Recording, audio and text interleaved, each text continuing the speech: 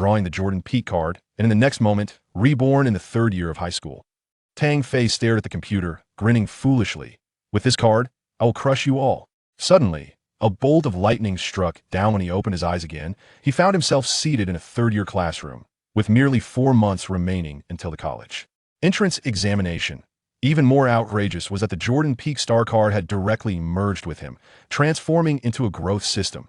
As soon as the attribute panel appeared, Tang Fei nearly drooled. Height, 198 centimeters, wingspan, 218 centimeters, vertical leap, 121 centimeters, spirit, 99, explosiveness, 96. Physical attributes rated at SS level, one of the best in history. Isn't this akin to taking flight? Here I come. NBA. As soon as the school bell rang, his best friend Reno dragged him off to play basketball, wearing a Curry 30 jersey with a fierce expression. Today we must turn Class 6 into a laughingstock. Tang Fei followed him onto the court, feeling elated. What a perfect opportunity to test the power of the Jordan card. However, after 10 minutes of play, the entire court was bewildered. The towering gentleman, standing 2 meters tall, was missing every shot, airballing layups and dribbling like a novice, committing turnover after turnover. Class 6 erupted in laughter. What a waste of height. Utterly pathetic. Still dreaming of the NBA? You must be joking. With my physique, I could score 100 points. Tang Fei was utterly dumbfounded. This was not what he had anticipated. Where was the Jordan card? Why was he performing worse than a rookie? Reno pulled him aside, utterly baffled. What's wrong with you today? It's as if you've never played before. Tang Fei felt like crying. I don't know either. It feels like this body isn't mine. The mocking laughter grew louder, with a key player from Class 6 deliberately tossing the ball at his feet. Here, take your chance, don't drop it. Tang Fei clenched his fist. She possessed Jordan's attributes, so why couldn't he unleash them? Could it be that the card had a bug? Or were there conditions to unlock? He fixated on the basketball, his mind swirling with questions. Reno was hopping beside him in frustration. Don't just stand there. Get in the game. The laughter from Class 6 grew even more raucous. Could it be that he's too scared to play? Taking a deep breath, Tang Fei dribbled once more. This time, he felt a familiar sensation at his fingertips, as if Jordan's spirit was guiding him. The ball didn't drop. Instinctively, he executed a swift change of direction, effortlessly bypassing his defender. As he soared for a layup, his body instinctively elongated. The ball went in. The entire court fell silent. Rena's eyes widened. Wow, that move just now had some flair. Could it be that Tang Fei had suddenly awakened? In the next play, he received the ball and took a jump shot, his movements fluid and graceful. Unlike himself, the ball swished through the net. Class 6 was no longer laughing, their faces filled with disbelief. Tang Fei, too, was astonished. Was this the true potential of the Jordan card? He gazed at his hands, then turned to observe his bewildered opponents, a fire igniting within him. Was I this tall before? Tang Fei suddenly inquired of Reno. Reno, perplexed, replied, What do you mean by that? What was amiss with Tang Fei's Jordan card? Was it merely a matter of adjustment, or were there hidden tasks yet to be unlocked? In the next moment, he surged forward on a fast break, confronted by 2 defenders, and took off. Would this dunk succeed? Was I this tall before? He asked again. Reno, astonished, shook his head in utter disbelief and remarked, You have always been taller than us. You never ceased to grow throughout high school. With that, he dashed back to defend. So that was the case. Tang Fei felt a slight relief, no longer fearing he would be sidelined. Yet what was truly happening? With the peak growth template of Jordan, why had he become less adept at basketball? As he returned to his defensive position, he continued to ponder, when suddenly a transparent dialog box appeared before him, nearly causing him to stumble. Jordan Peak growth template card activated. Personal growth panel displayed. Please review in detail. Tang Fei. Current skill level. Basketball novice, no experience. 28100 experience required for level amateur promotion. Level, assess, height, 198 centimeters, weight, 80 kilograms. Wingspan, 218 centimeters. Vertical reach, 270 centimeters. Jumping ability, 98 centimeters. Novice reward, unlocked. Running jump, 121 centimeters, not unlocked. Strength, 90 not unlocked. Speed, 94 not unlocked. Agility, 96 not unlocked. Jumping, 99 unlocked. Endurance, 97 not unlocked. Explosiveness, 96 not unlocked. Balance, 98 not unlocked. Mentality, 99 not unlocked. Injury risk, 5 note. The lower the value, the further you are from injury, not unlocked. Basketball IQ, vision, 96 not unlocked.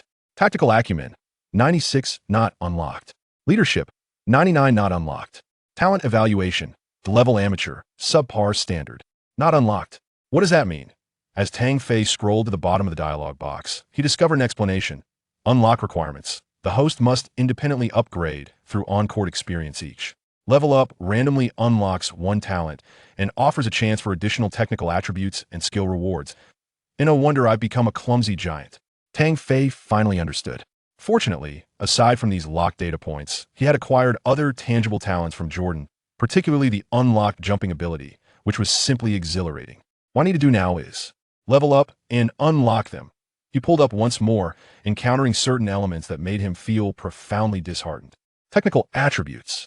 Maximum value is 99, with the ratings in parentheses indicating Jordan's peak values. To surpass these peaks, one must possess extraordinary opportunities. Close combat, 0.90. Under the basket, 3.99. Near shot, 3.99. Mid-range shot, 0.96. Long-range shot, 0.82. Dunking, 3.99. Free throws, 0.90. Passing, 4.88. Ball control, 2.95. Defense, 2.99. Rebounding, 5.62. Blocking, 2.80. Technical evaluation, appallingly dismal, utterly subpar. Upgrade mechanism.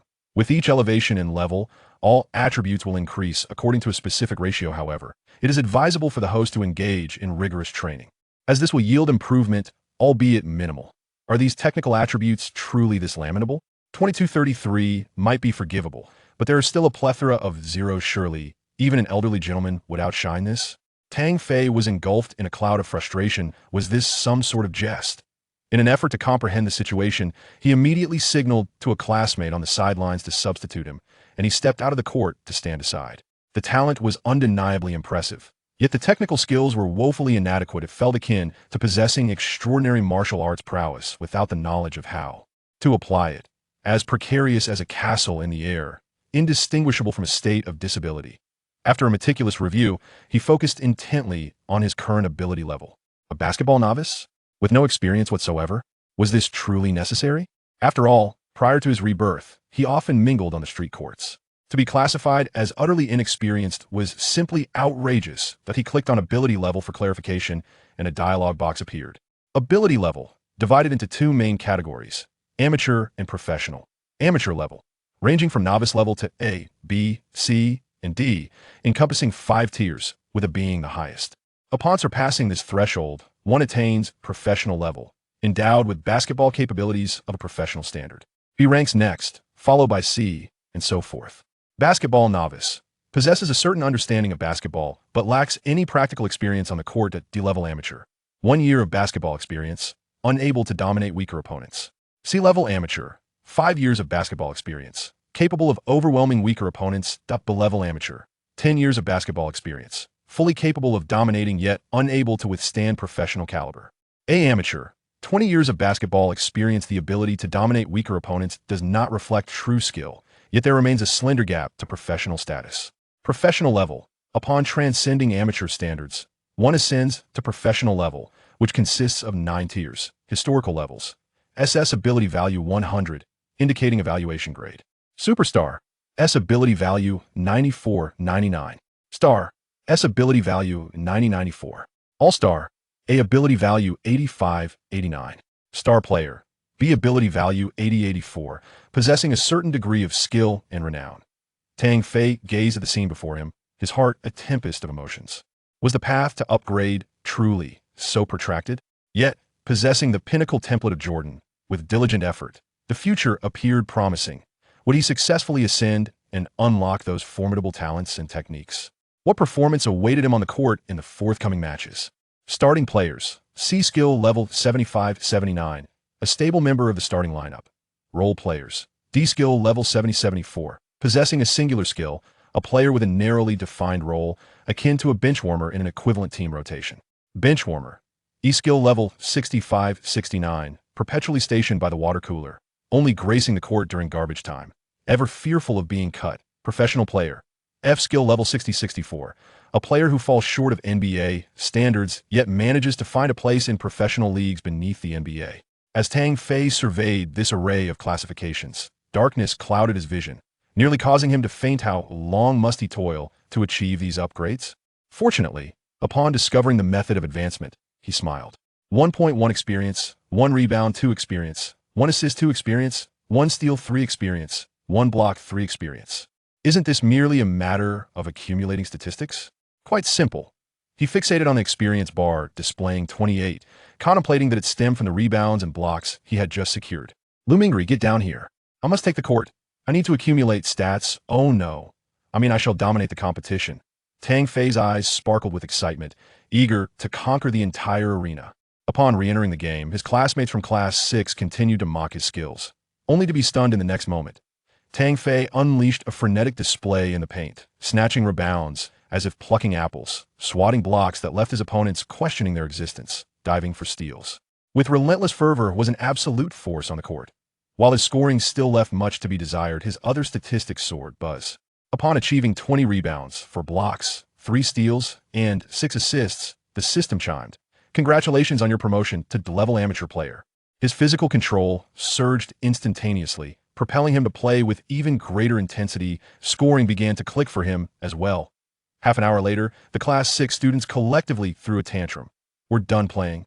This monster is too overwhelming. He won't let us secure a single rebound.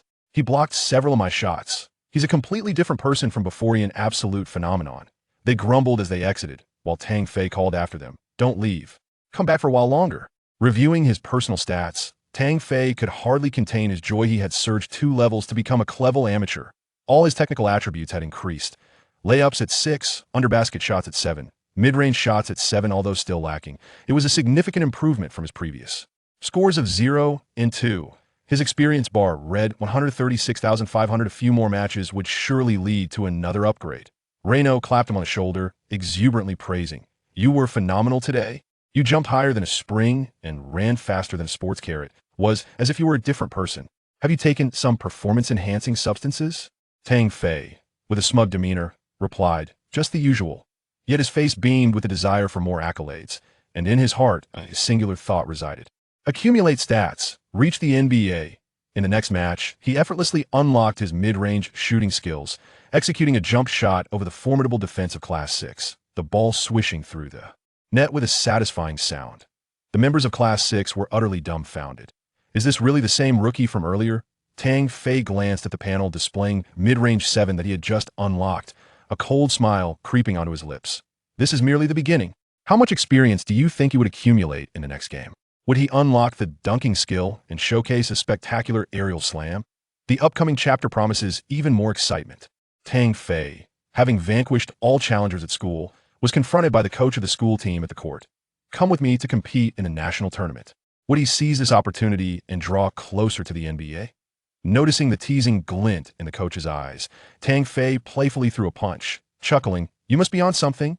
Haha, I've never seen anyone as formidable as you. Just look at those seniors from Class 6. They look as if they've been frostbitten by a frost," said Reno, beaming with pride.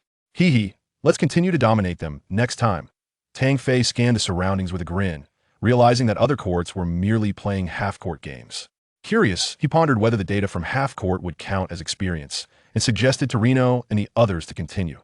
The others, seemingly eager for more, nodded in agreement, and thus, Tang Fei's data accumulation performance resumed. After another half hour of 4-on-4 half-court play, Tang Fei's team remained on the court. With no 3-second violations in half-court, the paint was solely Tang Fei's domain, and no one dared to challenge him.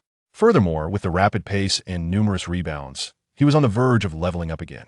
Unfortunately, Reno and the others were too fatigued and firmly declined to continue, leaving Tang Fei reluctantly departing the basketball court. Upon returning home, Tang Fei hastily dug into his meal and suddenly declared to his mother, "I want to go to America this summer." "Why would you want to go there?" His mother replied without looking up. "To play in the NBA and earn money." His mother paused her chopsticks. "Let's not dream. In this country, only Yao Ming and Yi Jianlian have made it. I just want to give it a shot. If it doesn't work out, they'll come back immediately. It won't interfere with my university plans." Tang Fei quickly assured her. He didn't dare to mention that after his rebirth, aside from English, he had forgotten everything else, and his prospect for the college entrance examination looked bleak. Pursuing his dream seemed a better option. After pondering for a moment, his mother replied, "It's good to go and see." Tang Fei clenched his fist. Mission accomplished. That evening, as he reviewed his panel, he was overwhelmed with joy. He had leveled up twice, unlocking speed and balance. Jordan's speed was recorded at 10.5 seconds for 100 meters, a crucial asset for breakthroughs. With balance now unlocked, he could finally master his body. Even more astonishing, his stats showed 99 for under-thea basket performance and 88 for passing, bringing him tantalizingly close to Jordan's peak values. For the next 4 months, Tang Fei was utterly consumed by his passion. The college entrance examination? He disregarded it. He spent every day at the basketball court, playing against Reno, practicing with juniors, and competing with teachers, never missing a single street ball game, all to accumulate data. The courts surrounding the school were completely under his dominion, earning him the nickname Court Tyrant. On the day of the college entrance examination's conclusion, the panel notified him, breakthrough to a amateur, reaching level professional standard. The experience bar has been reset to 0-100, making it easier to level up. In just 4 months from a novice in basketball to a professional level, who else can match such speed? Tang Fei packed his belongings with a singular thought in his mind. America, I am coming. NBA, here I come. However, upon his arrival in the United States, he was met with cold reality. No one at the street ball courts would play with him, citing his yellow skin and lack of skill. Tang Fei merely scoffed. Just wait to be dominated. In the next chapter, the excitement escalates. Tang Fei scores an astounding 50 points on the New York street ball courts, catching the attention of NBA scouts who present him with a tryout contract. Will he seize the opportunity and outshine his opponents during the tryout? Having surpassed the professional level, Tang Fei finds it increasingly challenging to gain experience on the street courts. No matter how extraordinary his statistics may be, they do not count. Fortunately, his technical attributes can improve through training, yet he is constrained by level limitations, unable to surpass grade, only able to inch closer to grade. His prowess may not impress the NBA, but he should have a chance in the CBA or leagues below the NBA. During his third promotion, he unlocked attributes such as explosiveness, agility, and vision, currently possessing 6 peak talents reminiscent of Michael Jordan. Due to systemic constraints, he wouldn't opt for the CBA, as he has no connections there. His sole option is to seek opportunities abroad, which, albeit more challenging, still holds potential. At the end of June, Tang Fei boarded the plane with his visa, when suddenly a muscular African-American sat beside him and extended his hand. Hello, I am Hassan Whiteside, are you? Also a professional player. Tang Fei's eyes widened. Wasn't this the same Hassan who later commanded a max contract? From a mere $980,000 salary to $98 million over 4 years. Truly an inspiring rags-to-riches story. Tang Fei, professional player, he replied calmly, while inwardly shouting, "What incredible luck!" Whiteside's loquacious nature was fully on display, as he shifted from discussing Chinese cuisine to American women, with a particular focus on the NBA. I just returned from the Tongshi team and am heading to Chicago for the summer training camp. How about you? New York, seeking opportunities in the development league. NBDL? That place is a breeding ground for comebacks. Jeremy Lin and Rafer Alston both emerged from there. Whiteside exclaimed, slapping his thigh in excitement. Upon landing in Los Angeles, the two exchanged contact information and parted ways. Whiteside transferred to Chicago, while Tang Fei headed straight for New York. His goal was clear. The Knicks-affiliated development league team, the Westchester Knicks. The NBDL serves as a talent reservoir for the NBA, harboring numerous extraordinary players within its ranks. Streetball kings like Alston and Hayes, along with Lin and Whiteside, all rose to prominence from this very league. Additionally, there are players deliberately assigned for training, such as CJ McCollum and Joe Chi. Every year, dozens of players secure NBA contract from this league, with salary skyrocketing from a mere tens of thousands to millions. Truly a leap into greatness. Standing on the streets of New York, Tang Fei gazed towards Madison Square Garden, his heart ablaze. This is my launching pad. First, I will conquer the NBDL, then step into the NBA, one step at a time. Upon arriving at the Knicks Development League tryout, the coach disdainfully remarked, players with yellow skin cannot excel at basketball. Do not waste your time here. Tang Fei merely scoffed, removing his jacket to reveal his muscular physique. Prepare to be proven wrong. The next chapter unfolds with high energy. During the tryout, Tang Fei showcased a Jordan-esque drive, executing powerful dunks and steals that left the coach astounded, who immediately declared, report tomorrow. Even more exhilarating, in his inaugural NBDL game, he faced off against Whiteside. Both players pitted against each other. Who would emerge victorious? Can Tang Fei, emulating the Jordan prototype, carve a path through the development league and secure a foothold in the NBA? Allen Houston tossed the player roster aside, his frustration palpable. These players lack the skill I possessed even in retirement. As the general manager of the Knicks affiliate development league team, he was nearing the deadline to submit the player roster, yet had scarcely identified a few promising talents from the training camp. Coach Bodo sighed. New teams often face such challenges. It takes time.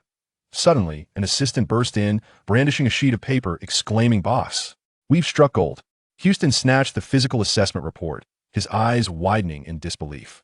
Height, 198 centimeters, with shoes, 201 centimeters, wingspan, 218 centimeters, vertical leap, 99 centimeters, maximum reach, 361 centimeters, 100 meters in 10.5 seconds, 34-meter sprint in 3.05 seconds, and a return run in the paint in 10.63 seconds. Bodo leaned over to inspect it, his hands trembling. Feitong, a Huaxia individual? These statistics surpassed even those of the legendary Jordan. In the gym, Tang Fei found himself the object of scrutiny from a group of African-American players. With limited spots available, this yellow-skinned newcomer was seen as a threat to their opportunities. The assistant's earlier admiration for him had certainly not earned him any goodwill. The Huaxia player in the NBDL? Don't make me laugh. Let him leave right away. Though unspoken, the hostility in their gazes was unmistakable. Tang Fei feigned ignorance, yet anxiety gnawed at him. The physical assessment data was impressive, but would his skills be sufficient to impress? Around him, players were either huddled in conversation or pretending to practice shooting. Their eyes, however, fixated on the gym's entrance. None were unperturbed despite the NBDL's modest salaries. It was the closest route to the NBA. The coaching staff finally arrived and began calling names. Mark eliminated. Jason, proceed to the shooting test. The players whose names were called for elimination left dejected, while those remaining feigned nonchalance. Tang Fei's heart raced until he heard someone call, "Tang Fei, proceed to the half-court testing." Looking up, he saw Houston's eager gaze fixed upon him. In the next moment, Tang Fei unleashed a stunning display during the testing. A Jordan-style fadeaway jumper's wish. A powerful drive and dunk thud. A seamless sequence of steals and fast breaks, leaving the entire gym in awe. Houston and Bodo exchanged glances, their minds racing with a singular thought. We've struck gold. Can you speculate whether Tang Fei will successfully sign a contract? The next chapter promises to be even more thrilling. At the signing event, a black player challenges him, only to be utterly stunned by Tang Fei's emphatic dunk, leading him to concede on the spot. In Houston, the decision was made instantly. We shall offer you the highest contract. Is this the beginning of Tang Fei's journey in the NBDL? Regrettably, he lacks any experience on professional courts, making it challenging to assess his true potential. One can only hope he is not merely a talented player with fleeting brilliance. Had he possessed court experience, perhaps even participating in the NCAA, he would undoubtedly secure a position among the top 3 in the draft. Tang Fei has commenced his shooting practice, meticulously exploring every angle with the assistance of his trainer. While his accuracy improves notably from close range, his performance at other distances leaves much to be desired. From proximity, he consistently achieves a commendable rate of 7 out of 10 or 6 out of 10, whereas his mid-range accuracy plummets below 50%, and his long-range attempts result in nothing but clanging iron. His technique appears somewhat unrefined, and his open shots are notably lacking. However, the potential for improvement is evident in his shooting form and feel. After Tang Fei has completed his shots from all angles, Houston's brow furrows even deeper, suggesting he remains unsatisfied. Yet, the existence of room for growth is encouraging, is it not? At that moment, Coach Bodo is entirely captivated by Tang Fei's presence. His gaze filled with fervor, as if he has stumbled upon an uncut gem. Indeed, let us secure his contract and ensure he trains diligently without succumbing to complacency. With a slight smile breaking through, Houston relaxes his furrowed brow, stands up, and departs the gym. Chapter 7. A skill card after completing his training. Tang Fei found himself at a loss, as the trainer had long departed to conduct assessments with other players, leaving him neglected and bewildered. He pondered, "Am I even wanted here?" His heart was torn between hope and anxiety. Suddenly, he decided to take a basketball and quietly practice his dribbling on the sidelines. With no hoop available for practice, this was his only means of calming his nerves and maintaining composure.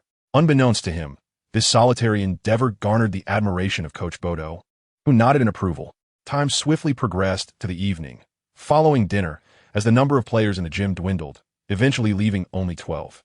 At this juncture, the coaching staff summoned each player to report to the general manager's office, with Bodo leading the way. An air of anticipation enveloped them, and upon arriving at the office, they were greeted by neatly arranged contracts on the table. Unable to contain their excitement, one player erupted into jubilant shouts. Tang Fei felt a surge of excitement within, yet he managed to maintain his composure. After thoroughly reviewing his contract, he discovered there were no hidden clauses or traps. Without hesitation, he affixed his signature. As someone who was not even a professional player, he had no room for negotiation and could not afford the luxury of hiring a lawyer or agent to assist him. The annual salary of $13,000 was the minimum tier in the NBDL, a reflection of his lack of experience on the professional stage. Congratulations! You have taken the most significant step in a long journey, successfully signing with the Westchester Knicks and becoming a part of the NBDL, finally stepping onto the professional stage and earning a chance for a lottery draw. The lottery is now commencing. Congratulations! You have drawn a steel skill card. The moment he signed his name on the contract, a dialog box appeared before him, and before he could react, the lottery had concluded automatically. Damn it! Are you robbing me of my lottery rights?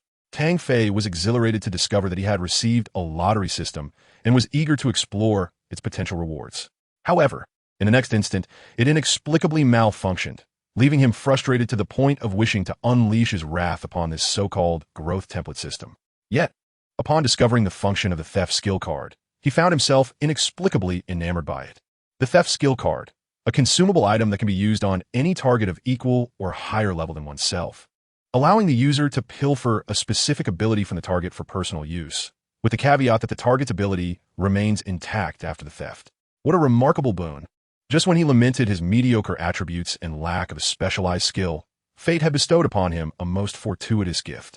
Although his current attributes were perilously close to the E level, akin to a mere water cooler in the NBA, even surpassing that threshold would make him a challenging prospect for teams to consider. Even if he were to attract attention and secure a contract, he would still face the constant threat of being released, unless he possessed superstar-level talent that would compel teams to sign him for 3 to 4 years, alleviating any concerns of unemployment. Otherwise, possessing a singular skill, no matter how simplistic, could readily lead to a contract, albeit most would merely be minimum salary guarantees, thus ensuring he would not need to live in perpetual fear of termination. Tang Fei currently lacks a particular skill. His attributes are rather mediocre for a professional standard, devoid of any remarkable qualities. However, with this skill card in hand, all obstacles seem surmountable. Once everyone has signed their contracts and gazes upon their fellow players, who wear expressions of uncontainable joy, Houston rises calmly and solemnly announces, "Congratulations on becoming a part of the Westchester Knicks. If you have no better options by October 1st, you are required to report." Exiting the office and stepping out into the illuminated streets at night, Tang Fei, who is walking ahead, suddenly feels a tap on his shoulder. Turning around, he sees a light-skinned black man with short, slightly curly hair. He stands a notch shorter than Tang Fei, his face radiating joy and his gaze notably friendly. "Buddy, from now on, we are teammates on the same front. Are you of Chinese descent?" "Yes," Tang Fei nods affirmatively. "That's impressive. You managed to stay."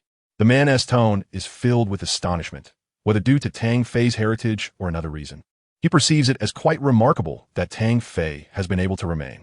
This might indeed explain the rarity of Chinese figures on the NBA stage. Tang Fei, undisturbed and unfazed, calmly replied, "You are quite remarkable as well." Me? The individual before him seemed to be struck at a vulnerable point, their expression darkening. "I was eliminated in the draft this year, forced to roam in search of opportunities. Alas, that day was truly a disaster for me." Eliminated from the draft? Tang Fei finally looked directly at the other person, scrutinizing him and feeling a sense of familiarity, yet suddenly unable to recall his name.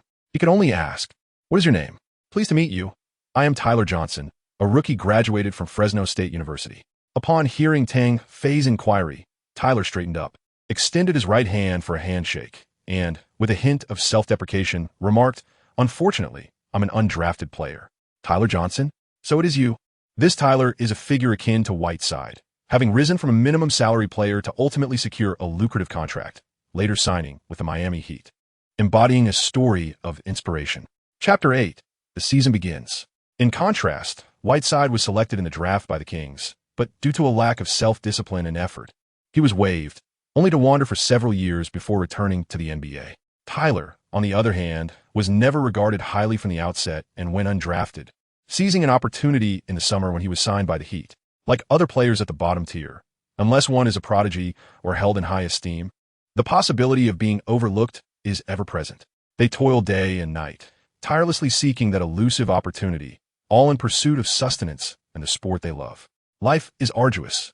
and aspiring to become a professional basketball player is fraught with challenges. Countless individuals are vying for this single bowl of rice, hoping to secure a contract to support themselves and their families.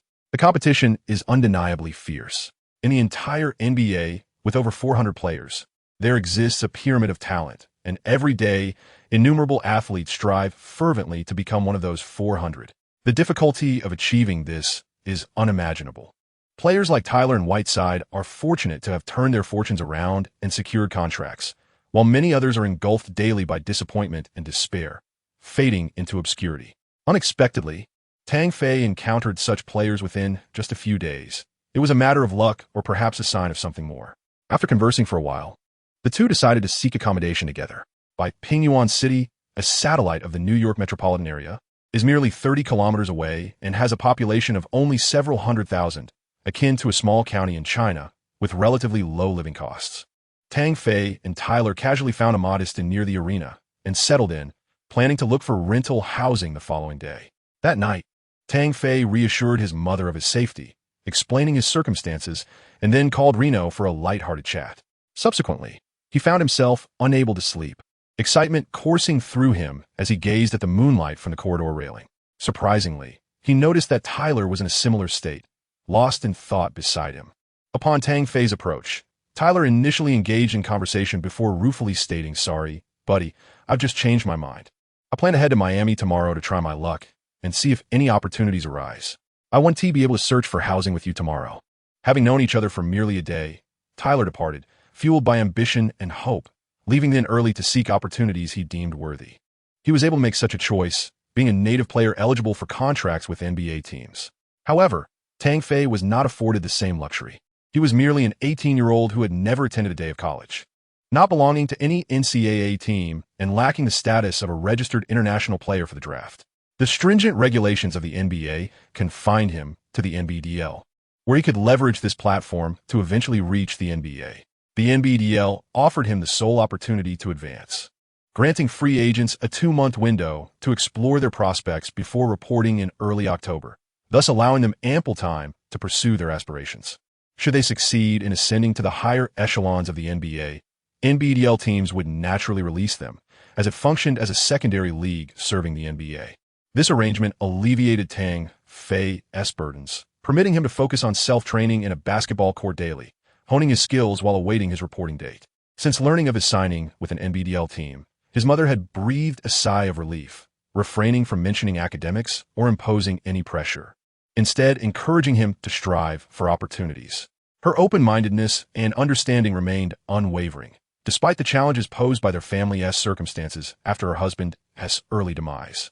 She consistently supported her son's aspirations without faltering, for which Tang Fei felt immense gratitude.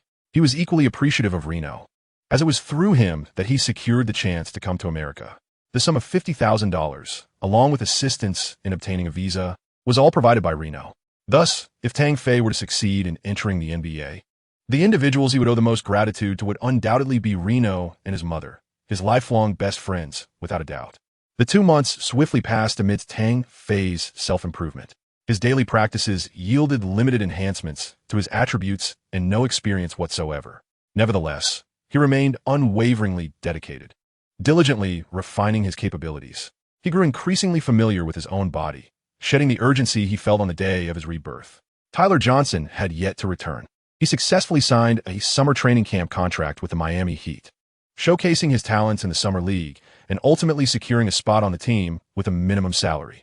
Meanwhile, Hassan Whiteside had been waived by the Memphis Grizzlies last month, but received a preseason training camp contract from the Heat, with his chances of remaining dependent on his performance in the preseason. Following October, the 18 teams in the NBDL commenced internal cohesion exercises in preparation for the league's onset. In truth, for the players in the NBDL, such cohesion was a non-issue.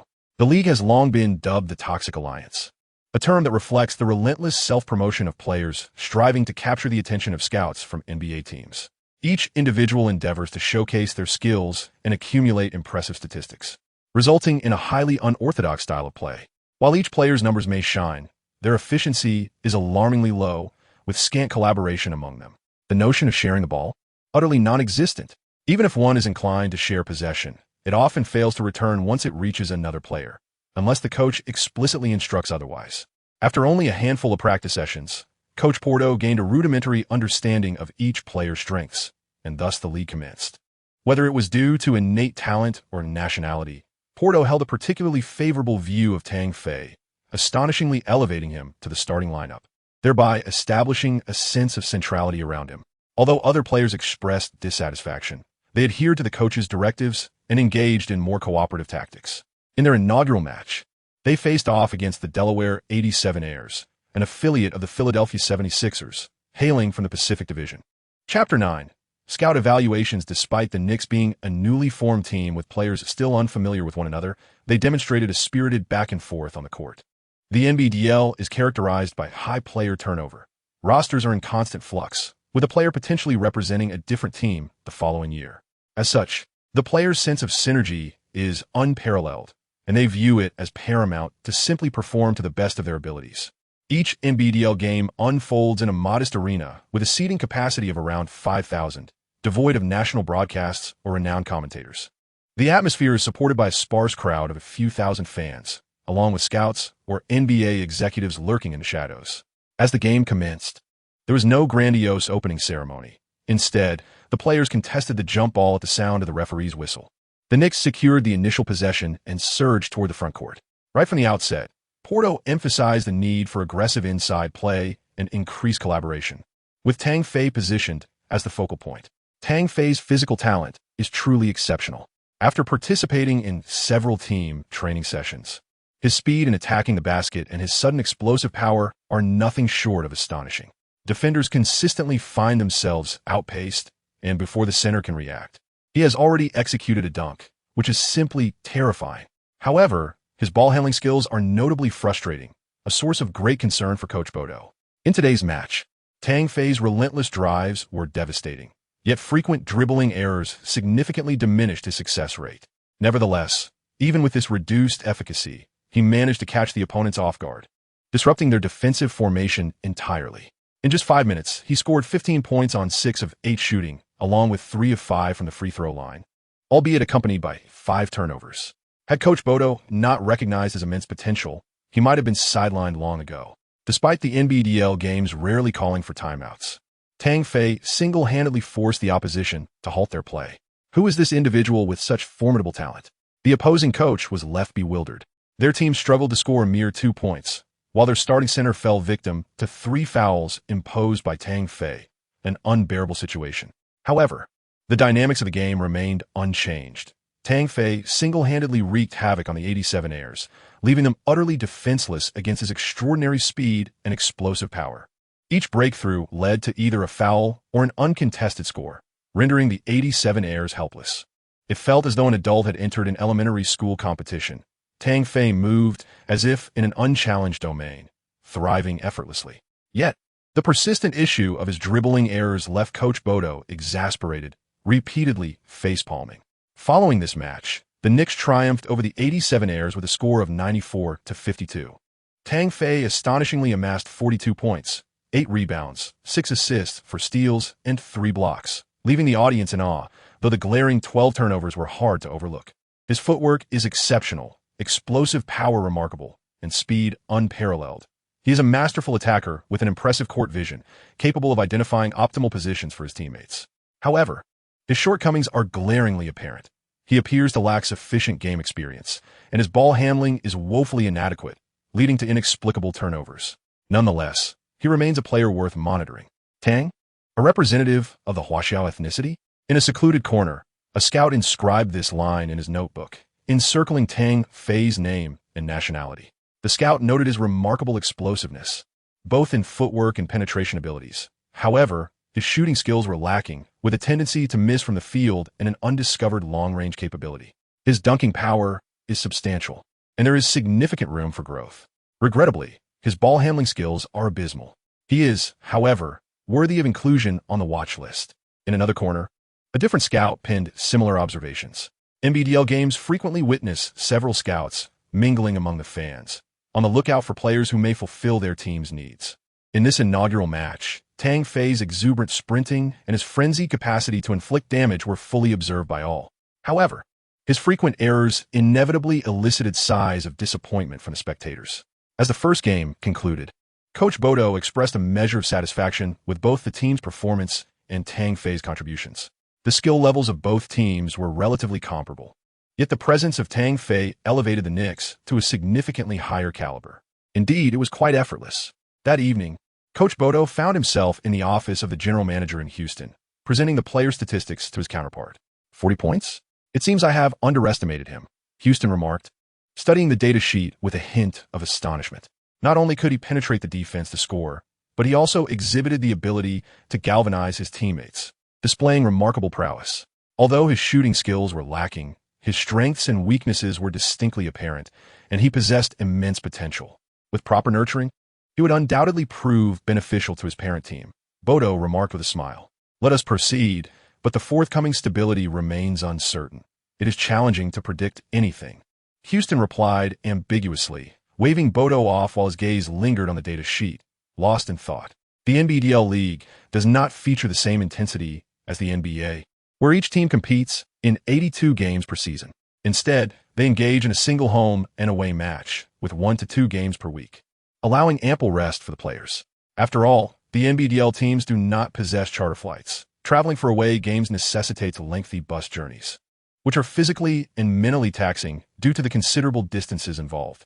This is a primary reason for the league's high player turnover, with salaries ranging from $20,000 to $30,000 at most. They pale in comparison to a mere 10-day contract in the NBA. It is a struggle not only to support a family, but even to sustain oneself, considering the average annual income in America can reach $40,000. One must question whether this can truly be deemed employment.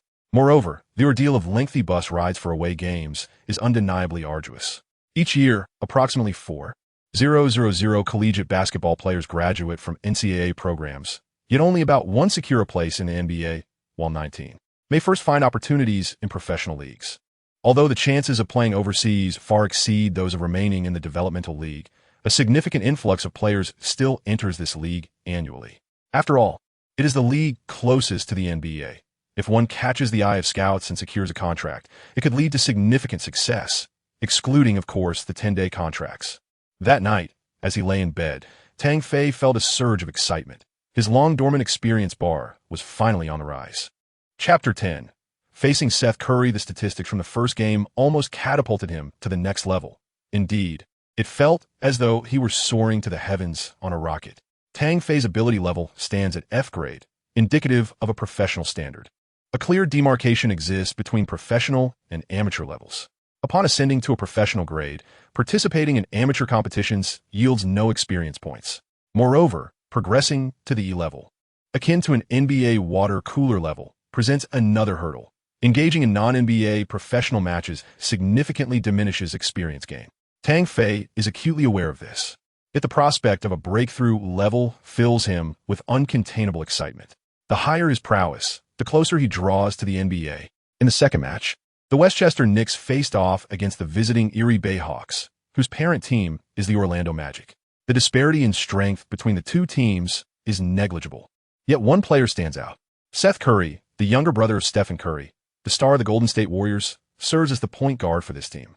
The brothers share nearly identical height, position, and playing style, yet their circumstances are worlds apart. Seth Curry was not as fortunate as his brother. He went undrafted due to his slender physique, poor resilience, and a singular skill set, leading to a life of constant struggle. One day he is signed by a team, only to be released the next, then picked up by another, and so the cycle continues, almost comically. Consequently, he spends the majority of his time in the NBDL, where he can thrive, boasting impressive statistics, yet always falling just short. Upon seeing the visiting Seth Curry donning the number 22 jersey, Tang Fei inexplicably feels a surge of excitement. This fellow appears to possess a commendable three-point shooting ability.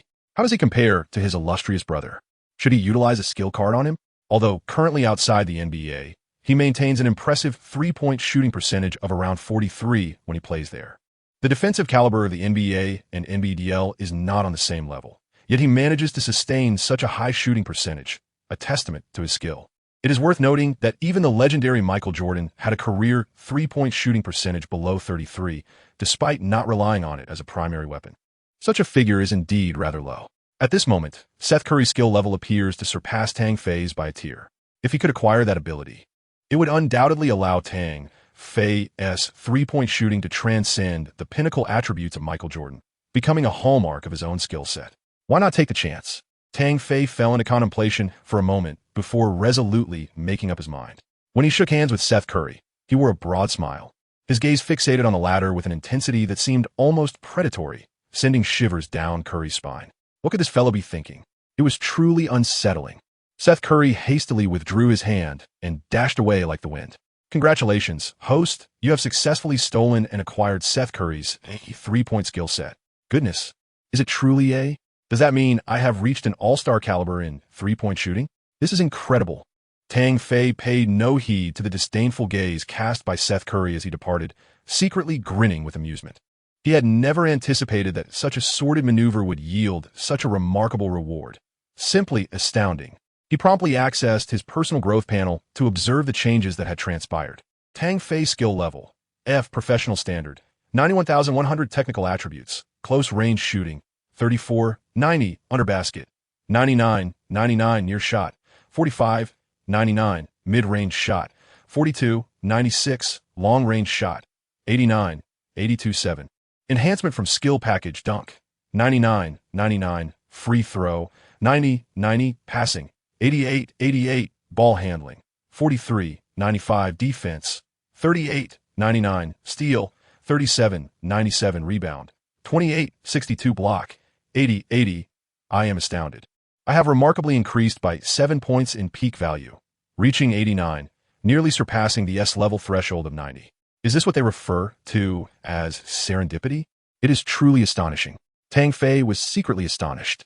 This thieving skill not only granted him a maximum attribute, but also shattered the pinnacle constraints of Master Chiao's attributes. In that instant, he felt an overwhelming sense of clarity, as if the meridians of his body had been unblocked, filling him with exuberant joy. At last, he possessed a remarkable skill. As the match commenced, Tang Fei once again took to the court as a starter. Owing to his outstanding performance in the previous game, he had attracted the attention of numerous scouts today. Additionally, the number of fans had slightly increased, as they believed that an extraordinary talent had emerged in this underwhelming Knicks roster, having achieved an impressive score of over 40 points in a single game. Consequently, every time Tang Fei handled the ball or drove towards the basket, he elicited a multitude of gazes and exclamations. Tang Fei, much like in the previous match, launched into a frenzied assault on Jin Chu, slicing through the defense with ease and scoring relentlessly. In a mere 3 minutes, he amassed an impressive 8 points. This display captivated the scouts in the stands, who fixated their attention entirely on him, scrutinizing his every move. With a resounding thud, he concluded yet another offensive surge with a thunderous dunk. As he passed by Seth Curry, he graciously uttered his thanks. "Thank you for what?" "I did nothing," the latter replied, bewildered by Tang Fei's words. "Oh, it's nothing. I simply feel the need to express my gratitude." After securing his 8th point, Tang Fei finally leveled up, ascending to the E tier of NBA water cooler standards. He could faintly sense that another facet of his abilities had progressed. It was absurd. Seth Curry, speechless, sprinted away. Chapter 11. Astonishing average statistics in the subsequent match. The Knicks initially held a 5-point lead, but the tide shifted dramatically with Seth's sudden outburst. Within mere minutes, he scored 2 points from 3 attempts and flawlessly sank both of his 3-point shots, overtaking the score. His unexpected surge drew the attention of several scouts. The Curry family has always been characterized by their prowess in 3-point shooting, steady, precise, with a quick release and a slightly flat trajectory, yet remarkably consistent. While his ball handling skills were commendable, his physique seemed somewhat fragile, lacking in physicality. Nevertheless, his explosive 3-point capability warranted continued observation. Seth Curry, racking up 10 consecutive points, felt a twinge of pride. When he encountered Tang Fei, he abruptly remarked, rather than uttering those nonsensical words, "You should focus on honing your skills to earn a place in the NBA. That is the stage we ought to pursue. Do you understand?" With that, he strode away, exuding an air of arrogance. Tang Fei was left speechless. Had he just been lectured by his opponent? All he intended was to express gratitude for the other's 3-point skill set. Tang Fei, unusually without the ball on the offensive end, passed it to a teammate, only to find Seth unexpectedly switched onto him, standing right before him. Your name is Tang, isn't it? Having observed your offensive plays for several rounds, I sense that you possess considerable talent. Had I been endowed with such gifts, perhaps I would have been selected in the first round, at least within the top 10, rather than facing the indignity of being undrafted. In the recent rounds, Tang Fei's astonishing leaping ability and remarkable speed have captivated and envious gazes alike. However, it remains a mystery why, after delivering a lesson to Tang Fei, Seth appears to be stirred by an inner resentment, casting a glance at him tinged with anger. Did Steven not provide you with any enhancements? Tang Fei smirked, deliberately provoking him. Nonsense. He is he, and I am I. I know nothing of his situation, but I am determined to join the NBA. That is where I truly belong. Is that so? Best of luck. Tang Fei disregarded the frigid expression of his opponent, deftly catching the ball that had suddenly soared towards him, and with a swift motion, he launched it skyward. Seth, taken aback, turned to witness the basketball arc gracefully through the air before plunging into the net. Swish! A three-pointer. Could this fellow truly shoot from beyond the arc? He was somewhat astonished. Having previously witnessed Tang Fei's relentless scoring within the paint, he had formed the impression that the latter was solely a slasher, only to be unexpectedly dazzled by his shooting prowess. Not only Seth, but even Knicks head coach Potter was astonished, as were several scouts perched in the corners, their eyes widening in disbelief. The sudden three-pointer, released with an air of nonchalance, appeared effortless. This marked Tang Fei's inaugural three-pointer in 2 games. Was it mere happenstance or a testament to his inherent accuracy? It seemed necessary to add another dimension to his profile, a commendable three-point shooter with a relaxed shooting motion, exuding confidence in his long-range abilities. Initially, one might have dismissed this shot as a fluke, but what followed, the exchange of three-pointers between Tang Fei and Seth, left the scouts utterly flabbergasted. In one possession, Seth, amidst defensive pressure, launched a shot that found its mark from beyond the arc. Subsequently, Tang Fei, with the ball in hand, charged forward and executed a trailing three-pointer, landing smoothly in the net. Seth, benefiting from teammates' drive and dish, took an open shot and scored another three-pointer. Yet, in the next possession, faced with a defender, Tang Fei abruptly took a strong shot that banked and off the backboard. Tang Fei's three-point shots seemed to arrive as if a sudden influx of funds had been credited to his account, as he seamlessly netted 3 consecutive shots, finishing the half with an impressive 4 out of 5 from beyond the arc, accumulating 12 points solely from three-pointers. The enhancement provided by Seth Curry's three-point skill set enabled him to achieve an exceptionally high shooting percentage, particularly in this match where the defensive intensity was relatively low, allowing him to score almost at will. Ultimately, propelled by his scorching three-point shooting, Tang Fei led the Westchester Knicks to a 102-89 victory over the visiting Erie Bayhawks, personally amassing 39 points, 10 rebounds, 6 assists, along with 4 steals and 5 blocks, showcasing an incredibly versatile performance. His consistent excellence over 2 consecutive games directly placed his scouting report on the desks of certain NBA teams. Averages of over 40 points per game? What does that signify? Despite his lack of prior professional experience, these 2 matches were merely in the NBDL, warranting further scrutiny, yet one may continue to observe. These 2 relatively low-level games hardly suffice to draw any conclusions. Soon enough, the glaring deficiencies will emerge, and without substantial supporting performance data, no executive would dare make a hasty judgment. However, regardless of Tang Fei's overall potential, his physical prowess has been vividly demonstrated in these 2 games, leaving a lasting impression. Time has swiftly flown by, and the Westchester Knicks have now played for over 2 months, boasting a remarkable record of 13 wins and 2 losses, firmly establishing their dominance. Whether at home or on the road, fans have consistently witnessed a player in the number 7 jersey sprinting across the court. Be it scoring, rebounding, or assisting, he relentlessly vies for every statistic, and after numerous games, his numbers are nothing short of astonishing, an average of 35. 6 points, 11. 3 rebounds, 6. 8 assists, 4. 7 steals, and 3. 6 blocks, not to mention a staggering 7. 8 turnovers, excluding the frustratingly high turnover rate. It can be asserted that Tang Fei has delivered an impeccable performance, even exhibiting explosive talent. Were these achievements realized on the NBA stage, he would undoubtedly be renowned worldwide. Alas, this all transpires within the confines of the NBDL, a league of lesser renown. Chapter 12. The overwhelmed Knicks at this moment, within an office of their parent team. The New York Knicks, a bald man clad in a suit, appeared utterly distressed, his face etched with anxiety. On his desk lay the diagnostic report provided by the team physician. Carmelo Anthony is required to remain on the daily observation list, rendering him unable to participate in the upcoming games. This has become a recurrent theme this season, as Anthony has been plagued by injuries. And this time he has missed 10 consecutive matches, resulting in disastrous defeats for the Knicks in almost every game. Presently, the Knicks are enduring a 12-game losing streak. Despite plans for a strategic downer this season, the sheer number of losses has incited the fans to voice their discontent, calling for the dismissal of their bald-headed coach. Furthermore, even his mentor, Phil Jackson, the Knicks president of basketball operations, is not exempt from criticism, as fans display signs reading, "Fisher, get lost. What we need is victory, not that abominable triangle offense. Let your triangle offense go to hell." In less than half a season, the Knicks stand at a dismal 5 wins to 32 losses, languishing at the bottom of the league standings. The newly appointed head coach is facing an unprecedented crisis of confidence, and the Knicks desperately require a victory to alleviate his predicament. But where is that victory? I would gladly seize it. Amare Stoudemire, burdened by a hefty contract, was injured at the season's onset and has scarcely seen the court since. Following suit, another high-profile player, Anthony, also succumbed to injury, leading to the disheartening reality that the entire Knicks roster lacks a scoring threat, resulting in a string of humiliating defeats. Time has proven that J.R. Smith is an unreliable wild card, erratic and of little utility, compounded by his own persistent injuries. Tim Hardaway Jr.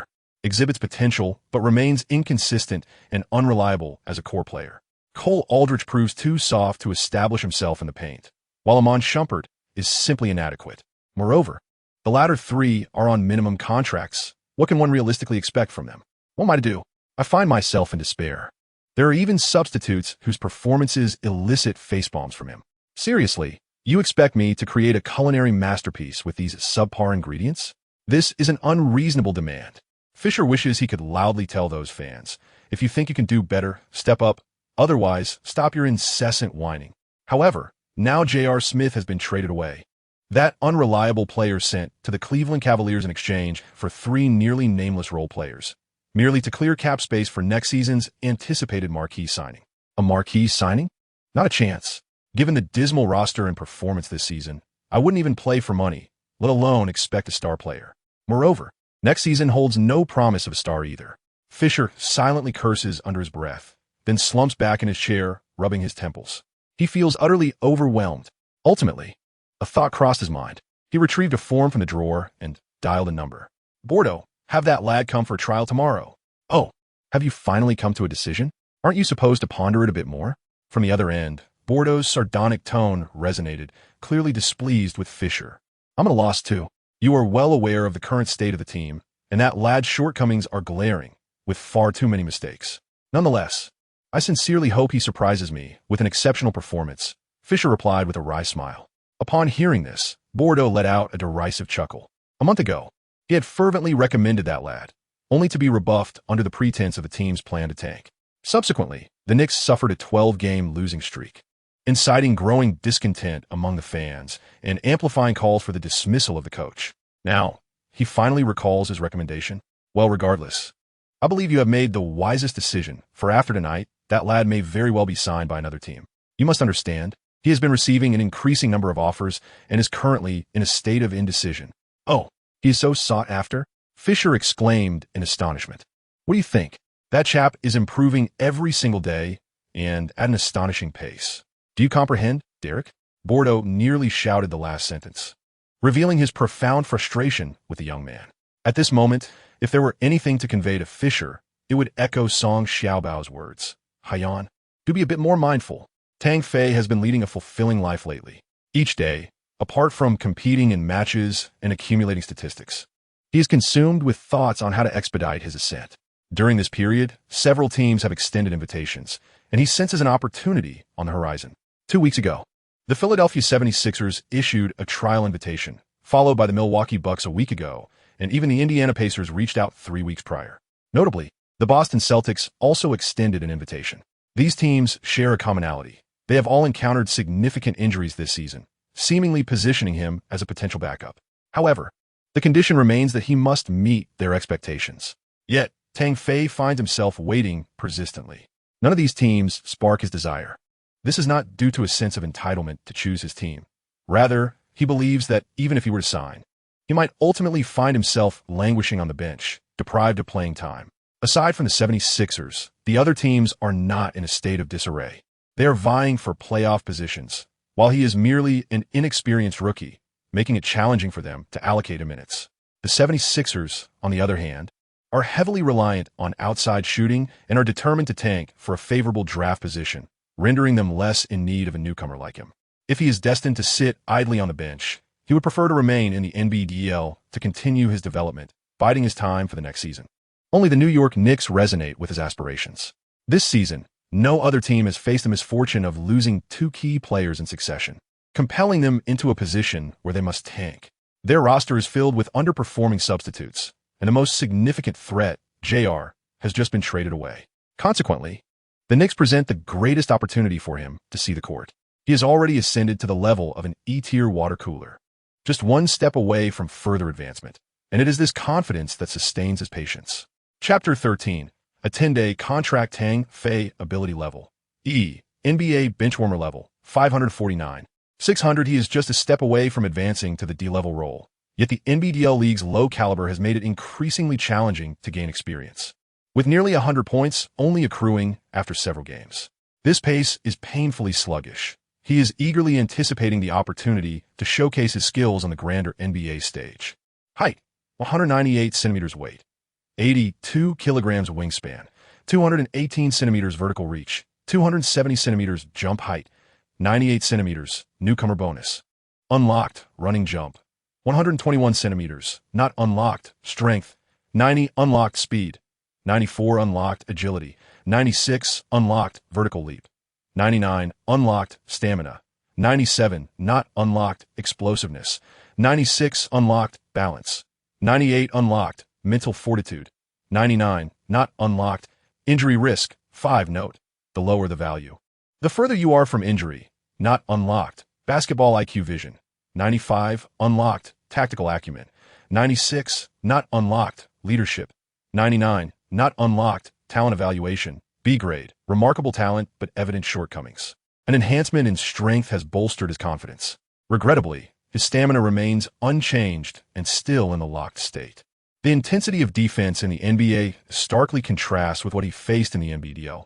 He can dominate in the NBDL, but without sufficient stamina in the NBA, he would undoubtedly suffer.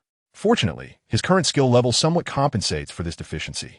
Skill attributes: close range, 99, 99. Mid-range, 99, 99. Long range, 89, 89. Dunking, 99, 99. Free throws, 90, 90. Passing, 88, 88. Blocking, 80, 80. With his recent level up, he has acquired a new asset, mid-range shooting ability. The finishing prowess of Air Jordan needs no further elaboration. He is undoubtedly among the best shooting guards in history. Other attributes remain at a mediocre level, especially ball handling. Tang Fei has expressed considerable dissatisfaction with the randomness of his upgrade values, particularly regarding this skill. Ah, the muck. The muck, I await your favor. Sighing, Tang Fei stepped out of his room and leaned against the railing, gazing into the night sky. January in New York is frigid, with a light drizzle accompanying the biting winter wind, allowing him to momentarily set aside his grievances. As he was lost in the brilliance of the starry sky, the phone rang. Tang, come to my office tomorrow morning. A deep voice echoed from the other end of the line. Coach, are you terminating my contract? What termination? Who told you that? The coach sounded perplexed. Otherwise, why would I come to your office? Hee. Upon hearing the derisive laughter from the other party, Bodo finally realized he had been tricked. Unable to suppress his exasperation, he rolled his eyes, smacked his forehead, and exclaimed, Tang, I find this jest rather unamusing. Be wary, for I might truly terminate your contract, you scoundrel. Though their relationship was typically that of coach and player, Bodo often found himself willing to impart wisdom and guidance to Tang Fei, almost assuming the role of a mentor. His only regret was that after tonight, he would no longer have the privilege of coaching this young man, which left a slight ache in his heart. Tang Fei's talent is the most extraordinary he has encountered throughout his coaching career, unparalleled by any other. He possesses remarkable agility and speed, coupled with a commendable sense of the ball, setting him apart from those who are merely endowed with raw athleticism. His vision, awareness, and ball control are impressive, and his basketball IQ is exceptionally high. Most notably, this young man is progressing at an astonishing rate, to the extent that he is at a loss as to how to nurture his skills further. When Tang Fei was initially signed, he was merely a player who struggled with basic layups and displayed mediocrity even against unguarded opponents, primarily relying on his dunking ability. Now, he has developed a reliable three-point shot and a solid mid-range game, with his drives becoming increasingly incisive. In the NBDL, few can keep pace with his rapid advancement, which is so remarkable that it is almost unbelievable. His sole deficiency lies in his defensive capabilities, as he currently appears to be an offensively strong yet defensively weak player. However, does this not align perfectly with the Knicks' identity? Since the year 2000, the Knicks have not been renowned for their defensive prowess. Fortune has finally turned in Tang Fei's favor, as the long-awaited opportunity has arrived. Early in the morning, he was brought to the front office and signed a 10-day contract. Initially, he anticipated a trial period before a decision would be made, but a certain assistant coach bluntly stated, "We are already familiar with your physical assessment. Now you simply need to follow Coach Fisher's directives regarding your playing time." Tang Fei readily accepted this arrangement with enthusiasm. This season, the Knicks are destined to underperform, vying for a high draft pick for the following year. In this context, a rookie like him, with no established foundation, seems to have a chance, especially with the team's two star players sidelined by injuries and a lack of available personnel. The 10-day contract is worth $30,000, a sum negligible for seasoned stars, but a significant windfall for Tang Fei, more than double his annual salary in the NBDL. In the afternoon, having just arrived in Washington for a matchup against the Wizards, Tang Fei wasted no time in joining the offensive and defensive drills, where he was assigned to the second team, facing the starting lineup led by Cole Aldrich and Calder in. Coach Fisher observed from the sidelines, allowing both teams to compete fiercely. He had already communicated several tactical plans and, aside from occasional reminders, remained a watchful spectator, while he maintained a calm and composed exterior. Each time he witnessed Tang Fei fearlessly charging into the paint like a bull, drawing fouls from Aldrich, his eyes sparkled with excitement. What incredible speed! The explosive power exhibited is remarkable. What is most impressive is the ability to execute the most suitable scoring actions mid-air amidst such rapid movement, creating a scene as picturesque as a painting, strikingly sharp and graceful. In Chapter 14, Racing to the Away Game against the Wizards, it becomes evident that once Tang Fei initiates his movement, he can effortlessly drive towards the basket for a score. The defender, Hardaway Jr., is utterly incapable of stopping him. Even attempts to impede are often penalized with fouls. Standing at 198 meters, Hardaway Jr.'s footwork is not swift, and his tendency to be more offensively inclined rather than defensively strong allows Tang Fei to penetrate his defenses repeatedly. Aldridge, too, proves to be ineffective as a barrier in Jin Shu, consistently either committing fouls or simply watching as Tang Fei makes his layups. At this moment, the Knicks appear aged, injured, and weak, allowing Tang Fei's innate talent to shine through magnificently. Although his shooting skills leave much to be desired, his astonishing speed and explosive power, paired with terrifying vertical leaps, stir a tumult within Fisher. He envisions the young number 24 of the Purple and Gold dynasty, yet finds Tang Fei to be even more ferocious than that former player. Fisher surmises that perhaps Tang Fei's average shooting ability compels him to favor driving towards the basket. He opts for dunks over layups and layups over shots. With each successive breach of the primary defense, the referee's whistle sounds repeatedly. Although there are no foul counts in intra-squad games, it is evident that Tang Fei's impact on Jin Shu is overwhelmingly formidable. The bench players seem to be invigorated by his remarkable finishing capabilities, growing increasingly in sync as he occasionally makes assists. By halftime, the score between the starters and the bench has widened by 20 points. It seems that Bodo was indeed correct. We may have stumbled upon a gem. Fisher reflects with quiet gratitude. He is relieved to have contacted the player in time. For had he missed out on Tang Fei, the repercussions would have branded him, the head coach of the home team, as blind to talent in disgraceful terms. Such incredible speed. Who is that number 13? At some point, Carmelo Anthony approached Fisher, astonished, dressed in casual attire, with a short-sleeved top that showcased his muscular physique. He appeared quite dapper. Recently signed as a free agent just 10 days prior, he had played for their affiliate team. Fisher turned to glance at him, offering a slight smile. The player recommended by Bodo was indeed impressive, and he found himself developing a fondness for the young talent. Though offensively strong, he does not monopolize the ball. He readily passes to teammates whenever opportunities arise. Even if his shots fail, he remains unperturbed and continues to facilitate play. It's no wonder he had not been seen before. Anthony nodded, smiling in acknowledgement of Tang Fei's talent, remarking, "He must be of Chinese descent. He resembles Jeremy Lin in skin tone, but his talent surpasses that by far." He had already arrived at the court, yet remained silent, quietly observing the training for quite some time. Eventually, he could no longer contain himself and engaged in conversation with Fisher, captivated by Tang Fei's remarkable performance. Indeed, Tang was a young man from Huaxia, having just turned 18 3 months prior. Fisher's smile grew increasingly radiant. "My goodness, so young?" Anthony was taken aback, yet upon reflection, he realized that young talent was not so rare, and thus refrained from expressing much, merely offering a mild compliment.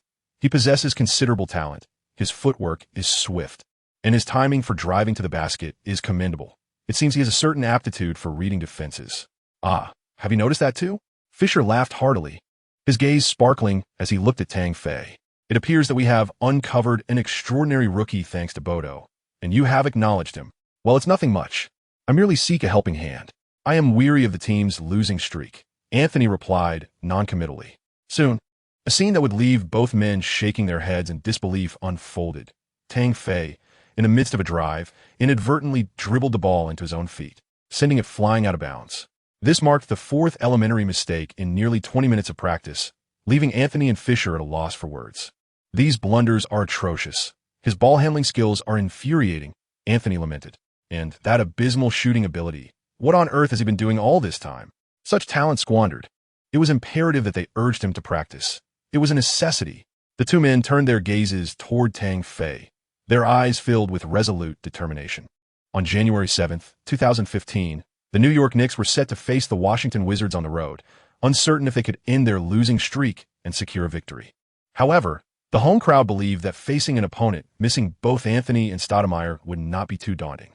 With a record of 5 wins and 32 losses against 23 wins and 11 losses, the Knicks, already languishing at the bottom of the league, seemed unlikely to triumph over the Eastern Conference's third-ranked team. No one held much hope. Inside the Verizon Center, which accommodates 173 spectators, the atmosphere had grown increasingly vibrant since the Wizards selected the top pick, John Wall, in the 2010 draft. Especially in recent years, the team's performance had improved significantly thanks to the stellar backcourt duo of Wall and Bradley Beal, leading to an attendance of nearly 70% today. The arena buzzed with excitement, a high-spirited ambience enveloping the crowd. For the first time, Tang Fei found himself amid such a throng of people in a stadium, potentially preparing to take the court. He gazed around at the sea of faces, murmuring in awe and occasionally exclaiming in wonder. Chapter 15. Coming off the bench in his former life, he had watched countless games, feeling no emotional response to the atmosphere, merely noting the large crowd. Yet now, he not only perceived the multitude, but also the grandeur and the clamor surrounding him. As the game had yet to commence, both teams proceeded with their warm-ups in an orderly fashion, while over 10,000 fans, spurred on by the host's fervent words, created waves of sound, chanting the names of Wall and Beal in a rhythmic crescendo. "Don't be nervous, just relax, you'll get used to it." The amiable Calderon noticed Tang Fei glancing around nervously and, assuming it was due to anxiety, offered some words of comfort. "Haha, I'm not anxious. I'm exhilarated, eager to step onto the field," Tang Fei replied with a sly grin. "Oh, then give it your all," Calderon said succinctly before dashing away. It is inconceivable that Tang Fei felt no nervousness at all, especially since today marked his inaugural encounter with such a large crowd of live fans, which would inevitably render him somewhat uneasy. Fortunately, having participated in numerous NBDL games, he had grown accustomed to the variance in audience size, despite the overwhelming difference. He pondered, albeit with a hint of mischief, whether if he could impress these spectators, they might chant MVP for him. Regrettably, his aspirations for the MVP remained unfulfilled, as he had not even qualified for the starting lineup in this match, and it was uncertain whether he would even see any playing time, let alone entertain dreams of being named MVP. After both teams completed their warm-ups, they returned to their respective benches.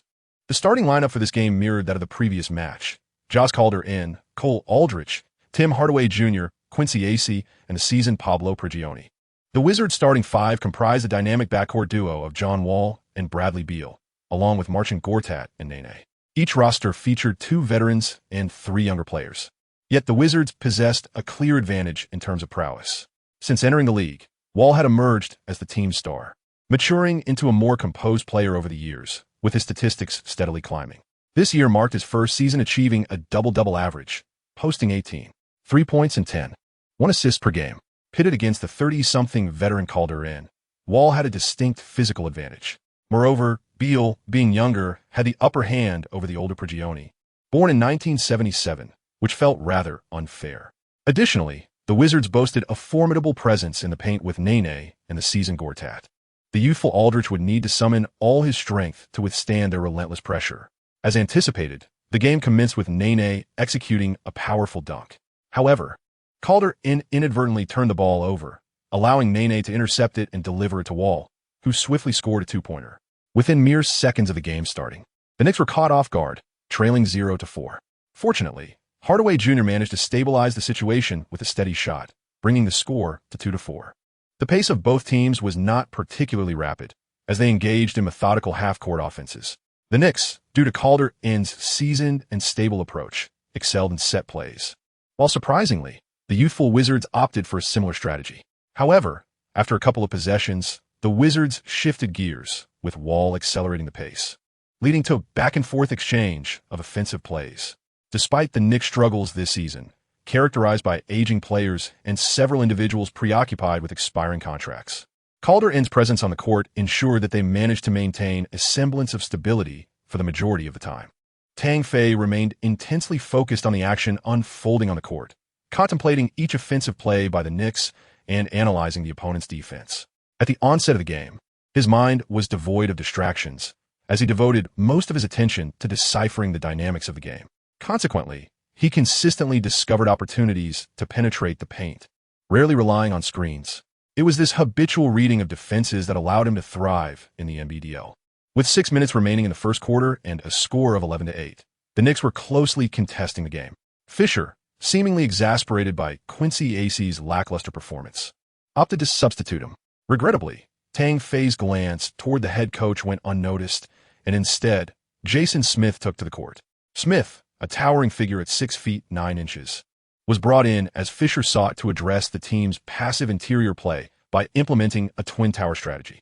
This substitution proved to be effective almost immediately, as Smith set a high screen, allowing Hardaway to break free from his defender and drive to the basket, successfully scoring while drawing a foul and completing the free throw. Following a response from Porter with a 2-pointer, Smith received an assist from Calderon and scored again in the paint. However, the initial flow of their offense soon dissipated, as the Knicks fell into a cycle of missed shots. Fisher made another substitution, replacing the veteran Prigioni with none other than Tang Fei. With 3:35 left in the first quarter and the Knicks trailing by 3 points at 13-16, the team was facing its 12th consecutive loss, which would mark the longest losing streak in the league this season if they were to falter again. The game had entered a stalemate, with both teams struggling to find their rhythm, failing to capitalize on several offensive possessions. A substitution for the Knicks. Number 9, Prigioni, has exited, and in his place is number 13. Who is this? He appears to be of Asian descent. Let me check the Knicks roster. Oh, this is the free agent they just signed yesterday. Born on December 6th, 1997. Wow, such a young talent. His name is Fei Tang, a rather unusual name. He hails from Huaxia. It seems the league is keen on tapping into the Asian market. Previously, he played in our secondary league, the NBDL, for the Knicks affiliate, where he performed admirably, averaging over 35 points and 10 rebounds per game. Despite this impressive stat line, it is important to note that he has yet to step onto an NBA court, lacking any professional experience. This bold decision to field such a young rookie speaks volumes about the Knicks' daring approach. Chapter 16. Making an impact upon entry during the substitution. The commentators were animatedly discussing the situation, infusing humor into their analysis. Yet they seemed skeptical about Tang Fei's potential contributions upon entering the game. His statement elicited a chorus of boos from the audience directed at him. Remember, Tang, once you step onto the court, focus solely on attacking the rim and penetrating their defense, Fisher advised as Tang Fei prepared to enter. All right, Tang Fei nodded in agreement, surprised that the moment he had long anticipated arrived so swiftly. Gazing at the blinding lights above, he felt a twinge of disorientation, yet excitement surged within him. Eager to make his mark, the commentator's skepticism and the audience's jeers seemed inconsequential to him. In his heart, he had already made a resolute decision.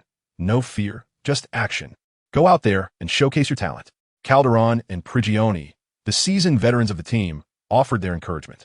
They perceived Tang Fei's youth and fortuitous circumstances in encountering this year's Knicks, as well as the audacity of Fisher to allow him to play, with a hint of envy.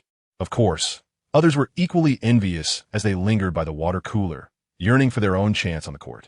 Among the seated substitutes, Anthony, clad in a suit, remained silent but offered a supportive smile when Tang Fei's gaze met his.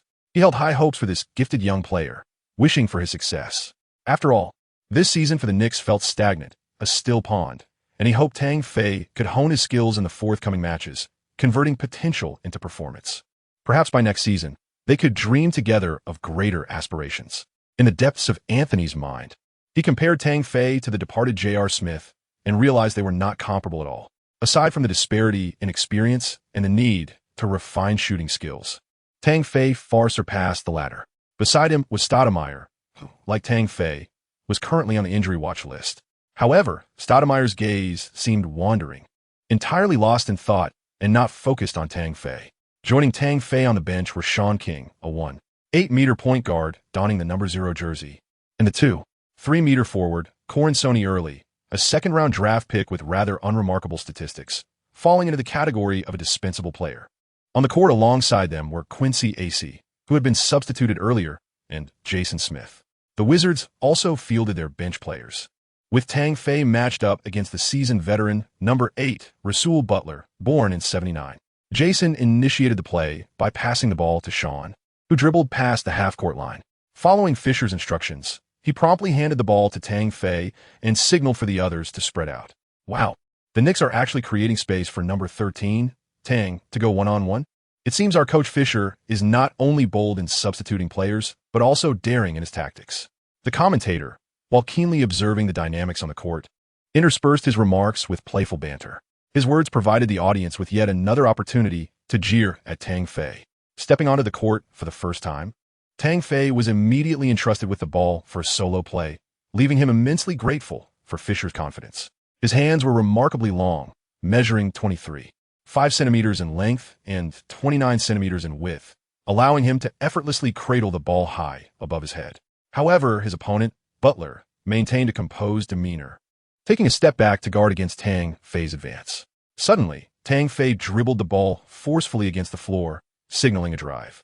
Observing Butler's unwavering stance, he decided to make his move. With a powerful stride, he first stepped past Butler's defensive zone, and with his second step, he swiftly surged past his adversary, charging towards the paint with remarkable speed. Although Butler, being older, was quick to react by the time he attempted to close in for defense, he had already been outpaced and found himself unable to keep up. Tang Fei's speed was truly astonishing, resembling a streak of lightning as he surged towards the basket. Just as he was about to reach the hoop, where no defenders lingered, the Wizards seemed unable to react in time to mount a defense. All he needed was a resounding dunk to secure the points. The Knicks players clenched their fists, poised to celebrate, when suddenly an utterly bewildering scene unfolded before their eyes. As Tang Fei soared to execute a thunderous dunk, he unfortunately lost grip of the ball, which careened out of bounds. Once again, the Knicks players, in utter dismay, covered their eyes, unable to suppress their bitter smiles. Concurrently, a wave of laughter erupted from the audience, who found amusement in this blunder. They felt that the Knicks head coach, Fisher, had summoned this number 13 purely for comedic relief. However, their laughter was short-lived. During a fast break, the Wizards missed their shot, allowing Jason Smith to secure the rebound and pass it to the backup point guard to advance the ball.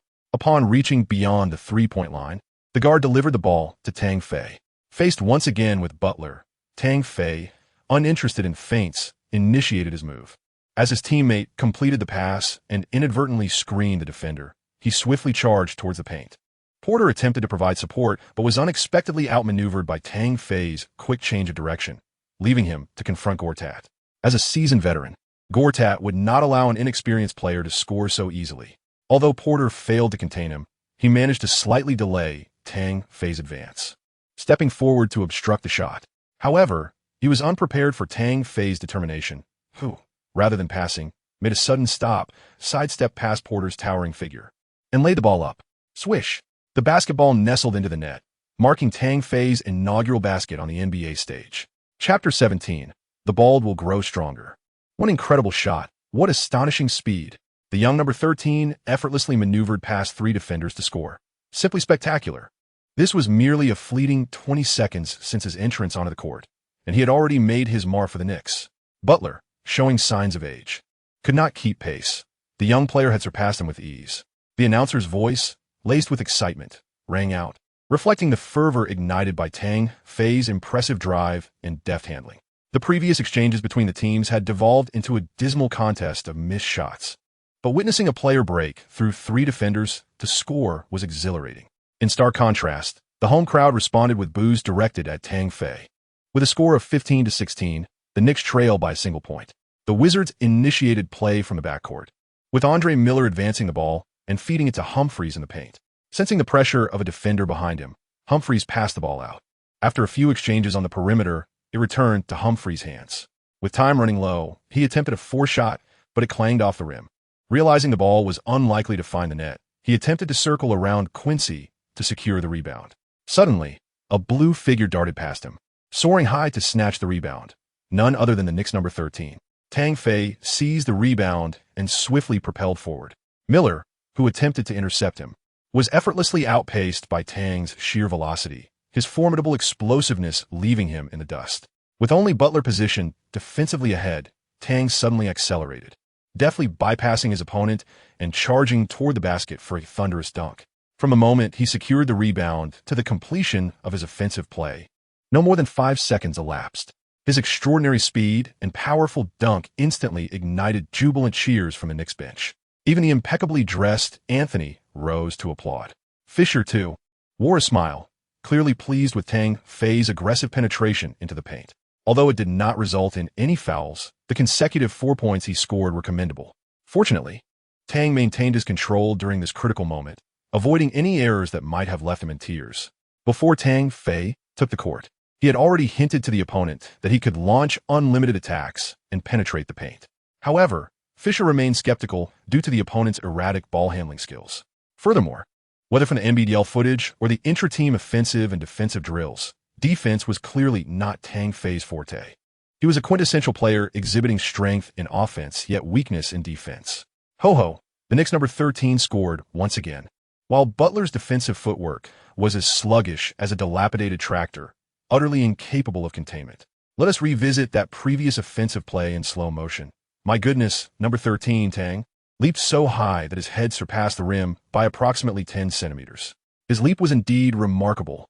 Tang Fei's dunk may not be particularly spectacular or flamboyant, yet his spring-like leaping ability and impressive height elicit an enthusiastic response from the commentators. With this shot, the Knicks have taken the lead, with just 2 minutes remaining. The Wizards' head coach, Randy Whitman, exhibits remarkable patience, opting not to call a timeout, allowing his substitutes to orchestrate their own offensive play. Unfortunately, in the subsequent possession, the aging veteran Miller, having successfully maneuvered past his defender, falters on the layup due to a lack of force, causing the ball to ricochet off the rim and into Tang Fei's grasp. Upon acquiring the ball, he glances up to see a blue figure charging down the court. He swiftly flicks the ball forward. Quincy AC, with his long arms raised, secures the ball, and with an unobstructed path ahead, effortlessly drives to the basket to score. What a splendid play. Tang Fei's extensive assists and consecutive successful attacks elicited another round of cheers from the Knicks bench. They realized that after nearly 9 minutes of a stalemate with the Wizards, their team had shown signs of fatigue. However, once Tang Fei entered the game, he immediately reversed the tide, orchestrating a small surge of 6-0, prompting admiration for his formidable inner strength.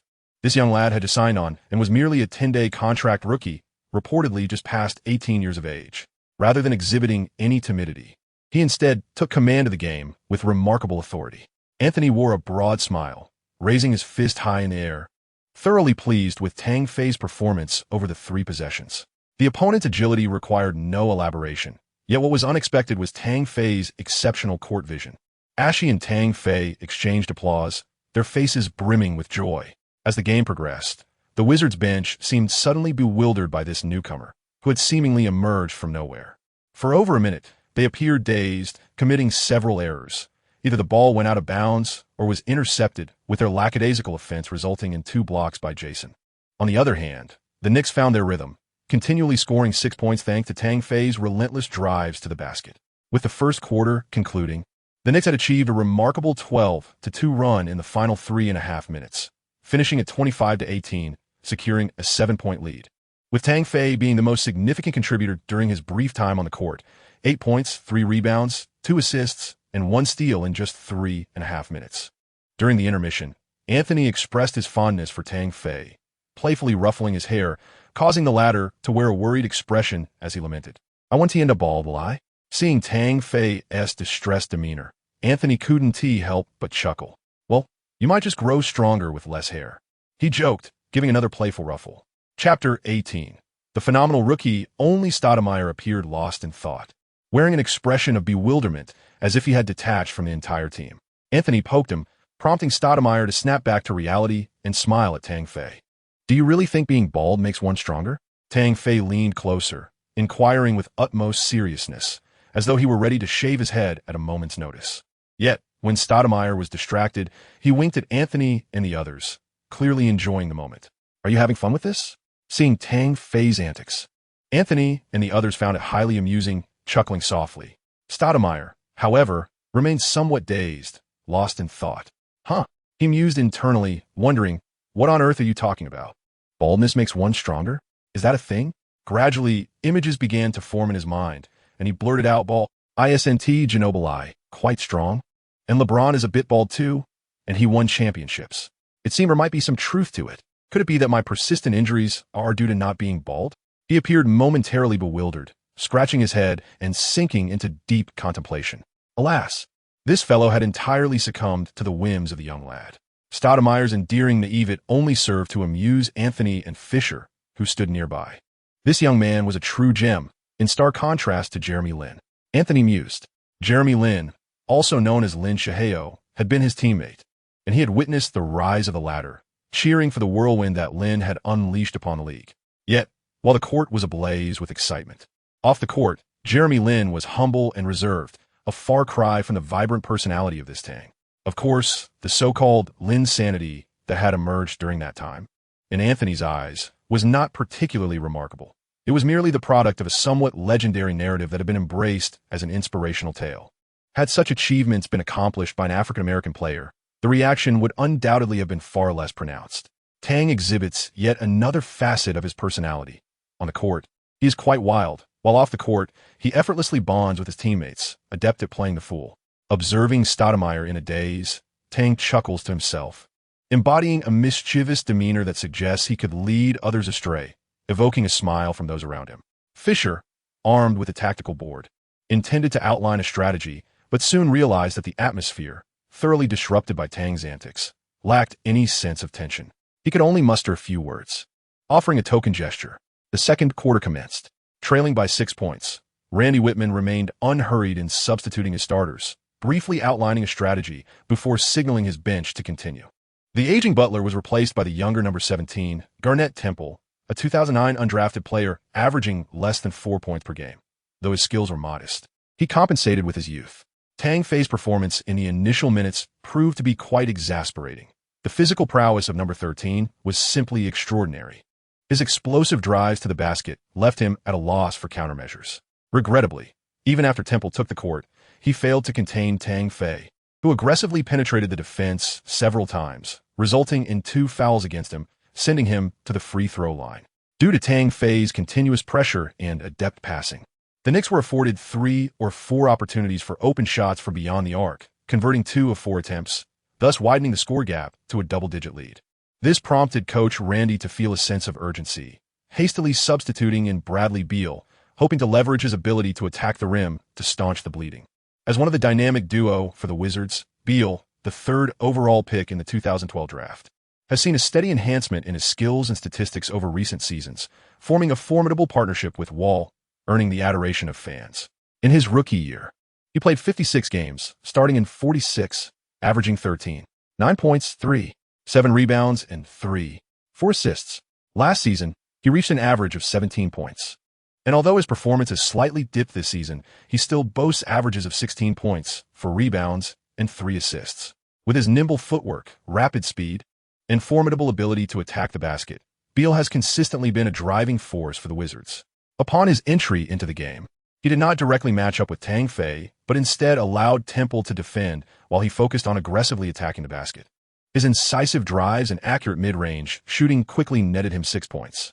Yet, Tang Fei would not allow him to shine unchallenged. A careless chase-down three-pointer and 2 successful passes for scores further extended the lead. The score grew to 34-25, with the Wizards trailing by 9 points. Unable to contain his frustration, Randy called a timeout, realizing he needed to find someone to limit Tang Fei's influence. At this juncture, Fisher, pleased with Tang Fei's performance, substituted him out, alongside Quincy Acee, while Aldridge and Calderon returned to the game. Having already tallied 15 points, 3 rebounds, and 4 assists, Tang Fei did not re-enter the game for the remainder of the second quarter. The Wizards' efforts to close the gap with Wall's fervent scoring attempts proved fruitless. Although Calderon is aging, his shooting prowess has only intensified. Before halftime, he remarkably sank 2 three-pointers, made a layup, and delivered 3 assists, helping the Knicks maintain a secure lead at 52-44. This player is astonishingly formidable. It is truly unbelievable that he was signed as a 10-day contract player from the NBDL. Is he truly of Hwaxia descent? In a locker room, as Tang Fei was surrounded and fervently praised by seasoned teammates, the younger players looked on with eyes filled with envy and admiration. These individuals, who seldom yield to others, are all driven by the desire to earn money and seize playing time, who would willingly cede their minutes to someone merely signed from the NBDL. Yet, witnessing Tang Fei's impressive performance during his limited playing time, they could not help but be in awe. If it were up to them, they would certainly be incapable of achieving such a feat. That young man hardly resembles a mere 18-year-old rookie. He appears no different from a seasoned player who has been in the league for 5 or 6 years. Truly a prodigy. Chapter 19. Thank God for Tang Fei. Buddy, why choose to watch at a bar? Can't we just view it online at home? In New York City, on a certain avenue near Madison Square Garden, a curly-haired young man was being protested by his companion. Having just descended from a baseball field, he was urgently dragging his friend along, entirely disregarding his willingness. Fool, is there any atmosphere at home? The bar is where we can enjoy a drink. He felt a sense of impatience, trudging forward, his eyes catching the flickering sign of the bar, radiating with fervor. The Knicks had been utterly abysmal, resembling a team gnawed by pests, their games inducing a state of stupor. His companion continued to express his discontent. Even if they're terrible, I must watch. I'm the Knicks' most loyal fan. Through thick and thin, as the curly-haired youth quickened his pace, he glanced at the sky, his face revealing a look of anxiety. Damn it. I hope the game hasn't ended. This match was not broadcasted nationwide. What could they possibly see at the bar? There's the regional channel. Knicks games are aired consistently on sports networks. Enough chatter, let us get inside. Upon arriving at the bar's entrance, the curly-haired youth forcibly pulled his reluctant companion inside. However, the next moment, he was astounded by the fervent atmosphere within. What is going on? Both were perplexed as they observed numerous patrons cheering, each raising their glasses in celebration, their faces brimming with exhilaration. The bar was teeming with customers, men and women, old and young, except for a group of individuals under the age of 22. Patrons of every age packed tightly together. Goodness, in this bar of less than 200 square meters, dozens of people were crammed in, almost leaving no space to stand. Yet, without exception, every customer wore an expression of sheer excitement and joy. Have we missed something? His companion, curious, tugged at the curly-haired youth, squeezing towards the bar counter. Their eyes glued to the large screen ahead, which was broadcasting the game between the New York Knicks and the Washington Wizards. At that moment, the score was 65-64, with the Knicks in the lead, and there were less than 4 minutes remaining in the third quarter. The Knicks were ahead. Wasn't that unusual? This season, they hadn't been entirely without opportunity. Indeed, it seemed they had missed something significant. The curly-haired youth, increasingly intrigued, snapped his fingers to summon the bartender while stealing glances at the elated patrons, loudly exclaiming to the curly-haired youth, I've watched many Knicks games at this bar, witnessed countless instances of excitement when they were in the lead, but I have never seen them so animated. I don't know, but I can feel their excitement. His companions were equally astonished. At that moment, a robust bartender in his 30s approached them with a light chuckle and explained, Are you not aware? The Knicks have acquired a new player wearing number 13 today. Number 13? The curly-haired youth looked at his companion, perplexed. Who is he? I have never heard of such a player this season. Haven't you seen the news? He is our newly signed 10-day contract player, coming from a Knicks-affiliated NBDL team. It seems he is about your age. Thanks to him, we managed to avoid another humiliating defeat. Of course, we had grown accustomed to losing during those 12 consecutive losses. But this game was remarkably different. He is truly exceptional. His performance is astounding. Everyone is cheering for him. The bartender grinned and raised his eyebrows towards the screen. Look, there he is. Following his gaze, the curly-haired youth turned to see the large screen in the hall, capturing a player clad in a Knicks jersey with the number 13. At that moment, the player was handling the ball, with the Wizards defender Garrett Temple positioned in front of him. Dang, a Chinese player? The curly-haired youth's curiosity piqued as he intently focused on Tang Fei's figure, inquiring, is he strong? Indeed, he is fantastic. The bartender's smile widened, his eyes brimming with admiration as he sincerely remarked, if it weren't for him, we would have been thoroughly trounced by those wretched Wizards. The only reason we are leading now is that our starters performed so poorly at the beginning of the second half, allowing them to catch up and take the lead. Damn it, those starters should be cut. Their performance is infuriating. Just then, as the bartender cursed, Tang Fei on the screen suddenly faked a shot, causing Temple to leap, then swiftly drove towards the basket, soaring up against Nene, and with the grace of drawn bow, forcefully dunked the ball. Boom! Ding! The dunk was successful, and the referee called a foul on Nene, resulting in a 2-1. The atmosphere in the tavern erupted with fervor as Tang Fei landed, celebrating exuberantly. Cheers resounded. Glasses were raised in unison, spilling drinks everywhere, yet no one cared, completely immersed in the celebration. Tang! Tang! Another one, yes. Tang, you are truly magnificent, simply incomparable, wow. Yes, yes. Thank God for blessing the Knicks with a player like Tang. We adore you. The tavern was alive with wild abandon, the cheers thunderous, and the most uttered word from every mouth was Tang. Chapter 20. The Knicks' new hero, Tang Fei, akin to a superhero, ignited the most fervent passions within their hearts, inspiring exultation, jubilation, and a profound sense of abandon. Behold, is he not magnificent? The bartender, too, was swept up in excitement. Had it not been for the constraints of his profession, he would have joined the patrons in their revelry. Our Knicks desperately need such a figure. Amidst turmoil and the crumbling edifice of the franchise, a hero is paramount. Perhaps Tang is indeed that hero. He contained his exhilaration, his hands resting on the bar, fists clenched, a broad smile illuminating his face. A hero? Yet he, despite the curly-haired youth's own exhilaration over the recent score, he remained skeptical of the bartender's admiration for Tang Fei, believing that a mere couple of points could hardly signify greatness. If there were to be a hero, it would be the illustrious number 23 of the Cleveland Cavaliers. He was the hero they yearned for. They had once envisioned LeBron James as their savior, the one to rescue the Knicks from the depths of despair, the perennial lottery contenders. This was their belief, and the management operated under the same delusion. From the 2009 to 2010 season, the Knicks prepared relentlessly to secure this prodigious talent, even trading for Amare Stoudemire from the Phoenix Suns in hopes of assembling a superstar roster. Yet, before they could welcome their coveted hero, they were met with the disheartening spectacle of a nationally televised announcement. He chose to take his talents to Miami, joining forces with Dwayne Wade and Chris Bosh to form a formidable trio. The sky had fallen. The hero was lost. All fans were instantly disillusioned, placing their hopes upon Stoudemire to be the hero who could liberate the Knicks from 6 consecutive seasons without playoff contention. However, half a season later, it became evident that he was unable to bear the weight alone, struggling to lead the team to greater victories, necessitating the acquisition of Anthony. Anthony, too, was a prodigy, a prolific scorer, a veritable kaleidoscope of offensive prowess. Thus, they once again dreamed that Anthony would emerge as their hero, joining Stoudemire in the quest for the championship trophy. Indeed, the pairing of Anthony and Stoudemire propelled the team into the playoffs that season, only to be unceremoniously swept by the Celtics in the first round, 4-0.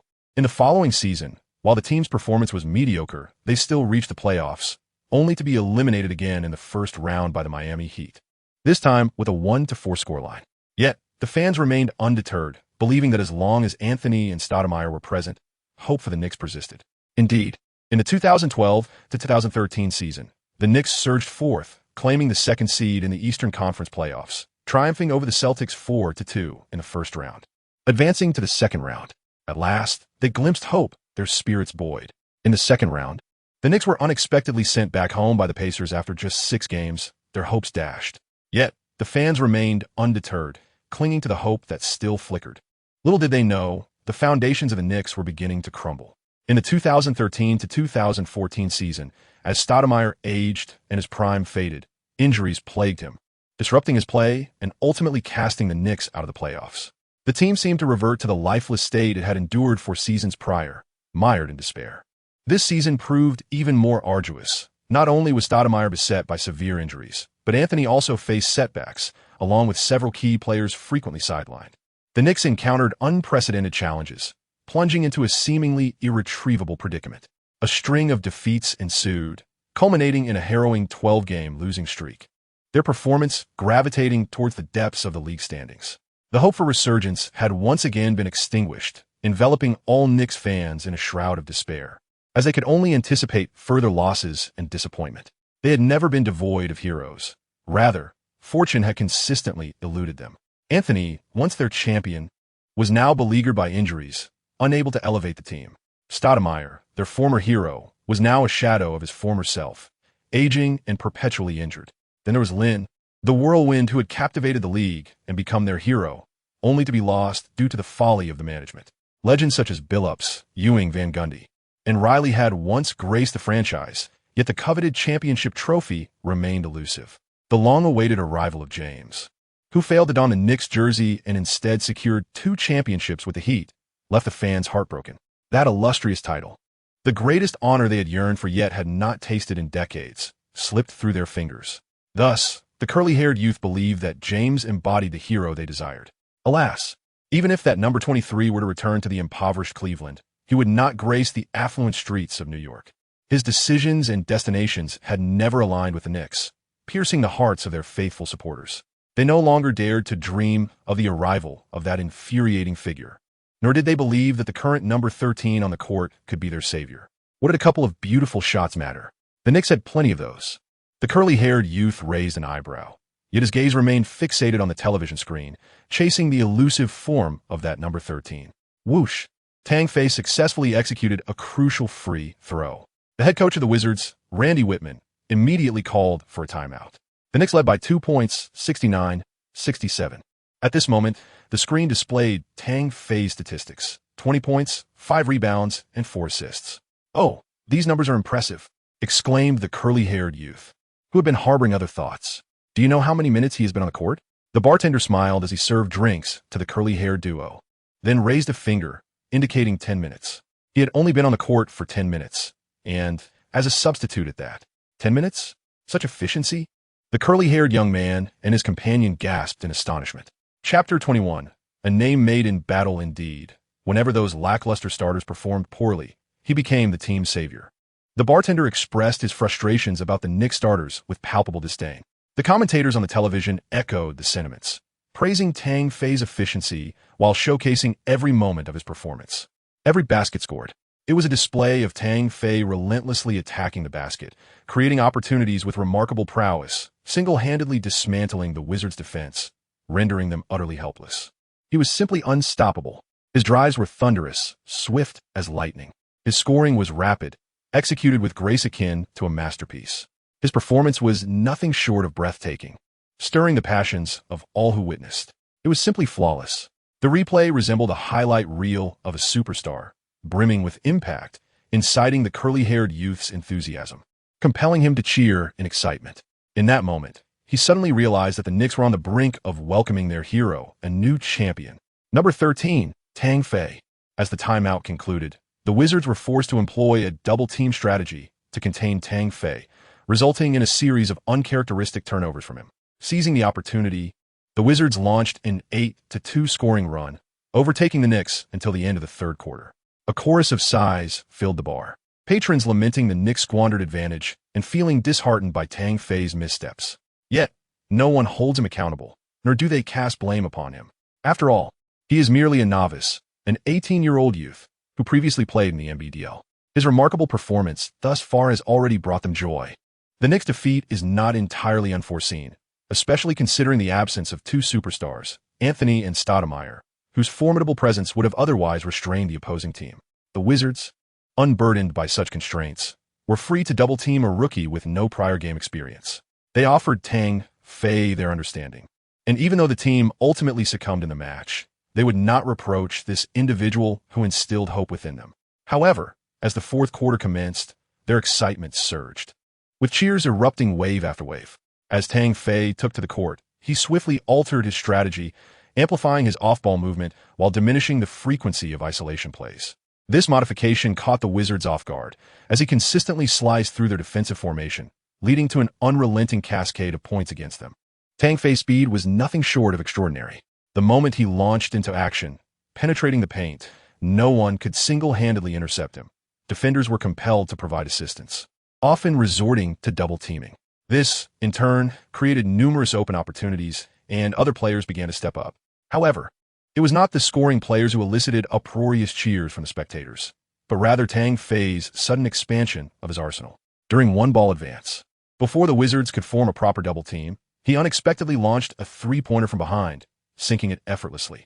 Following that, with a screen set by Calderon, he shot from 2 meters away from defending player John Wall, once again nailing a three-pointer. Wall, unable to recover in time, could only watch in frustration as the ball swished through the net. On another occasion, with Tang Fei once again at the three-point line, the defenders, wary from his previous successful shots, approached him closely. Yet, Tang Fei executed a sudden drive, deftly sidestepping his defender and charging towards the basket. Underneath, Nene and Gortat attempted to close off the lanes, but Tang Fei, with remarkable finesse, dished the ball out to Calderon, stationed at the far corner, who then hit another three-pointer, temporarily halting the Wizards' momentum. With 2 three-pointers and a brilliant assist following a breakthrough, Tang Fei's extraordinary performance sent the patrons of the bar into a frenzy, their cheers resounding like thunder, each person chanting his name. In that moment, he had undoubtedly become their new darling. From that point onward, he remained on the court, dominating the entirety of the fourth quarter, leading his team in an unceasing barrage of scoring. Finally, as the referee blew the final whistle, the entire bar erupted in jubilation. Everyone abandoned their seats to embrace one another in sheer excitement. We won. At last, we triumphed. Indeed, we had put an end to a 12-game losing streak. The dark days were behind us. My goodness, I am absolutely exhilarated. Thank you, Knicks. Thank you, Tang. Praise be to the heavens for bringing us Tang. Even many elderly gentlemen were moved to tears, as if the team had claimed the championship. Everyone gazed at the screen, where Knicks players joyously embraced one another, reveling in their victory, their eyes never straying from the figure clad in the iconic white jersey, number 13. The Wizards had lost. They had actually succumbed. The third seed in the East, boasting a formidable backcourt duo, had fallen to the league's cellar-dwelling New York Knicks, who were missing both Anthony and Stoudemire, resulting in a shocking upset. The media, the league's commentators, experts, and analysts were left in a state of disbelief. No one could anticipate that a fully formed powerhouse would be defeated by a short-handed Knicks team, bested by a 10-day contract rookie from the minor leagues. Their prepared press releases and statements were rendered obsolete, replaced instead by articles emblazoned with terms like astonishing, unbelievable, and incredible. Chapter 22. A stirring response. Shocking. A player from the NBDL astonishingly triumphed over the third seed of the NBA Eastern Conference, the Washington Wizards, showcasing the prowess of the Knicks number 13, Tang. This unforeseen defeat for the Wizards birthed a remarkable performance from a rookie. Who is this player? He is merely a Chinese athlete who signed a 10-day contract, yet single-handedly achieved the incredible feat of overcoming the formidable Washington Wizards. Number 13, Tang, rescued the struggling Knicks from the depths of despair. In a mere 22 minutes off the bench, he scored 34 points, collected 6 rebounds, and delivered 6 assists. Who could have anticipated such a staggering performance from a rookie, freshly signed from the NBDL and previously unknown? It is utterly exhilarating. A player from the NBDL achieving 34 points, 6 rebounds, and 6 assists. Do you think this was accomplished in our minor league? No, this was the remarkable feat of an NBA rookie, yet to experience a single NBA game, who delivered this astonishing performance against the Washington Wizards. In just one night, reports about Tang proliferated, spreading like wildfire across various media outlets. Even the highly anticipated clash between the Houston Rockets and the Cleveland Cavaliers was overshadowed. News outlets crave sensational stories. They seek captivating narratives. Which would draw more attention, an account of a legendary rookie or a matchup between established powerhouses? It is evident that Tang, a player who seemingly emerged from obscurity, having signed only a 10-day contract, and who just a day prior was an NBDL player, has captivated the spotlight. At just 18 years old, he exploded onto the scene after being signed by the team, delivering an exceptionally efficient performance against a top team, despite his own squad being hampered by injuries to 2 stars and languishing at the bottom of the standings. What could be more newsworthy than this? This is simply astounding, utterly unbelievable, and unprecedented in NBA history. A player who never entered the draft, not even considered a reject, starting his first year from the NBDL, was signed by the struggling Knicks as an emergency solution and, in his limited playing time, soared to victory against a strong team. Such a legendary experience resembles the birth of an epic tale of heroism, evoking admiration. Overnight, Tang Fei became renowned, though a single match may not signify much. His performance was undeniably impactful and sensational. The New York fans, fervently devoted to the Knicks, erupted in enthusiasm, whether they witnessed the game or not. Anyone who harbored even the slightest affection for their team was swept away in a frenzy, eagerly scouring reports and rewatching game footage, intoxicated with excitement. The Knicks had finally triumphed, securing a victory over the Washington Wizards, thus ending the humiliating streak of 12 consecutive losses. The hero of this victory was Tang Fei, an 18-year-old of Chinese descent from the Knicks-affiliated NBDL team, the Westchester Knicks. In just over 20 minutes of playtime as a substitute, he delivered an extraordinarily striking and passionate performance. His fearless and relentless assaults on the basket, scoring with grace and artistry, were utterly captivating. Joy finally filled the air, dispelling the shadows of their losing streak, as fans rushed to share their elation. This time, they refrained from criticizing the Knicks management or venting their frustrations at coaches like Fisher. They had finally witnessed management and Fisher's crew accomplish something commendable. Upon returning to New York from Washington, Fisher observed some fans welcoming them along the way, who no longer hurled insults, but instead passionately chanted Tang Fei's name, which relieved him greatly. "Good lad. Thanks to you, I need not fear being torn apart," he thought, smiling as he watched his teammates board the bus. Lightened by the burden, he couldn't help but wave to the fans in gratitude. However, an unexpected occurrence unfolded. A crowd of hundreds abruptly turned to him, collectively raising their middle fingers, and before he could react, they dispersed in a frenzy. Fisher stood there, utterly bewildered. At this moment, across the Pacific, the NBA's routine games in China, usually tranquil, erupted into a frenzy of interest due to a flurry of translations and reports about Tang Fei. This sparked an online quest characterized by inquiries, such as who is Tang Fei, and where did he come from?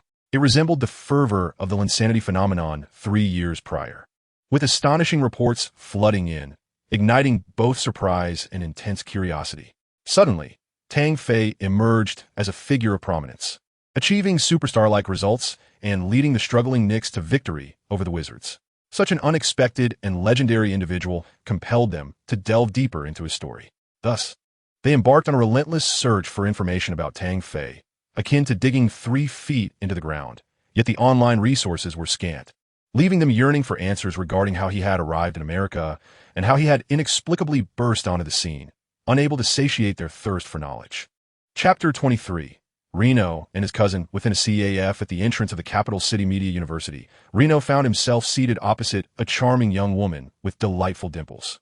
In typical date fashion, the male counterpart would generally take the initiative to engage in conversation. However, Reno appeared disinterested and displayed a demeanor of impatience as he inquired, "Song Mena, what have you summoned me for this time?" While speaking, his gaze remained fixed on his phone, his hands busily occupied. "How do you call me that?" Mena exclaimed, her brows furrowing as she glared at him. "I am your cousin, and furthermore, your senior. Remember that and refrain from being so disrespectful." With a scoff, Reno barely glanced up, responding nonchalantly, "You're still a senior? You're just an old maid who graduated a year ago. Have you become rather cheeky?" Mena retorted, her patience wearing thin. She kicked at him from beneath the table, fuming as she declared, "Be careful, or I'll tell Andy and Uncle that you're bullying me." "Go ahead." Reno waved her off dismissively. Seeing her threat fall flat, Mena, though vexed, had no recourse. After a brief moment of contemplation, she shook her head in resignation and said, "Let us not bicker. On a serious note, I'm preparing to vacate my apartment. Would you like to move in? But I must clarify, I cannot cover your rent." "I want to go," Reno replied without lifting his gaze, outright rejecting the offer. "There are no beauties there, and it might be filthy." "Filthy? Me?" Mena was infuriated, nearly choking on her indignation. She felt an overwhelming desire to tear her impudent cousin apart. Her face clouded with frost as she declared, If you want to go, then don't belittle me. No wonder you don't have a girlfriend with such an attitude. In a fit of rage, she realized that throughout their childhood, in their ongoing verbal sparring, she had never triumphed. Always provoked to the point of exasperation by his sharp tone, often concluding their exchanges with heated insults. With Mena finally ceasing her incessant chatter, Reno relished the newfound tranquility and became engrossed in scrolling through social media. Suddenly, he stumbled upon a video from an old high school classmate, his eyes widening in excitement. Wow, I knew this guy could do it. It's no surprise at all. His exhilaration was palpable as he instinctively began to pound his fist on the table, creating a ruckus that drew disapproving glances from nearby patrons and Mena alike. Yet, he remained oblivious, grinning as he accessed their high school group chat to confirm the news and promptly dialed a number. Hey, you're going to hit it big, you know that? You're going to be a sensation. As soon as the call connected, Reno erupted with the enthusiasm of someone who had just struck gold. Are you all aware? Came a languorous voice from the other end, as if still waking from slumber. Of course, the entire nation knows. Just moments ago, social media was flooded with highlights of your performance. You've become a sensation. Reno remained fervently enthusiastic, as though he were the one in the video. Genuinely elated for his friend. You truly did it. I always knew you could. The conversation was somewhat disjointed, yet the listener comprehended the essence. In a feeble tone, the response came. This is merely the first match, with a disparity of information played to my advantage. They are unaware of my true caliber, which allowed me to score such points. Do not rejoice too soon. In the next match, I might falter, perhaps even lose my opportunity entirely and be released. Enough. He continued, I am well read, and you cannot deceive me. Reynolds, with an air of undeniable certainty, replied, Mark my words, if you perform as splendidly in the next match, you will at least secure a minimum salary until the season's end. If you maintain your momentum in subsequent games, you may well command a maximum salary next year. Reynolds chuckled, his expression tinged with mischief. If that comes to pass, you will have successfully navigated around the arena's clause, securing a maximum salary as a free agent. You did not partake in a draft. You're neither a first-round nor a second-round pick. You are merely a free agent who emerged from the NBDL, having signed not a rookie contract, but a temporary one. You are entirely. At this juncture, he was interrupted. The other party interjected. You are overthinking this. Undrafted players are still considered rookies in their first year. Though I cannot be certain, the intricacies of league regulations elude me. It seems that in my situation, I can only be classified as a free agent, and contracts for free agents appear to be exempt from rookie contract restrictions. Let us wait and see. It is premature to discuss this now. As they spoke, Tang Fei attempted to resume his slumber, yet Reynolds was not about to let him off the hook. He growled, You, ever since signing with the Westchester Knicks, have been less communicative. Had I not glimpsed your social media, I would have remained oblivious to your signing and your impressive debut. I have no time for phone calls. My days are consumed by training, leaving me utterly exhausted. Tang Fei replied with a wry smile. I don't care. When we meet next, you must treat me to a grand feast. You cannot evade that, Reynolds insisted, his teeth clenched. Of course, but for now, I must rest. There's a game tonight, Tang Fei said, as if struck by a thought. With an apologetic tone, he added, As for the money you lent me, I can only repay you later. Once I sign a long-term contract, I promise to return it. Honestly, I'm not hounding you for repayment. There's no rush. Reynolds waved off dismissively, considering the amount trivial. Having exhausted the conversation, they finally ended the call. Just as Reynolds set down his phone and glanced up, he was startled to see his cousin's delicate face mere inches from his own. Had he not reacted swiftly, a collision would have ensued. What are you doing?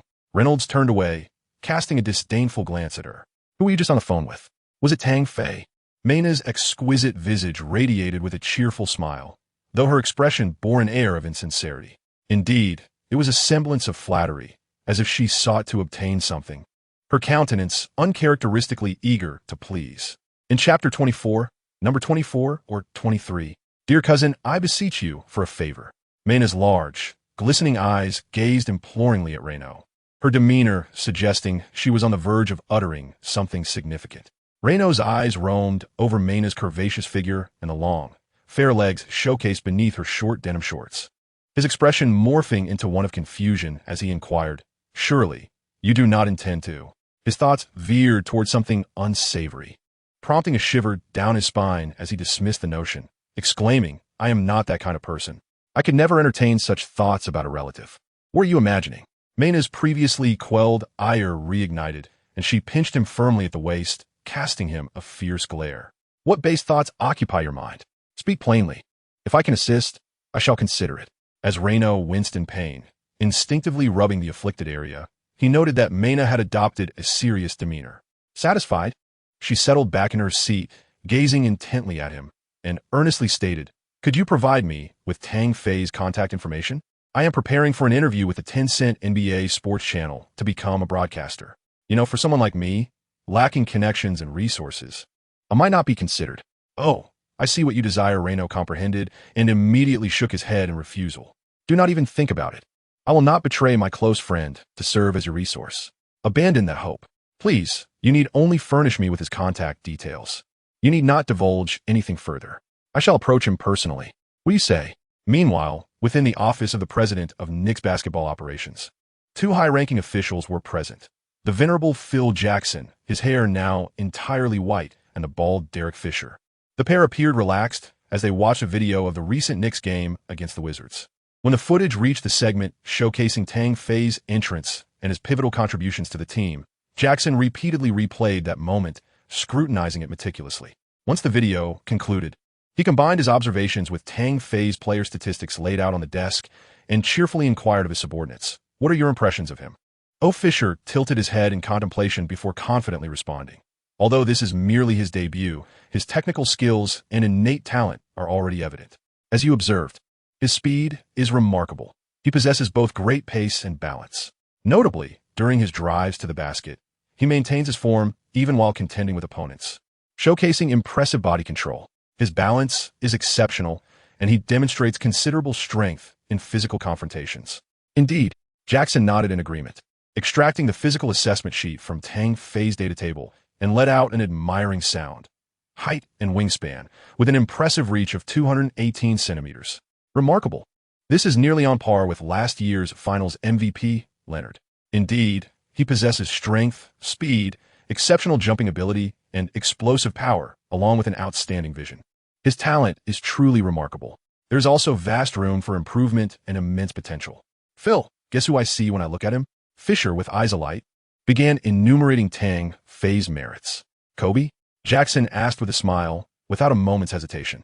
"Yes, reminiscent of Kobe during the three-peat era," Fisher replied, grinning. While Tang's current abilities may not yet encompass the breadth of Kobe's at that time, in terms of distinctive qualities and scoring explosiveness, he is certainly on par. "Oh, no. Jackson shook his finger, displaying his disagreement. "I believe he resembles the rookie Michael Jordan.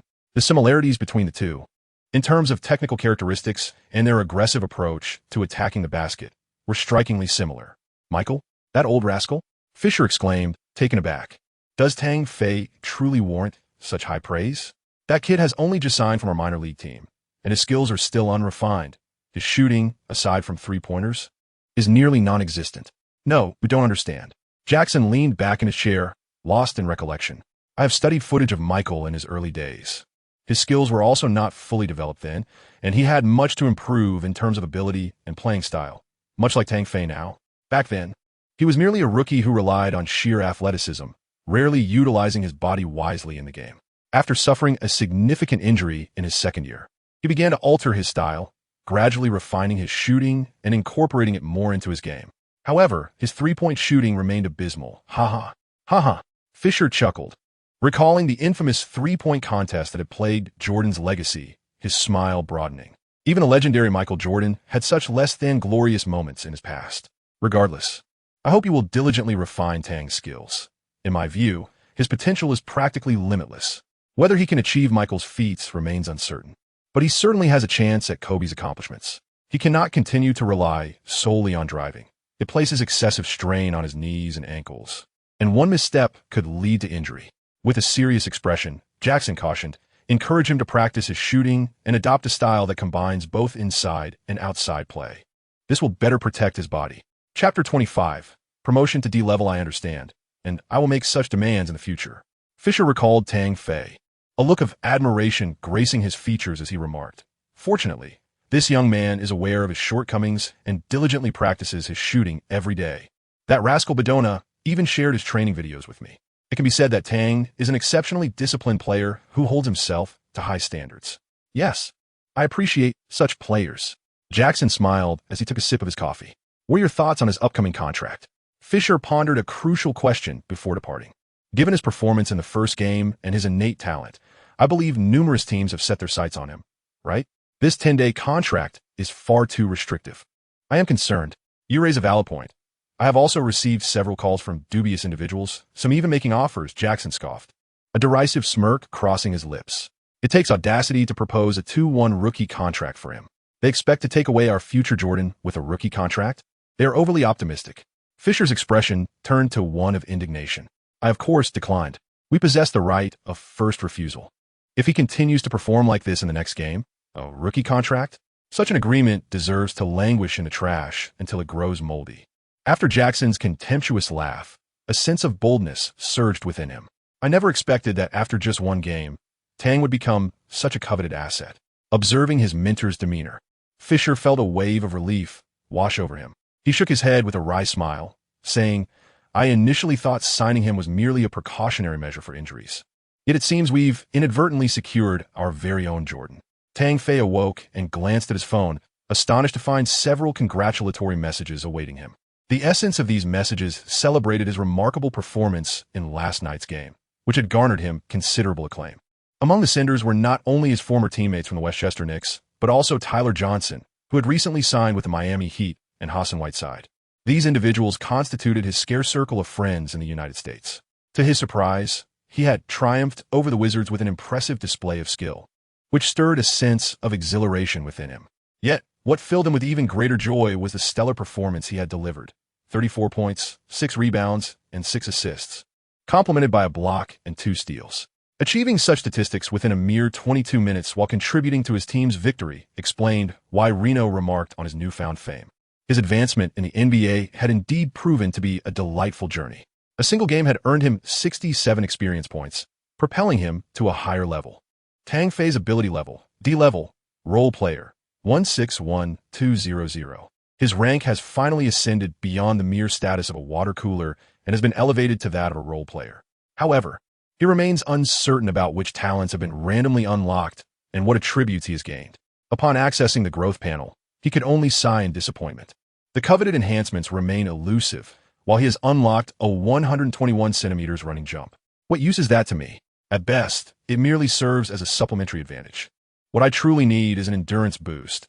I do not wish to be utterly exhausted after merely 20 minutes on the court. Last night, as a substitute, he managed to play just over 20 minutes, benefiting from ample energy reserves.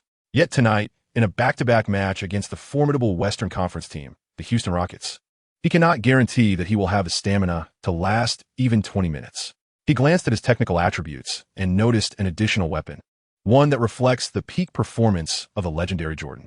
The stats are as follows: close shot, 34, 90, under basket, 99, 99, mid-range, 42, 96, long range, 89, 89, dunk, 99, 99, free throw, 90, 90, pass, 88, 88, ball control, 43, 95, defense, 38, 99, steal, 37, 97, rebound, 28, 62, block, 80, 80. The addition of a close shot, which pertains to shooting within the 3-second area, seems to pale in comparison to various layups and dunks directly under the basket. It merely serves as an embellishment. In light of this, while he has indeed leveled up, the random allocation of 2 rather non-urgent enhancements only fuels his frustration. With a sigh, he intended to close the panel, only to unexpectedly discover an item at the very bottom of the technical attributes. P.S. Due to the host successfully signing with the New York Knicks and securing a 10-day contract, he has entered the NBA and received a peak value breakthrough card as a reward. Additionally, as an NBDL player, he scored 34 points in his debut game, breaking the record for the highest score by an undrafted player in their first game, earning a 10-point attribute card, which allows him to select any attribute for enhancement, provided it has not yet reached its peak value. Peak Value Breakthrough Card, a one-time use card that allows the selection of a technical attribute to exceed its peak limit, randomly enhancing the maximum of that single attribute. Wow, this is a fantastic find. Both cards are incredibly valuable. Tang Fei was filled with excitement as he rapidly scanned through each technical attribute. Suddenly, he hung his head in dismay, thinking it's just another enhancement that adds little substance. The breakthrough card is undoubtedly a treasure, but the second 10-point attribute card feels somewhat lackluster. At 10 points, it is far too few. He currently possesses several attributes that require a substantial amount of points, and these 10 are insufficient to even fill the gaps. After meticulously reviewing the situation once more, a bold idea suddenly sparked in his mind, and he promptly set it into motion. Chapter 26. The Rocket Strikes Long Shot. 99, 100 With this, his long-range shooting attribute has nearly reached a pinnacle of 99 points, a level he recalls playing games where Stephen Curry's long-range shooting barely surpassed 90. Certainly not exceeding 95. Now he has surpassed that significantly, whether it is the peak value of the breakthrough card or the 10-point attribute bonus. Applying them to any attribute would merely be a delightful enhancement. However, if utilized on the most urgent and essential attribute, it would be nothing short of perfection. With this thought, he felt a surge of pride. NBA League, are you ready to embrace my deluge of three-pointers? In the afternoon, he emerged from the single apartment assigned to him by the team's uniform staff and made his way toward Madison Square Garden, humming along the way. The rain continued to fall, creating a rather dismal atmosphere. He repeated the same line as he approached the entrance of the arena, only to be interrupted by an acquaintance who had stealthily arrived behind him. "Tang, what on earth are you singing? I've listened for ages and can tell that you not only know only this line, but also lack any sense of pitch." Tang Fei turned around and was surprised to see the imposing Stoudemire, who bore a serious expression as if he were critiquing Tang's singing abilities. With a mysterious smile, Tang remarked, "This is a chant for a buff-enhancing spell. You wouldn't understand." "Buff? Is that something like the enhancements in games?" Stoudemire asked, intrigued, despite knowing the absurdity of it all. "Indeed, it is a mysterious ability of our people from the East. You wouldn't grasp it, haha." Tang Fei chuckled, walking away without looking back. How absurd! Stoudemire glared at his retreating figure, feigning disdain, yet his mind began to ponder. Could there be some truth to this? Otherwise, how could this young man have performed so remarkably last night? He was merely an NBDL player before. Such talent seemed improbable unless he had already achieved fame and a top draft pick. Stoudemire continued to follow Tang Fei toward the arena, lost in thought. If it were true, could this mysterious ability from the East aid in the recovery of my injuries? At the entrance of the arena, throngs of fans eagerly awaited their beloved stars. Upon seeing Tang Fei approach, a wave of excitement erupted. "Look, it's Tang. Oh my, he is even more handsome in person than on TV. Indeed, he looks like a walking mannequin. Those sports brands ought to have him as a spokesperson." As the crowd of hundreds whispered among themselves, their excitement grew as Tang Fei drew nearer. "Tang, Tang, you're so handsome. I love you.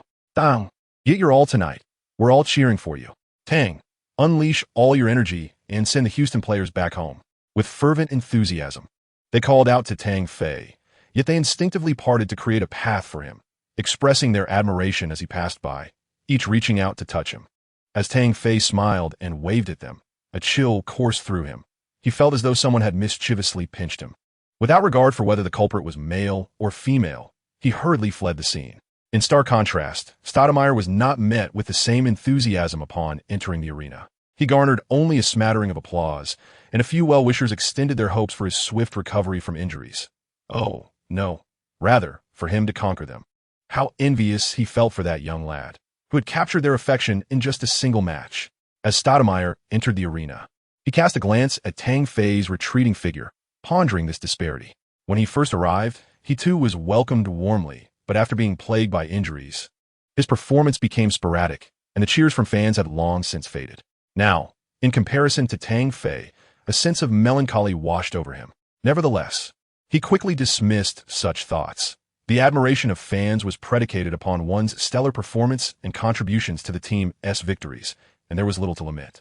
At that moment, all he wished to know was whether that mysterious Eastern power truly existed.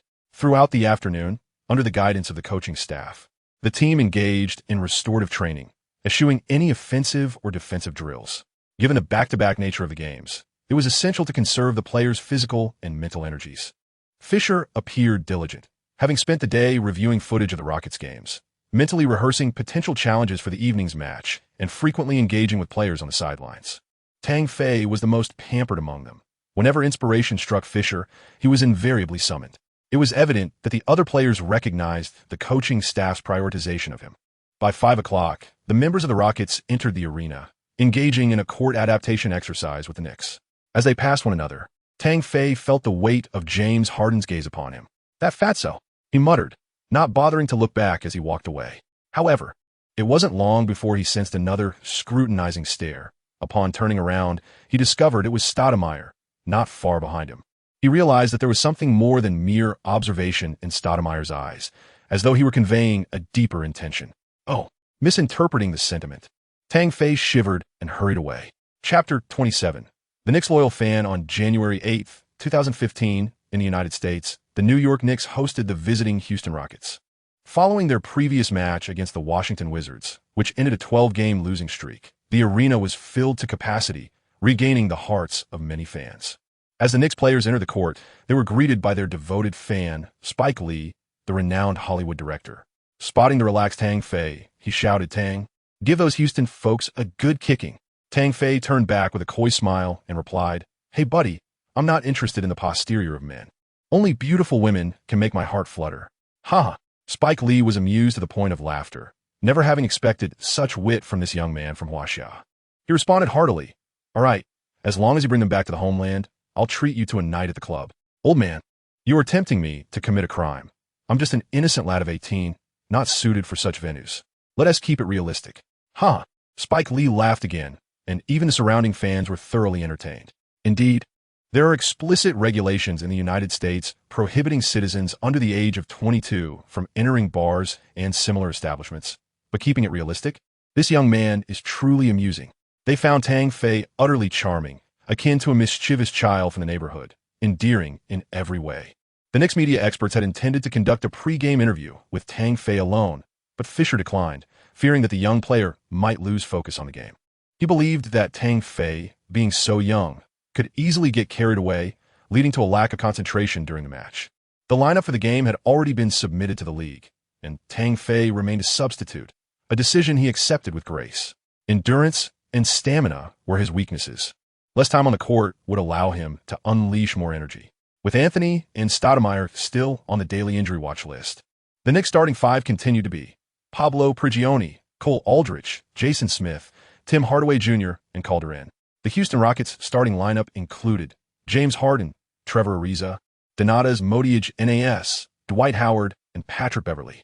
The home fans expressed their discontent towards Fisher for not starting Tang Fei, with some even booing him. After Tang Fei's remarkable performance against the Wizards, it seemed absurd that the aging Prigioni was favored in the starting lineup, relegating their new favorite to the bench. What stubbornness. Did that guy not intend to secure a victory against Houston? Many fans thought with disapproval. However, just 2 minutes into the game, Prigioni sank a three-pointer, putting the Knicks ahead 5-2 over the Rockets, temporarily easing their discontent. Yet, the Rockets' offense was sharp. Harden delivered a clever behind-the-back pass to Ariza, who retaliated with a three-pointer. Ariza, a commendable 3-and-D player, was often inconsistent, leading to his nickname Iron Ariza due to his low shooting percentage. In this match, he appeared to be in exceptional form. Prior to the regular timeout, he successfully made 2 three-point shots from 2 attempts, and also executed a breakthrough that resulted in a foul, converting both free throws to amass 8 points. It seemed that not only he, but the entire Rockets team was on fire, with Beverley sinking a three-pointer and the 2 star players Howard and Harden exhibiting explosive energy, swiftly orchestrating a 13-5 mini-surge. With a score of 20-12, the Knicks found themselves trailing by 8 points, with 5:30 remaining in the first quarter. The home crowd became restless, vocally urging Fisher to substitute in Tang Fei. Fisher, frustrated by the lackluster performance of his starters, felt a surge of anger and promptly called for a timeout.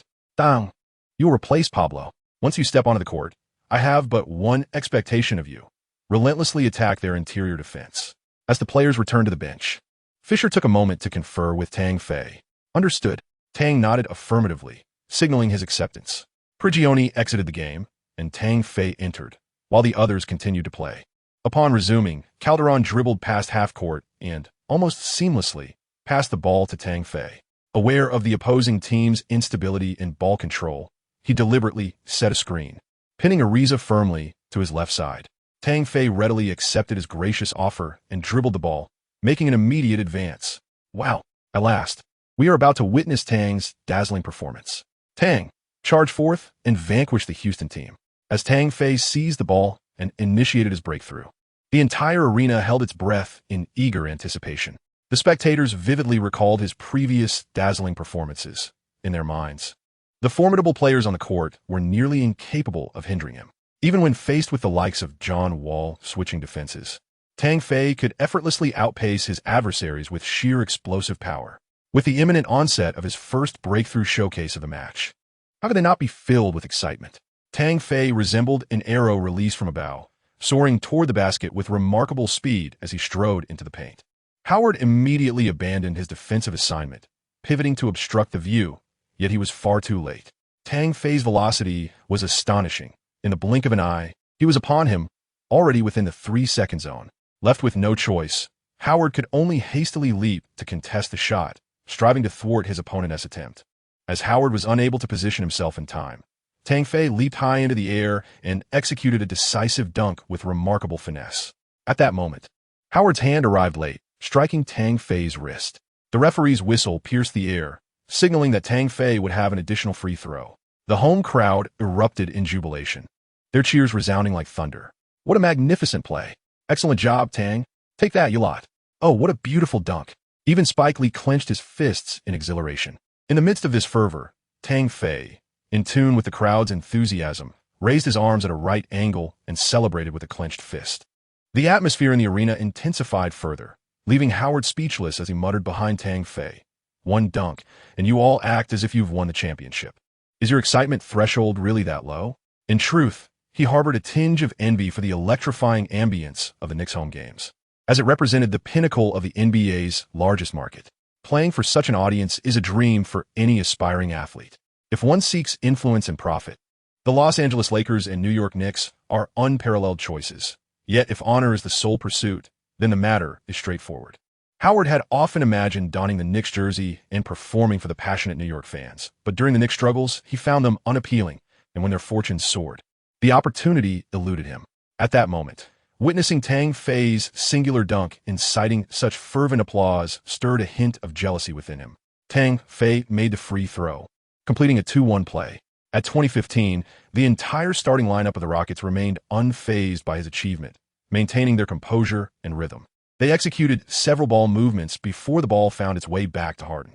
Since being traded from the Thunder to the Houston Rockets, Harden has experienced an immediate surge in performance.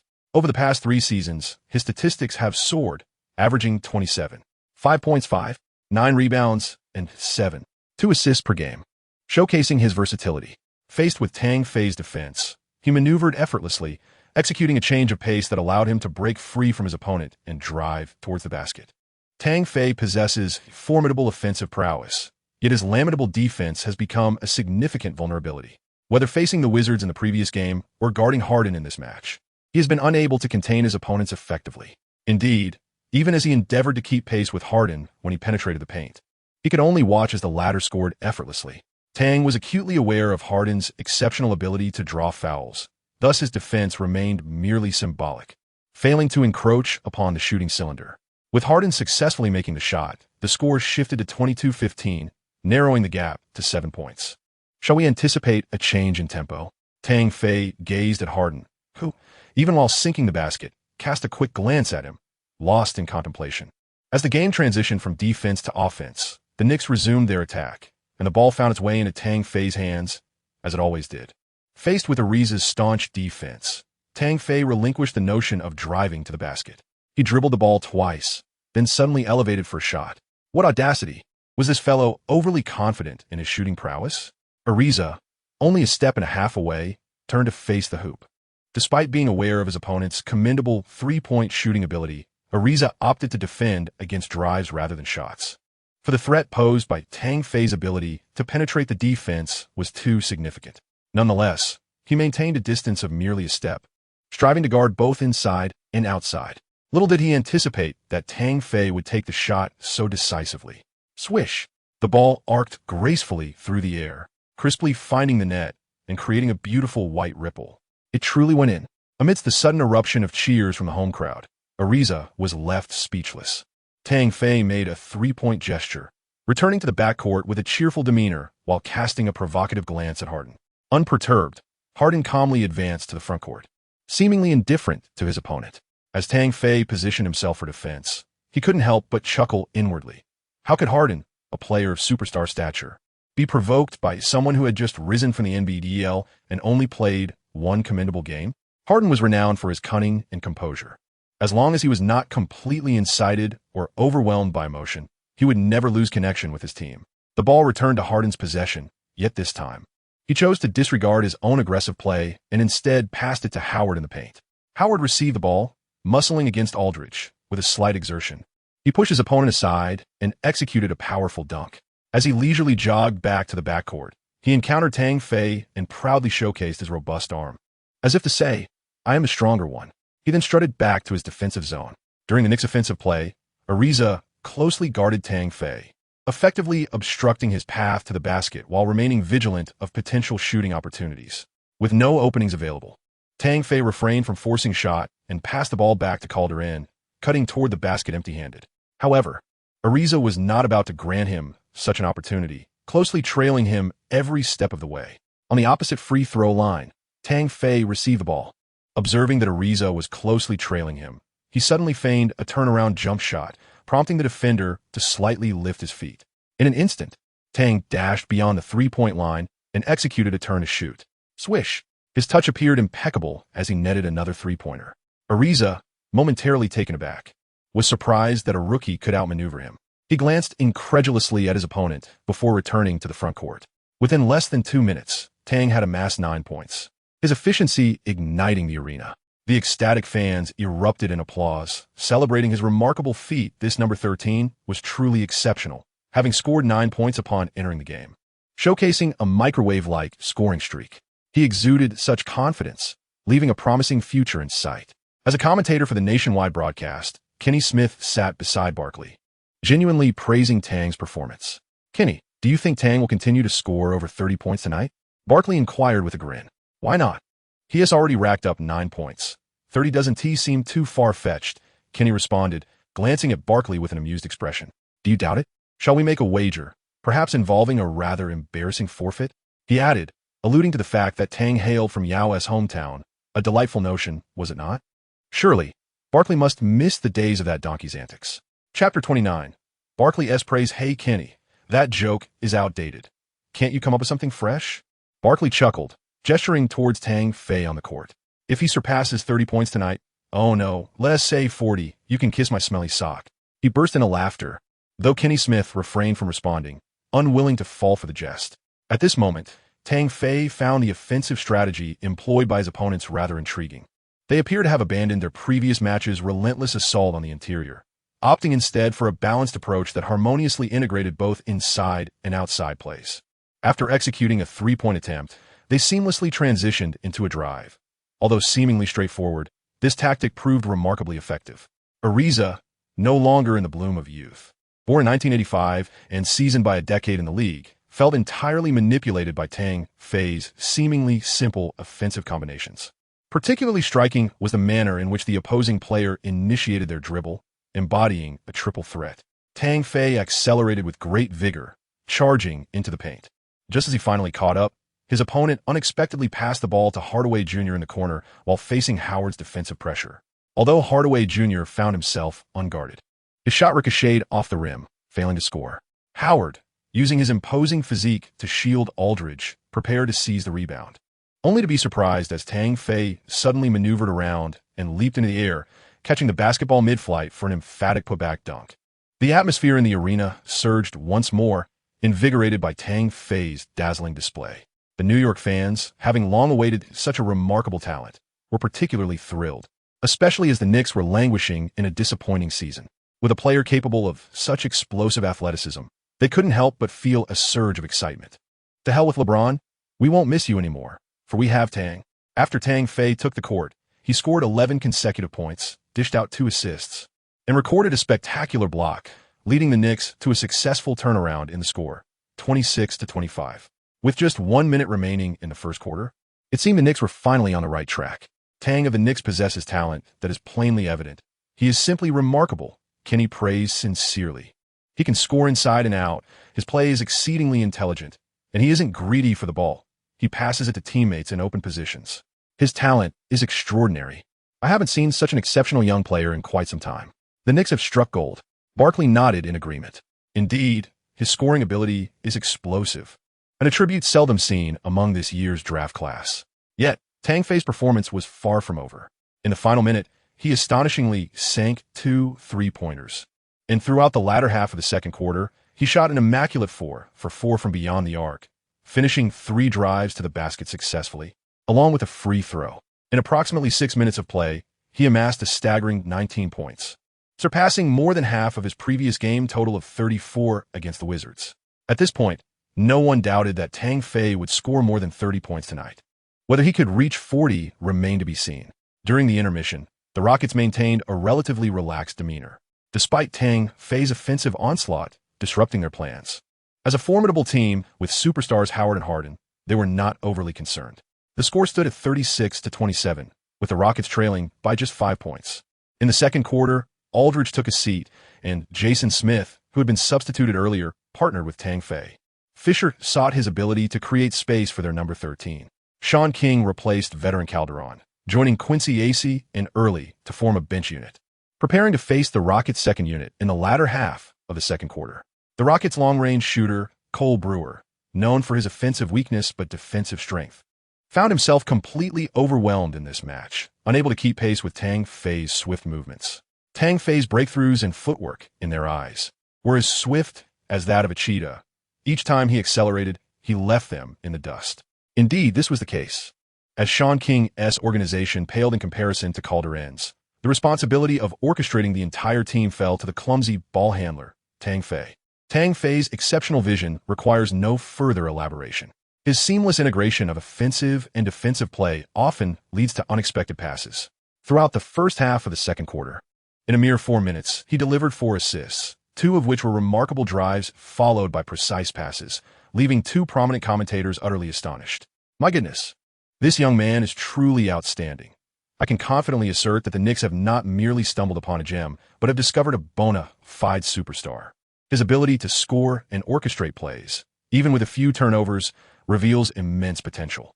Kenny Smith's exclamations of "my God" in just 2 sentences underscore the depth of his astonishment. If previously we acknowledged Tang Fei's scoring prowess, his current display of playmaking ability is equally remarkable. During this period, Tang Fei devoted himself to organizing the team, occasionally sneaking in a couple of 3-pointers, both of which found their mark, which is what truly instills a sense of terror. Kenny, I seem to see in his figure someone I find both detestable and helpless, Barkley remarked with a serious expression. Who? Kenny asked, casting a sidelong glance at him. The next moment, recalling that silhouette, he chuckled and teased. Michael Jordan? Barkley scoffed, clearly uninterested in engaging further, and shot Kenny a glare from over his shoulder. Wow, you really dare to say that. Although I see he possesses talent akin to Michael's. Compared to that old rascal, Tang is merely at the beginning of his journey. He still has a long way to go to become a remarkable superstar. Let us not overpraise him too much, Kenny replied dismissively. Yet he possesses that potential, does he not? That infuriating talent. Barkley grumbled, displaying a visibly displeased demeanor. As if years after retirement, the two still held a mutual disdain for one another, eliciting laughter from the home crowd. Michael Jordan? All the home fans gazed at Tang Fei, who had been substituted out for a breather, their expressions tinged with anticipation. He was a player they yearned to pursue, even more than LeBron. Chapter 30. Tactical shift with just over 7 minutes remaining in the second quarter. Both team starters returned to the court. Sensing a hint of pressure, Harden noticeably increased his attempts, relentlessly driving toward the basket while also sinking 2 3-pointers, turning the tide of the score in their favor. In this quarter, he shot 4 out of 7 from 2-point range, made 4 assists, and hit a near buzzer-beater 3-pointer with just 6 seconds left, culminating in an impressive tally of 14 points, 4 assists, and 2 steals for the quarter.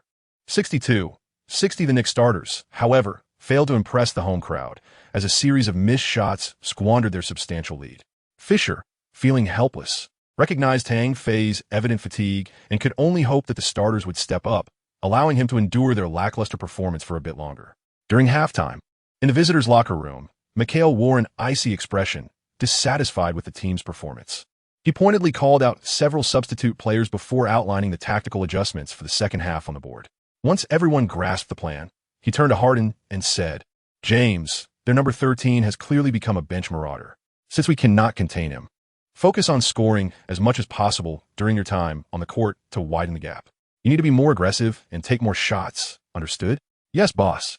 Harden understood perfectly, already eager to showcase his prowess in the second half. Good. Mikhail nodded, feeling utmost confidence in Harden, who had established himself as one of the most formidable offensive guards in the league.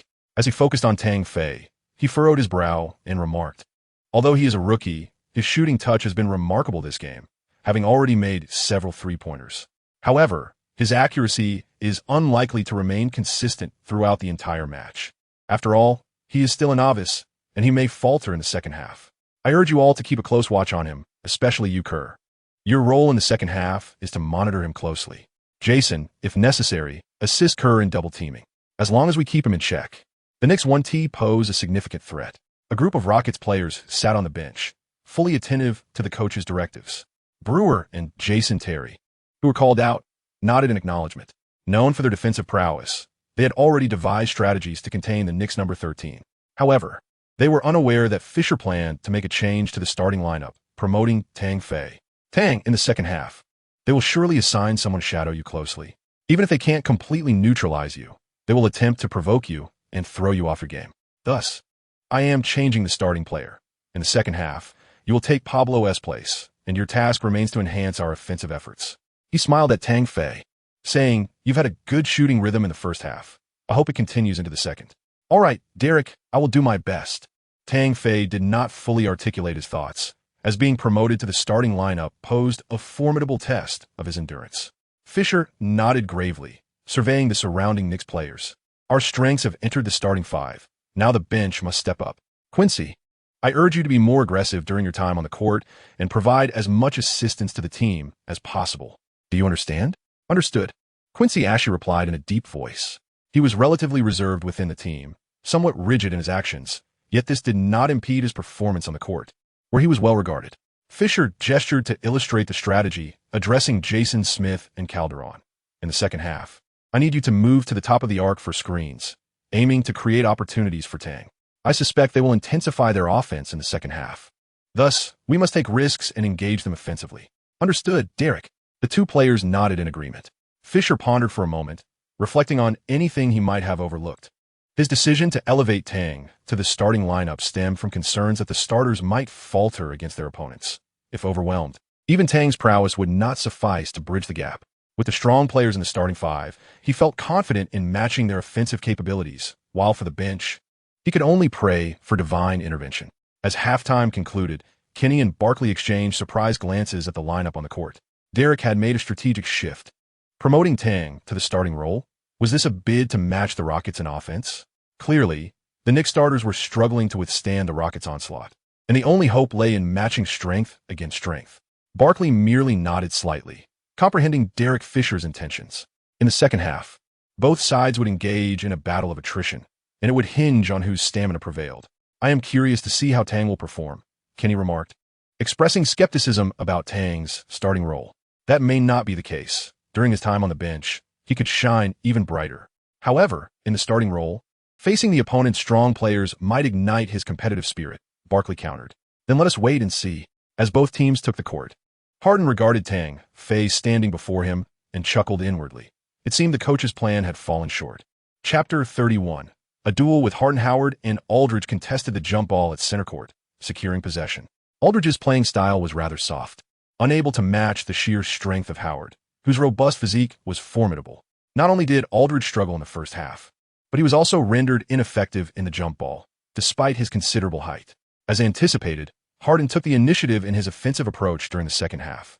Faced with Tang Fei's lackluster defense, he unleashed his signature skills, deftly altering his pace as the basketball danced between his hands like a sprite. With a sudden burst, he breezed past Tang, driving into the lane to score and drawing a foul from Aldridge. Swish! In the first half, only half of the initial 24 seconds had elapsed when Harden executed a remarkable three-point play. My dear Tang, your defense is akin to mere paper. As Harden returned to the half court, he couldn't resist uttering a taunt.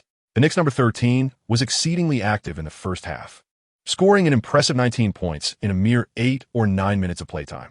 For someone who is subtly emerging as the premier shooting guard, This performance was indeed somewhat disappointing. Despite spending more time on the court than his opponent, he found himself trailing by 3 points. However, this successful offensive play managed to equalize the score for both teams. Tang Fei merely smiled, refraining from retorting. In his perspective, aside from his weight, Harden's physical attributes were not exceptional among the league's guards. However, he possessed an unparalleled rhythm, executing drives with precision. Furthermore, his increasingly refined step-back and Euro step were formidable weapons, and though he found it challenging to defend against such prowess, he bore no resentment. It was imperative to counterattack. Responding verbally while being pressured would only diminish his standing. Calder North advanced past half-court and swiftly provided Tang Fei with a screen, facilitating a handoff pass. He hoped that his team's number 13 would reciprocate, bolstering the opponent's confidence in the process. Confronted by Ariza's steadfast defense, Tang Fei opted against a drive, instead rising effortlessly for a three-point shot. Swish! The ball sailed through the net. Ariza, feeling somewhat helpless, cast a lingering glance at Tang Fei during a brief pause in play initiated by Resurgence, his expression darkening. He was unable to contain him. This player's shooting touch was extraordinarily hot, having carried over from the first half with almost no misses. Today, Tang Fei was on fire, hitting 7 out of 8 three-point attempts, truly a nightmare for the Rockets. If they failed to rein him in, they risked a devastating defeat. Kenny exclaimed in astonishment at Tang Fei's sharpshooting prowess. While he marveled at the opponent's remarkable talent, he was equally awed by his ruthless three-point shooting. This was the most infuriating scenario. Unable to contain him on drives, struggling to keep pace, and yet he possessed a lethal long-range shot. Such individuals should be dealt with decisively, muttered Barkley. This certainly touches on our dear Sir Charles's sore spot, Kenny chuckled, sensing the underlying resentment from the opposing team. Harden's demeanor grew serious as he glanced at Tang Fei, the urge to taunt fading away. The silent rebuttal of effortlessly sinking a three-pointer was far more irksome than engaging in playful banter. With a rhythmic cadence, the basketball sang a deadly symphony in his hands, weaving back and forth between his legs. Suddenly, he propelled the ball forward, launching himself like a cannonball along the trajectory of the ball, surging ahead with determination. Tang Fei pursued relentlessly, closely adhering to his opponent, determined to thwart his advance. However, as Harden advanced, he suddenly halted, pulling the ball back and releasing a mid-range shot. Regrettably, his aim was slightly off, and the ball struck the rim. Seizing the moment, Tang Fei, who was unable to halt his momentum in time, leaped for the rebound and secured the ball. Upon landing, he swiftly passed it to Calder, who was racing towards the front court, initiating a fast break, while he himself followed closely behind. Just past the halfway line, Ariza's defense came in, closely trailing him. Tang Fei was determined not to squander this opportunity for a fast break. Utilizing his speed and physical strength, he confidently maneuvered along the path, stepping decisively within the three-point line. In an instant, he accelerated once more, effortlessly creating separation from Ariza. Calder, though not particularly swift, possessed exceptional vision and a seasoned passing ability. As he advanced, he caught sight of Tang Fei, who had already gained a positional advantage, and promptly delivered a bounce pass, perfectly placing the ball into Tang Fei's hands. Bang! Tang Fei received the ball and leaped into the air, propelled by his formidable inertia, soaring like a bird into the woods, light and swift, before forcefully slamming the ball through the hoop. The arena erupted in excitement. The home crowd, easily swayed by the electrifying atmosphere, burst into jubilant celebration. They adored Tang Fei, finding him truly unparalleled. Whether it was a three-pointer or a dunk, he never failed to ignite their fervor. The score was tied at 65-65, thanks to Tang Fei's remarkable offensive prowess, as he scored 5 consecutive points to level the game against the Rockets. As Harden dribbled past midcourt, a twinge of regret washed over him. Why had he foolishly provoked his opponent? Trash talk was never his forte, yet he had felt compelled to boast, inadvertently igniting Tang Fei's competitive spirit. Rather than opting for a layup, the young player aimed for a dunk, energizing the home crowd. With a hint of frustration, Harden advanced to just outside the three-point line, glanced at Tang Fei's position, and suddenly released the ball. Swish! It found the net with unwavering precision. His three-pointer was a testament to his fierce demeanor and concise nature.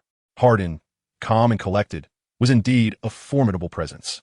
Tang Fei remained silent, having mentally prepared himself beforehand. As he maneuvered the ball for the Knicks a few times, he swiftly led Ariza on an off-ball run.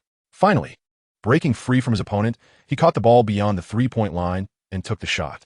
His shooting touch remained impeccable, and the three-pointer swished through the net. My goodness, is Tang intending to engage in a shooting duel with Harden? Is this Derek's strategy? Kenny glanced incredulously at Fisher on the sidelines, utterly astonished. He never anticipated such audacity from the opposing team, allowing a rookie to dominate the offense against the Rockets in a real showdown, particularly in a face-off with the star player.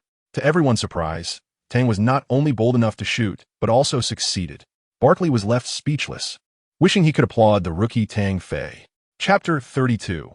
A stellar performance in the cafeteria of the Capital City University of Media. Thousands of students gathered to watch the game. The atmosphere was electric, frequently punctuated by waves of cheers, as they seemed to have entered a state of oblivion, even forgetting to eat. This matchup between the Knicks and the formidable Western team, the Rockets, was broadcasted live by CCTV, providing great convenience for the students.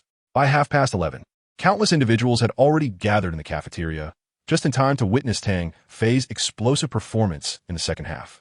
Ever since Yao Ming's retirement and Yi Jianlian's struggles, they had longed for a Chinese presence in the NBA.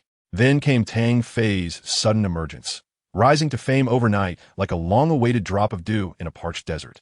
Especially witnessing Tang Fei's ferocity, not only did he single-handedly defeat the Washington Wizards in the previous game, but he also held his ground against Harden in this match. On the television screen mounted on the wall, Tang Fei suddenly executed a jump shot over Ariza, sinking another three-pointer, much to the latter's chagrin, igniting the excitement among the viewers once again. Incredible. Another one. How many is that now? He.S. hitting them with unerring precision. Truly impressive. What a thrill. Is that the fourth three-pointer in the second half? Just look at Ariza's grim expression to gauge Tang Fei's prowess. Unbelievable. Has Tang already scored over 30 points? The Rockets simply cannot contain him. It's no wonder they struggle. Tang Fei's speed is astonishing, his drives are sharp, and his shooting from beyond the arc is phenomenal. How can one defend against that? It defies logic. The students watched, engaged in animated discussions, and, among them, Reno's face flushed with excitement. Kid, after this game, if the Knicks don't offer you a substantial contract, I want to accept it. Just storm into New York and demand it. However, glancing at his cousin Mena, who today sported a short skirt revealing her long, slender legs, his mood soured like swallowing a fly. I say, cousin, didn't you graduate? How can you still be here? Reno turned to the woman, his expression darkening in protest. What I said to you? I can do what I please. Mena cheered for Tang Fei, and, as a devoted LeBron fan, it did not hinder her newfound admiration for him. Upon hearing her cousin's inquiry, she remained utterly indifferent. Are you truly so relentless in your pursuit of his contact information? Give it up. I shall not provide it. Reynolds felt a deep sense of discontent. His sole desire was to protect Tang Fei, especially after the latter had just delivered two commendable performances. He did not wish for anyone to disturb his close friend. I'm not even asking you for it. But that does not hinder my enjoyment of watching him play, does it? Mena shot him a glare and chose to ignore him. At that moment, halfway through the third quarter of the second half, the Knicks, who had seemingly lost hope for the playoffs, astonishingly maintained their lead thanks to Tang Fei's extraordinary form and fervent energy. The score stood at 81-74. Had it not been for the Rockets players dominating in every position, the point differential could have easily soared to 20. Calder N, besieged by Beverly's relentless defense, struggled to keep up. Were it not for Tang Fei's several penetrating passes that enabled him to sink two three-pointers, the game would have essentially slipped away. Despite holding a 7-point advantage over the Rockets, the hearts of the fans in the cafeteria, whether Rocket supporters or new admirers of the Knicks and Tang Fei, were in a state of suspense. They found themselves torn. On one side was their longtime home team, the Rockets, with many fans supporting them due to the Yao Ming phenomenon. On the other, the rising Knicks, led by the freshly emerged Tang Fei, a player of pure Chinese heritage, had also begun to feel like home. Whom to support?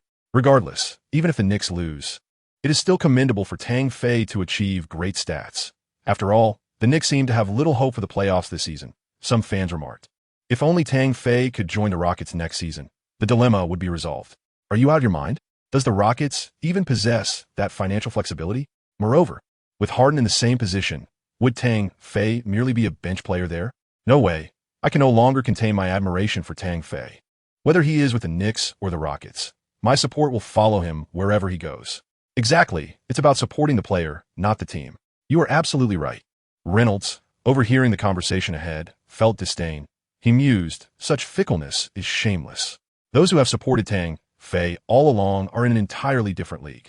He seemed to forget that before Tang Fei arrived in America, he himself was an ardent fan of the Houston Rockets. As the game progressed, with the Rockets struggling to find their offensive rhythm, the Knicks finally expanded their lead to 12 points. It appeared that Fisher sighed in relief, opting to substitute Tang Fei and other key players one by one.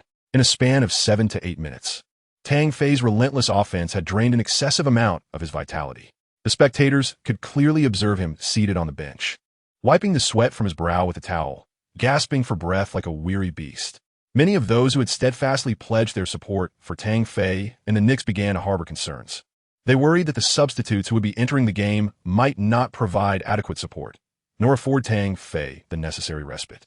The camera lingered on Tang Fei for a full 10 seconds, showcasing his statistics thus far in the match at the bottom of the screen. 37 points, 5 rebounds, and 8 assists, surpassing his scoring record from the previous game. Upon seeing such impressive figures, the cafeteria erupted in astonished gasps, each face alight with joy. My goodness! Yet another performance worthy of a superstar. Chapter 33. The determination of the Zen master in the luxury box of the Knicks home arena. The elderly Phil Jackson sat comfortably, exuding an air of ease, even in the presence of his team's owner, James Dolan. Given his current achievements, he felt no trepidation, engaging in light-hearted banter with Dolan. Unfortunately, the latter had just arrived and missed the moment he had intended to witness, leaving him uncertain about the success of his plans. As the owner of the Knicks and a passionate basketball enthusiast, Dolan took great care of his team. However, he occasionally made impulsive decisions, acting on a whim without considering the potential consequences. At that moment, while both team substitutes were engaged in a fierce battle, the atmosphere appeared lively. Yet Jackson's heart was heavy with concern. These players were truly difficult to watch. Aside from Quincy, the substitutes, Prigioni, Sean Kinn, and Early, were being thoroughly dominated by their opponents, failing to make shots or secure rebounds.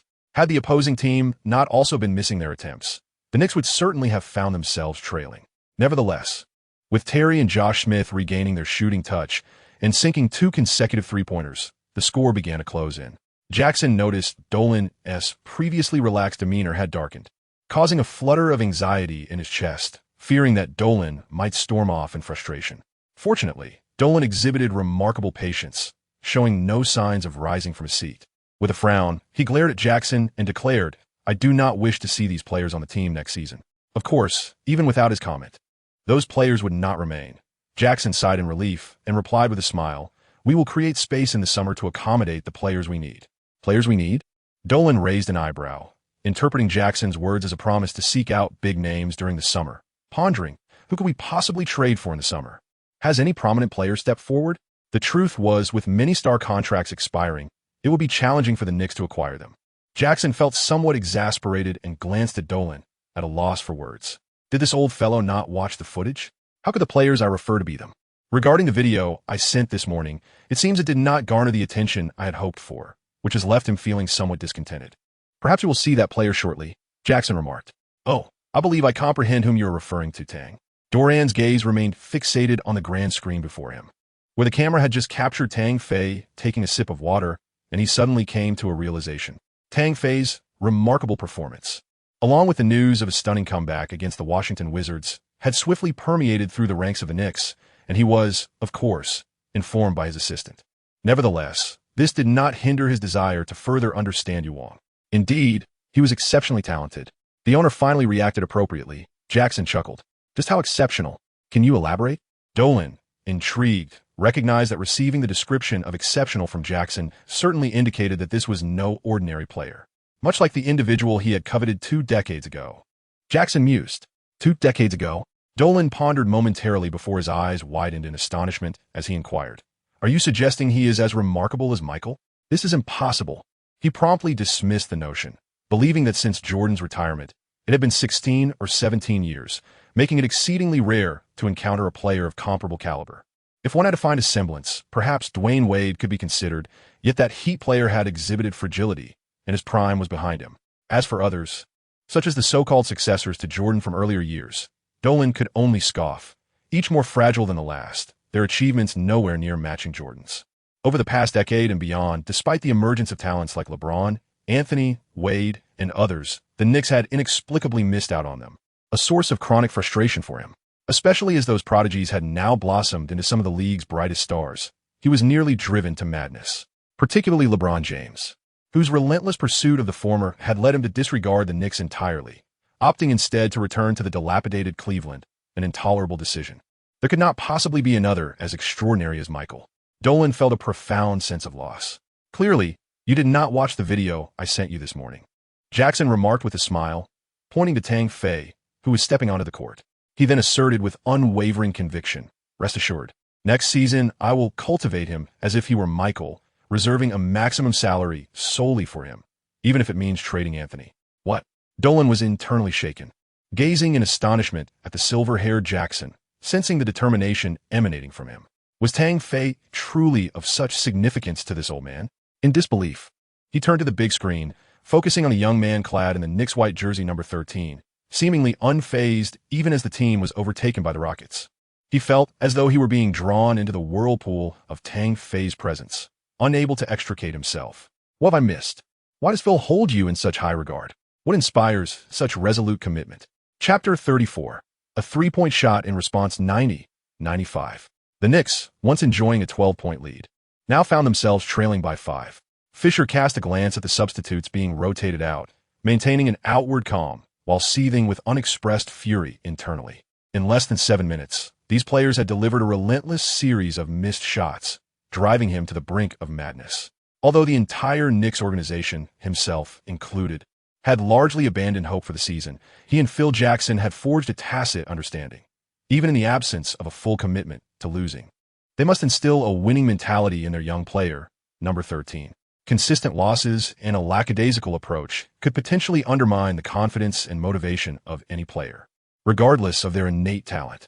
If the spirit of victory were to be eroded, it could lead to a decline into mediocrity, stripping them of their competitive edge and reducing them to mere ordinary players. Thus, recognizing the flicker of hope for victory, it was imperative to nurture Tang Shuli's belief in triumph. As Tang Fei re-entered the court, the home crowd erupted in jubilant cheers, their faces alight with excitement. He has now begun to emerge as the focal point of their adoration, their most cherished player. His presence alone, regardless of the score or even a potential loss, ignites their fervor. The arena suddenly resonated with a harmonious and fervent applause, a tribute solely for him. Unfortunately, in the first offensive play, the ball did not touch his hands and ended with a clang against the rim. As Harden glanced back at the rookie behind him, his thoughts were unknown. But as he held the ball, he felt an overwhelming surge of determination, as if he was intent on shattering his opponent's confidence. He surged past Tang Fei, whose defense was lacking, darting towards the basket. As he approached, confronted by Aldridge's defense, he deftly released the ball, which swished cleanly through the net. Turning back, he suddenly proposed to Tang Fei with a smile, "Rookie, how about coming to Houston this summer? With your exceptional talent and 2 stellar performances, Morey certainly won't overlook you. Come to Houston. Together, we can strive for the championship. What do you say?" Initially, he intended merely to jest and rattle his opponent. Yet as he spoke, the idea began to resonate, and his expression shifted to one of earnestness. Given Morey's usual tendencies, it was entirely possible he had already made an offer to the Knicks upper management. Tang Fei's prowess has garnered his recognition, while the disparity in talent has evoked a deep sense of envy within him. The extraordinary gifts possessed by Tang Fei are precisely what he has long aspired to attain in his dreams. Tang Fei stood silently at the corner of the three-point line, his expression composed. As he settled into position, the basketball soared from the hands of Jason Smith. Without a moment's hesitation, he received the pass and drove towards the basket, effortlessly bypassing Harden with a single step. In comparison to Tang Fei's defensive prowess, Harden's defense was rather lackluster. Once his opponent broke past him, he simply stood still, employing his trademark glare. This flimsy defense became even more pronounced in the subsequent season, marking a significant decline from his once illustrious status. Given his physique, it was unrealistic for him to maintain focus on both offense and defense simultaneously. Conserving energy for scoring had long been his chosen style of play, prompting Morey to recruit the relentless Beverly. As Brother Deng observed Tang Fei's swift advance towards the basket, he leaped to meet Howard, utilizing his exceptional hang time, agility, and balance to navigate around the imposing figure, extending his body to delicately release the ball into the hoop. Kobe, is it you? At the moment Tang Fei soared for the layup, Harden felt as though he were witnessing his idol gracing the Knicks, executing a breathtaking play against Howard.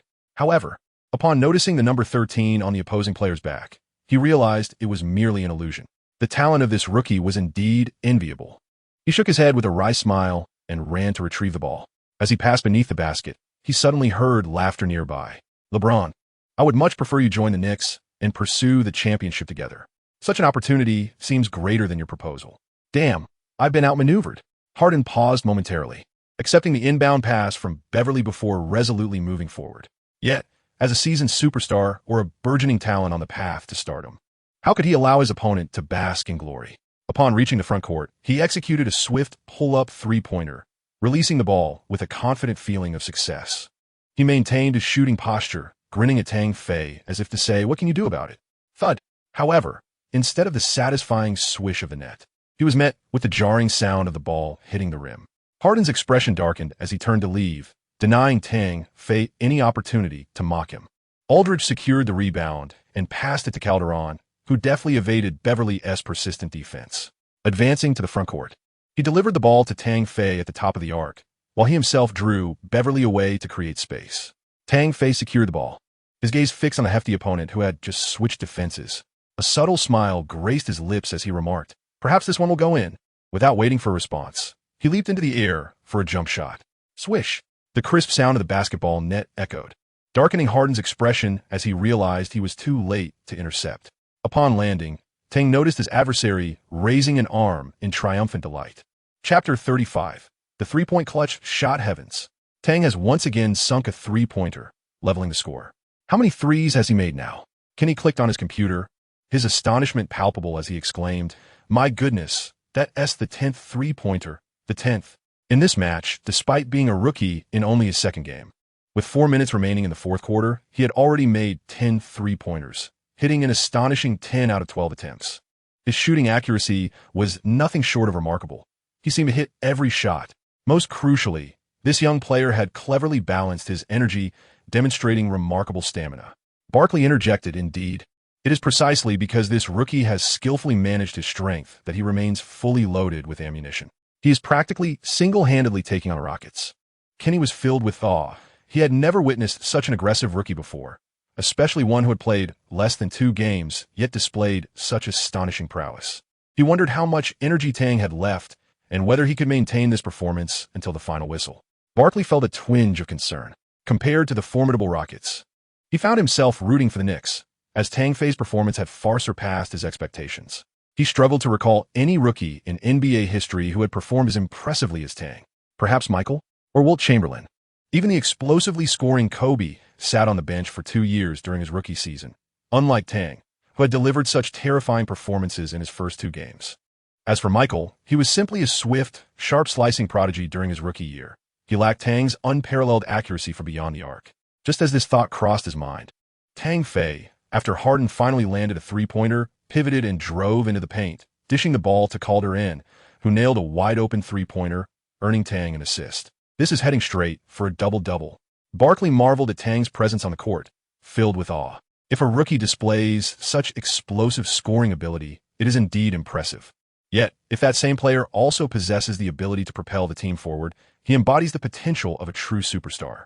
In Tang, Barkley recognized that potential. Despite having played only 2 games, he was already witnessing the bright future of this young talent. As the 2 teams engaged in a fierce tug-of-war in this critical moment, they exchanged baskets with relentless determination, each shot met with an immediate response, neither side willing to concede an inch. The clash between the team's star players was nothing short of spectacular. The fervent fans never anticipated that their beloved number 13 would match James Harden's prowess so closely in just a second game.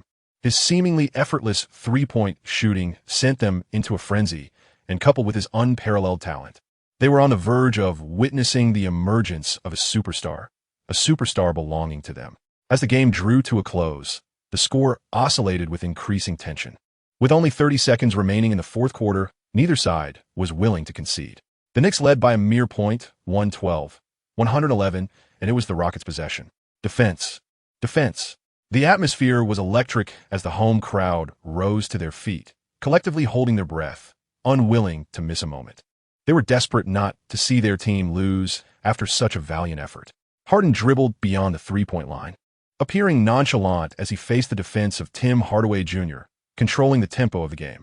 He made a sudden move towards the basket, simulating a drive to draw his defender away, then swiftly retreated back beyond the arc. Hardaway, maintaining his composure, recognized the feint and adjusted his positioning. However, Harden, with a deft step back, created space between them and launched a shot. Swish! He elegantly converted the three-pointer, a hallmark of his signature step-back move. In such critical moments, the ability to secure points exemplifies the essence of a true superstar. He achieved this, exhaling a sigh of relief as he sauntered back to defense. The Rockets reclaimed the lead, 114-112. Fisher called for a timeout to strategize with his players, opting for a three-point attempt rather than a two-pointer. The stage was set for a decisive showdown. With less than 10 seconds remaining, the tension escalated. Fans, both in the arena and glued to their screens, were utterly engrossed. Regardless of their allegiance, Rockets or newly converted Knicks supporters, no eyes strayed from the court. As Calder released the ball to Jason Smith just 5 seconds before the end, Smith maneuvered past Ariza's defense, finding a gap. Almost simultaneously, he received the pass and, with only 2 seconds on the clock, leapt into the air, releasing the ball towards the hoop. Ariza, like a shadow, lunged at him, his long arm reaching out to block the shot. Alas, he was a moment too late.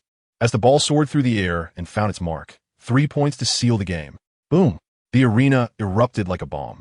An explosion of cheers and screams resonating throughout, deafening and earth-shattering. The entire Knicks bench was in an uproar, with all the players rushing onto the court towards Tang Fei, who lay on the ground after delivering the game-winning shot. They had triumphed. The Knicks had indeed conquered the Houston Rockets, led by Harden and Howard. And it was Tang Fei who executed a spectacular last-second shot. What could be more exhilarating than this? In the owner's box at Madison Square Garden, Dolan resembled an exuberant child, leaping high and waving his arms in jubilation, shouting, "We won! We won! Our opponents were the Houston Rockets. Incredible!" He jumped in a frenzy, more ecstatic than if the Knicks had clinched the championship, utterly beside himself. After a full 10 seconds, he finally noticed the older Jackson beside him, and promptly quieted down.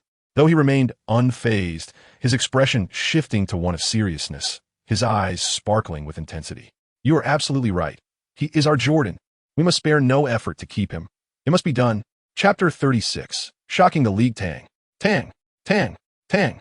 With that last second shot, he left the Houston Rockets in utter dismay, greatly invigorating the home fans, who erupted in cheers, fervently chanting Tang Fei's name, expressing their deepest enthusiasm and affection. When the scoreboard in the center of the arena displayed Tang Fei's stats for the game, the crowd was astounded. My goodness, what astonishing numbers. 56 points, 9 rebounds, 11 assists, 2 steals, and 1 block.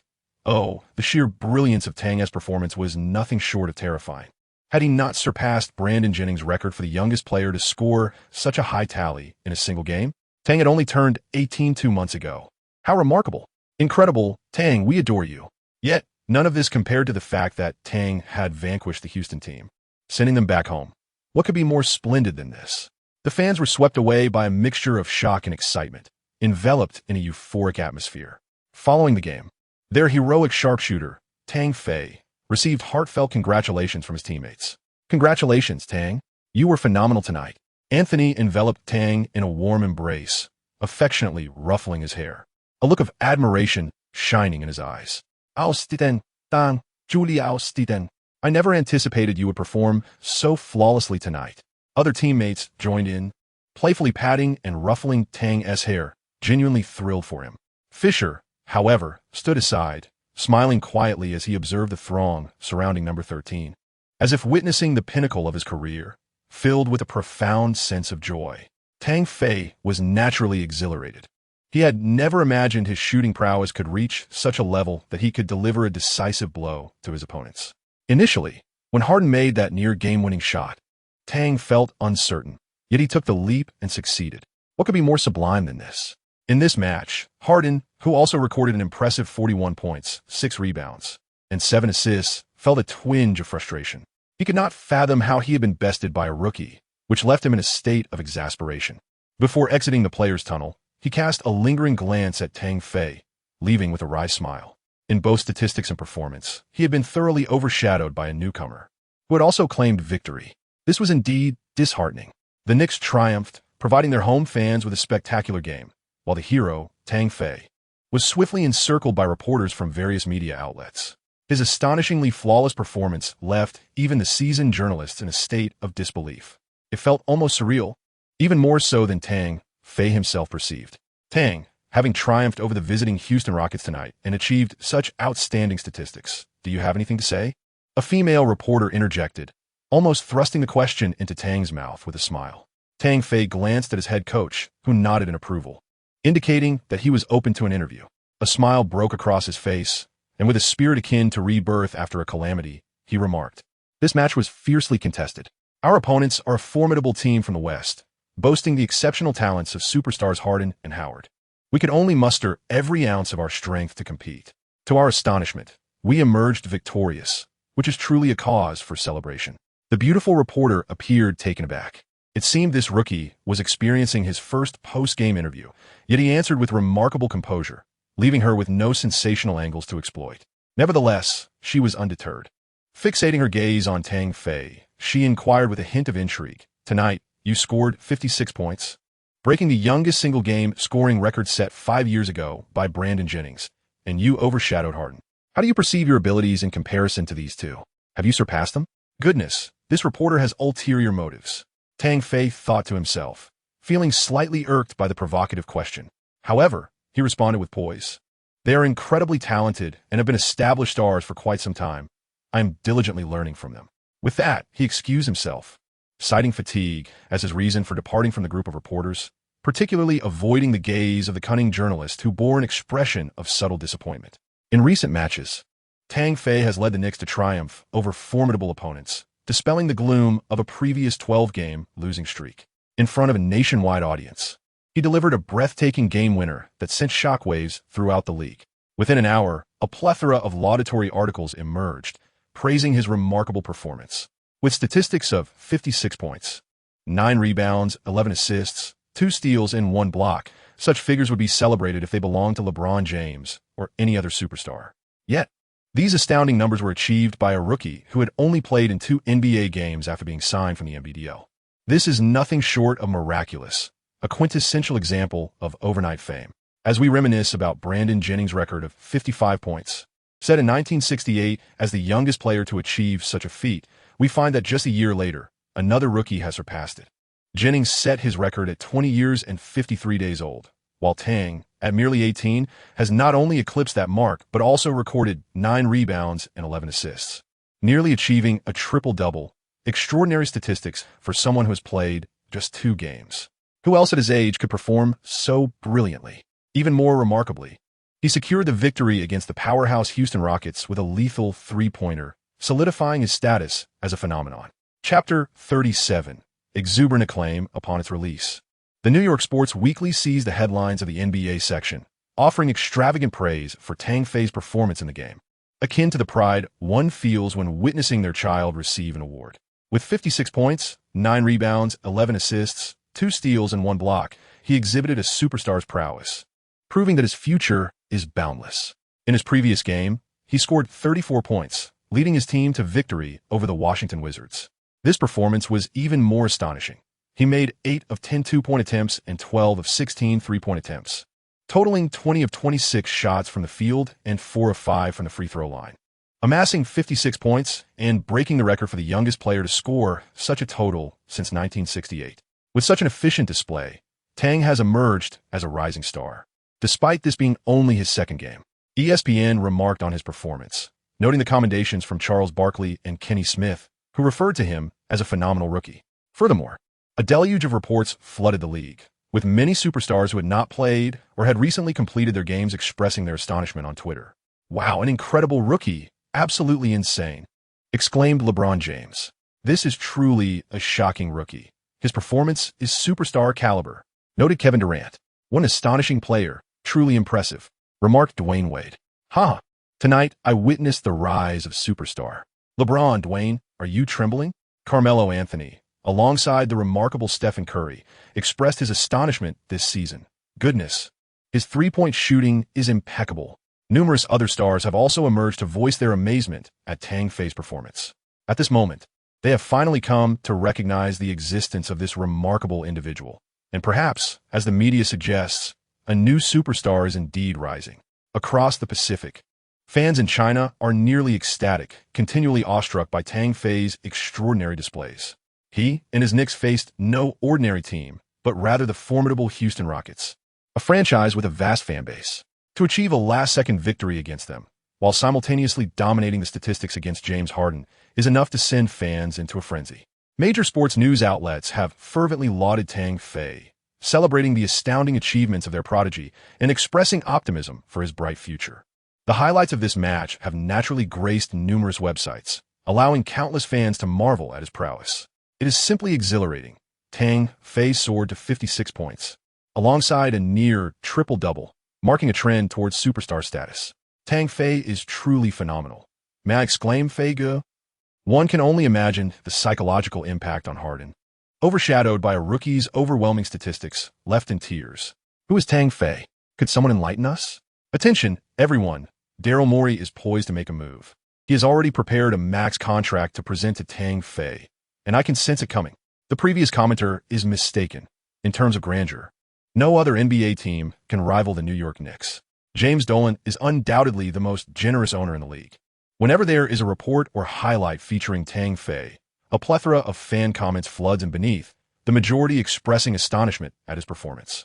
Those who have witnessed the games recount his talent with reverence, igniting a wave of admiration among fans. However, regardless of the discourse, since Yao Ming's retirement, and with E. Jillian's less-than-stellar performances in the NBA, alongside Jeremy Lin's somewhat underwhelming presence, fans experiencing a drought of local idols have shown immense support for Tang Fei. Tang Fei is not one to be exaggerated by certain media outlets that deliberately inflate the accomplishments of some players with sensational headlines, such as scoring a mere 2 points and 2 rebounds or astonishing the league with a solitary block. His statistics are undeniably authentic. He has achieved an almost surreal triple-double with over 60 points, leaving observers in disbelief. It is noteworthy that Yao Ming's highest single-game score is merely 41 points, while Tang Fei has remarkably reached 56 points, and he does so as a shooting guard rather than a slower-moving center. Tang Fei's offensive prowess, characterized by his astonishing speed and innate talent, has captivated countless basketball enthusiasts. Following the game, James Harden participated in an interview, expressing his dissatisfaction with the loss and vowing to reclaim victory in the next match. However, when asked about a rookie who had utterly outperformed him in both statistics and performance, Harden felt a surge of frustration, yet managed to maintain a cordial smile. He remarked, "Our defense against him tonight was inadequate, allowing him to sink numerous three-pointers. His performance was nothing short of stellar, which is remarkable for a newcomer. He possesses enviable talent and exceptional shooting skills. I hope he continues to excel, as he has a long road ahead." A reporter, seemingly an official Knicks journalist and a fan of Tang Fei, eagerly inquired, "Do you believe he can become a superstar? Will he be the future of the Knicks?" After a moment of contemplation, Harden replied with a smile, "Although he has only played 2 games, talent dictates the baseline, and his future achievements will undoubtedly be significant. Moreover, he performed outstandingly, did he not? Scoring over 50 points against us attests to his capabilities. I am optimistic about his future." In summary, after this match, Tang Fei's name spread like wildfire across the land, becoming known to every basketball aficionado. It was at this moment that Tang Fei truly became an overnight sensation. As all the Knicks players emerged from the arena, they were greeted by throngs of fans who erupted in cheers upon seeing Tang Fei, particularly the female admirers. This fervent adoration left Tang Fei astonished, reminiscent of the scenes he had only witnessed online in his previous life, where fans pursued a celebrity. Little did he realize the significance this game would have for him. The following day, he was inexplicably summoned to the office of the president of basketball operations, where he encountered the kindly visage of the KFC grandpa alongside the bald-headed head coach, only to discover that he was facing a contract renewal, a salary increase. Apologies for waking up late after staying up late to watch the game last night. I can't believe we lost. What a waste of expressions. Chapter 38. Contract renewal. On the desk of KFC grandpa lay a contract, yet he took his time revealing it to Tang Fei, instead cheerfully advising, "Tang, you need to find a manager. To which Tang Fei lamented, "I'm broke and cannot afford one." Tang Fei responded with a bashful demeanor. Yet his gaze remained fixated on the item labeled player contract. This is an absolute necessity. One must understand that an individual's energy is finite, particularly for athletes who, beyond their training and essential rest periods, must concentrate on their competitions. Engaging an agent to manage affairs outside the realm of sports or personal life becomes exceedingly imperative. Jackson, of course, noticed Tang Fei's intense focus and, maintaining a facade of calmness, spoke to him in a cautionary tone. "I understand, but ultimately it boils down to the same issue, poverty." Tang Fei displayed an air of indifference. Yet his words unmistakably conveyed a sense of urgency. "Enough with the idle chatter. Swiftly grant me a raise." This little rascal. Jackson found himself at a loss, resorting only to a gentle reminder.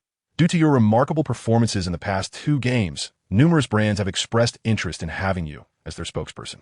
Lacking your contact information, they have entrusted their inquiries to me. Thus, Tang, I sincerely hope you consider acquiring a manager." Jackson's earnest counsel was still unfolding when Tang Fei bluntly interjected, "Broke." Jackson felt a surge of frustration, wishing he could grasp Tang Fei by the ears and shout, "Could you possibly listen attentively?"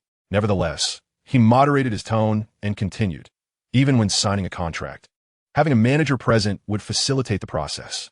Well, Tang Fei seemed to have finally found something else to say, but after a moment of contemplation, he shrugged his shoulders and, with an expression of resignation, uttered a single word, "Broke." "Is that all you can say?" Jackson's eyes blazed with fury, nearly pushed to the brink of hurling the cup on the table. If given the chance to unleash a torrent of curses, he would certainly unleash a diatribe against all the women in Tang Fei's family. Ultimately, he managed to suppress his anger, darkening his countenance as he handed the contract to Tang Fei, wearing a visage of utter desolation, and remarked, "Take a look at it." Tang Fei did not respond immediately. Instead, he gazed intently at him and inquired, "Is it the maximum salary?" "What the hell?" Jackson, who had just managed to suppress his anger, felt it bubbling to the surface once more. Fortunately, the astute Fisher stepped in, placing himself between Tang Fei and Jackson while pouring water, all the while exchanging knowing glances with Jackson. With a sigh, Jackson suppressed his irritation once again, pinching the bridge of his nose in exasperation. He felt that continuing to engage with Tang Fei would surely lead to a fit of frustration. Are the young people these days so lacking in humility? They throw around the notion of a maximum salary so flippantly. While he genuinely wished to offer Tang Fei a maximum contract, the timing was far from ideal, especially given that Tang Fei had only played 2 commendable games. It would be foolish to extend such an offer without certainty about the future. No team would dare to propose such a contract under these circumstances. A maximum salary was out of the question, not at least for now. He needed to prove himself further. Understood? After a moment of contemplation, Jackson finally spoke in a more amicable tone. "I understand. Then let it be the minimum salary." Tang Fei nodded, presenting his terms. Jackson was truly at a loss for words this time. If every player were to approach negotiations like Tang Fei, demanding either a maximum or a minimum salary, contracts would be far simpler to negotiate. However, he could not solely offer the minimum salary, setting aside Tang Fei's remarkable performances in those 2 games. His inherent talent and precision in shooting threes warranted more than just the minimum. But what could he possibly say? After a moment of troubled reflection, Jackson continued, "This season, the Knicks have exhausted their veteran minimum salary options, and since you're not a draft player, we cannot sign you to a traditional rookie contract. The Knicks have already exceeded the luxury tax threshold, so for now, we can only offer you a 1-year mid-level exception. If you continue to excel this season, we can discuss a contract extension for the next season." Understood. Tang Fei's heart was as clear as a mirror. His prior display was merely an act of feigned ignorance, intended to gauge this old fellow's attitude toward him. He believed that if the attitude was indifferent and lacking in seriousness, once his short-term contract concluded, numerous teams would come forth with generous offers. Of course, the highest he could expect would be a full mid-level exception contract. No team would bestow a max salary upon a player who had only excelled in 2 games. Not even the notoriously extravagant Dolan would be foolish enough to commit such an error. Rather than signing a mid-level deal with another team, it would be wiser to remain with the Knicks, where he could potentially secure a max salary in the summer, especially given Dolan's reputation for generosity. He finally received the contract and scrutinized it with great care. A 1-year mid-level contract, though not substantial, was the most money he had ever seen in 2 lifetimes.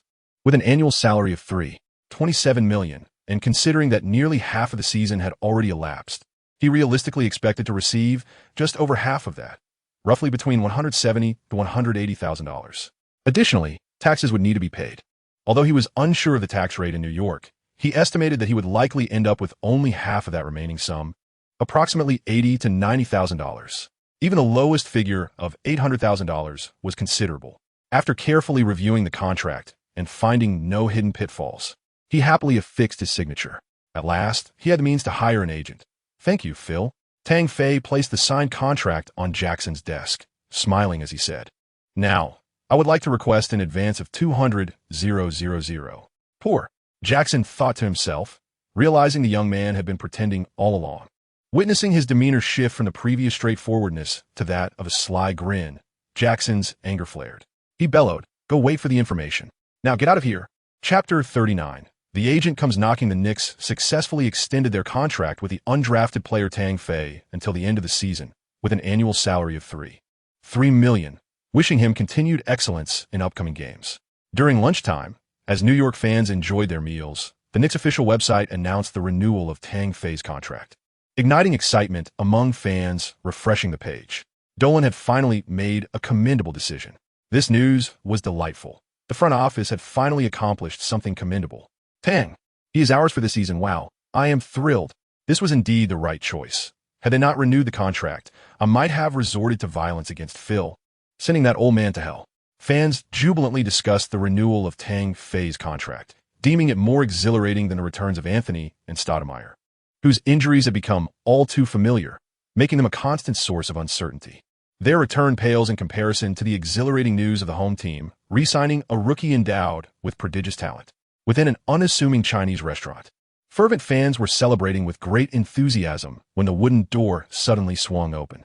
A tall figure strode in, notably adorned in a Knicks jersey, exuding the demeanor of a devoted supporter.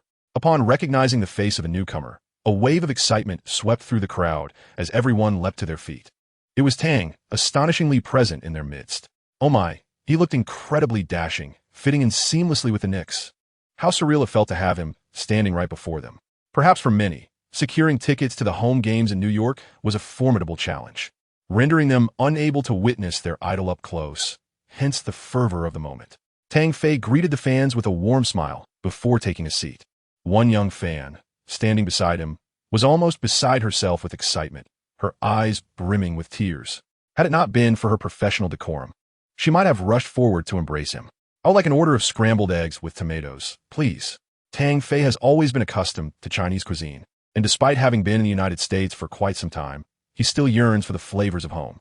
Seizing the opportunity before the Knicks coaching staff has prepared a tailored nutritional meal for him, he eagerly indulges in the familiar tastes. "No oil, right?" the blonde girl inquires, her eyes sparkling with excitement. Bingo! Tang Fei unexpectedly discovered that this young lady was remarkably perceptive, and he immediately bestowed upon her an encouraging glance. Goodness! He was truly handsome. The girl, whose heart fluttered at his charming and attractive demeanor, blushed deeply, yet confidently handed him a piece of paper and a pen, eagerly inquiring, "Could you please give me your autograph?" "Of course, why not?" Tang Fei responded readily, signing his name without the slightest air of superiority. "Yes." The girl, brimming with excitement, hurriedly departed as soon as he completed his signature. However, Tang Fei could hardly anticipate that her departure would attract a multitude of admirers. His previous display of approachability incited nearby patrons to follow suit, surrounding him in droves. After painstakingly signing dozens of autographs and posing for several photos, Tang Fei finally exhaled in relief, settling down alone. The advanced salary he had applied for had been credited to his account, amounting to a net sum of $200,000 as he had explicitly requested. The very first thing he did upon receiving the funds was to visit the bank, where he wired $50,000 to his mother and $20,000 to his best friend, leaving himself with a modest amount that he would have to stretch carefully. Despite the seemingly substantial income of a mini-middle-class lifestyle, being a millionaire on paper, the reality was that both federal and New York taxes were exorbitantly high, leaving him with barely more than half. A player for the Knicks, earning an annual salary exceeding $400,000, was subject to a 38 federal tax and a 9 state tax in New York. Furthermore, The cost of living in New York was extraordinarily high, ranking among the most expensive in the United States, alongside Hollywood and Los Angeles. If he did not manage his finances prudently, bankruptcy would soon follow. Tang Fei had always been accustomed to living in frugality, meticulously budgeting every penny. At long last, the dishes arrived, and, as he picked up his chopsticks, ready to indulge in a hearty meal, a stranger approached and took a seat nearby. The newcomer was impeccably groomed, clad in a tailored suit that exuded an air of success. However, the low-quality shirt peeking from beneath his jacket betrayed the likelihood that he was in search of employment. "Hello, Tang." The man, appearing somewhat anxious, settled into his seat. His gaze towards Tang Fei was restless, filled with a hint of excitement, yet he seemed overly cautious, as if fearing he might be intrusive, and thus greeted Tang with careful trepidation. "Greetings. Are you planning to dine with me?" Tang Fei inquired, his expression one of confusion. "Oh no, I've already eaten," the man replied, his eyes fixated on the plate of scrambled eggs with tomatoes before Tang Fei, swallowing hard, clearly not telling the truth. The growl of his stomach soon echoed, amplifying his embarrassment. Tang Fei was indifferent to these matters. He was uncertain about the intentions of the individual across from him. Despite the abundance of vacant seats in the restaurant, had chosen to sit at his table, evidently with a purpose. "Who are you?" "Oh, right." This person suppressed the surging saliva in his mouth and produced a business card from his pocket, extending it toward Tang Fei. "Phyllis Donnie? A broker? Or perhaps a lawyer?" After scrutinizing the card for a moment, Tang Fei realized, "You are a broker?" "Indeed, Tang. I have been waiting for you here for 2 days. I never anticipated encountering you the moment I entered this restaurant. What a stroke of luck," Phyllis exclaimed with evident excitement. Chapter 40. Show me what you've got. Phyllis Donnie was originally an intern at a prestigious law firm, possessing remarkable skills and an exceptional talent for detail. He had intended to transition into a formal attorney and become a partner, yet he was unwilling to settle for mediocrity. He did not wish to exist solely as a lawyer, shuttling between the courtroom and clients while enduring Cook's incessant complaints and unrealistic notions. Phyllis harbored grander ambitions, yearning for both fame and fortune. The inner demon compelled him to reject the status quo and pursue alternative opportunities. As a fervent basketball fan and a loyal supporter of the Knicks, he swiftly set his sights on the realm of basketball agents. Thus, a year ago, after obtaining his agent's license, he resolutely resigned from his position, determined to make a significant impact. However, fate did not favor him. The majority of NBA player resources were monopolized by renowned agents wielding considerable influence, making it exceedingly challenging for newcomers to penetrate the industry. Prominent stars, even those merely starting for their respective teams, were already under the auspices of powerful agent networks, leaving no openings for novices like Phyllis. The more influence one possessed, the greater the wealth amassed and the higher the fame attained, rendering them increasingly desirable within the star athlete community. The notion of a star player selecting an obscure agent was virtually non-existent. Throughout the year, he faced consistent setbacks, enduring relentless struggles until, after exhausting all his savings, he was ultimately defeated by the harshness of reality. Lacking fame, resources, and any viable assets, how could he compete with established industry giants? He was neither related to any star player nor acquainted with any athletes, and his naive hopes of breaking into the circle only led to failure. Such stories of failure were abundant, and his was but one among many. During that year, not only did he deplete his savings, but his girlfriend also engaged in daily arguments with him, indicating a trend toward separation. Stop dreaming, rather than aimlessly wandering. You would be better off returning to your law practice, where at least you won't starve. You have no chance of sudden wealth. The baby is on the way. What do you expect me to do? Quit my job and starve alongside you? The weight of these harsh realities bore down on him, leaving him gasping for breath. He felt utterly despondent. During this period, it was his final opportunity to strive with all his might. Had he not fortuitously witnessed the meteoric rise of Tang Fei, he would have already returned home in a state of utter dejection. Tang Fei, having achieved remarkable fame through merely 2 matches, astounded all with a near triple-double performance of 56 points, 9 rebounds, and 11 assists last night. Igniting a flicker of hope within him, he discovered that Tang Fei currently lacked an agent, and thus he appeared as a wanderer in a desolate desert, stumbling upon an oasis, desperately seeking his lifeline. His eagerness and impatience led him to attempt to breach Tang Fei's player apartment last night, only to be apprehended by security and confined to a police station for the night. Undeterred upon his release, he lingered around the arena for an extended period. Unexpectedly, while addressing his hunger at a nearby restaurant, he encountered Tang Fei.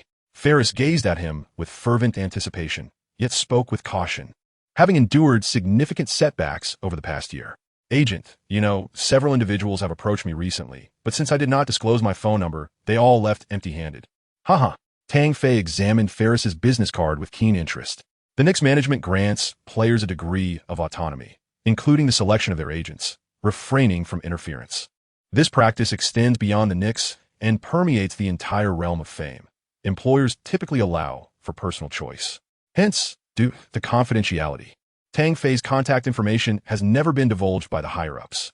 Tang Fei is inherently a highly disciplined individual, adhering to a strict routine that revolves solely around his apartment, the gym, and the training ground, making his presence elsewhere quite rare.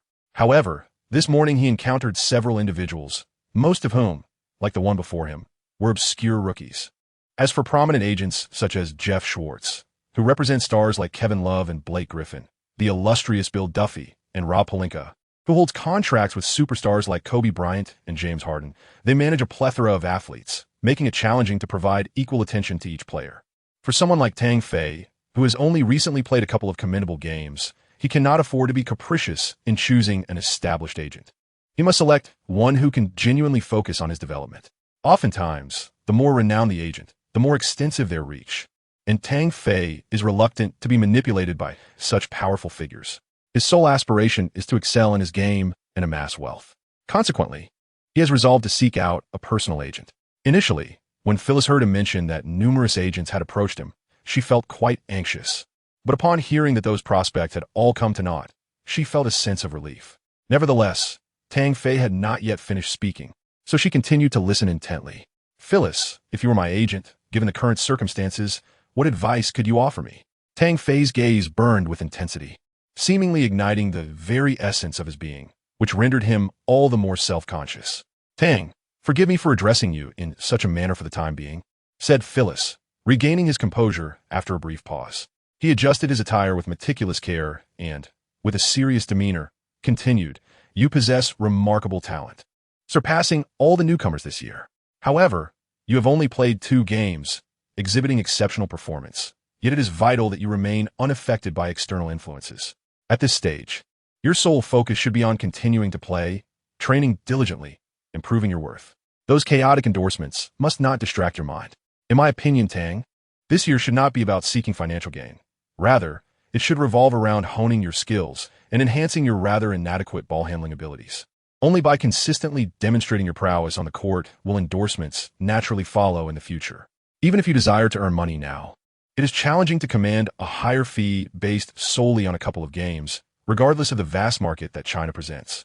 After speaking, Phyllis let out a sigh of relief, turning his attention back to Tang Fei, anxiously awaiting his response.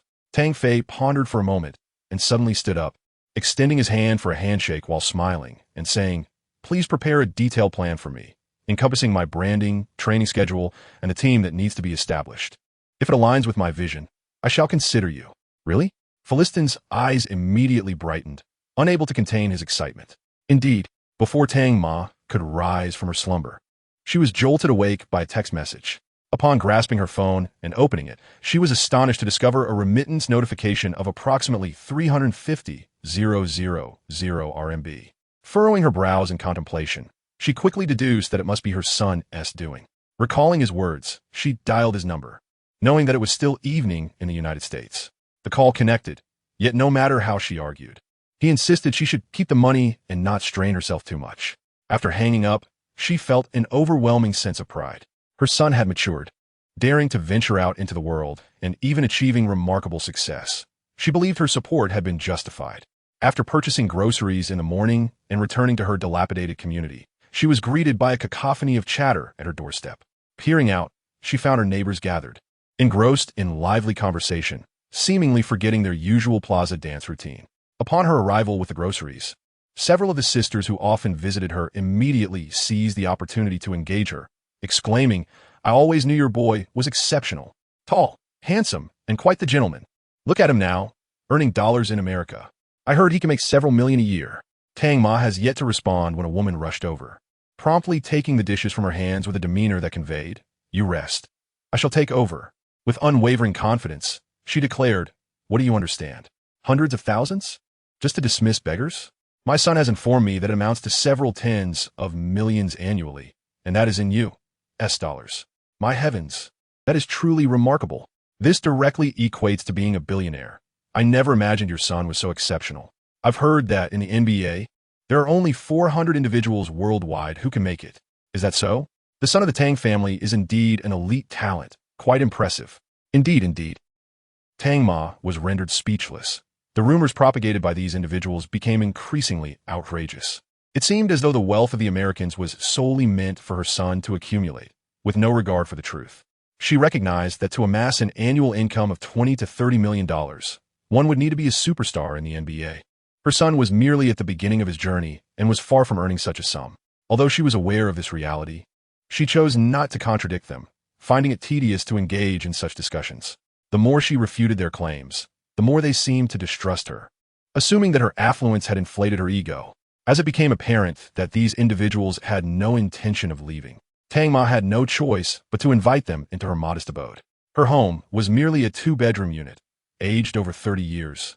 And due to unresolved negotiations between the surrounding residents and the developers regarding compensation for relocation, the area had not seen any renovations in years. Once the group of women entered her home, they began to chatter incessantly. "Tang Ma, your place is far too small.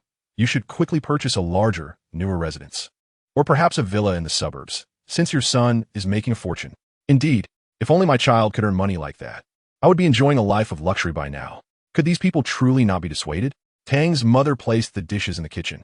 Observing the narrow living room filled with a group of boisterous women, their chatter incessantly revolving around money. It felt as though they would not leave unless they received some financial compensation.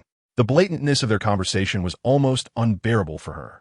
Yet, she felt reluctant to ask them to leave, instead rubbing her temples in exasperation. After a long day, Phyllis returned home, feeling invigorated rather than fatigued. However, the look in his girlfriend's eyes was far from friendly. "How much longer do you intend to carry on like this?" Jenny Girola inquired, placing a hand on her 3-month-old belly, her expression darkening. "Are you trying to force me to terminate this pregnancy? To discard our child?" Initially caught up in excitement, Phyllis felt a wave of panic wash over him. He rushed to embrace her, pleading, No. Just give me a few more days. I promise I can secure the deal." "More days? Really? How many more days? A year has already passed. Are you truly waiting until the child is born and we are both starving?" Jenny's brows furrowed in anger as she broke free from his embrace and glared at him. "I'm just a supermarket promoter, and my meager salary cannot sustain a child. If you continue down this path, I will leave. The cost of living in New York is exorbitant. Please, just wait a few more days. I really only need a little time to formulate a plan and present it to him," Phyllis implored, feeling frantic. It was the first time he witnessed his girlfriend so resolute, as if she were prepared to leave New York, and him, forever. Present it to him? Who is he? Jenny's anger suddenly dissipated, replaced by confusion. "He's Tang, the very Tang you incessantly clamored to see play at the Knicks home games." With his girlfriend quieting down, Phyllis exhaled in relief. "Tang? Really? You've managed to reach him?" Jenny exclaimed, her excitement palpable as she twirled in place, exclaiming, "Oh my goodness, oh my goodness." Then she paused, realization dawning upon her, and joyfully asked, "Does this mean you are going to be his agent?" "I'm not certain yet. He asked me to return with a plan for him, and it will depend on how that goes," Phyllis replied sheepishly, feeling uncertain himself. But in an effort to quell Jenny's fury, he forced himself to say, "I believe we will know the outcome in a few days." "My dear, you are incredible. I adore you," Jenny exclaimed, thrilled by the news, disregarding the uncertainty of the outcome, and embraced him passionately. "You weren't saying that earlier." Phyllis chuckled wryly. Chapter 42. The thoughts of the big shots within the confines of the arena. The entire Knicks roster was engaged in a rigorous practice session in preparation for their upcoming match against the Hornets. Given the Knicks' apparent prowess, they should have approached this opponent with confidence. However, the absence of 2 star players on the injury list cast a shadow of concern over Coach Fisher. After all, the Charlotte Hornets boasted an all-star caliber point guard. Following a targeted practice session, the effectiveness remained uncertain, yet in a bid to conserve energy, Fisher concluded the session after a mere 40 minutes of exertion, allowing the players the remainder of the time for individual practice. Anthony and Stoudemire had commenced some rehabilitative training. Injuries were paramount for every athlete, and Fisher was cautious not to subject them to overly strenuous drills, despite their significant recovery and readiness to return to the court. In the corner, Anthony was engaged in shooting drills with Tang Fei, taking shots one after another with a mix of precision and inconsistency. "So, do you have an agent yet?" Anthony inquired as he received the ball from the trainer, leaping gracefully to make a shot. Upon landing, he wiped the sweat from his forehead and looked towards Tang. "Yes, I have a candidate." As Tang Fei spoke, his breathing remained steady, and he launched the ball just in time after Anthony scored. "Oh, that is fine. My agent merely asked me to inquire. Now that you have it, you must focus solely on the game." Anthony, who had come with a purpose, inquired with a hint of expectation, but, upon hearing Tang Fei's response, simply smiled without any embarrassment. "I understand. My passion for basketball is boundless, and with my agent managing off-court matters, I can fully immerse myself in the game." Tang Fei nodded, acknowledging the implications of Anthony's words. Indeed, one must be fully committed. New York is a global metropolis, replete with temptations that could easily disrupt one's competitive state. Anthony remarked, a slight grimace crossing his face. "I regret it now. My physique has become somewhat indulgent, affecting my performance and leading to injuries. I hope you do not follow in our missteps." As a seasoned superstar, Anthony felt compelled to fulfill his responsibilities as the leader of his team. Although he had grown complacent within the struggling Knicks, it was a challenging situation. There were no appealing alternatives unless a championship-contending team beckoned. Otherwise, staying with the Knicks seemed preferable.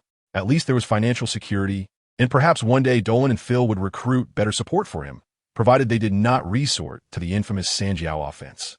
"I appreciate your advice, Carmelo," Tang Fei replied with a smile. He had little interest in the superficial distractions of the outside world. Honing his skills was his utmost priority. In his previous life, he had witnessed too many players decline after securing lucrative contracts, with the most notable example being the infamous big fella who signed a significant deal with the Knicks. After indulging in a hedonistic lifestyle, his performance plummeted to rock bottom, leading to an early retirement and a prolonged silence in the league.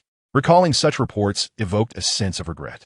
It was hard to forget that the big fella had once been a supportive figure during Yao Ming's early days in the league, displaying commendable camaraderie. Who would have imagined that upon arriving in New York and signing a large contract, he would completely spiral downward, his physique becoming unrecognizably bloated, ultimately preventing him from playing and forcing an early retirement?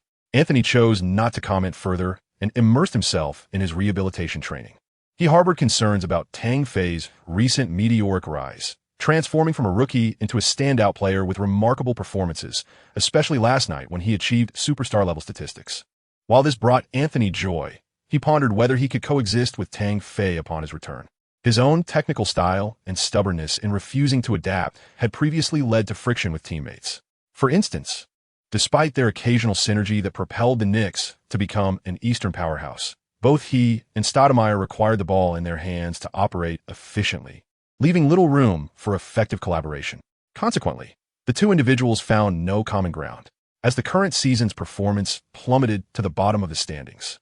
It is likely they will part ways come summer. At this juncture, Tang Fei emerged as a promising newcomer, one who requires ample possession to flourish. Should their differing styles of play lead them once again into an irreconcilable situation, it may ultimately be one of them who departs, rather than the other. Tang Fei is remarkably youthful, exceptionally gifted, and his rapid ascent has already reverberated throughout the league after just 2 games, catching many eyes. In contrast, he has become a seasoned veteran, having fought for 11 years on the court. As for who holds the upper hand, I trust that Dolan is not foolish, and neither is Phil. Should I initiate a transformation? How might I effect such change? Anthony is filled with trepidation. As night falls, Phil summons Fisher to his office, where the two deliberate on the matters concerning Anthony and Tang Fei. With Anthony's imminent return, the pressing challenge lies in how to integrate him into the tactical framework, ensuring he complements Tang Fei rather than hinders him. Perhaps a trade will be prudent. After an extensive discussion, Phil, perplexed, massages his temples and remarks with a wry smile. Perhaps it would be more advantageous to focus on building a plan centered around Tang, rather than expending energy on how the two can coexist. I concur. Fisher replies with a gentle smile. Tang is still very young, just over 18, and he requires ample space for growth. We cannot allow anyone to hinder his progress. If given 2 or 3 years to develop, he is certain to reach the caliber of LeBron and Kevin Durant. The pace of his evolution feels astonishingly rapid. It is quite demanding. Chapter 43, Facing the Hornets. However, who could we trade him for? His playing style makes it inherently difficult for him to coexist with other superstars. Just the thought of Anthony makes Phil's head throb even more. Upon taking the helm of the Knicks, he had hoped to introduce his triangle offense and forge a new dynasty akin to the Bulls. Yet, Stoudemire has proven to be fragile, grappling with injuries for nearly 2 seasons. The triangle offense relies heavily on Anthony, and if opponents can effectively defend him, the Knicks possess no other offensive threats. Moreover, the crux of the issue lies in Anthony's limited court vision. He often prefers to tackle challenges solo, perceiving passing as akin to relinquishing a cherished toy, a notion he finds difficult to accept unless he is genuinely willing to adapt for the sake of the team. Perhaps I should abandon the triangle system altogether. Phil muses, taking a sip of water before continuing. He holds veto power over trades. Unless it's a team of his choosing, executing a trade becomes a formidable challenge. That aspect is particularly vexing. Fisher chuckles wryly, adjusting his posture and shaking his head in resignation. Without that stipulation, we could trade draft picks and build a new Knicks team around Tang. Draft picks? Jackson scoffs. Even if he lacked that veto, do you really think he would move to a losing team? Minnesota? Philadelphia? Or perhaps Los Angeles? Goodness, he would merely be transitioning from one failing franchise to another. He would never agree to that. How about Cleveland? Fisher inquires, albeit half-heartedly. Oh my heavens! Can you even imagine the spectacle of these 2 superstars united? Jackson chuckled softly, shaking his head in disbelief as he remarked, I suppose they might brawl over the ball, right? It appears we've begun to regret renewing his contract last year. Goodness. Reflecting on it now, what a foolish decision. Fisher laughed heartily at his own expense. Who could have anticipated that this monster, Tang, would emerge this year? Phil found the humor in the situation as well and quipped, if we could foresee the future, who would dare to renew Carmelo's contract? I would break his legs. Ha! Lamenting now is futile. Standing upright, Fisher prepared to leave, stating, now we must speak with Carmelo. But what about Amare? How do we handle him? Perhaps a trade or release would suffice. In the player's apartment, Tang Fei reclined on his bed, examining his growth panel. He noted that he still required a considerable amount of experience to advance to the next level, estimating that approximately 15 consecutive games with superstar-level statistics would likely suffice. Tang Fei ability level, D, role player, 121, 1200 in terms of experience, he falls significantly short. However, it appears he set a record in the last game. And this growth panel seems to offer a reward. P.S. On January 8th, 2015, the host scored 56 points in a match against the Houston Rockets, breaking the league's record for the youngest player to achieve such a feat since 1968, and he outplayed Harden in the process, earning the Eye of the Hawk talent. Eye of the Hawk talent. Even at the pinnacle of his prowess, Michael Jordan could not possess absolute talent. This ability allows the host to perceive subtle vulnerabilities on the court and to discern the movement patterns of both teams, thereby enhancing his capacity to locate teammates. Once utilized, combined with passing ability, it yields unexpectedly fruitful results. He gazed at this card for an extended period, perplexed as to how the legendary his airness could lack organizational talent. As far as he recalled, the player had achieved a remarkable 7 consecutive triple-doubles.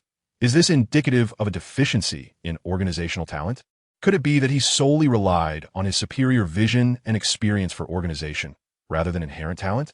Is organizational talent perhaps something inherently innate? It seemed illogical.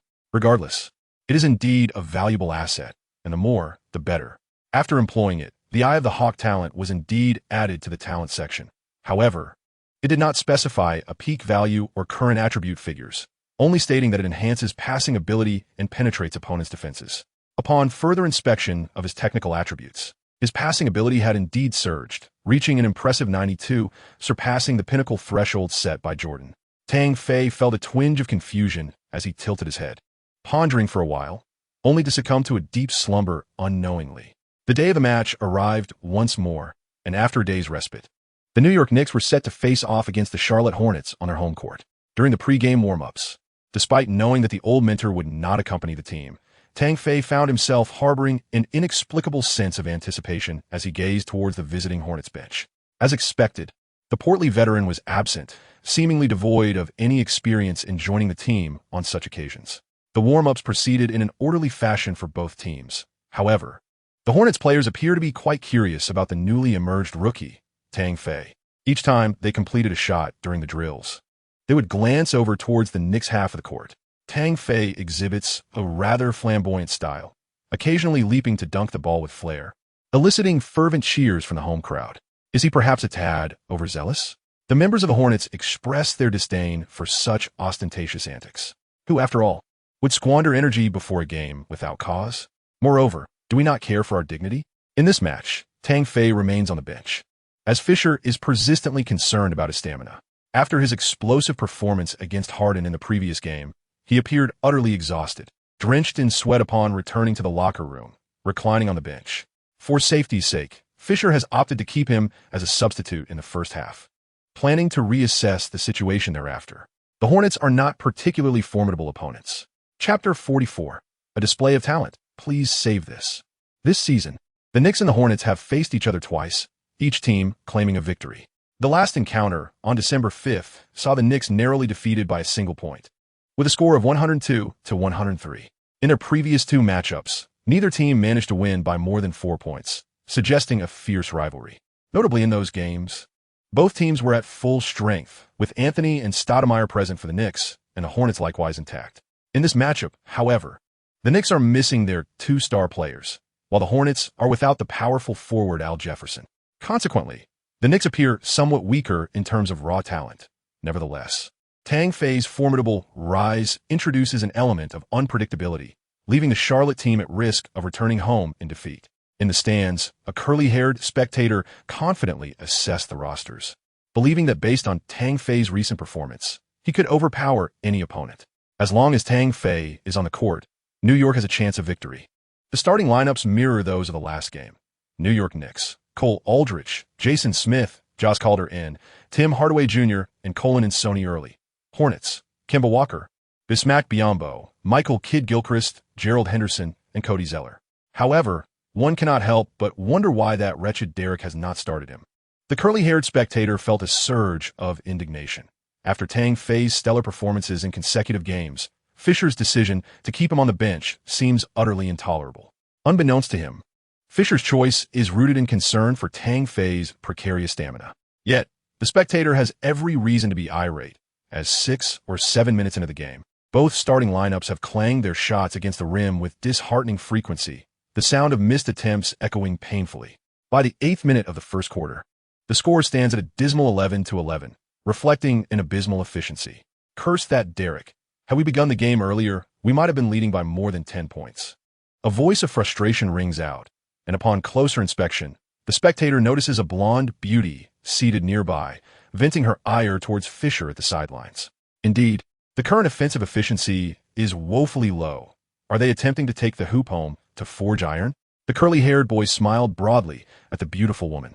She turned her head, glanced at the handsome, curly-haired youth, and nodded in acknowledgement. With a tone of indignation, she exclaimed, "Why is he not allowing Tang to start? Is he that conservative in his choices? Can he not see how abysmal the performance on the court is? Perhaps he regards Tang as merely a newcomer. Who knows?" The curly-haired boy shrugged his shoulders, expressing his helplessness. Nonsense. Did he think that winning 2 games would erase our grievances? The credit for those victories does not belong to you, Derek. It belongs to our Tang. The blonde beauty grew increasingly agitated, shaking her fist as if ready to confront their head coach. Just as the curly-haired boy was about to echo her sentiments, she suddenly leaped with joy, pointing towards the sidelines of the technical area, exclaiming excitedly, "Tang is in! Tang is in! Tang is in!" The curly-haired boy turned to look and indeed saw Tang Fei removing his outer jacket at the technical area and performing a few warm-up exercises, causing his spirits to soar. Not only they, but the entire arena erupted with fervor the moment Tang Fei appeared, collectively shouting his name in unison. Tang! Tang! Tang! Tang! All the players of the Hornets turned to gaze in astonishment. They were deeply surprised that Tang Fei had garnered such recognition and admiration from all the fans in New York after just 2 games. Was this not a bit exaggerated? To be so popular after only 2 commendable performances? If one could score 56 points with the Houston Rockets, then perhaps one could achieve this as well. Truly remarkable. The home court of New York lives up to its reputation as a basketball sanctuary. They looked at Tang Fei, whose demeanor was effortlessly relaxed and natural, in awe. Tang Fei replaced Colin and Sony early, while Quincy Acey took the place of Aldridge, who had delivered a rather lackluster performance in the first quarter. Fisher intended to substitute him to inject more agility into the game, thus also bringing the aging Calder North off the court, allowing Sean King to enter. Endearing, struggling against the diminutive point guard Kemba Walker, was unable to keep pace and fell victim to Walker's relentless drives. Even more disheartening was his inability to assist the Knicks, as he managed a dismal 1 out of 7 shooting in the first quarter, a truly pitiful display. With possession of the ball, Sean King advanced to the front court and promptly passed it to Tang Fei. Following 2 impressive performances, Tang Fei had already established himself as the Knicks' most potent scoring option, particularly with his ability to penetrate the paint, which the coaching staff regarded as a formidable asset. Tang Fei, with the ball in hand, surveyed the top of the arc. For reasons unknown, he possessed an uncanny ability to immediately grasp the movements of both teams. The moment any activity unfolded ahead of him, he could sense it instantaneously, as if it were etched in his mind. His defender was the 201 centimeters tall small forward, Meijiji. Oh no, rather, it was Meijiji, the 2nd overall pick of 2012, a player who averaged around 10 points per game. As Meijiji guarded him, his eyes scrutinized Tang Fei, pondering how this rookie could exhibit such explosive talent. Despite possessing a distinctly Huaxiao visage and a somewhat slender physique similar to his own, what made him so formidable? Lost in thought, Meijiji suddenly snapped back to reality as Tang Fei abruptly launched himself, darting towards the basket. Meijiji, taken aback, was just beginning to react when he realized he could only see the tail lights of Tang Fei, who had already created a 2-meter gap between them. In stepped Marvin Williams, substituted in by the Hornets. As he witnessed Tang Fei charging like a steam engine, he quickly sidestepped to intercept. The prowess Tang Fei displayed in finishing under the basket was indeed formidable. However, just as he established his position and prepared to brace for impact, he was astonished to find Tang Fei had already relinquished the ball. Simultaneously, a mournful cry echoed from the rim. Bang! Unbeknownst to him, Jason Smith, whom he had abandoned in defense, had seized the ball and executed a powerful dunk. What a magnificent play! Oh my goodness, that pass was simply exquisite.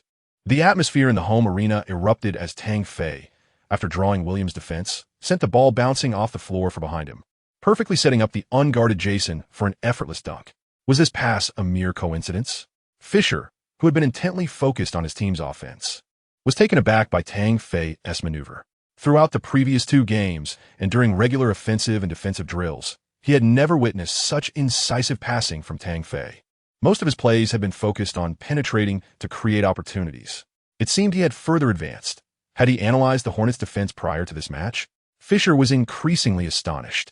Every new facet Tang Fei revealed during each game was a delightful surprise. If that pass was not a fluke, then Tang Fei's progression was undeniably formidable. As if to affirm Fisher's thoughts, in the next play, the Hornets attempted an offense, with Marvin Williams receiving a pass from his teammate, only to miss his shot. After Jason secured the rebound, he promptly passed the ball to Tang Fei. Hardaway, too, surged forward like the wind, with a Hornets player relentlessly pursuing him. At that moment, Tang Fei unexpectedly propelled the ball across the court, delivering it flawlessly to Hardaway 2's reach. With a gentle leap, Hardaway 2 snatched the ball, stepped into the paint, and soared into the air, finishing the fast break with a thunderous dunk. The player trailing behind him was Kemba Walker, who had anticipated Tang Fei's passing trajectory, but found himself outmatched in height and vertical leap, left to watch helplessly as Hardaway 2 secured the ball. What an impressive display! The cross-court pass, executed with precision, showcased Tang Fei's newfound talent to the home crowd in splendid fashion. Excellent play. Upon returning to the backcourt, Hardaway 2 excitedly high-fived Tang Fei. Just keep moving, and whenever there's an opportunity, I'll get the ball to you. Tang Fei smiled. All right, I'm ready. Hardaway 2's eyes sparkled with eagerness, prepared to make his mark. Indeed, this young man harbored untapped potential yet to be unveiled. Fisher, no longer merely surprised, began to contemplate Tang Fei's extraordinary passing abilities for the second time. However, considering his lackluster ball-handling skills, he decided to hold back. At that moment, the game experienced a halt as a Hornets player was fouled during an offensive play. Tang Fei gathered his teammates together, and they engaged in a discussion that piqued Fisher's curiosity. He speculated that the young player might be on the verge of asserting his position. With Anthony and Stoudemire still sidelined, the Knicks indeed needed a leader to guide them forward. Undoubtedly, Tang Fei, having excelled in consecutive games, could be that very candidate. Regrettably, he misjudged the situation. Tang Fei was merely outlining the strategy for the upcoming offense. Jason, move more down low to draw defenders. When there's an opening, I'll pass you the ball, ensuring your comfort. Quincy, just find your space. There's no need to worry about whether I can get the ball to you. San, give me the ball after we cross half court. I need you to shoot from the perimeter. No matter your rhythm, seize any chance to take a shot. Tang Fei addressed each of his teammates, including Hardaway too, whom he had previously suggested. The others were somewhat taken aback. It seemed Tang Fei was assuming the role of orchestrator. However, recalling his 2 brilliant assists, they had no objections, each readying themselves for action. With such confidence emanating from Tang Fei, they were encouraged to focus solely on their positioning. It remains unclear what Tang conveyed to his teammates, yet it appeared he had emerged as the leader among the substitutes, as reflected in the expressions of those around him. Following 2 stellar performances, with the first game against the Wizards yielding 34 points and an impressive stat line of June 6th, 34, Tang Fei demonstrated remarkable versatility. In the second home game against the Houston Rockets, he astonishingly scored 56 points and delivered a near triple-double performance. Over 2 games, he has consecutively triumphed over formidable opponents, averaging 45 points, single-handedly dismantling his adversaries. Tang appears far from a novice. His performance is so exceptional that words fail to encapsulate it. He is undeniably a superstar. I believe those teams that failed to secure his signature before the Knicks must be regretting their oversight in missing out on such a talent. From the moment he stepped onto the court, he delivered 2 swift assists, showcasing talent that is nothing short of breathtaking. This match was not broadcast nationwide, and the on-site commentators, well, they were unfamiliar with Tang Fei. Yet, the provocative remarks from the opposing side resonated deeply with the home crowd, as if they were speaking to their very souls. As the game resumed, Brian Roberts sank 2 free throws, and the score continued to alternate. Now, let us observe Tang's choices on the offensive end. Oh, he opted for a direct drive. Behold, his footwork is astonishingly swift, leaving his defender, Hairston, in the dust. Oh, what a beautiful pass. Tang deftly maneuvered past 2 Hornets big men, threading the ball through a narrow gap to Quincy, who seamlessly finished with a layup. How'd he even spot Quincy beneath the basket? With Marvin and Vonleh towering in front, completely obstructing his view. It is remarkable that he could locate Quincy amidst the crowd and deliver the ball in an instant. The timing of that pass was impeccable. Akin to the precision of a surgeon's scalpel, it was truly awe-inspiring.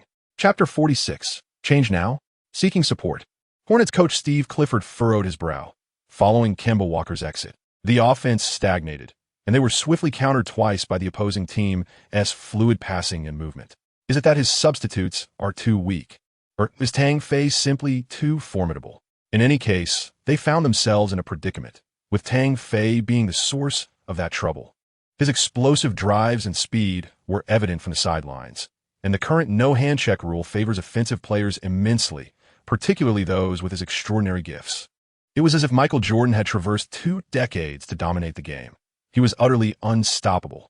Look, that young man has charged in again. Even when subtly signaling his teammates to double-team him, he swiftly exploited the brief moment before the double team formed to penetrate the basket, causing a defensive misalignment and creating an opportunity for a teammate to score a 3-pointer. Swish! Sean King, faced with an open shot within 3 meters, graciously accepted Tang Fei's assist. What a splendid play! As Tang Fei retreated to defend, he exchanged celebratory high-fives. What an exceptional pass! Sean King replied shyly. Let us all rally together. Let us applaud and uplift their spirits. Perhaps due to their previous offensive success, the substitutes, led by Sean, were filled with an immense sense of confidence and demonstrated remarkable tenacity in their defense. In an unexpected turn, the intricate passing combination between Majiji and Marvin was intercepted by Jason Smith, who inadvertently set the stage for Tang Fei. With the ball in hand, he surged towards the front court with an astonishing speed that left onlookers in despair. Majiji, having been thwarted, desperately pursued, but by the time he reached midfield, he realized that the opposing team had already entered the paint, with Tang Fei soaring high above the rim. With a resounding thud, Tang Fei, suspended in midair, spontaneously executed a breathtaking 360-degree dunk. Supported by an explosive burst of energy, he soared nearly half a head above the rim, effortlessly slamming the ball through the hoop like a comet. Goodness, Yes, leaping to extraordinary heights. The audacity of his flair made him all the more endearing. His spectacular dunk provoked a wave of astonished gasps from the home crowd, who felt as if they were witnessing an all-star game, marveling at such an electrifying score. Meanwhile, the Hornets' substitutes, led by Majiji, appeared momentarily dazed, their spirits dampened. In their offensive endeavors, they struggled to position the ball effectively and ultimately concluded their attack with a series of unsuccessful shots. In the final 10 seconds, Tang Fei advanced with the ball. Majiji stood just a step in front of him, his center of gravity low, eyes fixed intently to prevent any breakthrough. Yet, Tang Fei made no immediate move, instead raising the ball high, signaling a triple threat stance. However, when only 3 seconds remained, he suddenly exchanged a glance with Jin Chu, followed by a deft toss of the ball, which soared in an orange arc toward the backboard. This peculiar throw, neither a conventional shot nor a typical pass, left Majiji and his teammates astonished. Was he attempting to score in such an audacious manner? What was he doing? Had he abandoned this offensive play? No, it seemed. Just as they were completely bewildered by this unexpected play, a figure soared from beneath the basket. Hardaway, too, revealing what had transpired. With a powerful leap, despite lacking exceptional verticality, he expertly caught the ball mid-air, which had risen above the rim, and, utilizing the momentum of his descent, emphatically dunked it into the basket. Wow, what an incredibly imaginative pass. Tang had delivered a splendid assist over the heads of all the players, once again showcasing his extraordinary court vision. As the first quarter concluded, the commentator expressed his excitement. Although Tang's offensive prowess seemed less formidable than in the previous 2 games, where he had fiercely dominated, he presented us with a different spectacle. In less than 4 minutes, he had already provided 5 assists, each one remarkable. I couldn't help but admire his exceptional vision and uncanny passing ability. If he could enhance his ball handling skills, he might even challenge the likes of Chris Paul and Russell Westbrook for their positions. Indeed, that's what I wish to convey, Fisher thought, as he encouraged the players on the sidelines by patting their shoulders. He glanced at Tang Fei, who was already seated on the bench sipping water, feeling a deep sense of frustration. This kid possessed astounding talents and a high basketball IQ. Yet why could he not improve his ball handling? Was he perhaps not practicing enough? If his ball handling were not so lacking, he could easily play as a point guard, mitigating the impact of his physical limitations. Fisher, feeling helpless, set aside his discontent, picked up the tactical board, and called all the players to begin strategizing for the next quarter. The course of this game had unfolded unexpectedly. Tang Fei's usual aggressive forays into the paint had diminished, and instead, he had begun to orchestrate the team's plays. He was uncertain whether this change was in preparation for the imminent return of Anthony, or if it was simply Tang's desire to showcase his flair. If it is the former, then Tang's intelligence is truly formidable. While he and the coaching staff, even Phil, were at a loss regarding Anthony's return and the tactical system employed, Tang was the first to instigate change, and he executed it remarkably well, which is simply admirable. Fortunately, Tang is with the Knicks, otherwise, one might fear he would resort to drastic measures. Chapter 47. The embarrassment of the department heads in the spacious conference room of the sports department at Tingshuan. A network administrator was busy with technical adjustments at the podium, while a large round table below seated a dozen or so heads and deputy heads of the sports department. During the administrator's adjustments, the attendees frowned deeply, their impatience palpable. Yet they bore it with restraint. The atmosphere in the expansive conference room, covering over 100 square meters, was tense, filled only with the sound of breathing. Wei Qinghe, the leader of the NBA live broadcast group, wore a stern expression, clearly displeased. He surveyed the room and, somewhat irked, remarked, "For a prestigious technology enterprise valued at over $200 billion, to have to rely on a streaming service for NBA broadcasts is nothing short of disgraceful. In this era of growing influence for the NBA, if we fail to establish international connections and manage sports event broadcasts effectively, what purpose do we serve?"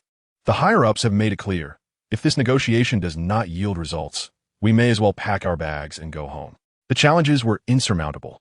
There were still discrepancies in contract amounts between the negotiating team in New York and the counterpart, leading to a stalemate. A head responsible for external communications smiled wryly and said, "A slightly higher amount could be acceptable, but are you unaware that for every day the contract is delayed, our broadcast is postponed by a day? Do you realize the losses incurred?"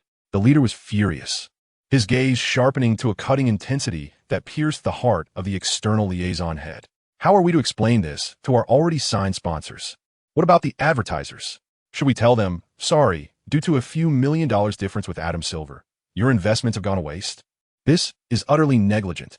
If this gets out, how will we be ridiculed?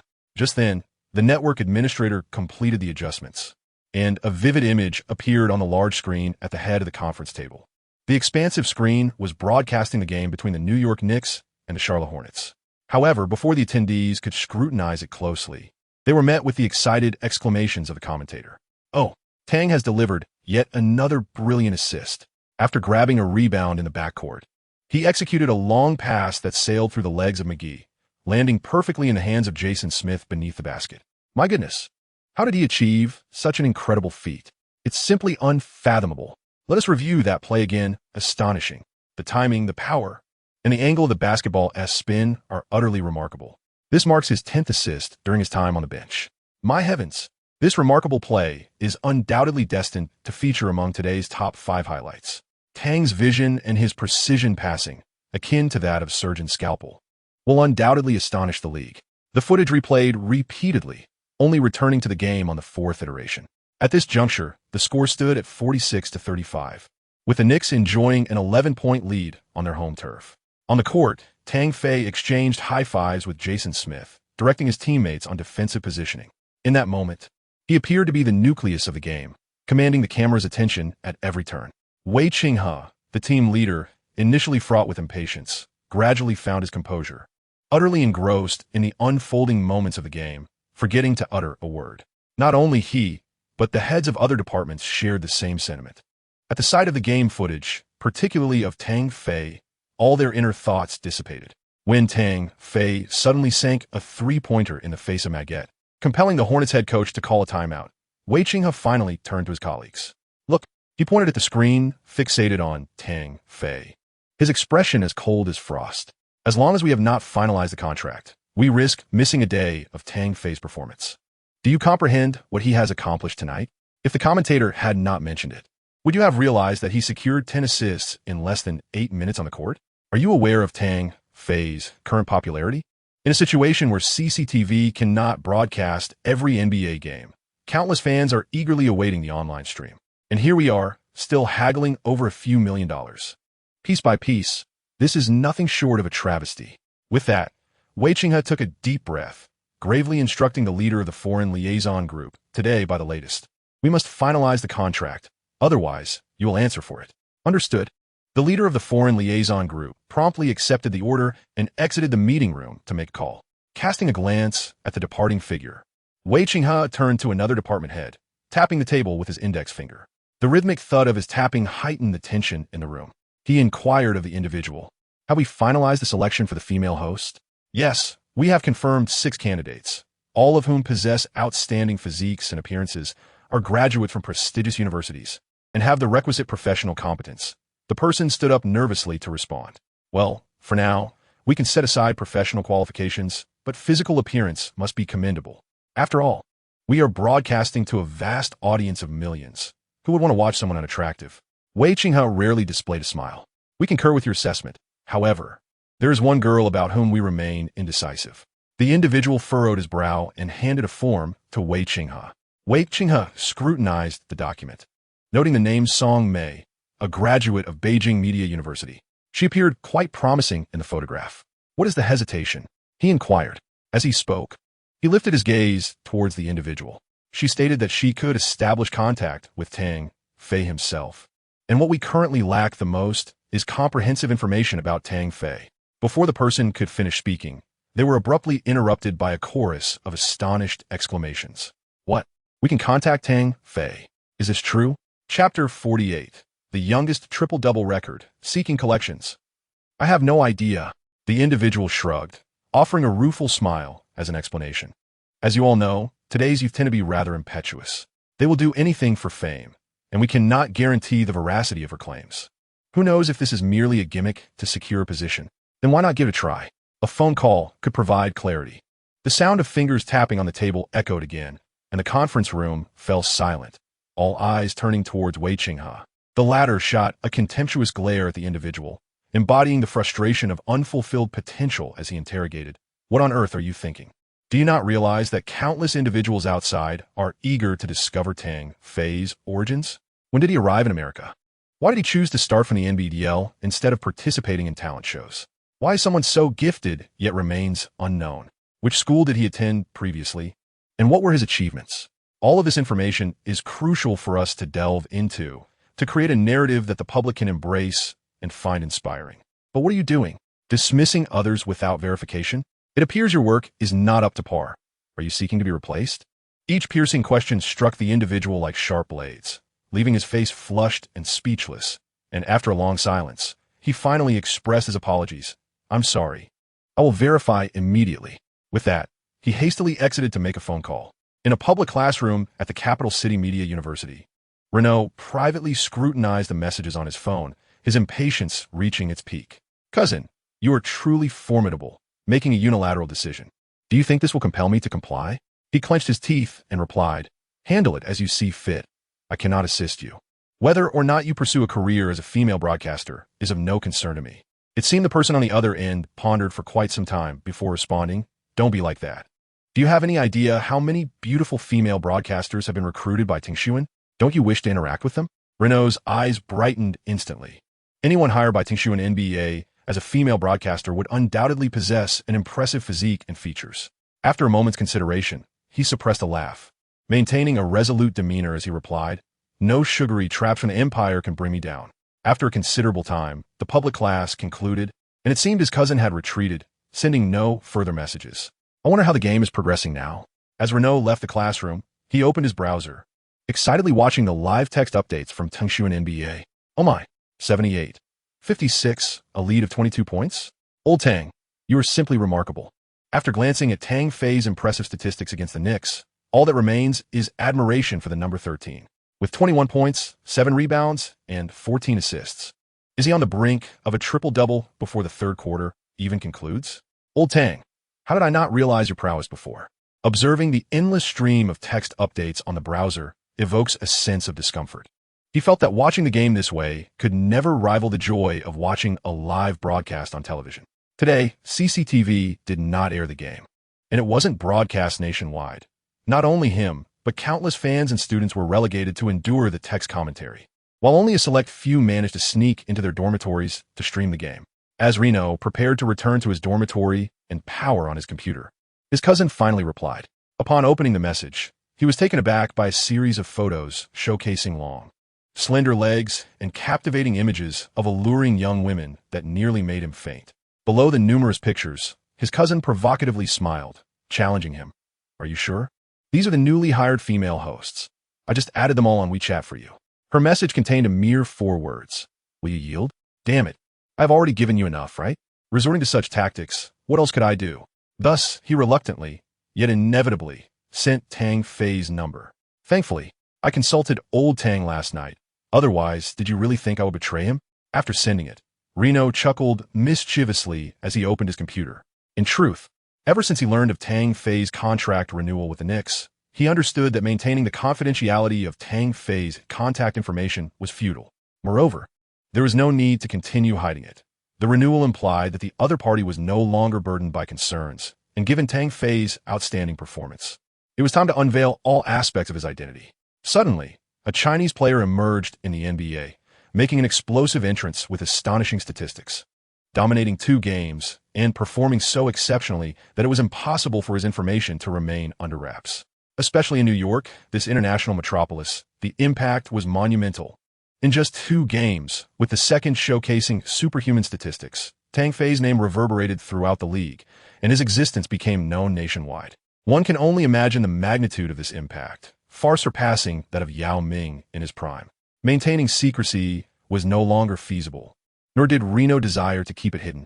Furthermore, since Tang Fei had given his explicit consent, why would he forfeit the opportunity to elevate his best friend's fame? As he gleefully opened his browser, his roommate returned and immediately inquired, "Have you opened it yet? We want to see Tang Fei." "Not yet, I'm still." Renaud typed in the streaming site's URL, playfully asking, "What's the rush? Isn't there a text live update? Tang Fei is incredible, isn't he? Another near triple-double." He glanced back at his roommates, as if seeking validation for his excitement. "You wouldn't understand." A certain roommate abruptly confronted him, gazing down with disdain and declaring, "He has already achieved a triple-double, you know? He just snatched 2 offensive rebounds and reached double digits. Indeed, what moment of the live broadcast were you watching? So slow? The commentator has already announced that Tang Fei has secured his first triple-double, making him the youngest player in NBA history to do so. Oh my goodness. Reno was utterly astonished. Chapter 49. Transformed into a magician, seeking collections. Seizing the opportunity as the live broadcast interface flickered to life, Reno hastily glanced at the text commentary. At that moment, he noted that the score stood at an impressive 89-64, with the fourth quarter already underway. Tang Fei's statistics had soared to 24 points, 10 rebounds, and 15 assists. Oh my goodness. Old Tang, you are truly remarkable. Such astonishing statistics suddenly captivated Reno's attention, prompting him to exclaim loudly. However, the next moment, he realized something amiss and glanced back at the individuals behind him. Old Tang? As if you know him personally. What a show-off. How dare you refer to him as Old Tang? Who are you to him? You should be calling him Brother Fei. Yes, indeed. Brother Fei is the proper address. Reno, you are utterly lacking in cleverness and awareness. Seeing the disdainful gazes of his companions, Reno exhaled in relief. Initially, he had intended to conceal their connection, fearing that his relationship with Tang Fei might be exposed. Fortunately, his roommates would never truly suspect that he knew Tang Fei. Moreover, not only did he know him, but they were also the best of friends. Yes, Brother Fei. My apologies. Reno feigned a submissive demeanor, chuckling softly as he turned off his phone. Yet, the group behind him was too preoccupied to continue their mockery, fixated on the computer monitor, which persistently displayed a loading screen. Each of them grew increasingly impatient. What on earth is going on? Has the internet connection dropped? That shouldn't be the case. Those upperclassmen wouldn't have set up a fake broadband connection, would they? No. It was functioning fine earlier this morning. As the group grew more restless, noticing that 2 minutes had elapsed, they hurriedly fiddled with the network cables and the computer connections. After a flurry of activity, 5 minutes passed, and when the game finally loaded successfully, the commentator announced, "This live broadcast of the match will conclude here. Thank you for watching and goodbye." Goodbye. That farewell echoed in Reno and the others' ears, leaving them utterly bewildered. What the hell, it's over. Oh my goodness, it can't be like this. The shocking news struck them like a bolt from the blue, igniting an impulse to bash their heads against the keyboard, repeatedly, until they were left in a state of despair. After lamenting for a while, they had no choice but to glance at the text commentary for solace. 108-90. The New York Knicks triumphed over the visiting Charlotte Hornets by a significant margin of 18 points, avenging their previous narrow defeat by a single point. After this match, it marked Tang Fei's third emergence, simultaneously leading his team to a consecutive triumph over formidable foes, achieving a remarkable 3-game winning streak. His statistics for this third game stood at 30 points, 11 rebounds, 17 assists, 3 steals, 1 block, and 6 turnovers, thus solidifying his performance. Tang Fei's prowess is indisputable. Had he managed to minimize his turnovers, his display would have reached perfection. Regrettably, his ball handling remains somewhat unstable, yet one can hope for his improvement during the summer. Nonetheless, it is commendable. This is merely his third professional game, not a draft player, and he surpasses the likes of Jeremy Lin by a considerable margin. Both have similarly steered the Knicks out of turmoil, yet their statistics in the initial 3 games are not comparable. While such sentiments may hold some truth, one still wishes for further excellence from him. After lamenting, his roommates began nitpicking at Tang Fei's performance, only to find themselves offering justifications. Regardless, Tang Fei's sudden rise has provided a psychological solace for them, and indeed for the hundreds of millions of basketball fans in Huaxia who resonate with their sentiments. Reno found it amusing. In his view, Tang Fei's progress is already astonishing, and if he refines his ball control, he is undoubtedly on the path to superstardom, belonging in the same echelon as LeBron James and Kevin Durant. Patience is key, he mused. This is merely the 3rd game of his career, and one should not be overly critical. Reno thought this, but still felt compelled to defend Tang Fei in his heart. Indeed, we must exercise patience. It is a rare occasion for Huaxia to produce such an extraordinary talent, and we should not be overly harsh. His roommates, suddenly enlightened, displayed a hint of shame, though they quickly regained their composure. The game concluded, leaving them wanting more, yet this also heralded an impending wave of extensive coverage. With the Knicks' 3-game winning streak, where Tang Fei significantly contributed in each match, how could they not celebrate this? Thus, the group eagerly ventured into the NBA news section to seek reports on Tang Fei. Unfortunately, following the conclusion of the game, there was little coverage beyond a few symbolic recaps. Bored, Reno cast a disparaging glance at them. Everyone, it seems you have forgotten about the option of replays. Right. Let us quickly watch the replays to catch up on what we missed. They instantly perked up, their eyes brimming with enthusiasm. The match concluded, and in just under 29 minutes of play, Tang Fei achieved a triple-double, breaking the record for the youngest player to do so. He received heartfelt congratulations from his teammates. They had not anticipated the game would unfold so effortlessly. Had it not been for Tang Fei, the outcome could have been dire. However, his performance in this match utterly dismantled the opponent's defense. Under his deft guidance, the Knicks unleashed a series of scoring surges that utterly dismantled the Hornets. It evoked a nostalgic sense of the Showtime era. Tang Fei's passes were elusive and astoundingly precise.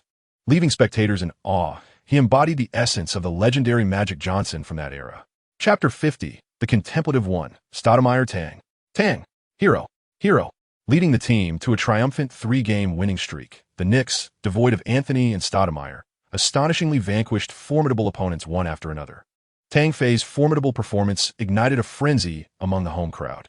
In the first match, they triumphed over the Eastern Conference's third-seeded Washington Wizards by a margin of 15 points. In the subsequent game, Tang Fei delivered a clutch shot to secure the victory. This time, they effortlessly claimed victory against the Charlotte Hornets, treating the home fans to a sumptuous display of assists, a veritable showcase of Showtime offense. How could Tang Fei not endear himself to them?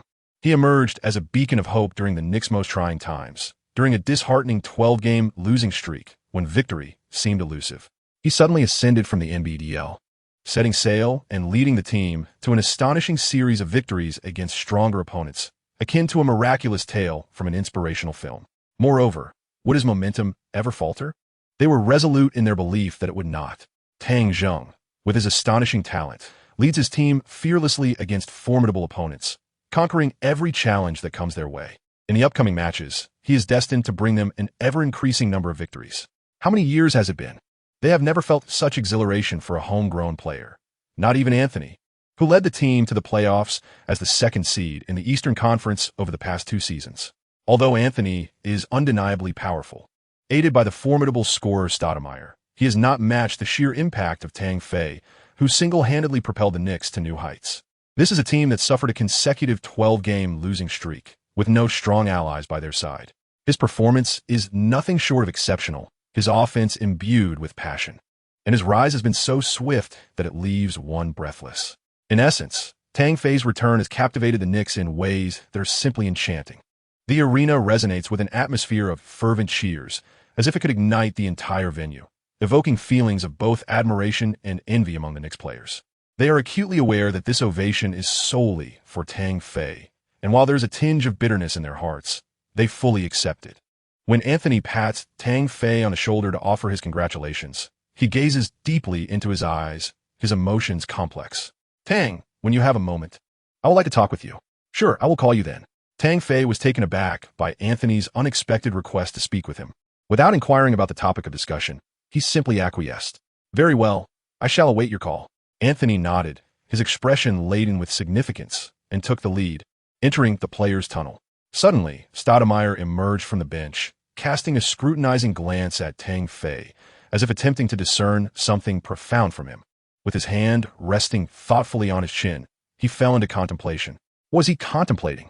Tang Fei was instantly bewildered. Suddenly, this fellow emerged without uttering a single word, merely gazing at him, lost in contemplation. Are you also inclined to converse with me? Tang Fei cautiously inquired. Huh? Stoudemire, jolted back to reality by the question, nodded and replied, perhaps, or perhaps not. Tang Fei was taken aback. Was the other party genuinely interested in engaging him in conversation? But what could they possibly discuss? Perhaps the art of daydreaming? He was a person of singular devotion, never entertaining the affections of 2 individuals simultaneously. After much contemplation, Tang decided it was best to decline the invitation, responding shyly with a refusal. What do you mean by not accepting 2 people at the same time? Stoudemire was also perplexed, utterly bewildered by Tang Fei's cryptic words. Initially, he had merely assumed that Tang wished to converse with him, hence his agreement. However, it now appeared that there was a deeper implication. But what could it possibly signify? Stoudemire found himself lost in thought once more. Tang Fei was utterly speechless. He gazed earnestly at his counterpart, who remained motionless, lost in thought, and seemingly oblivious to everything around him. shaking his head in resignation. He felt that communication with this individual was futile, and thus he departed. Upon returning to the locker room, Fisher was in high spirits, having highlighted Tang Fei's extraordinary performance, attributing their effortless victory to Tang's significant contributions. He lauded Tang's ability to forego personal scoring in favor of orchestrating the team's offense, revealing a long-forgotten camaraderie among the players. As he spoke, he cast a sidelong glance at Anthony, who was changing clothes at the back of the crowd, hinting at something unspoken. However, Anthony appeared oblivious, interpreting Fisher's words as mere praise for Tang without any deeper implications, remaining focused solely on himself. Stoudemire, too, had distanced himself from the team, seated on the bench with his chin resting on his hand, his gaze vacant, resembling a statue. Fisher furrowed his brow in quiet concern, sensing a loss of control over the team, with the two superstars seemingly drifting apart from the collective spirit. This was a troubling sign. Should the media catch wind of such a rift, it could stir up a tempestuous reaction from the public. Fortunately, the team was currently on a winning streak, and few were likely to notice these subtleties. He shook his head, casting aside negative thoughts, and turned his attention to Tang Fei, offering heartfelt praise. Tang, your performance today was commendable. I sense you are making choices for the benefit of the team. This is splendid, truly splendid. If only your ball handling skills were even better. It would be magnificent. Come on, if you're going to compliment me, just stick to that. Why bring up ball handling again? Can a compliment be received without a caveat? I would graciously accept it. Tang Fei felt a wave of embarrassment wash over him, as if his shortcomings were constantly being highlighted by others, which he found to be quite humiliating. As the evening unfolded, he donned a sleek black suit and awkwardly adjusted his tie, making his entrance at the door of the private room. He took a moment to compose himself before the golden-haired beauty with a ponytail, shyly inquiring, "What do you think? Am I handsome?"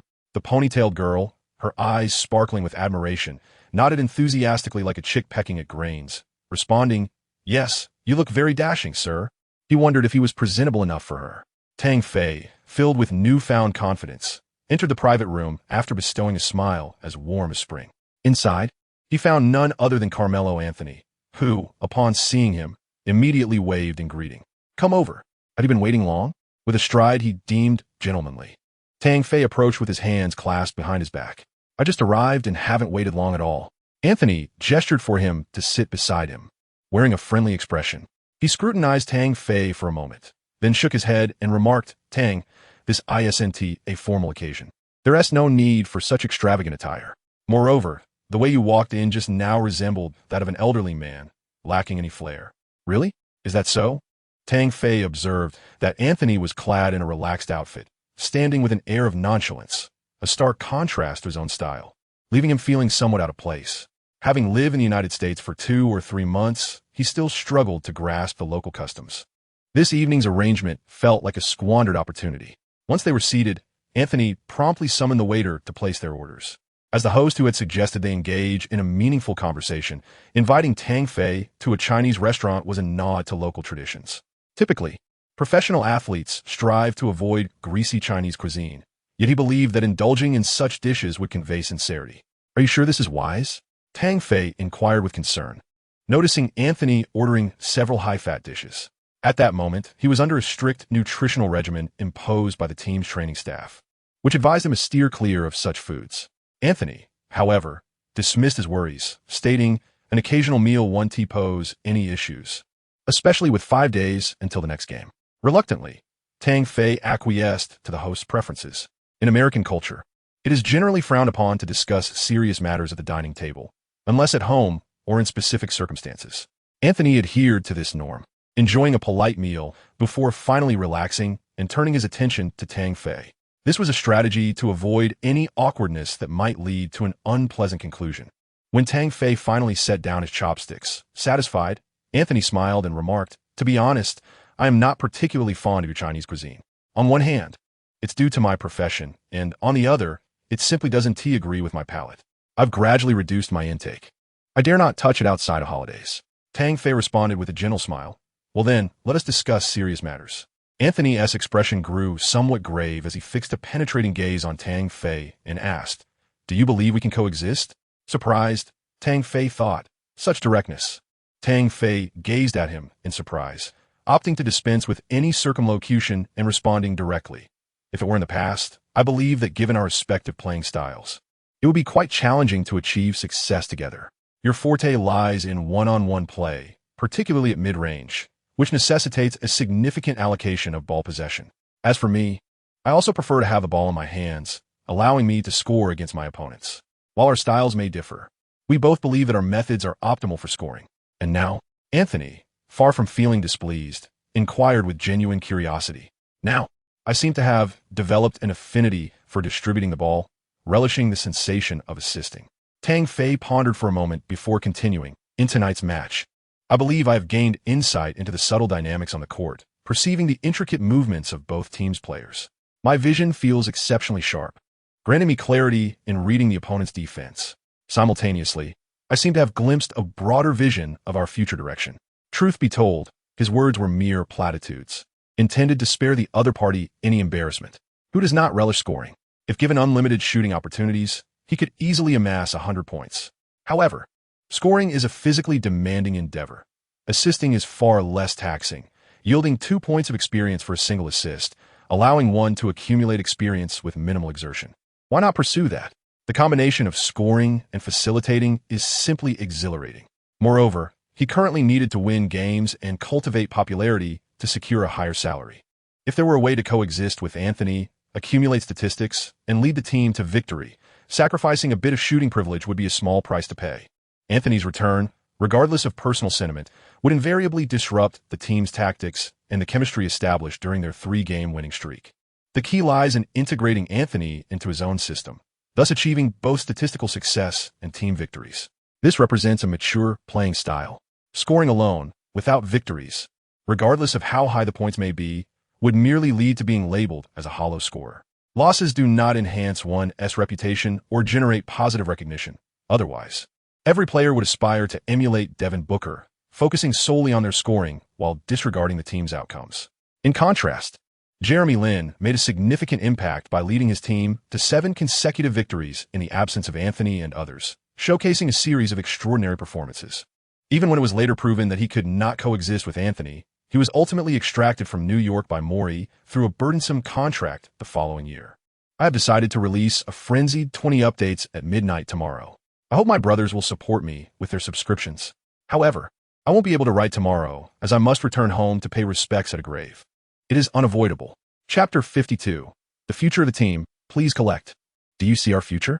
Anthony fell into contemplation. After a moment, he turned to Tang Fei and remarked, "In these 3 games, you have reminded me of someone from the past." Jeremy Lin? Tang Fei inquired with a smile. Indeed, he was quite reckless back then, much like the media's frenzied coverage that stirred up a whirlwind of excitement.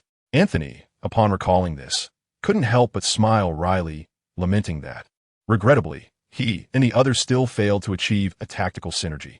Tang Fei nodded, reflecting on the prevailing notion that Anthony intentionally marginalized Jeremy Lin in pursuit of ball dominance and a central role. Yet, who could truly ascertain the veracity of such claims? Lin struggled with off-ball movement, relying instead on having the ball in his hands.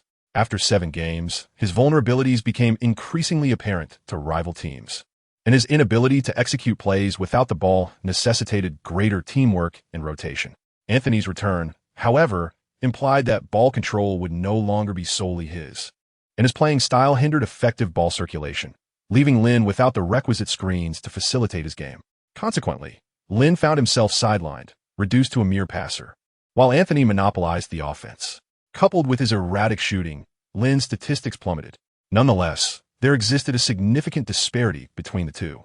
Anthony regarded Tang Fei with a profound gaze and remarked, "Your offensive prowess surpasses his, and your passing poses a greater threat. Most crucially, after witnessing your remarkable performance, I suspect that Derek and Phil no longer view me as the team's sole cornerstone, especially considering my age of 31. Tang Fei, no longer inclined to conceal his thoughts, directly inquired, "Given the current circumstances, would you be willing to allow me to take the lead?" "Why not?" Anthony mused, his eyes fixed on Tang Fei for an extended moment before breaking into a warm smile. "In these past 3 games, you have unequivocally demonstrated your capability to be the team's nucleus, while I find myself aging and my performance no longer as consistent as in previous years. I sense my physical abilities declining, and I have paid the price for the comfort afforded by several seasons in this vast city of New York. Additionally, I cannot bear the thought of losing another formidable ally. He continued, I am no longer youthful. My peers from the same draft class, LeBron, Dwayne, even Chris, have all secured championship rings. I desire to navigate my career without regret, not wishing to look back in a few years while alongside them and feel the pang of envy at their accolades. Thus, for the sake of a championship and before my abilities diminish entirely, I am willing to adapt my playing style to accommodate you. In truth, he hesitated to express that without such adaptation, he risked being discarded by New York at the season's end. Having spent several years here, he was unwilling to leave and did not wish to become a figure of ridicule in retirement. Thank you, Carmelo. Tang Fei suddenly rose, extending his hand in a gesture of sincerity. If you are truly prepared to make such a significant sacrifice, words fail me. Yet, I believe we both aspire to a brighter future for the Knicks, to lead them forward, and even to contend for a championship. So let us strive together. Together we shall, Anthony replied, rising to shake his hand, genuinely expressing, I hope for a fruitful collaboration. Indeed, a pleasant collaboration. Subsequently, the two resumed their seats, and Anthony's demeanor transformed to one of natural ease as he remarked, this season, Derek and the others might wish to let the team languish, aiming to secure a favorable draft position for the summer to fortify our interior strength. You must prepare for Amare's departure. Anthony furrowed his brow, expressing a tinge of regret as he continued. Injuries have marred his last 2 seasons. The coaching staff may have lost hope in him, perhaps. By the end of this season at the latest, he will depart as a free agent. It is also possible he may be waived after the All-Star game. As the conversation shifted to Stoudemire, a somber atmosphere enveloped them. Tang Fei sighed. I do not wish for the team to falter. Yet the performances of several interior players are indeed concerning. To strengthen the Knicks, reinforcements are imperative. However, I am uncertain how Derek and Phil plan to proceed. But such matters are beyond our control. We can only leave it to fate. Let us not dwell on that. Anthony smiled, choosing to abandon the topic. I will speak with Derek tomorrow. He feigned nonchalance and inquired of Tang Fei. You will remain in New York, correct? At present, I see no reason to leave New York. Tang Fei replied with a shrug. Then it is settled. The two shook hands once more, their faces bright with smiles. Coming tomorrow, the 5th, at midnight, guaranteed to be explosive. Chapter 53. Bidding farewell to Anthony? Seeking support. How much untapped talent does this young man still possess? Will he continue to astonish us endlessly? In the office of the Knicks president of basketball operations, Phil fixated on the computer monitor, exclaiming in awe. He had grown accustomed to reviewing video highlights of Tang Fei after each game, perpetually searching for glimpses of brilliance. Following the delivery of last night's data analysis by Fisher in the morning, he eagerly watched the game replay. Seated before him was James Dolan, who, unusually, opted not to indulge in leisure but accepted Phil's invitation to watch the game. Accompanying them was the head coach, Fisher. The trio watched intently for quite some time. Thoroughly engrossed, even Fisher, who was present on the sidelines, found himself captivated by the unfolding action. His progress knows no bounds. During the last game against the Rockets, I was struck by his passing prowess, but I had not anticipated such an astounding display in this match. His timing for passes is impeccable. Even I, in attendance, could not restrain a shout of excitement. Fisher manipulated the controls, replaying each of Tang Fei's passes frame by frame on the monitor. Through such meticulous analysis, they uncovered a remarkable insight. Before every pass, Tang Fei seemingly engaged in neither contemplation nor hesitation.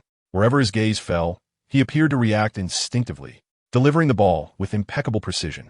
Particularly noteworthy was the assist he made after securing a rebound, executing an extraordinary bounce pass that traversed the entire court to Jason Smith. His reaction so swift that there was no moment of pause. He simply released the ball. While these feats were already astonishing, the precision with which Tang Fei delivered each pass was equally impressive. A mere second too early or late would have disrupted the brilliance of his assists. This instinctual passing was truly breathtaking. Are you suggesting that we have not only acquired a Michael, but also another magician? As the owner of the Knicks, Dolan was utterly captivated by Tang Fei's performance, feeling a stirring hope that perhaps, with Tang Fei on board, he could transform his tarnished reputation among countless New York fans. Since purchasing the Knicks, his series of ill-conceived decisions have been met with relentless mockery from fans, some even going so far as to send him emails urging his resignation. While he was generous with his players, he was far from being a commendable owner. His impulsive and often bewildering decisions had long since tarnished his reputation within the league. Yet he felt unjustly maligned. With the largest basketball market in the league and the most profitable team, he genuinely wished to see the Knicks flourish and aspired to be a commendable owner. Unfortunately, his trust was frequently misplaced, and his actions seldom yielded the desired outcomes, resulting in wasted expenditures. Over time, he grew apathetic to correcting his course, resigning himself to a downward spiral, comforted by the knowledge that the Knicks would always generate substantial profits for him. Eventually, his reputation devolved into that of a foolish man with deep pockets, leading many stars to reject his offers outright. It wasn't until Tang Fei's emergence, when he realized he would possess a player of Jordan's caliber, that he fell asleep with a foolish grin. In the 1990s, his pursuit of Jordan had been painfully evident, yet the latter consistently dismissed the Knicks, often leaving Dolan with embarrassing records to contend with. Rather than being disheartened, he remained resolute, even offering a blank check when Jordan demanded a raise in '97. However, he was met with repeated refusals and disdain, shattering his heart. It was akin to a wealthy and handsome suitor pursuing a breathtaking beauty who not only ignored him, but also squandered his luxury cars, flowers, and villas. At this moment, as if glimpsing a treasure trove, Phil Jackson remarked with a smile, perhaps at the fusion of Michael and the magician. My heavens! Dolan was stunned, and after receiving confirmation, his heart surged with tumultuous emotions that would not subside. He surmised that he might have already contemplated the compatibility issues with Carmelo and was attempting to facilitate a shift towards a more organized approach. Fisher smiled gently, remarking, he has succeeded, completing the task with exceptional finesse. If he truly has altered his approach due to Anthony, it must mean his intellect is extraordinarily high. However, Phil did not share in this sentiment. Instead, he furrowed his brow. He felt that with such remarkable offensive talent, Tang Fei's willingness to forego it and become a facilitator seemed rather misguided. Yet, considering Anthony, he believed it was prudent to wait and observe. Perhaps it was time to have a serious discussion with Carmelo. This conversation is essential, and it must be thorough. Fisher responded with gravity. I shall not concern myself with this. You all proceed as you see fit. At this moment, James Dolan was in high spirits. With a lingering glance at the number 13 on the monitor, he stood up and declared emphatically if the team or Tang encounters difficulties due to Carmelo's issues, you come to me. If it cannot be traded, I will ensure he is released. With that, Dolan exited with a commanding presence, leaving Phil and Fisher to exchange wry smiles. They did not believe Dolan was merely speaking out of bravado. He might very well act on his words. Just as they were about to converse further, Phil's phone rang, and he was taken aback to see it was Anthony calling. After a moment of surprise, he answered the call. Tang Fei was working diligently in the gym, perspiring profusely as he followed the trainer's guidance on various exercises. At this moment, he felt that his physique remained somewhat slender. While he could hold his own against perimeter players, he harbored concerns regarding the formidable interior players. It was imperative for him to gain weight. After all, the peak weight of Michael Jordan had reached approximately 98 kilograms, whereas he himself weighed just over 84 kilograms, a significant disparity. The trainer observed him closely, feeling quite pleased with his performance. A newcomer recently emerged from the NBDL. He had signed a substantial contract, and, rather than succumbing to the temptations of New York's glitz and glamour, he remained focused on self-improvement. The trainer greatly admired his character. While he was immersed in his workout, thoroughly drenched in sweat, Tang Fei received a phone call. The caller identified herself as Mei Na, a reporter from Tencent NBA, with a voice that was notably melodious. Are you here to interview me? Tang Fei sat on a stool, breathing heavily. Am I disturbing you? He asked, sensing the awkwardness in the air as his heavy breaths led the person across from him to assume something inappropriate was occurring. Not at all. I was just working out. Tang Fei laughed, realizing the misunderstanding, and promptly clarified. Ah, I see. When would Mr. Tang be available for an interview? We need to make some preparations. The other party inquired cautiously, seemingly worried about provoking him to the point of ending the call in anger. Well, aside from my sleeping hours, feel free to call me anytime, Tang Fei replied with a smile. After a brief conversation, he hung up the phone and returned to his training. He was not at all surprised that domestic journalists were reaching out. After all, he had already played 3 games, and it would have been unusual had there been no response. Perhaps due to the tight schedule, these reporters had been patiently waiting. However, he had noticed certain familiar faces among the journalists during his post-game interviews and had even conducted interviews with them in Chinese. Yet, this request for a personal interview was a first. Approximately an hour later, he emerged from the gym and returned to his Player S apartment. After taking a shower and dressing, he settled down to relax. His recent triple-double performance had provided him with considerable experience. Although he still had a long way to go before reaching the next level, the progress was undeniably encouraging. He silently affirmed that his decision to focus on achieving triple-doubles was indeed the right one. With stats of 30 points, 11 rebounds, 17 assists, 3 steals, and 1 block. He was grateful that turnovers did not detract from his experience points. Otherwise, the 6 turnovers might have caused him great distress. He opened his progress panel and observed how the experience bar was gradually shortening, filling him with delight. Tang Fei ability level, D, role player, experience points, 2, 191. 200 having surpassed the 200-point threshold in experience. It seems that if he continues to accumulate triple-doubles at this rate, promotion will come in less than 10 games. This methodical data accumulation has brought him immense joy, especially upon breaking the record for the youngest player in the NBA to achieve a triple-double, for which he received a commendable reward. Ecstatic, he felt as if he had struck gold once more. Previously, the youngest triple-double record was held by LeBron James. On January 20th, 2005, led the Cavaliers to a 107-101 victory against the Portland Trail Blazers, amassing 27 points, 11 rebounds, and 10 assists at the tender age of 20 years and 20 days. Merely 3 days later, on January 23, 2005, he recorded 28 points, 12 rebounds, and 10 assists in a triumphant 105-87 win over the Golden State Warriors. Prior to this, the record was set by Lamar Odom when he played for the Clippers, achieving it at the age of 20 years and 54 days.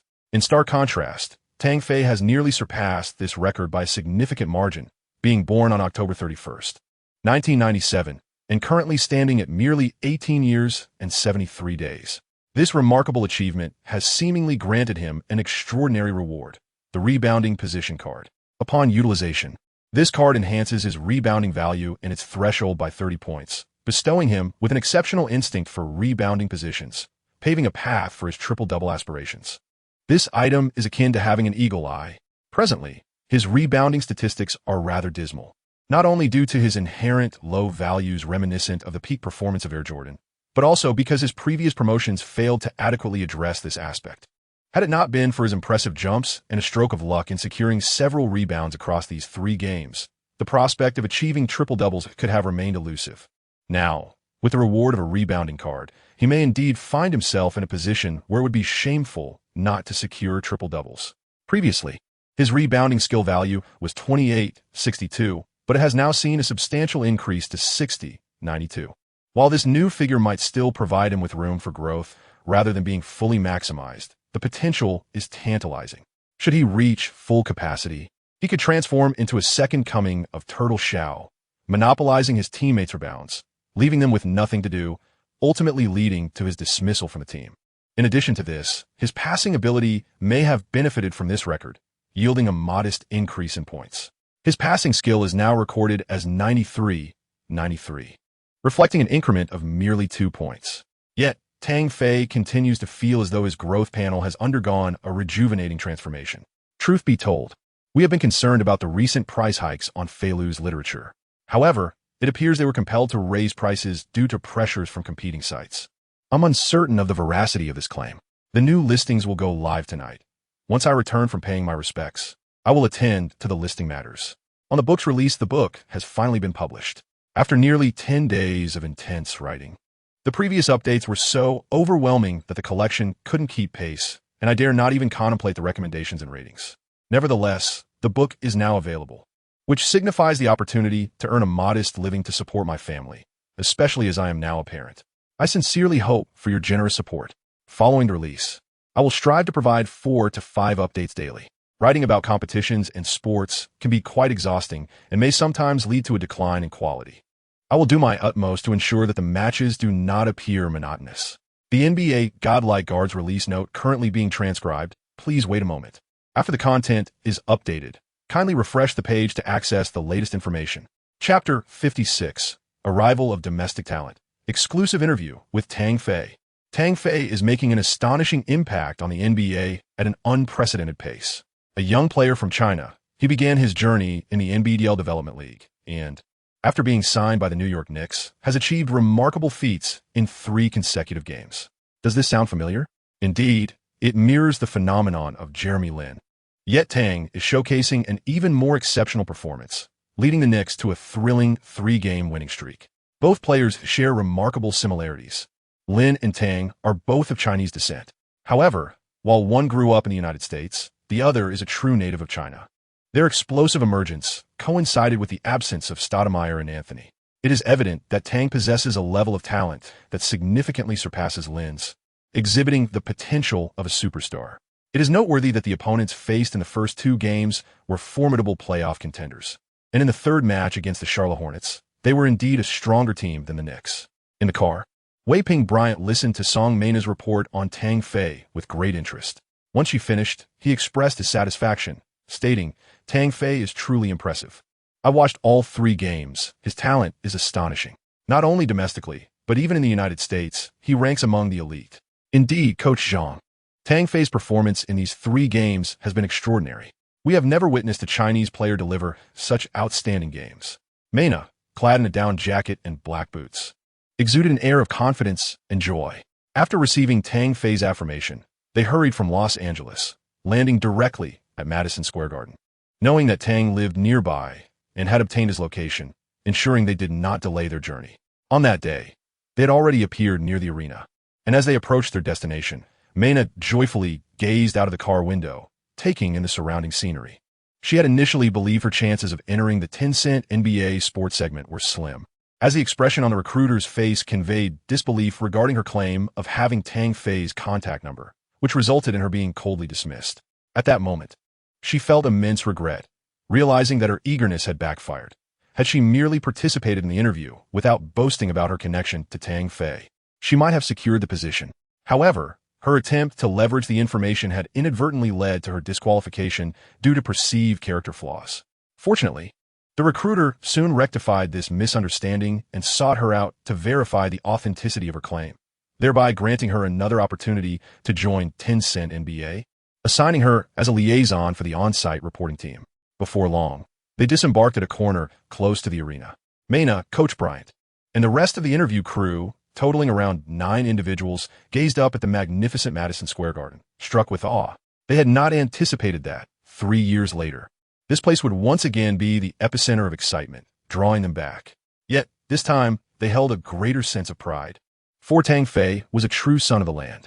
As they made their way to the arena, they encountered numerous passers-by who, upon learning where they hailed from, greeted them warmly. Each person wore a cheerful expression, welcoming them with open arms. "New York welcomes you, fellow countrymen of Tang." The group, initially puzzled, soon realized the significance of Tang Fei's name, which filled them with pride. "Coach Zhang," Tang Fei said to go directly to the court to find him. "They are in training," Meina relayed to Coach Bryant after hanging up the phone. "All right, but let us ensure we don't disrupt their training." With Tang Fei's location confirmed, they headed straight for the arena. The Knicks coaching staff and management, informed of their intent to conduct a special interview with Tang Fei, rolled out the red carpet for them, granting access to the closed training session. Guided by a staff member, they entered the court, their hearts swelling with admiration for Tang Fei's influence at that moment. The Knicks' closed training was, in reality, a series of standard drills. Various half-court practices and shooting exercises kept the players engaged, with none having a moment to spare. Their objective was clear. Tang Fei, under the supervision of a trainer, was currently practicing his shooting. As they reached the sidelines and began to set up their cameras, head coach Fisher approached with a warm smile and extended his hand to Coach Zhang, exclaiming, "Welcome to you all." "Derek, thank you." Coach Zhang, accustomed to the ebb and flow of the sport, did not display excessive excitement at the personal welcome from a head coach. Instead, he expressed his gratitude naturally, saying, "Thank you for specially opening the court for us." "Oh, do not mention it, Zhang. In truth, we have been waiting for you for quite some time." Fisher, wearing an expression that refrained from claiming any credit, maintained a constant smile. His bald head gleamed brilliantly under the dazzling lights. He gestured toward Tang Fei, who was diligently practicing, and remarked with a grin, "Tang ought to be known among the Chinese basketball fans, lest they resent the Knicks for keeping him hidden." Tang Fei and his teammates were immersed in their training, and Coach Zhang felt it inappropriate to interrupt them directly, so he patiently awaited the right moment. However, the production team, seizing this idle time, could not resist the urge to capture footage. They set up the cameras and began to focus on all the players engaged in training. Every individual, every nuance of their practice was meticulously recorded. aiming to provide fans with a deeper understanding of the intricacies involved. To enhance this experience, they invited Coach Zhang to serve as a temporary commentator. As an NBA consultant hired by Tencent NBA, he felt it was his duty to explain each detail by the camera. During the filming, the crew had already gained some insight into the training practices of NBA teams. Nonetheless, since this was a personal interview with Tang Fei, they aimed to capture every detail with utmost precision. "Hey, are you the ones conducting the exclusive interview with Tang? He is currently unavailable, but perhaps I could temporarily accommodate your requests," he offered. The crew couldn't help but chuckle as some players, eager to impress Tang Fei, made a concerted effort to engage with them, striving to appear formidable in front of the cameras. Each player expressed goodwill while deliberately puffing out their chests and flexing their muscles, portraying themselves as superstars. Chapter 57. The praise of teammates for Tang Fei. The production team graciously obliged, enhancing the filming process by interviewing each player. Those interviewed were thrilled, as if it were their first time on television, enthusiastically praising Tang Fei and boasting about his remarkable abilities. "You should have seen it. From the moment the team signed him from the minor leagues, I recognized his exceptional talent. He is destined to lead the Knicks to victory.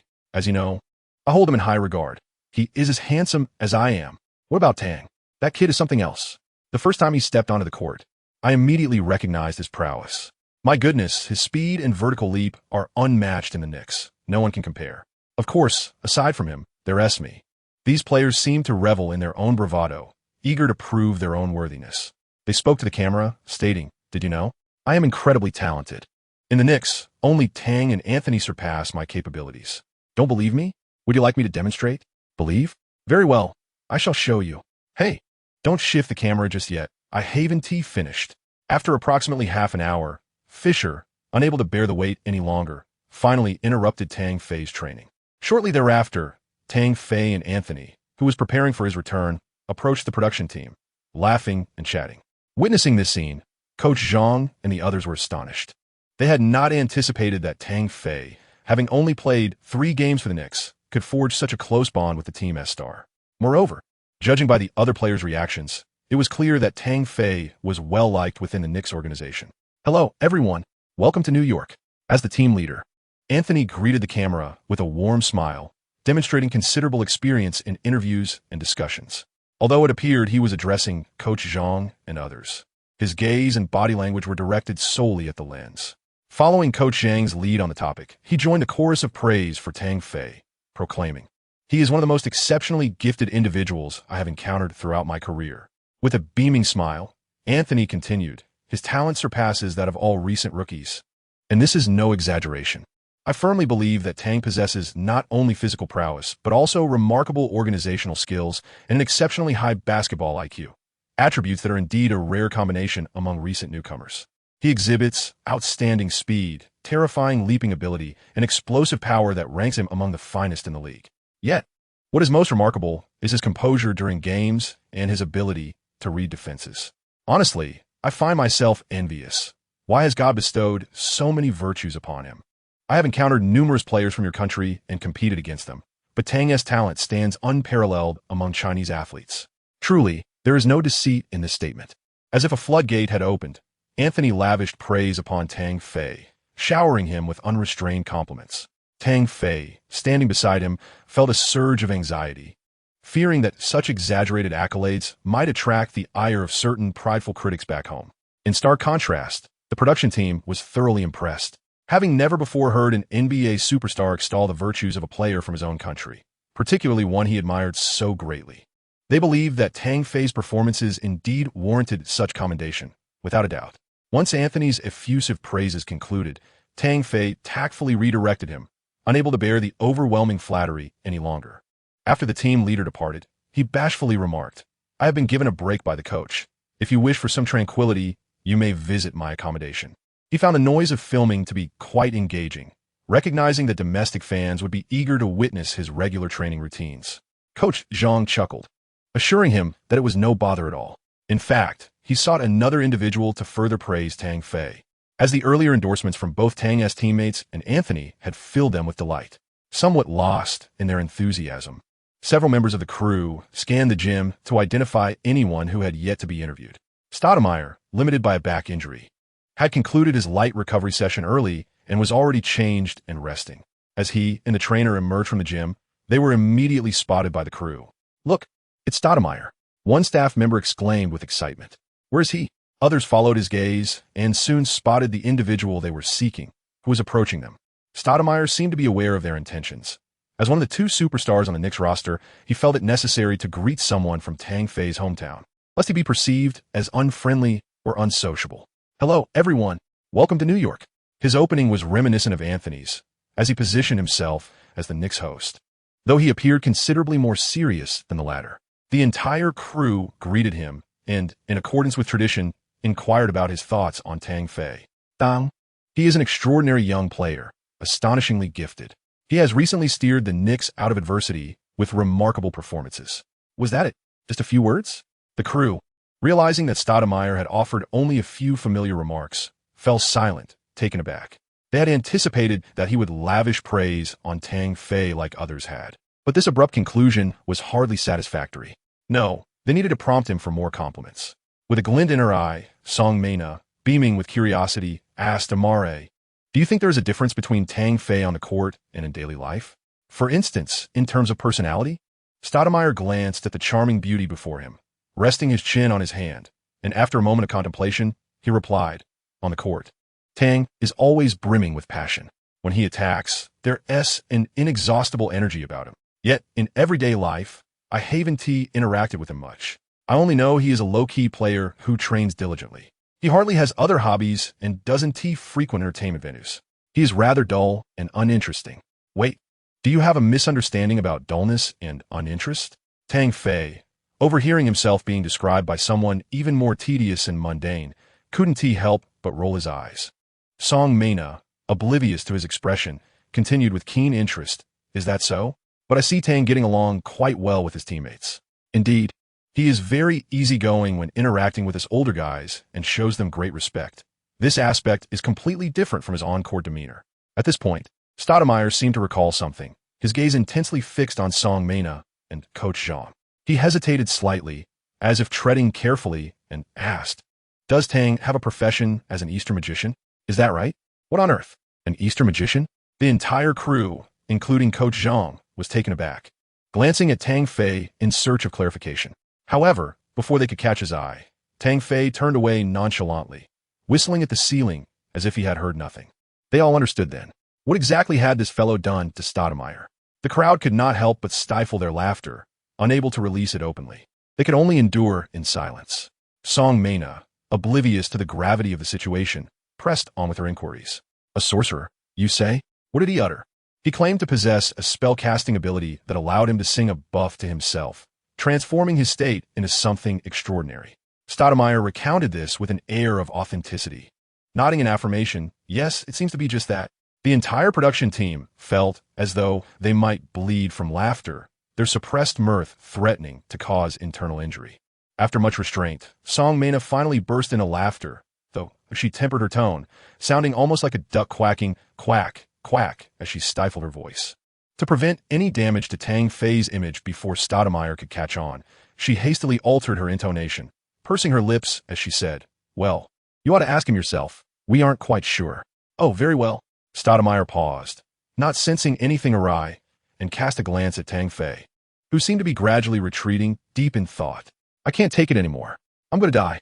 The production team could no longer contain their amusement and fled the basketball arena, as if their lives depended on it. Outside, Director Zhang, among the leading figures, laughed while expressing his disbelief. What has Tang Fei done to Amare to make him believe such nonsense? This fellow shouldn't be playing basketball. He should be in pyramid schemes. As Tang Fei led the entire production team into his bachelor apartment, disbelief washed over them at the sight before them. The one-bedroom unit, spanning less than 50 square meters, could be surveyed with a mere turn of the body. The living area contained a simple sofa, a dining table, a few chairs, and a wall-mounted television, all arranged in an unpretentious manner. The bedroom was even more austere, featuring just a bed and a necessary computer, alongside a solitary orange Spalding basketball by the bedside. This was the abode of an NBA professional, astonishingly simple and understated, starkly contrasting with Tang Fei's handsome appearance. As the group entered, they embraced one another in silence, the atmosphere turning somewhat grave. Even Song Mena, known for her forthrightness, found herself at a loss for words, glancing at Tang Fei, who was busy boiling water in the kitchen, then turning to Director Zhang, her thoughts left unvoiced. Director Zhang, seated on the sofa, cast a long sigh in Tang Fei's direction. If this interview were to air, he would undoubtedly become a paragon for domestic professional athletes, so unpretentious. It was a world apart from those who flaunted luxury brands and extravagant cars. Perhaps I understand now why he has succeeded. Why? Mena seemed to grasp a hint of insight, but instinctively asked for clarification. All the other production staff turned their gazes towards him in unison. Low-key, focused, diligent, and relentlessly forward-moving, guided by Zhang. Each word was articulated slowly and deliberately. The audience nodded in agreement. Only a player who diligently forges ahead, forgetting to savor the moment, could transform into someone like Tang Fei. This is simply astonishing.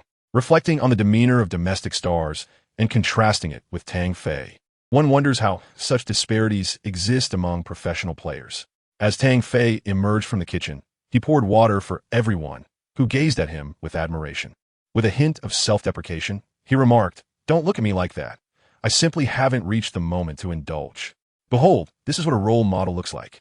Upon hearing his words, Zhang felt a surge of respect and earnestly said, "Once this footage is aired, I hope some individuals might engage in self-reflection. Indeed, let others witness the life of an NBA rising star." The group echoed in agreement. Noticing the photographer capturing images from behind, Tang Fei waved his hand, chuckling, "Oh no, I dare not offend anyone. Each individual's chosen lifestyle is distinct, thus their pursuits naturally differ. Generalizations cannot be made." Tang Fei playfully made a face at the camera and joked, "You might as well consider me poor or perhaps lazy, too lazy to engage in anything beyond basketball." The once serious atmosphere dissipated with his comical expression, eliciting laughter and knowing smiles among the group. The essence of one's character determines the outlook on life, and the attitude one adopts shapes the trajectory of their future. Tang Fei is singularly focused on his path, disregarding all distractions, with an unwavering determination to establish his presence in the NBA. Everyone has come to admire him even more, as he manages to retain a childlike innocence in the bustling international metropolis of New York, a city rife with extravagance and the allure of fame and fortune. It is truly remarkable. Most would have lost their way in such an environment. Is this apartment genuinely allocated by the team? Coach Zhang, unwilling to continue down that line of conversation, felt that the more he spoke, the more he would be compelled to admire this young man. Thus he hastily diverted the topic. Chapter 59. This is a superstar. No, the team is not that benevolent. Upon mentioning the apartment, Tang Fei chuckled, a look of disdain crossing his face as he remarked, "The team owner is quite generous, but that generosity is reserved for his established star players." At that time, I had just ascended from the NBDL. He was unaware of my existence, and the management did not regard me highly. So how could this be provided by them? This place was vacated by a former player, and on the very day I signed my contract, he was cut. The staff, upon learning this, called me in to take over. I am paying real money to rent this place, over $1,000 each month. With a shrug of his shoulders and a wry smile, Tang Fei added, "You see, where'd I find the funds to adorn this space? Besides, I had signed a 10-day contract. Who knows if I might be cut the next day? Any purchases would be a waste. You are in a far better position than Jeremy Lin." Coach Zhang interjected, recalling that before Lin's rise to fame, he was sleeping on a teammate's couch. Laughter erupted among the group. "Could you share where you are from and how you transitioned from China to America? Did your family support your decision?" Coach Zhang inquired after the laughter subsided, eager to provide the fans back home with insight into Tang Fei's background. As the question hung in the air, Tang Fei offered a rueful smile, turning to seek a seat, only to discover that all the chairs and sofas had been occupied by the production crew. He resignedly settled onto a cabinet beneath the television and began, at that time, I was merely a high school student. Facing the camera, Tang Fei delved into his memories and narrative, captivating those present. For some inexplicable reason, the handsome young man before them, reminiscent of an ancient scholar, exuded an enchanting charm. His serene demeanor, as he spoke with calm eloquence, possessed an ethereal quality that was hard to define. What manner of person is he? What accounts for such an aura? An hour passed, and the intimate interview within the modest room concluded. Yet, as the audience absorbed Tang Fei's story, they found themselves in a state of profound contemplation. What kind of individual possesses the audacity to venture alone to America in pursuit of their dreams? Is it merely the discovery of extraordinary talent? Or is it a matter of character? A recent high school graduate audaciously borrowed 50,000 yuan from a friend, embarking on a resolute journey towards his aspirations. With unwavering determination, he began his ascent in the NBDL Development League, and through remarkable performances, he triumphantly broke into the prestigious NBA. In a league comprising merely over 400 elite athletes, he breached the stronghold and commenced a dazzling professional career. This surreal experience stands as one of the rare motivational exemplars. Through the narrative woven by Tang Fei, one can vividly sense the indomitable courage and steadfast confidence of the individual. Even now, despite having witnessed countless storms, Coach Zhang cannot help but admire the unwavering resolve of this young talent. Tang Fei has succeeded. His courage and determination have been rewarded. Yet, there remain countless individuals in the country, brimming with talent but hesitant to take the first step. If they were to hear Tang Fei's story, what emotions would it evoke in them? Regardless, this exclusive interview with Tang Fei is bound to create a sensation nationwide. It may inspire a wave of aspiring young dreamers. Should that occur, this interview would carry a noble sense of purpose, and Tang Fei could undoubtedly emerge as a motivational icon for a generation in the country. Tang Fei, do you realize this? Song Mena observed Tang Fei's calm demeanor and, for reasons unknown, suddenly raised her voice, curious to see if he would display any excitement. You were named the Rookie of the Week yesterday, becoming only the second player from Huaxia to receive this honor. What do you have to say about it? Last week, Tang Fei led his team to victory in 3 consecutive games, averaging an impressive 40 points, 7 rebounds, 11, 3 assists, 9 steals, and 0 blocks per game. Such astonishing averages, especially considering he led a Knicks team missing both Anthony and Stoudemire, propelled him ahead of outstanding rookies like Wiggins and Parker, earning him the NBA's Rookie of the Week accolade. Had he participated in more games, perhaps he would already be featured in the season's rookie rankings. Rookie of the Week? Tang Fei chuckled, seemingly indifferent, raising an eyebrow. I thought it was MVP. Such honors are not of significant weight. These trivial awards, no matter how numerous, are merely ornamental. Wow, I originally thought you were quite modest. I didn't expect you to have such a bold side. The crowd was somewhat taken aback. As a player from Huaxia, it was surprising that he would dismiss an NBA rookie honor, altering their perception of him. After the interview concluded, despite his seemingly simple lifestyle, Tang Fei generously treated the entire production team at the largest nearby Chinese restaurant. Due to his profession and age, he abstained from alcohol. Yet that did not hinder him from mingling with the group. The following day, the production team chose not to return home, but rather to continue documenting Tang Fei's daily life. The basketball court, the gym, his modest abode, as well as the interactions he shared with teammates, and even tactical discussions with the head coach, were all captured by the ever-present cameras. It took 4 continuous days for the crew to wrap up filming, as the next day, the New York Knicks were set to face the Milwaukee Bucks on their home turf. They needed to rest well in preparation for accompanying Tang Fei and the team to capture their game. The Milwaukee Bucks, led by the remarkable young talent Giannis Antetokounmpo, selected as the 15th pick in the first round of the 2013 draft, are a team replete with youthful promise. This year, he has averaged 13 points, 7 rebounds, and 3 assists. Additionally, Brandon Knight, an 8th overall pick in the 2011 draft, has been delivering commendable averages of 18 points, 4 rebounds, and 5 assists as the team's primary guard. Simultaneously, there lies a 12-year gap since the second round's 9th pick, who has remarkably improved over the subsequent 3 seasons, achieving an impressive average of 13 points, 4 rebounds, and 2 assists this season, namely Chris Middleton, with 3 outstanding rookies. Coupled with the presence of the recently retired Jason Kidd as head coach, this matchup promises to be intriguing.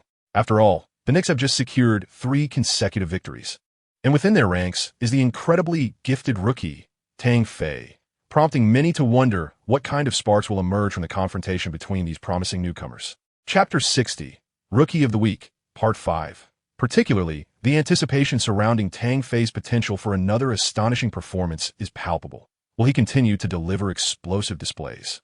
Or will there be a shift in momentum? In this contest, Anthony has returned to the court, accompanied by Stoudemire. Although the latter's playing time is strictly regulated by Fisher and the coaching staff, contingent upon the flow of the game.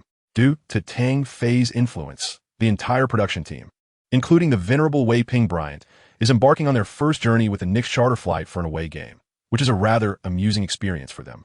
The young Knicks players in front of the cameras display a certain restlessness, constantly attempting to showcase their humor and charisma, much to the delight of the production crew. Observing such antics, Derek and the coaching staff can only smile quietly, allowing them to indulge in their playful antics. Perhaps it is a reflection of their fondness for Tang Fei that fosters a sense of camaraderie with the production team. Time swiftly passes, leading into the warm-up phase of the game.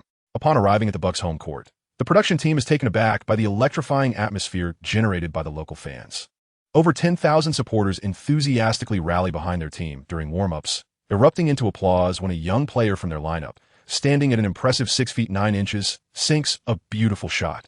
Witnessing such fervor at the Milwaukee Bucks arena, the crew is eager to see how the Knicks will fare back on their home turf, which is sure to be even more exhilarating. As time elapses, the game is set to commence with both teams fielding their strongest lineups.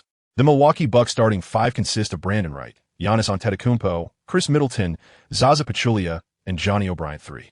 Conversely, the New York Knicks lineup features Tang Fei, Anthony Stoudemire, Jason Smith, and Tim Hardaway Jr. The production team expresses surprise at Fisher's decision to start Tang Fei for the first time. Meanwhile, Song Mei, a devoted fan of Tang Fei, seated behind the Knicks bench, discreetly inquires with Coach Zhang. Understanding Fisher's likely rationale, Coach Zhang remains composed, remarking, "This is likely an opportunity for lineup integration." However, the Knicks arrangement lacks a point guard who will orchestrate the play. Mei's eyes sparkle as she gazes at Tang Fei on the court, contemplating whether it will be Anthony or Tang Fei leading the charge, all depending on Fisher's strategic decisions. Zhang chuckled lightly. Soon, they discovered who would orchestrate the Knicks.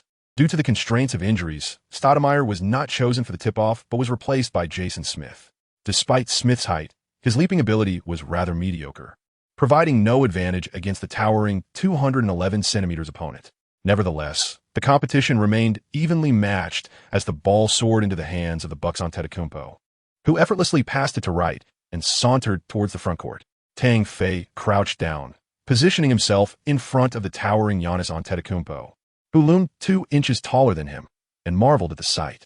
Since Giannis entered the league, his height had been steadily increasing over the past 2 to 3 years, eventually reaching an impressive 211 centimeters within a year, a truly remarkable feat. Aside from him, only a select few, such as LeBron James and Kevin Durant, have continued to grow after entering the league. One cannot help but admire the exceptional physicality of these individuals, who still experience growth at the ages of 19 or 20. Tang Fei stands at an impressive height, akin to that of Michael Jordan. His growth has ceased, but at 198 centimeters and 201 centimeters with shoes, this stature is more than sufficient for a guard. Furthermore, his remarkable vertical leap and explosive power effectively neutralize Giannis's advantages. Hey, Dang! At this moment, Giannis was not yet the primary offensive orchestrator of his team. As the point guard organized the play, he calmly inquired of Tang Fei, "What does it feel like to be a star?" Since Tang Fei's rise to fame, he has been the subject of extensive coverage throughout the league, even more sensational than Jeremy Lin's phenomenon in the initial 3 years. At this point, there is hardly an NBA player unaware of this undrafted talent. "Are you joking with me?" Tang Fei shot the other party a disdainful glance, remarking, "Aren't you a star player as well? Can't you perceive it yourself?" "Oh, it's entirely different," he replied, with a hint of frustration. "I've been in the league for 2 years. Yet I lack the recognition that a rookie who has only played 3 games possesses. This leaves me anxious about my next contract. Get lost." Tang Fei was utterly curious to pry open Giannis Antetokounmpo's mind to discern the myriad of thoughts contained within. He certainly did not regard the Bucks as viewing him merely as an ordinary rookie. Despite being merely the 15th pick in the 2013 draft, the talent he exhibited was comparable to that of a top 3 selection. Moreover, having already showcased his capabilities over the past 2 years, securing a standard maximum contract upon the expiration of his current deal would be a mere formality. This just lacked humor.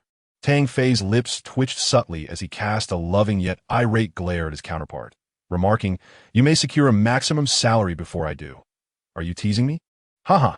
Giannis shrugged, a glint of cunning in his eyes as he replied, "I envy your ability to achieve fame overnight, unlike us rookies, who must toil diligently for 2 to 3 years to attain a lucrative contract." Was this fellow simply flaunting his own prowess?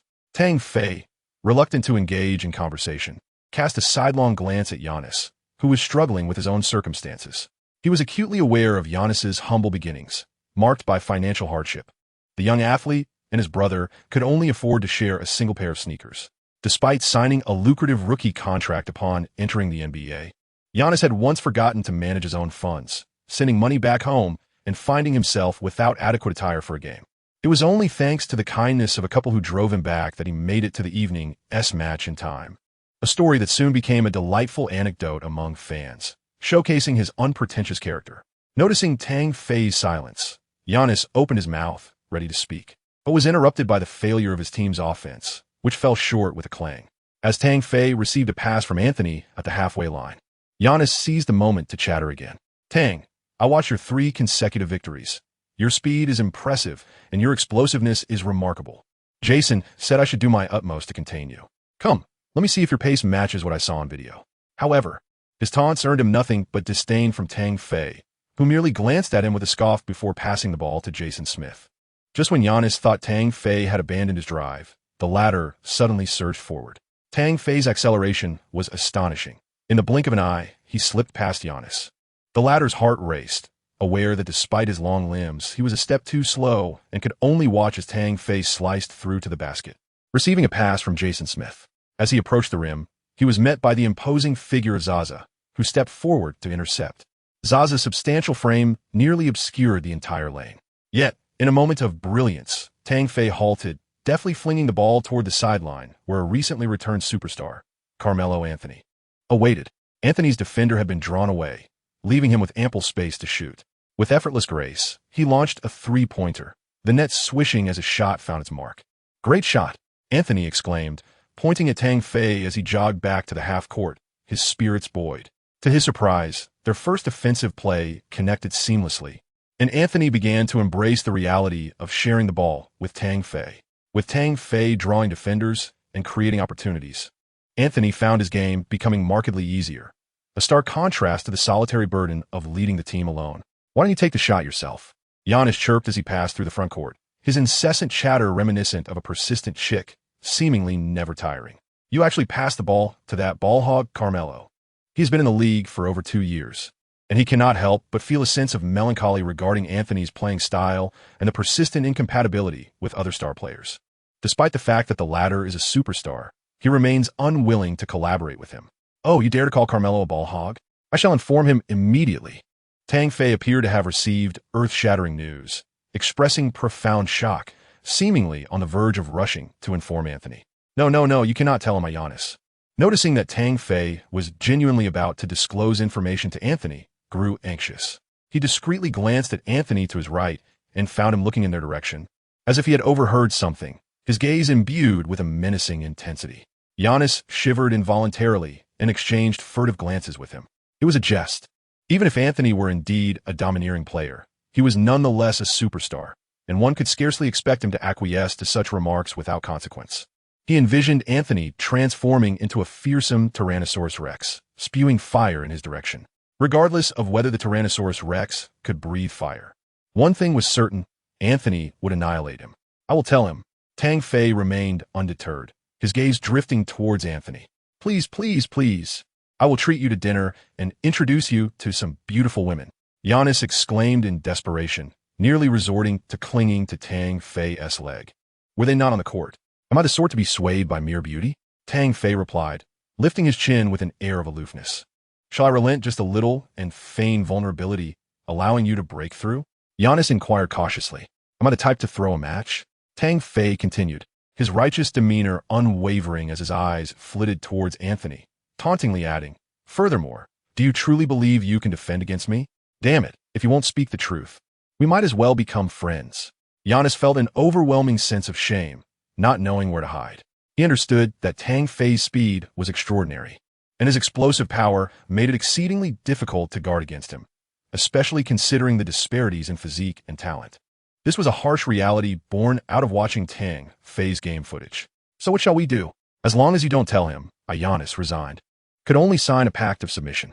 Tang Fei cast a sidelong glance at him, suddenly adopting a sinister grin as he remarked, "If you are going to ease up, do it generously. Stop with the offense and pass the ball to me exclusively." "Goodness, are you suggesting I openly act as a spy and surrender?" The Greek freak seethed internally. There were things he would never stoop to, for such actions would undoubtedly spell the ruin of his career. Yet, observing Tang Fei's cunning expression, He discerned that it was merely jest, and he felt a wave of relief wash over him. Meanwhile, on the sidelines, Meina was intrigued by their exchanges on the court. She turned to Coach Zhang and inquired, "It seems like Tang Fei and the Greek freak share a close bond. Have they known each other for a long time? Who knows?" Coach Zhang responded, equally curious. However, the series of uncharacteristic blunders from the Greek freak soon left them in doubt. Confronted by Tang Fei's defense, he maneuvered into the paint, relying on his height and reach, yet missed an open basket.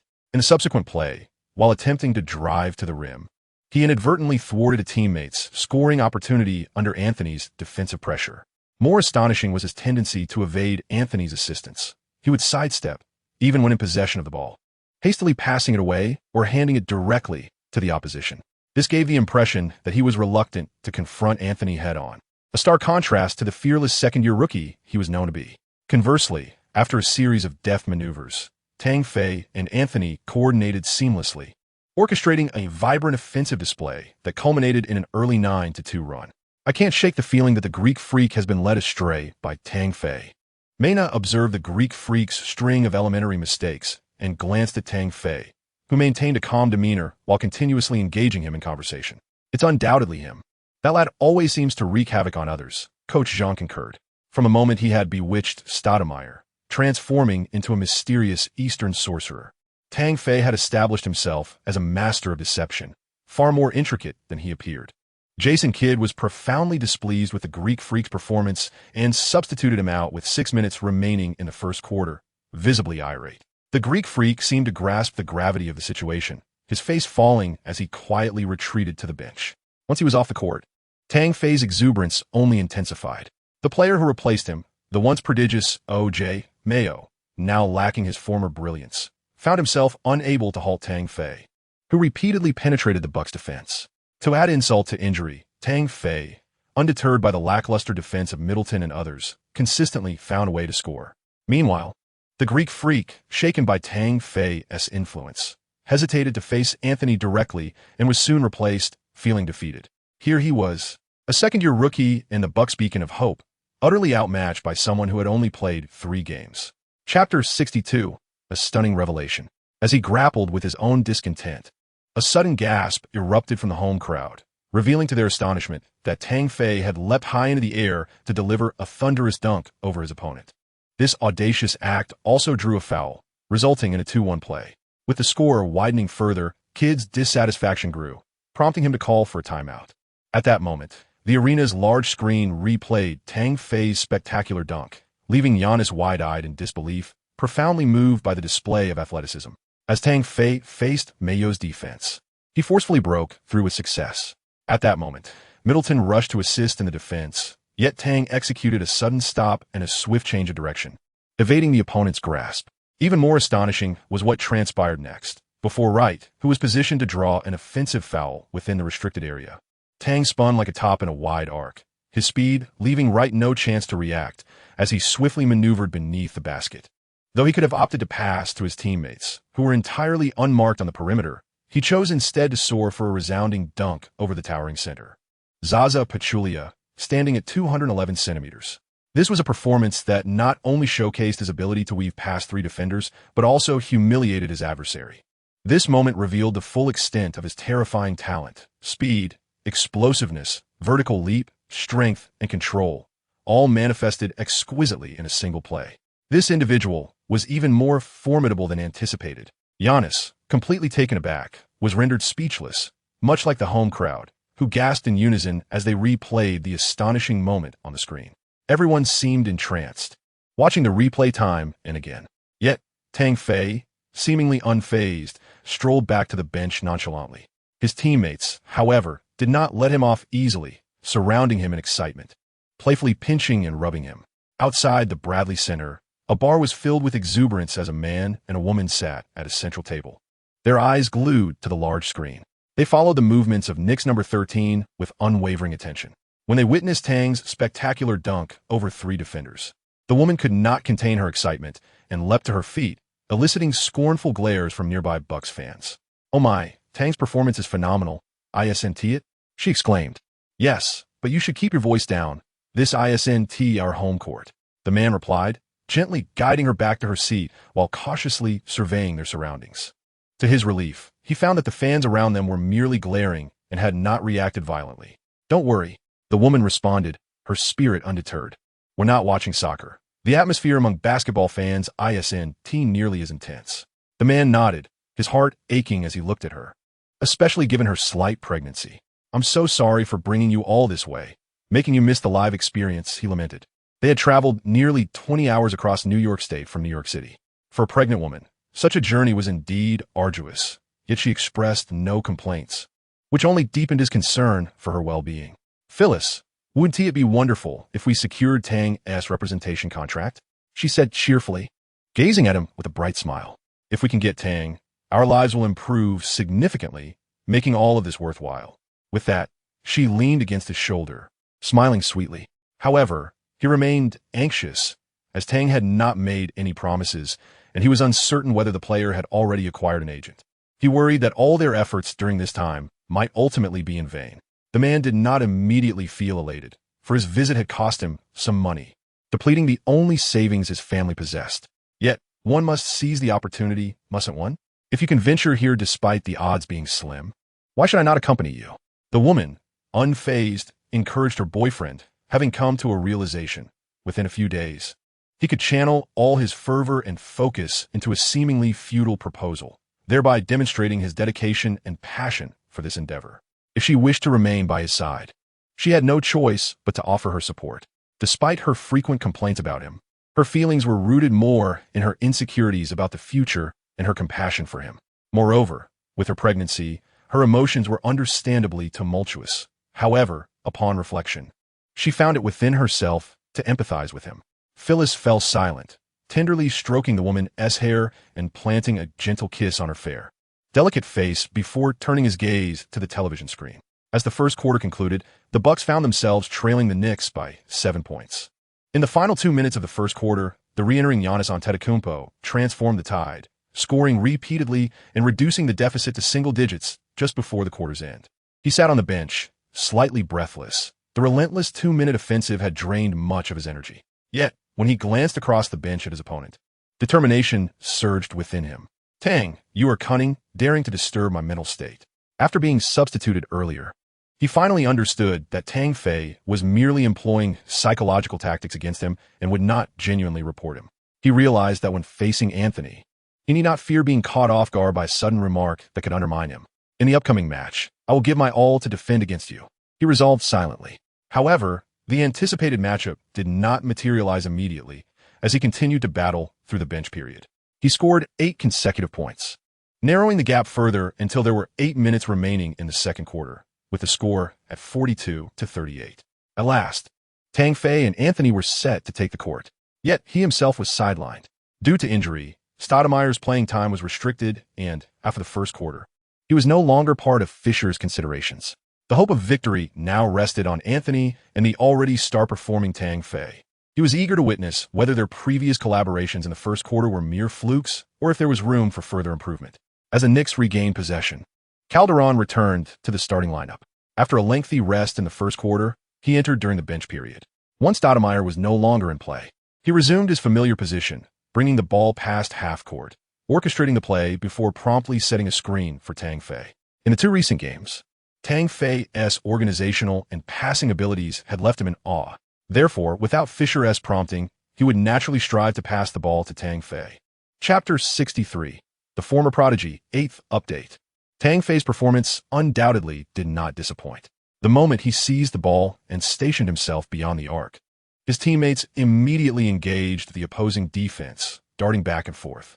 Whenever an opportunity arose, Tang Fei consistently delivered the ball into their hands with impeccable timing. Swish! It was Anthony once more, who received Tang Fei's pass in the free throw area and executed a perfect mid-range jumper. In the subsequent possession, Tang Fei suddenly surged towards the basket, delivering an exquisite behind-the-back bounce pass to Jason Smith, who executed a resounding dunk. Once again, he orchestrated a play as Anthony executed a sudden screen and roll. Tang Fei deftly passed the ball to him, allowing for a rare and spectacular alley-oop dunk. With just 3 minutes remaining in the second quarter, Tang Fei once again held the ball, facing off against the Bucks substitute, Mayo. He made a decisive drive straight to the basket. Mayo, a prodigious talent, was once compared to LeBron during his high school days, given his exceptional gifts, nimble footwork, and shooting prowess. He was even regarded through the lens of a Jordan prototype, highlighting his former greatness. However, upon entering the league, his brilliance gradually waned, relegating him to a mere bench player after a brief 7-season career. This unfortunate decline can be attributed to his lack of discipline and effort. Drafted 3rd overall by the Timberwolves in the 2008 draft and subsequently traded to the Memphis Grizzlies, he embarked on a path of decline. Off the court, he became embroiled in numerous controversies, including substance abuse. Lacking the stature of a superstar, he nonetheless employed a superstar style of play that disrupted the team's tactical framework.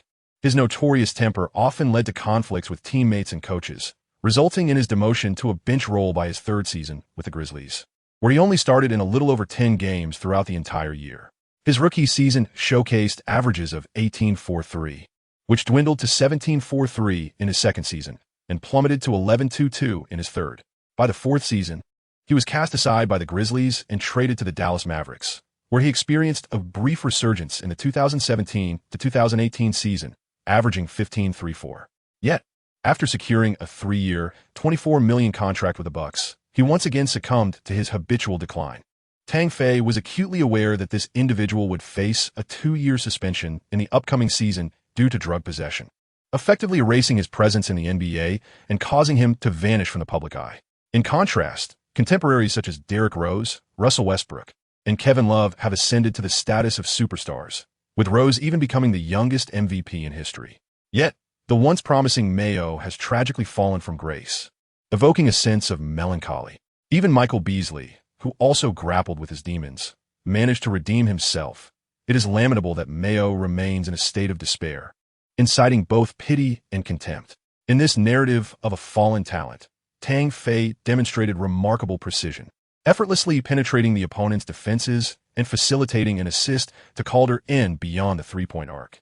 The score swelled to 55-40 as the Knicks, guided by Tang Fei's orchestrations, expanded their lead to 15 points.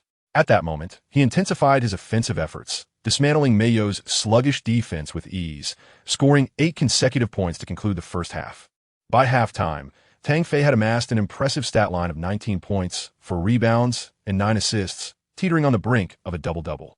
Meanwhile, Anthony, recently returned from injury, thrived in collaboration with Tang Fei, efficiently converting 7 of 10 attempts from the field, including 3 of 4 for beyond the arc, while also drawing a 2-1 opportunity, totaling 18 points, 3 rebounds, and 3 assists. From the performance thus far, it was evident that Tang Fei and Anthony were not only compatible, but that their synergy enhanced Anthony's efficiency, bringing relief to Fisher. He recognized the strong rapport between the two in their offensive spacing. Tang Fei operated primarily near the basket and the 3-point line, while Anthony thrived beyond the free throw line, their positions forming a complementary arrangement without overlap. Particularly, Tang Fei's exceptional playmaking ability allowed them to coexist harmoniously in their respective offensive zones. Witnessing this, Fisher could not help but admire Tang Fei's basketball IQ. He had never encountered an individual so astutely capable of manipulating space to integrate teammates into his unique system of play, which has proven beneficial for many, including Jason Smith, Calder in, and Tim Hardaway Jr. The transformation Tang Fei brought to the Knicks was nothing short of revolutionary. Tang Fei is not yet flawless. His stamina and ball control often leave much to be desired. Nevertheless, he has delivered an exceptionally commendable performance that allows observers to overlook his shortcomings. As the players made their way toward the tunnel, Giannis cast a resentful glance at Tang Fei, expressing his frustration. "Let's see how it goes in the second half," he remarked. A moment of being outwitted had led to a significant decline in his performance during the first quarter, resulting in a thorough debacle in both statistics and execution against his opponent.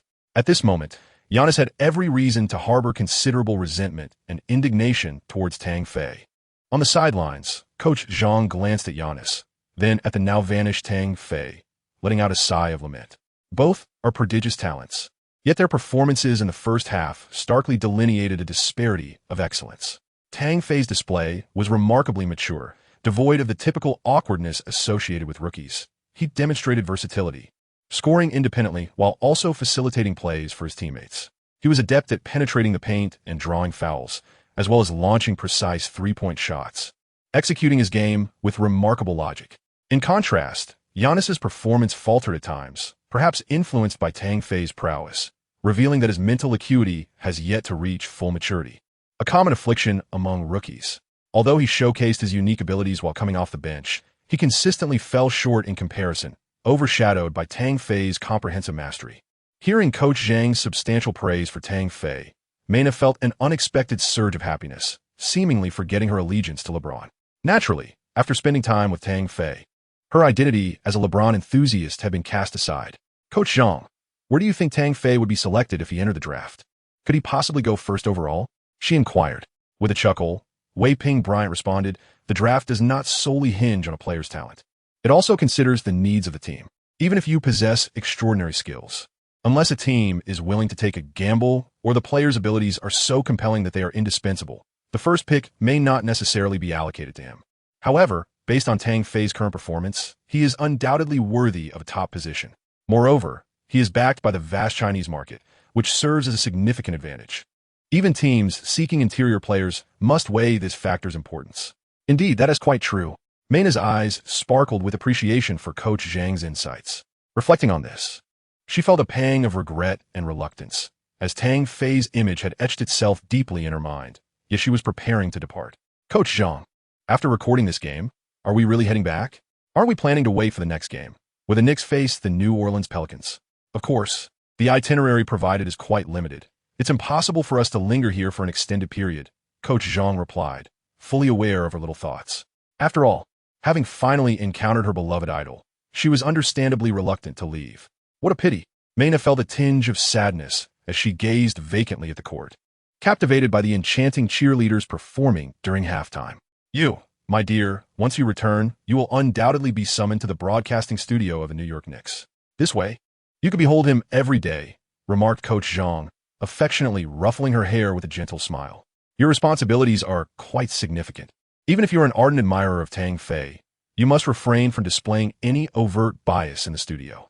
I understand, Mena retorted, brushing aside Coach Zhang's hand, her expression rife with indignation at being treated like a child. As halftime concluded and the cheerleaders exited the court, the starting players from both teams re-entered. The prodigious young talent of the Milwaukee Bucks, Giannis Antetokounmpo, was back in the starting lineup, his gaze towards Tang Fei filled with simmering resentment. However, to his surprise, the Knicks accelerated their offensive pace right from the onset of the second half. A quintet, including the interior player Jason Smith, charged relentlessly, tearing through the Bucks' defense whenever they possessed the ball. In a moment of strategic passing, Tang Fei received the ball, and without a moment's hesitation, he drove towards the basket, casting a fleeting glance at his teammates' movements, and in an instant, the ball vanished from his hands. Swish! On the perimeter, Anthony found himself with ample space due to his teammates' relentless motion and successfully sank a three-pointer. Tang, are you afraid to score against me? Giannis taunted, unable to suppress his provocation upon noticing Tang Fei's apparent reluctance to attack. No rush, Tang Fei replied with a smile, darting away.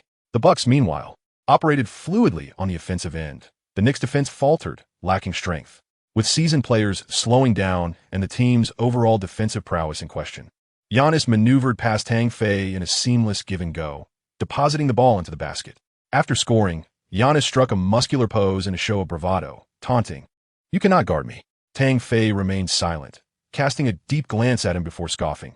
"Your physique is rather peculiar. It hardly exudes fitness." What on earth? Are we discussing the same topic? Offended by the jibe regarding his appearance, the Greek freak seethed with anger, glaring at Tang Fei with clenched teeth, proclaiming, "Among my peers, I am considered handsome." Tang Fei scrutinized him, nodding as if he had gained new insights. "Your aesthetic sense is indeed peculiar." Peculiar? You are the peculiar one. Your entire family is peculiar. Little did he expect that his confidence would elicit such an unusual critique of his taste. The Greek freak was infuriated, yet found himself at a loss. He resolutely decided to staunchly defend against his opponent, determined to show him the true vibrancy of the flowers. Unfortunately, to his dismay, Tang Fei did not respond immediately.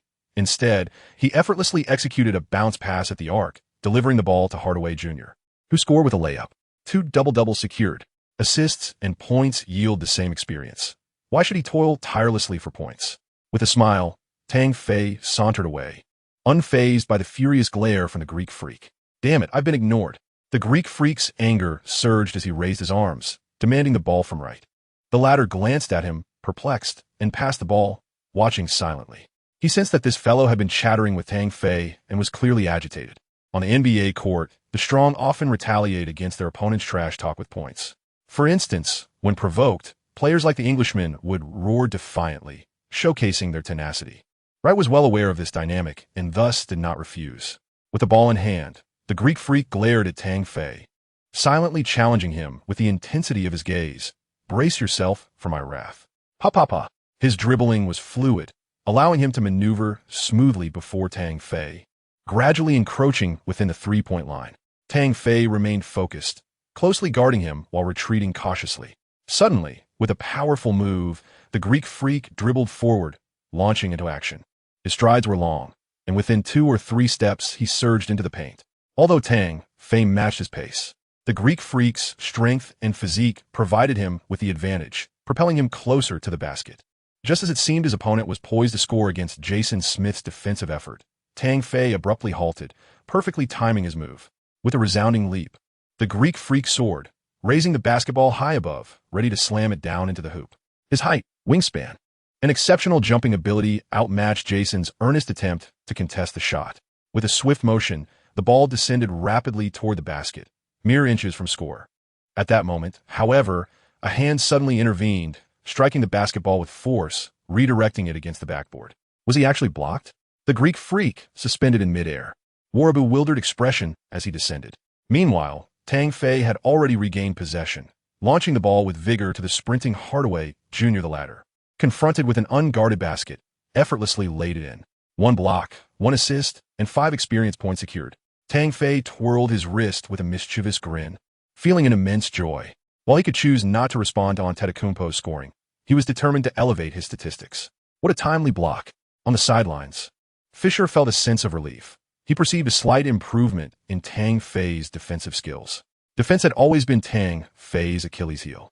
Despite his sharp offensive prowess and precise passing, he often faced criticism for his defensive shortcomings. Whenever he encountered a player endowed with talent and quick footwork, he frequently found himself overpowered.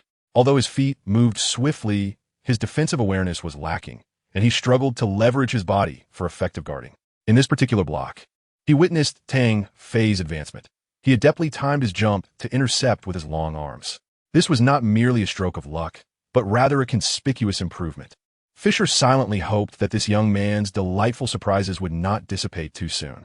The Bucks continued their offensive assault, and although the score had widened to an 18-point gap, Coach Kidd's gestures on the sidelines ensured they remained steady and composed.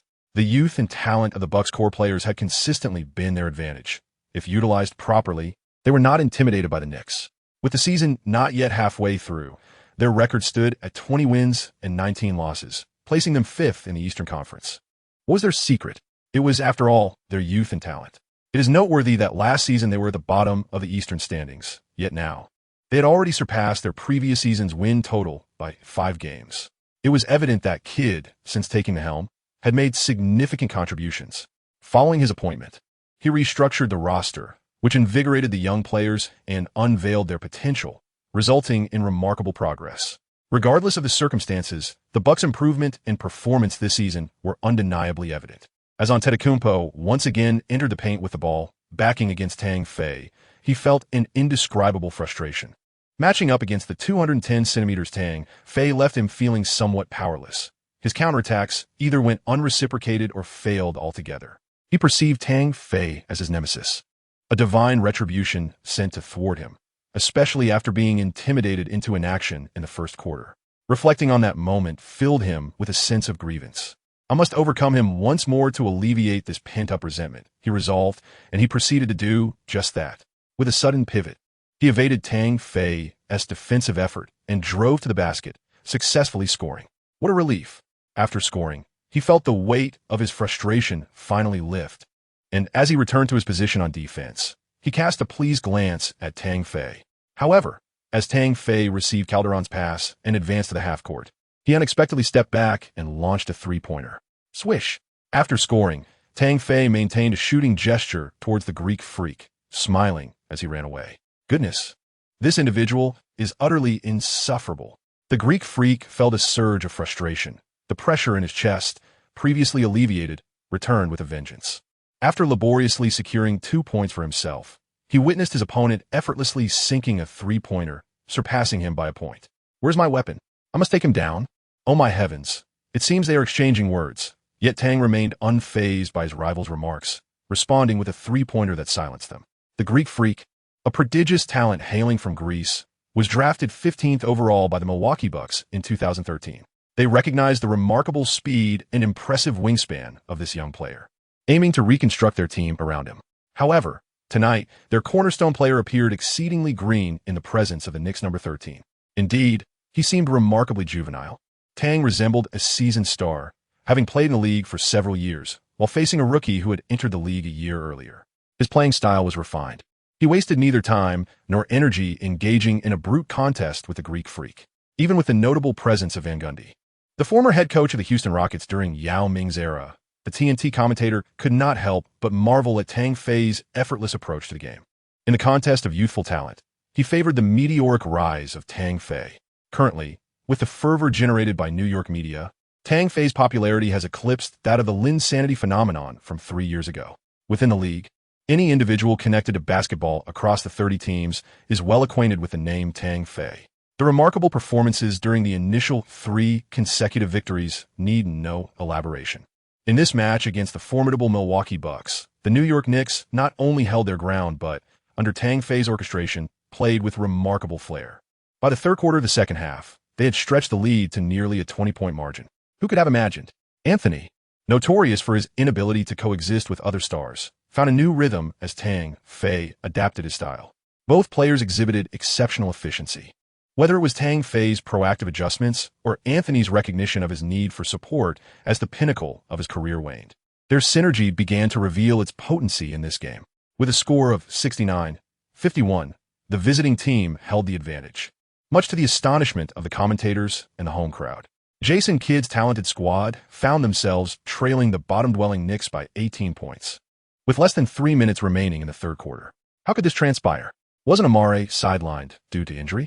Wasn't it said that Carmelo could not coexist with other stars? Yet tonight, under Tang Fei's leadership, they executed a beautiful team collaboration. The script seemed awry. With a thunderous clang of iron, Wright's mid-range shot for the Bucks only fueled their frustration. Failing to secure an offensive rebound, they once again fell victim to Tang Fei, whose leaping ability and explosive power were simply lethal. As the offensive efforts faltered, the rebound was seized by the player with a precision akin to clockwork, who then swiftly passed to Anthony in the front court. Anthony attempted a three-pointer but missed. After a brief moment of tension, they collectively exhaled in relief. Fortunately, it did not go in. What further aggravated them was that the Bucks failed to secure the rebound. The basketball ricocheted high beyond the three-point line, where it was snatched by Hardaway Jr., who promptly returned it to the sprinting Tang Fei. The latter, facing the towering Giannis, penetrated the basket with such speed that Wright could not react in time, resulting in a successful layup. With this exchange of offense and defense, the score gap widened to 20 points. Yes, how splendid, Tang. The Knicks are fortunate to have you. In a nearby dressing room, a blonde beauty, oblivious to her surroundings, leapt in jubilation, waving her fists in celebration. Taylor, are you ready to take the stage? Still watching the game? The middle-aged woman with dark hair, frowning, reminded her before she could settle back into her chair. Oh my God, Rebecca, can you believe the Knicks are leading the Bucks by 20 points? The blonde beauty, unfazed, smiled as she sat down, flipping her bangs with excitement. No, dear, all I know is that if you don't hurry, you'll be late. The middle-aged woman patted her shoulder with a smile. You don't understand, Rebecca, the Knicks are my favorite team. They finally have Tang, and I cannot afford to miss this. The blonde gazed into the mirror, her eyes sparkling with enthusiasm. Chapter 66. Attention from Taylor, Part 11. This could be a 4-game winning streak. They are on track to win. She doubted that the Bucks would have any chance of a comeback in the remaining minutes of the third and fourth quarters against the Knicks, bolstered by Tang Fei. However, you have a performance. You cannot risk upsetting the fans here over a dull game. The middle-aged woman felt a twinge of annoyance at her fervent enthusiasm. I will not be late. It's impossible for me to be late in this lifetime. There are still over 10 minutes left, and I want to finish watching the game, all right? Please. The blonde clasped her hands together, bowing towards the middle-aged woman, her demeanor exceedingly earnest. Then you can tell the fans that you are making them wait because you want to watch the game. Do you think they will agree? The middle-aged woman, exasperated, rolled her eyes and responded curtly. Fine, I'll listen to you. The blonde finally relented, but just as she gestured for her makeup artist to continue, a gasp erupted from the phone screen. Oh my God, he asked, driving in again. Giannis, like a cumbersome ostrich, was utterly unable to stop the darting Tang, who scored effortlessly once more. Zaza Pachulia entered the fray, but alas, his defense proved ineffective. Tang simply maneuvered past him and went straight for the basket. He made the layup with remarkable ease, extending the Knicks' lead over the Bucks to 22 points, leaving the latter utterly powerless.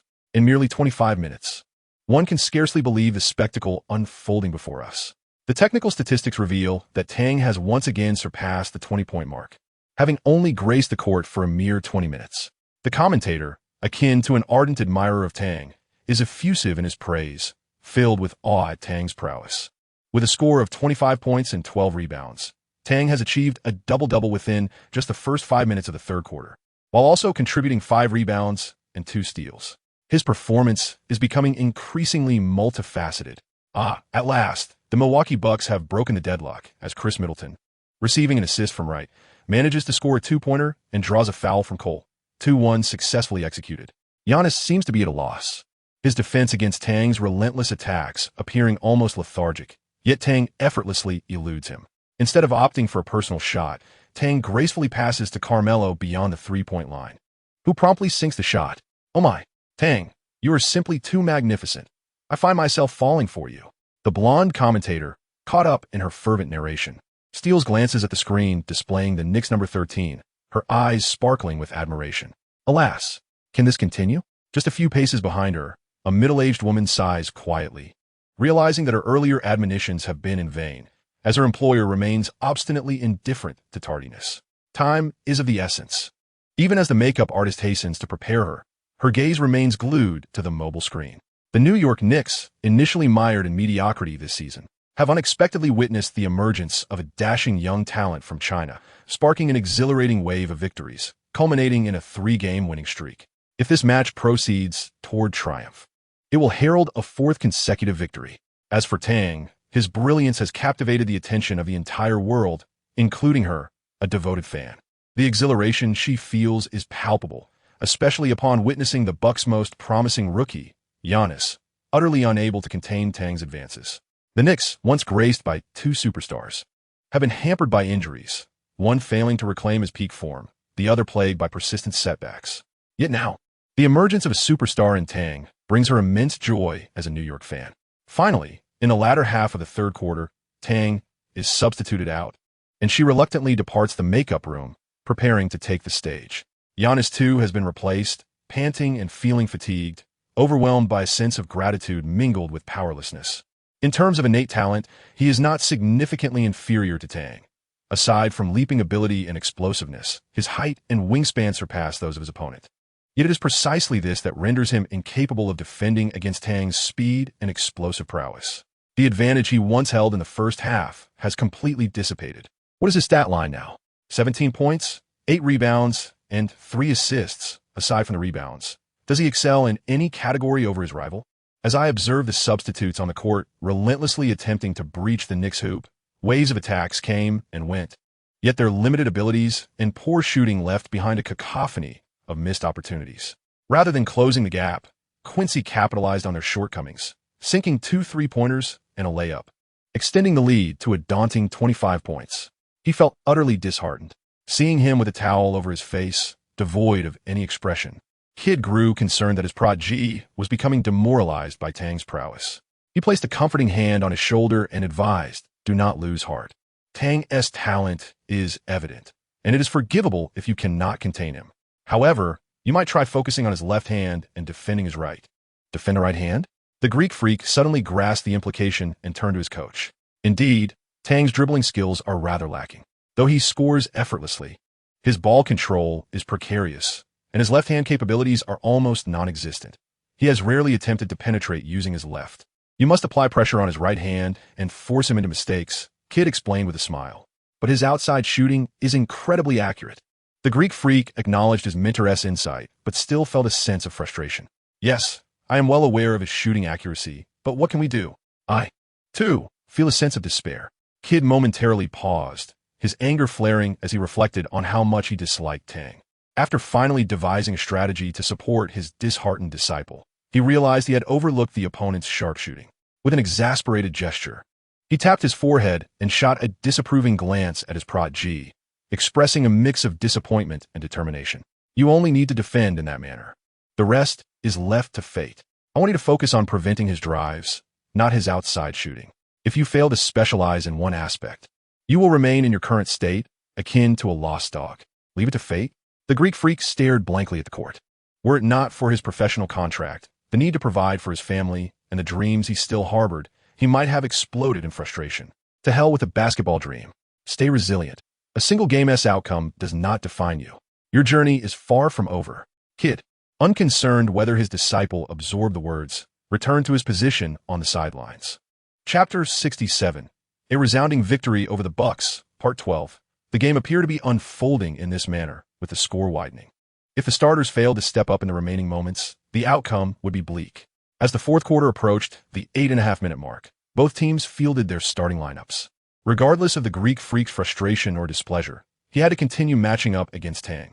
For aside from him, Wright and others lacked the talent and speed to rival Tang's capabilities.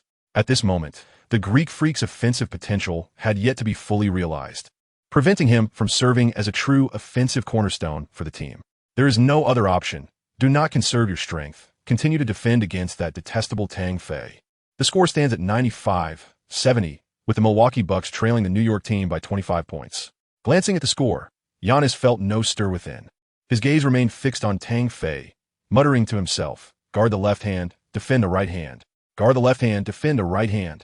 The words were faint, yet they reached Tang Fei, who paused momentarily, bewildered, casting a questioning look at him. What is this nonsense? However, Giannis paid no heed to Tang Fei, his murmurs continuing as if he were ensnared in an almost transcendental state. Enchanted. Indeed, he has become enchanted.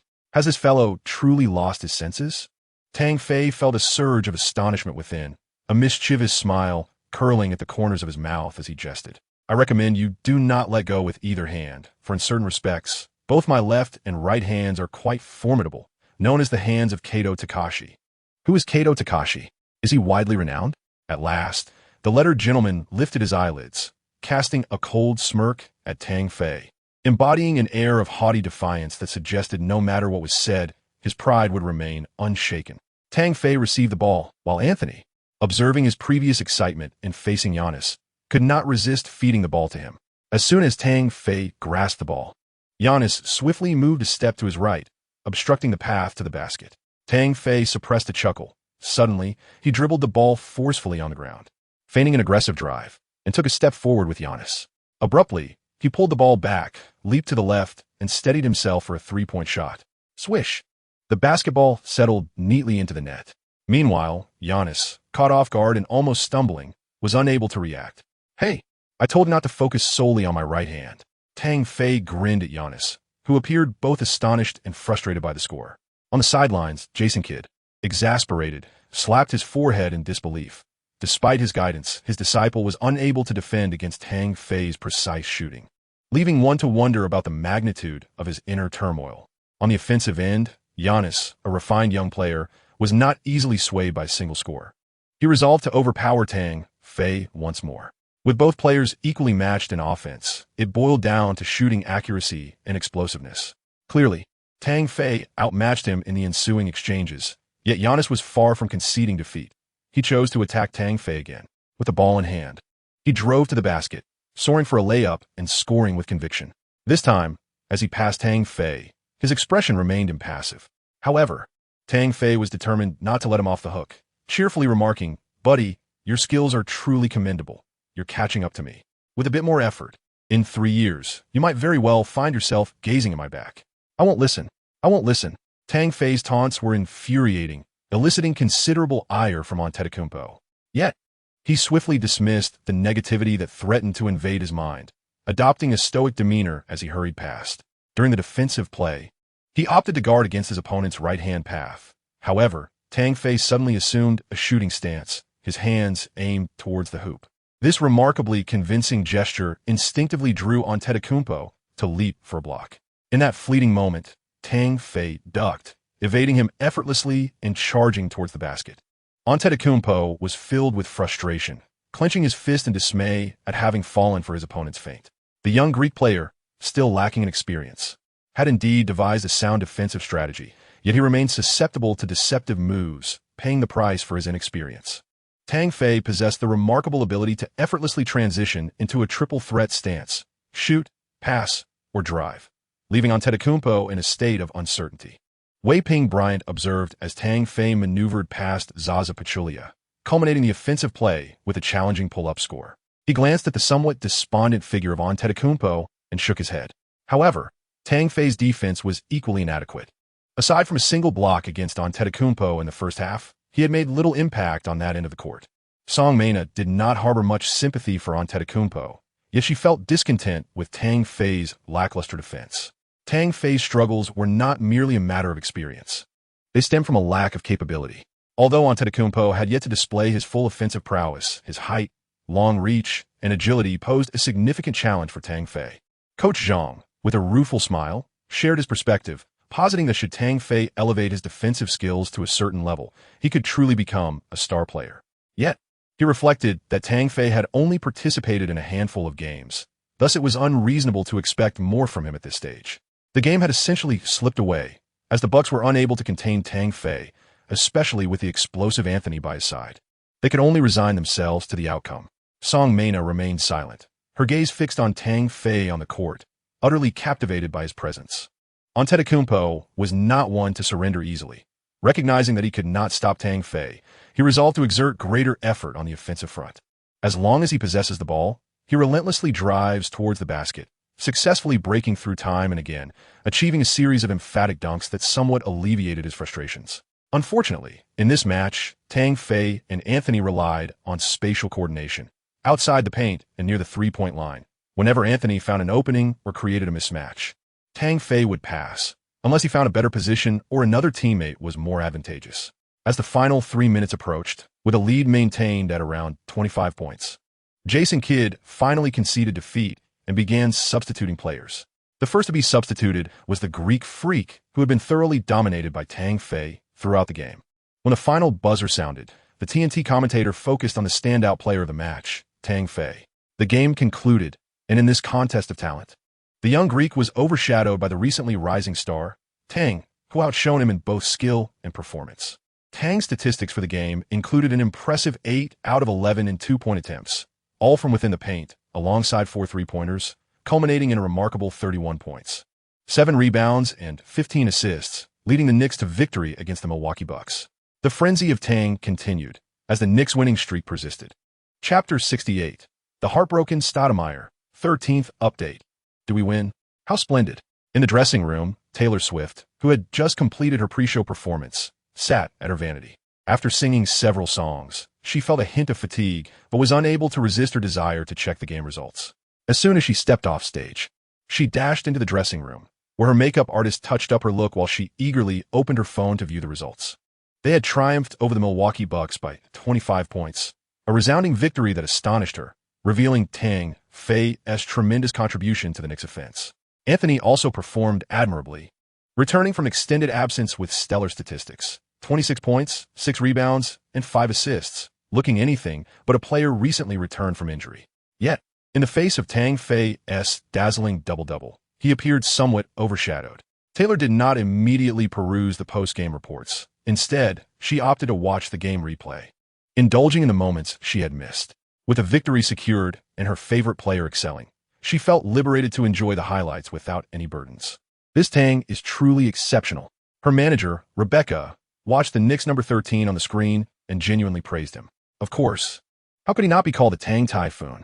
Almost as if she were complimenting herself, Taylor smiled and replied, "Indeed. He is even more explosive than the legendary Lynn Sanity. His talent is truly extraordinary." Rebecca, well aware of her little pride, affectionately ruffled her hair and smiled, saying, "Perhaps you should find time to return and watch the Knicks play live."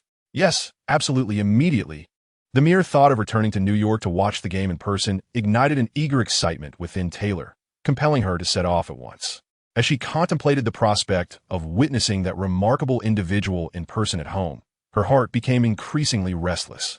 The Knicks and Tang had successfully restored her faith in them, and it seemed prudent to acquire tickets for several more of their games. With this in mind, Taylor Swift turned to her manager, earnestly yet eagerly inquiring, "Can we cancel some of my engagements?" The middle-aged white woman paused for a moment, her expression tinged with regret, before responding, "It might be challenging, but I will do my utmost."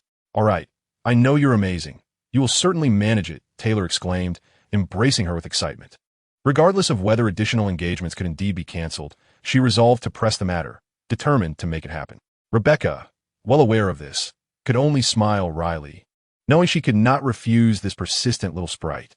How long would this whirlwind of Tang continue to sweep across the league? Who could possibly halt the Knicks with Tang in their ranks? Over the course of 4 exhilarating games, the sheer dominance of Tang had led them to victory each time, his prowess illustrated by consecutive games featuring extraordinary double-doubles. Notably, in the previous match against the Charlotte Hornets, he recorded a triple-double, and prior to that, he had dazzled against a formidable Western Conference team with a staggering 56 points and near triple-double statistics. While the Knicks celebrated their 4-game winning streak, their most significant gain was undoubtedly the rookie, Tang. Who could have predicted that a player freshly signed from the NBDL, yet to play a single NBA game, would achieve such remarkable success, leading his team to victory while posting superstar-level statistics? Even Carmelo, returning to play tonight, found himself overshadowed by Tang's brilliance, particularly in this match.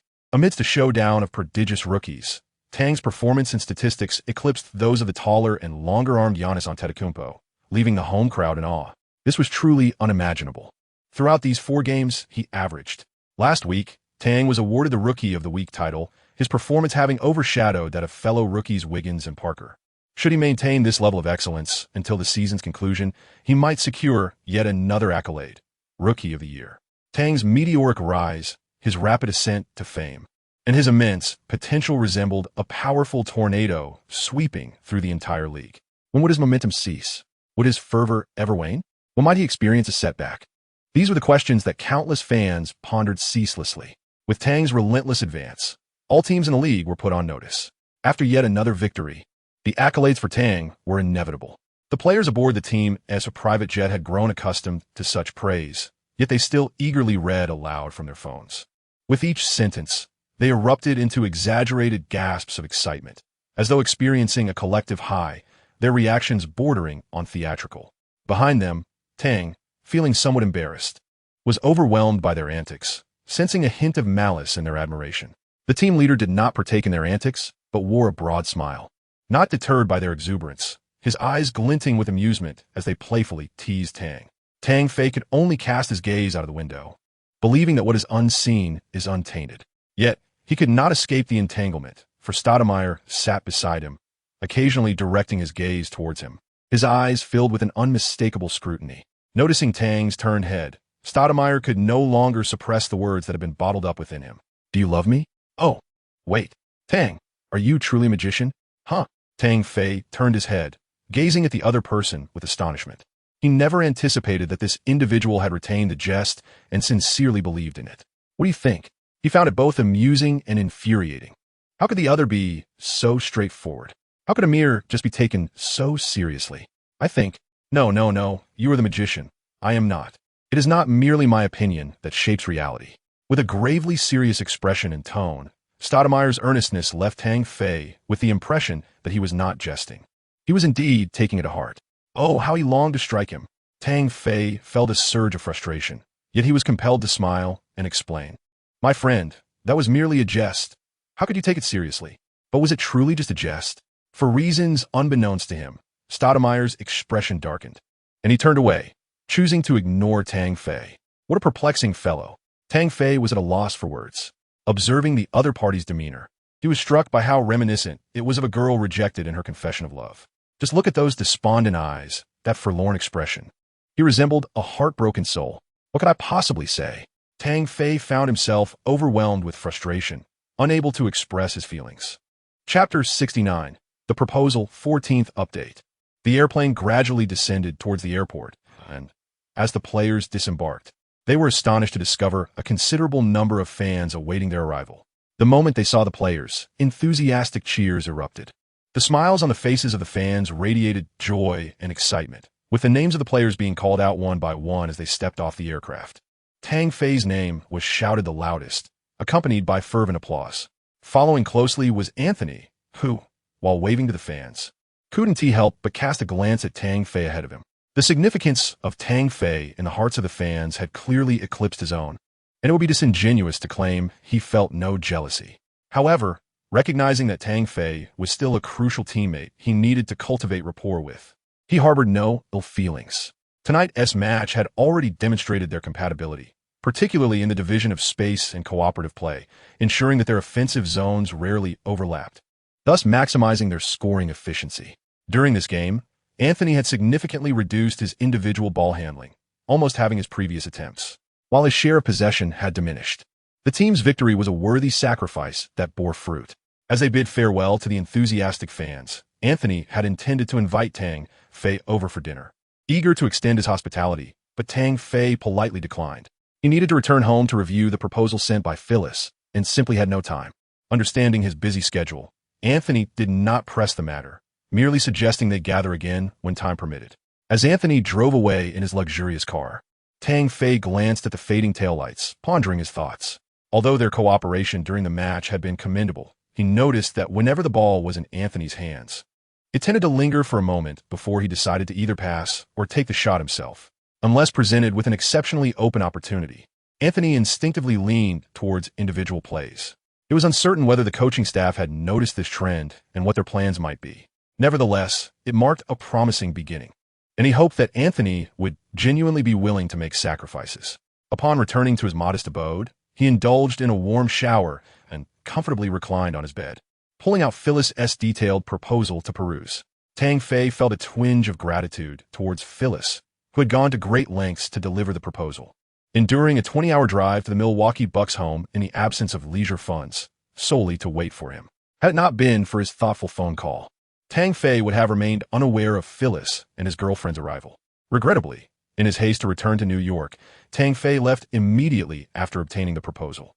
The document itself was extensive, spanning 20 pages, meticulously detailing the various services and constraints provided by the agent for the player, alongside a comprehensive portrayal of Tang Fei's public image, off-court considerations, and the formation of training and financial teams. The abundance of content and its meticulous nature reflected the significant effort Phyllis had invested, not only in researching, but also in considering Tang Fei as an individual. In a leisurely manner, he articulated several reasons why Tang Fei is currently ill-suited for endorsement deals, beyond the need to continue proving himself and gaining greater fame to secure larger contracts. It is imperative for Tang Fei to devote time to his personal growth rather than squander it on various performances and advertisements. Nonetheless, he made it clear that he would consider endorsements requiring minimal involvement, such as taking a few photographs, provided the compensation is satisfactory. After perusing the proposal, he set it aside on his bedside table, clasped his hands behind his head, crossed his legs, and began to sway gently. The proposal contained intriguing suggestions regarding his public image. Surprisingly, Phyllis encouraged him to indulge in lighthearted antics during his downtime or in everyday life to appear more approachable and to enrich his persona. Tang Fei had no objections to this, as he was not inherently a serious individual. On the contrary, he preferred to embrace a more relaxed demeanor. This was evident from his playful teasing of Stoudemire. Thus, as he swayed his feet, he gradually drifted off to sleep. He was not in a rush regarding the matter of agents, even after acknowledging Phyllis's proposal. Following his meteoric rise to fame, agents have been incessantly seeking him out, vying for his lucrative contracts, and proving to be far more tenacious than Phyllis. However, these individuals either belonged to powerful agencies or were unscrupulous characters who viewed him merely as a means to profit.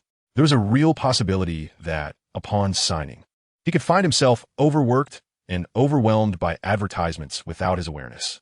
While some high-profile agents personally approached him, one condition he stipulated deterred them. He must personally oversee his affairs, ensuring that resources would not be biased against his interests. This condition was of utmost importance. For instance, signing with a prominent agent might mean being overshadowed by other stars who could pressure him to sacrifice his own benefits for the sake of their success. If he shared an agent with Anthony, vying for the title of team leader or MVP, There was a significant risk that the agent's favoritism towards Anthony could compel Tang Fei to relinquish opportunities in favor of Anthony. This notion was utterly intolerable to Tang Fei, and he firmly rejected it. Thus, this aversion to high-profile agents persisted, despite their abundant resources. Phyllis and his partner drove throughout the night, only waking the next day to her gentle prodding. Although they took turns driving, he nearly reached New York City before switching places to allow the pregnant woman more time to rest. Upon returning home, he washed away the fatigue and promptly fell into a deep slumber. When he awoke, his first instinct was to check his phone for missed calls, only to be met with disappointment. The call he had anticipated had not come, while several others he wished to avoid had. Was he dissatisfied? Phyllis felt a mix of disappointment and hope. He believed the proposal he crafted was excellent and felt satisfied with it. Yet he remained uncertain about Tang Fei's feelings. There was nothing to be done but wait. Thus, he spent the entire day in a state of anxiety and uncertainty. His spirits were low throughout, and the size of his partner only exacerbated his already dismal mood. Little did he anticipate that this waiting would extend far beyond a mere day, stretching into several. As Tang Fei rose from his slumber, eager to venture out for a morning meal, he unexpectedly encountered the crew of his exclusive interview, led by Wei Ping Bryant, stationed before his apartment, intent on bidding farewell. However, before any words could escape his lips, a phone call from Song Mena abruptly interrupted the moment. The leadership of Tencent NBA insisted they prolong their stay, capturing more of Tang Fei's daily life, preferably until after the Knicks home game in 4 days. Chapter 70, Abby, 15th update. It seems there is no immediate need to return. We can continue observing your next match. Director Zhang remarked with a smile. You must provide us with a few home game tickets, so we may witness your prowess on your own turf. That is an absolute must. Tang Fei was indifferent to whether they stayed or not, as long as it did not affect his training, since they could remain and continue to meet their idol. Song Mena suddenly rubbed her hands together, eager with excitement, and proposed, how about we buy some groceries today and personally cook Chinese food for you, our illustrious star? Her suggestion stirred some interest among the others, including Mr. Bryant. It turns out that our Mena is not only striking in appearance, but also possesses remarkable culinary skills. A staff member from the production team jested. Indeed, Song Mena exclaimed, her fists raised, brimming with enthusiasm, as if Tang Fei's agreement would lead to an immediate culinary endeavor. Tang Fei, however, left her with a sense of regret. He smiled bitterly and remarked, professional athletes cannot indulge in greasy foods. They are relegated to consuming unappetizing nutritional meals. What a challenging career it is. Indeed, a diet rich in unhealthy fats is detrimental to an athlete's body, necessitating moderation. Coach Zhang is acutely aware of the hardships faced by players, and he appreciates Tang Fei's unwavering commitment to the high standards expected of professional athletes. This rare quality in Tang Fei is seldom seen domestically, and even in the star-studded realm of the NBA, it remains a rarity. Today, Tang Fei had training, and he could only bid them a hasty farewell. However, the group was not idle. They crowded around him as he entered the training facility. The coaching staff, acknowledging the continued filming of Tang Fei, declared that they could no longer disturb the players' practice and could only capture footage from the periphery. The morning session consisted of simple restorative exercises aimed at helping the fatigued players relax and maintain their condition after a long night. This was particularly essential for those with poor shooting performance, as daily shooting drills were imperative. After an intense training session, Tang Fei, drenched in sweat, proceeded to the gym, tirelessly engaging in a rigorous workout. The unwavering determination and persistence he exhibited left the production crew in awe. His diligence and unwavering professionalism were truly commendable. Upon exiting the gym, Tang Fei finally had a rare moment of respite, yet he opted for a light jog to relax his muscles and keep his cells active. The relentless nature of his training elicited wry smiles and shaking heads from the production team, who could hardly fathom how they would endure such high-intensity and monotonous training if they were professional athletes themselves. It seems that being a professional player is no easy feat. Despite their enviable contracts, few are aware of the arduous efforts that lie behind the scenes. By 4 p.m, the coaching staff announced that all players could take a 2-day break to recover, with a return for targeted training on the 3rd day. The New York Knicks were set to face the New Orleans Pelicans, led by the 2012 first overall pick, Anthony Davis, in what would be a challenging match. However, the silver lining was that Davis, plagued by injuries, would be unable to participate. This unfortunate circumstance was not new for Davis. who had missed several games this season due to injuries and had been sidelined for consecutive matches. This player, endowed with superstar potential, has been beset by injuries for several seasons, earning a reputation as fragile. Due to the frequency of his injuries, he regrettably missed out on the Rose Rule during his second contract renewal, resulting in a loss of $25 million that he could have secured with a maximum salary contract. Consequently, the Knicks coaching staff remained wary of injuries, particularly with Anthony not yet fully recovered, as they wished to avoid seeing their promising star, Tang Fei, suffer a similar fate. They were exceedingly protective of him, often treating him as if he were delicate, and therefore, during Tang Fei's training sessions, the coaching staff ensured that a team physician was present to monitor him closely.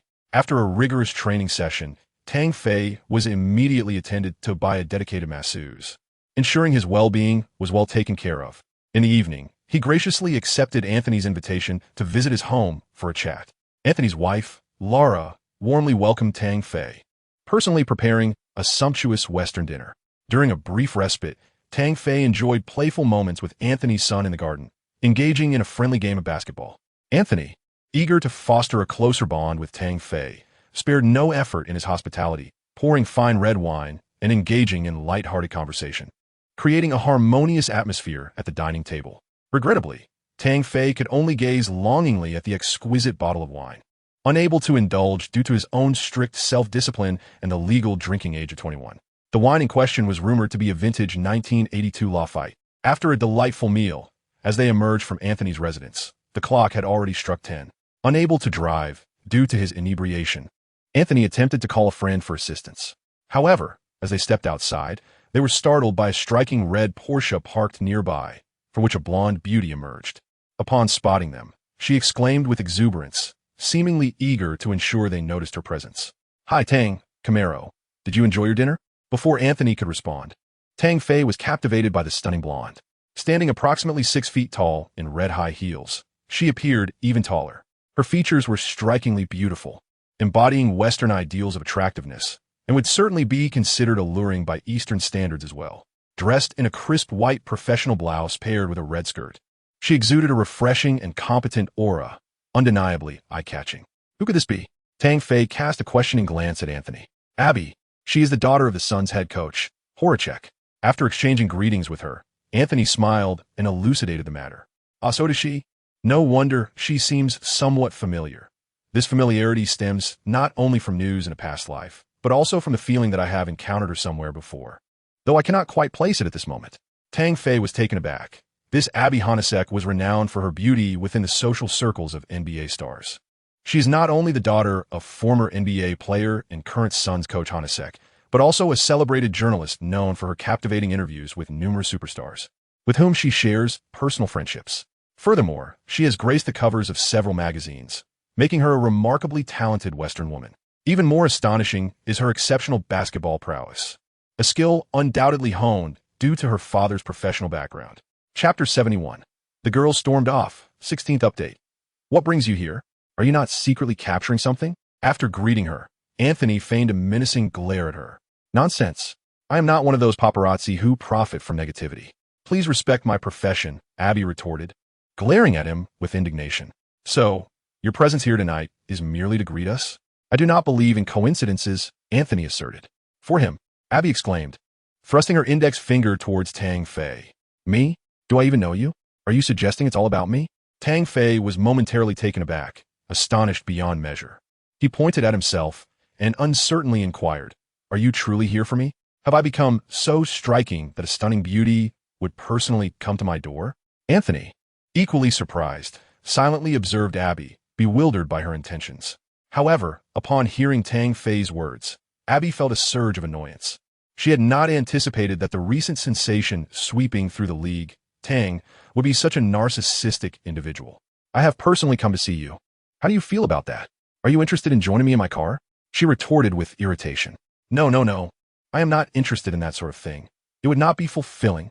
Tang Fei declined, his face flushed with shyness, his gaze resolute.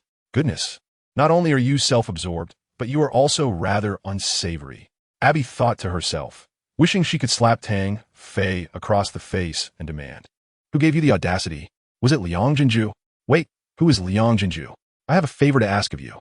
And I hope you do not misinterpret my intentions, she said, exasperated, struggling to maintain her composure. Why didn't you say so earlier? I thought you were going to. Tang Fei, looking frightened, patted his chest and weakly replied, just to clarify, I'm only 18, if you truly wish to do something to me. Please have mercy. What could I possibly do to you? Have mercy on you? You are exceedingly self-absorbed. Abby fumed, her face icy and her eyes blazing with fury, feeling an overwhelming urge to draw a 40-meter-long knife and strike at Tang Fei.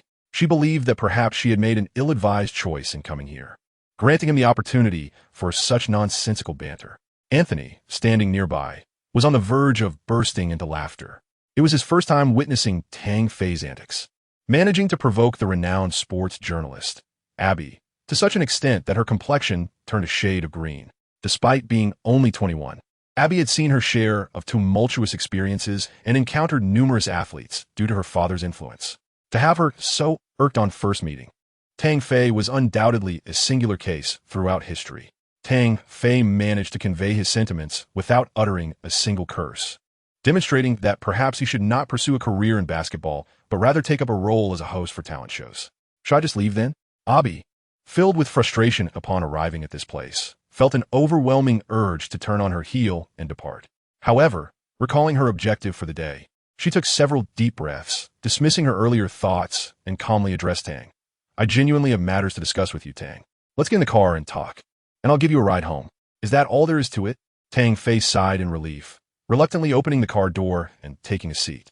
He then cast a look of sheer pity towards Anthony, adopting a truly aggrieved expression as he said, if you don't see me at the training facility tomorrow, please call the police. And could you kindly send my belongings from the apartment back to my hometown? I beg you. Get out. Just get out.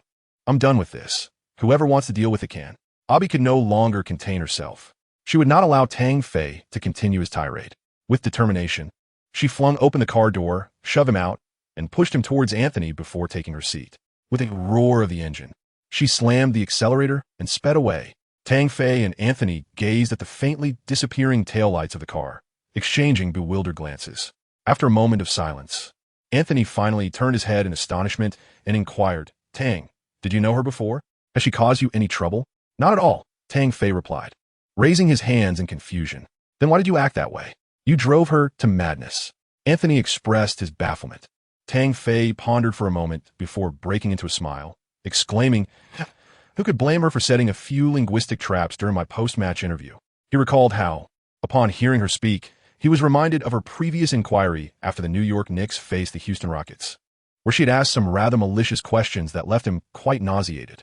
Although such inquiries are a common tactic among reporters to generate buzz and attract attention, encountering such a snare during his very first post-match interview was something that lingered in his memory. No wonder I questioned why he did not recognize her. Her deliberate approach was indeed perplexing. Anthony chuckled lightly, seemingly unfazed, and remarked, it's nothing. There are plenty of journalists like her. If I offend her, so be it. If not for her father's reputation, how could she navigate our circle so effortlessly? Perhaps, upon her return, she might pin something to tarnish my image. With that, Tang Fei stepped on the main road, waved goodbye to Anthony, and said, no need to see me off. I'll walk for a bit and catch a taxi outside. Upon confirming Tang's ease and his desire to go alone, Anthony did not press further, waving his hand as he wished him a safe journey. Take care, Tang Fei replied, without looking back, and continued on his way. Anthony's opulent mansion was located in New Jersey, where he rented an apartment approximately an hour's drive from New York. Walking back was certainly not an option, but he could enjoy a leisurely stroll. Having been in America for quite some time, he regrettably realized that he had yet to explore any notable places. The area surrounding Anthony's residence was affluent, alleviating concerns about safety. As long as he stepped out of this zone, he could easily hail a taxi to depart. Seizing the rare opportunity to venture out, Tang Fei embraced a sense of freedom. Jogging at a leisurely pace while confronting the biting cold wind, his spirits lifted as he took in the surrounding scenery. He maintained his gentle jog for about 10 minutes, when suddenly, two beams of glaring headlights illuminated from behind, forcing him to shield his eyes with his hand. Turning to glance back, he recognized the familiar crimson hue and sleek contours of a sports car, which accelerated with remarkable speed, swiftly closing the distance until it was right beside him. With a screeching halt, the vehicle came to a stop. Tang, hop in. Let me give you a ride. called out the blonde girl from the driver's seat, her expression one of resigned familiarity. Chapter 72. The Art of Extortion, 17th Update. A heist? Tang Fei, with a wary expression, stepped aside. Leave? AI by exclaimed in anger. Then, pressing her forehead in frustration, she continued. I sincerely invite you to get in the car, so I can take you home. At this rate, how long will it take you to return? I am willing. Tang Fei replied nonchalantly, showing no concern. Why on earth would I be so eager to take you back? AI Bai, who had barely managed to suppress her fury, found it rekindled as she cast a long, scornful glance at Tang Fei. It's my first time encountering a star so impoverished that he has to jog home. A true celebrity, because I truly am poor. Tang Fei responded calmly, unbothered by how others perceived him. All right, the impoverished superstar, I will give you a ride. Is that acceptable? AI Bai was rendered speechless. The man before her was not only self-absorbed, but also possessed an astonishingly thick skin. Not wishing to prolong the exchange, she exited the vehicle, forcefully ushered Tang Fei into the passenger seat, and secured his seatbelt herself. Just as she settled back in and prepared to drive, Tang Fei suddenly asked, So, how much do you actually want? After a moment of contemplation, he proudly declared, With my current fame, I should be worth $1 million. What do you want? $1 million? Do you think I'm a kidnapper? AI Bai's foot slipped on the accelerator, almost flooring it and transforming the car into a projectile. Fortunately, she regained control of the steering wheel and quickly calmed her racing heart. Yet she glared at Tang Fei with seething intensity. If I were truly going to kidnap you, do you think $1 million would suffice? Your current fame is worth at least $10 million. $1 million is an utter insult. Is it still a kidnapping then? Tang Fei shivered at her words, his demeanor shifting to one of vulnerability and sorrow as he lamented. Am I not only handsome, but also branded with a banner declaring, I am wealthy? Veins bulged on AI Bai's forehead, her temper surging like the molten magma at the core of an ancient volcano, ready to erupt at any moment. She growled, Who is trying to kidnap you? Can you please tone down the self-adoration and show a bit more sincerity? Why do you have to be so complicated? All right. Tang Fei's expression changed instantly, adopting a calm demeanor as he inquired, What exactly do you seek from me? At last, things returned to normal. Abby silently exhaled in relief, believing that if she were to endure further teasing from him, it would surely lead to her unraveling. Nevertheless, her simmering anger was far from subdued, and she retorted coldly, Is it so unreasonable to offer you a ride back if there's nothing else? Do you prefer the truth or a fabrication? Tang Fei asked, casting a derisive glance in her direction. Truth, Abby instinctively replied. Of course. And what if it were a fabrication? Tang Fei's words provoked a slight twitch in Abby's temple. Tang Fei pondered for a moment, then began to count on his fingers, earnestly declaring, You are indifferent to fame and fortune, possessing a serene and elegant demeanor. You do not pander to societal norms. You are a good person. You are the good person. Your entire family consists of good people. Abby erupted in fury, nearly unable to refrain from tossing him from the vehicle. Yet, she soon realized that she, indeed, was a good person, and thus began to wrestle with her own conflicting thoughts. Is my goodness genuine? Surely, a good person must be authentic, right? How could he perceive it as false? Am I truly a good person? After a prolonged silence, she finally extricated her mind from this tangled discourse and cast a despondent glance at Tang Fei, pleading, Tang, please do not provoke me further, or I shall require electroconvulsive therapy to restore my nervous system. Is it truly that infuriating? Tang Fei remained noncommittal. He did not find engaging in a verbal spar with the other party particularly vexing. He remarked with a hint of sarcasm, Wasn't your inquiry on the night of the 8th infuriating? Now that you seek my assistance, have you suddenly become timid? How intriguing. No wonder you have been so irritable with me tonight, speaking as if you were a lunatic. Abby suddenly understood. The night of the 8th was indeed the evening of the game between the New York Knicks and the Houston Rockets. You hold a grudge quite well, she lamented, pressing her forehead in exasperation and offering a wry smile. Of course, had I been fooled that night, I would have offended a whole group of individuals. If the roles were reversed, would you not harbor resentment? Tang Fei replied, his face stern and dismissive. Yet this is the nature of our profession as journalists. We have no choice in the matter, and we certainly do not relish it, Abby said, her gaze fixed ahead, her expression tinged with a hint of sorrow. And how do you wish me to respond to you? Should I welcome your attempts at provocation? Tang Fei mocked. Very well, I offer you my apologies. Abby replied, her tone laced with bitterness. Is this all there is to it? Tang Fei regarded her with evident disdain, remarking, Your apologies are rather cheap. How about I treat you to a meal or drinks? No, I'm not yet 21. She retorted. What if I introduce you to some lovely ladies? No, I maintain a high level of professionalism. Beauty does not sway me. Abby knelt once more, defeated by Tang Fei's audacity. She brushed aside her bothersome golden bangs, her voice tinged with frustration as she inquired, what is it that you truly desire? This car is quite nice, a striking red. Tang Fei feigned disinterest, curiously surveying her vehicle while emitting a sound of approval. It must be a delight to drive, though a tad ostentatious. I have no objection. Damn it, this guy is extorting me. Abby seethed, turning to glare at Tang Fei fiercely, exclaiming, you better know when to stop, or we might both plunge into the sea. With that, she cast a challenging glance towards the horizon of the ocean beside the bridge. I swim exceptionally well. I hold a coaching certificate. Tang Fei remained unfazed, arms crossed, appearing quite self-satisfied. Abby unleashed another expletive, at a loss for words to adequately describe the insufferable nature of this young man beside her. His insolence felt deeply ingrained, capable of provoking her to the brink of fury. I cannot give you this car. The 2.6 is my absolute favorite. Tang Fei nodded in acknowledgement of her words, leaning back and closing his eyes, adopting an air of disinterest. From the rearview mirror, AI caught sight of him and felt a surge of frustration bubbling within her. How could this young man be so obstinate? How could she possibly engage him in a meaningful conversation? Was her illustrious career as a journalist destined to falter at the hands of this insufferable brat? With a deep sigh, she expressed her exasperation, stating, I can lend you the car, but I cannot give it to you. That is absolutely out of the question. Her tone was unequivocal, leaving no room for negotiation. All right, what would you like to discuss? Unexpectedly, Tang Fei opened his eyes, revealing an expression brimming with self-satisfaction. Chapter 73. AI buys exclusive interview? 18th update. This guy is truly insufferable. AI felt a wave of irritation wash over her. Her face a mask of incredulity as she remarked, you are far too talented to be a professional athlete. I believe you could easily pursue acting, particularly in comedic roles as a charming rogue. Thank you for the compliment. I shall certainly consider it. Tang Fei grinned, seemingly unfazed by any embarrassment. My goodness. She felt defeated once more, realizing that engaging in a battle of wits was futile. She decided to be forthright, stating, I require an exclusive interview with you. How much? Tang Fei's eyes sparkled with the allure of golden treasures. Is money all you think about? AI shot him a disdainful look, mocking, don't you have any aspirations beyond monetary gain? You are a star athlete, after all. Yet, I am impoverished. Tang Fei shrugged helplessly.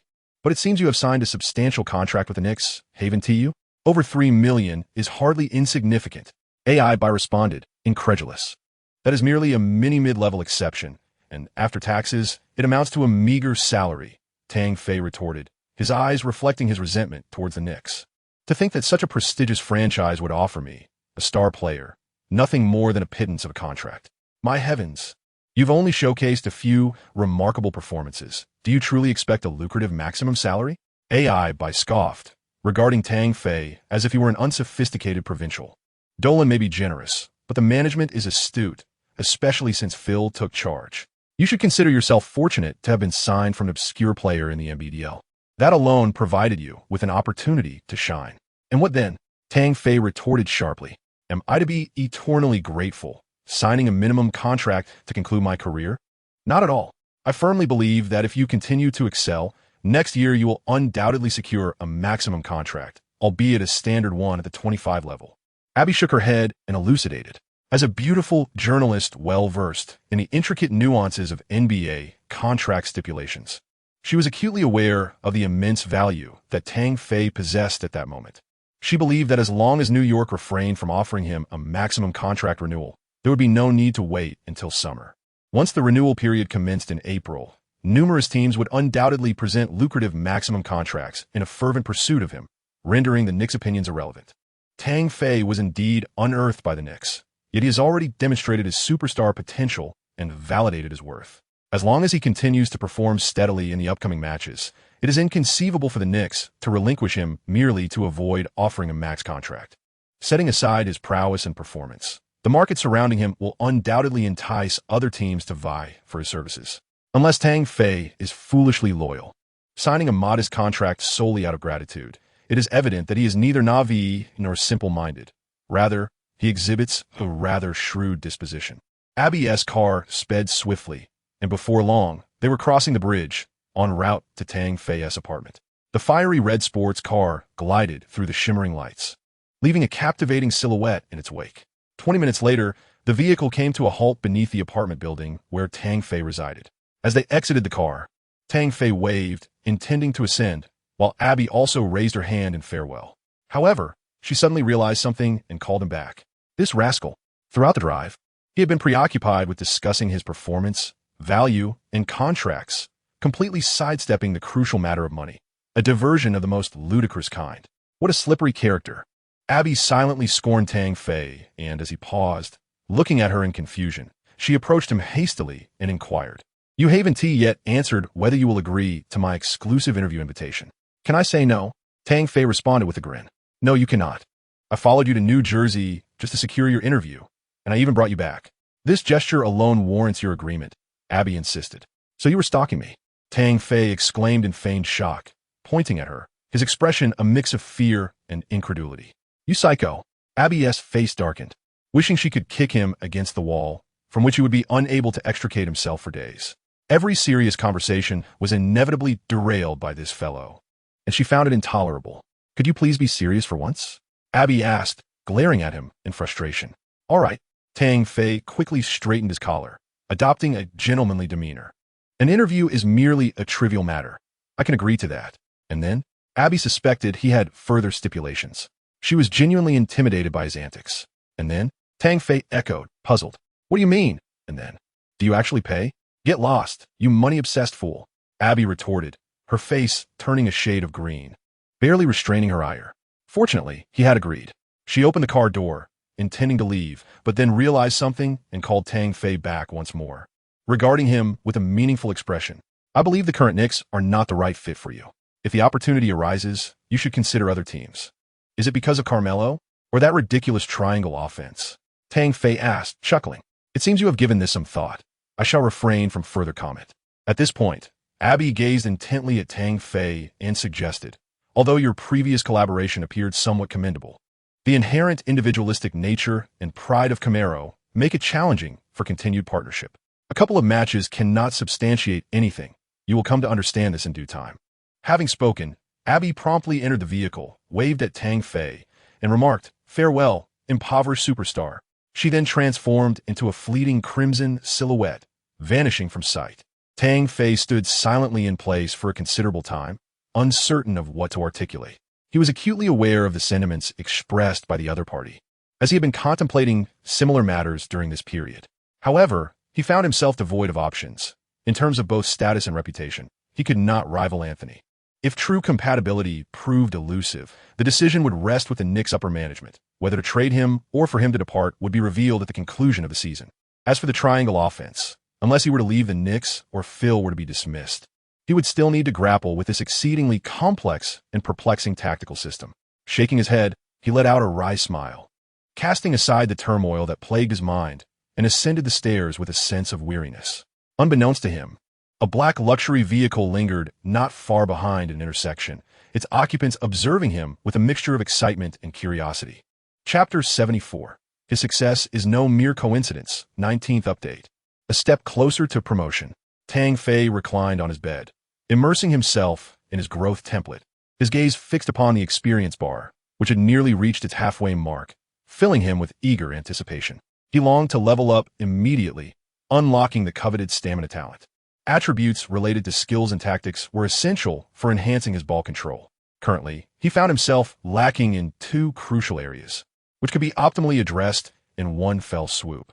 In the previous match, although he did not achieve a triple-double, the impressive double-double he secured yielded a significant amount of experience points: 31 points, 7 rebounds, 15 assists, 1 steal, and 2 blocks. Tang Fei, with a skill level classified as D, a role player, finds himself 3-0-31, 200 points away from advancing to a C-level starting player. Although he still has a considerable distance to cover, he is invigorated by the aspiration and immediate goals he harbors. The prospect of upgrading within the next 10 games fills him with excitement. With a cheerful demeanor, He exits the growth template, glances at the planning document by his bedside, and picks up his phone intending to make a call, only to abandon the idea and succumb to sleep. The following day, Tang Fei arrives punctually at the training facility. While other players enjoy their time off, he dedicates himself to relentless practice. On the sidelines, a crew from a production team, under the leadership of Mei Na, is present to film Tang Fei, as Wei Ping Bryant is absent. The crew silently operates their cameras, engrossed in capturing Tang Fei's dedication. Their admiration for his commitment is palpable. Mei Na sits attentively, her gaze fixed on Tang Fei as he practices shooting. She marvels at his charm.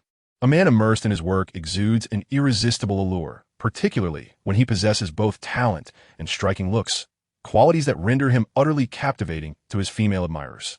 The NBA department of Tongsun has successfully negotiated a live broadcast contract with Adam Silver and other NBA executives. The upcoming game featuring the New York Knicks against the visiting New Orleans Pelicans will mark their inaugural live broadcast. Consequently, the Tongsun Sports Department has prioritized the continuation of in-depth filming for the interview program, scheduling all subsequent Knicks games for live coverage. Tang Fei has become their prime asset in generating interest. Mei Na's role has seemingly evolved. She is no longer merely a host, but has assumed the mantle of a field reporter. This duality allows her to document Tang Fei's daily life, while seamlessly transitioning to conduct pre- or post-game interviews. It can be said that she has leveraged her association with Tang Fei to ascend to a more prominent position, providing ample justification for her daily focus on him. At that moment, Tang Fei's phone rings, disrupting his shooting rhythm, leading to a dismal final shot that misses entirely. Frowning, he approaches Mei Na, retrieving his phone from her bag. Upon opening it, he feels a mix of relief and annoyance. What does she want now? He regrets ever giving her his number. Tang Fei answered the phone and stepped aside. For reasons unbeknownst to her, Mei Na felt a sense of unease and a tinge of jealousy. She inadvertently caught sight of the caller ID on Tang Fei's phone. Abby? Who might she be? Why does she possess Tang Fei's number? Previously, he had mentioned that since arriving here a few months ago, he had no other friends aside from a few familiar players. Yet, this name evidently belonged to a woman. Did it not? For Mei Na, who was just beginning to navigate the world of NBA broadcasters and foreign correspondents, the name Abby Hornacek was entirely unfamiliar. Tang Fei quickly finished his phone call, though it seemed rather unpleasant. As he returned the device to its place, he muttered incessantly, "What exclusive interview? Nonsense." After setting down the phone, he wiped the sweat from his forehead, sending droplets flying into the air, and rushed back into the training area to summon his trainer. The trainer, looking at him with a face full of exasperation, appeared somewhat disgruntled. "Tang, you've interrupted my vacation. Do you understand? Why aren't you resting?" The trainer began to nag, tossing the ball to Tang Fei while continuing his tirade. "I have children at home who need me. My holiday plans were all arranged. Why are you silent? Is it because you feel ashamed of being single? Goodness, you needn't feel ashamed, really, my friend. Although you cannot experience the fulfillment of a man with a happy family, do not despair. I will ensure that I accompany you to the end today, for your money." Shut up. Tang Fei could no longer tolerate the incessant chatter and cut him off, saying, "If you keep babbling, don't think you'll see a dime today. I'd rather save that money. Do you understand? $200. Goodness, that's enough to feed me for several days." As he spoke, he began to grumble, expressing his dissatisfaction with the high training costs while forcefully shooting the basketball. Aren't they both equally verbose? Nearby, Mei Na quietly chuckled, sensing the light-hearted dynamic between Tang Fei and his trainer, and was intrigued by the Western humor that allowed for such exchanges without awkwardness, yet remained amusing. She felt further relieved to discover that the individual named Abby merely intended to conduct an exclusive interview with Tang Fei, rather than approach him for any other reason. As time passed, Coach Wei Ping Bryant finally returned, appearing quite sweaty as he took a seat next to Song Mei Na.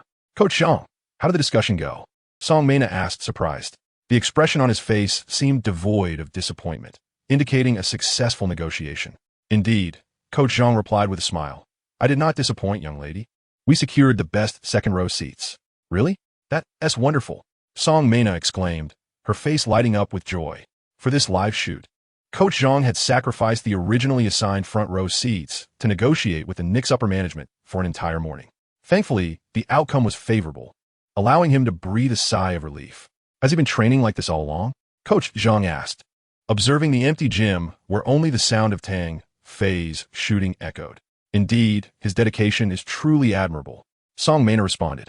"Remarkable. To possess such extraordinary talent and yet exert more effort than the average person, his success is inevitable. Director Zhang sincerely praised, while other players enjoy their break. Only Tang Fei remained devoted to training as always. Such dedication and diligence are truly admirable. They believe that Tang Fei's success is no mere coincidence. There is one more chapter to write, but time is limited. I will complete it later. That will make it 20 chapters. There is still a day left to write tomorrow. Perhaps I can add a few more chapters. Do you find that enjoyable? Chapter 75, A Gathering of Stars, 20 updates.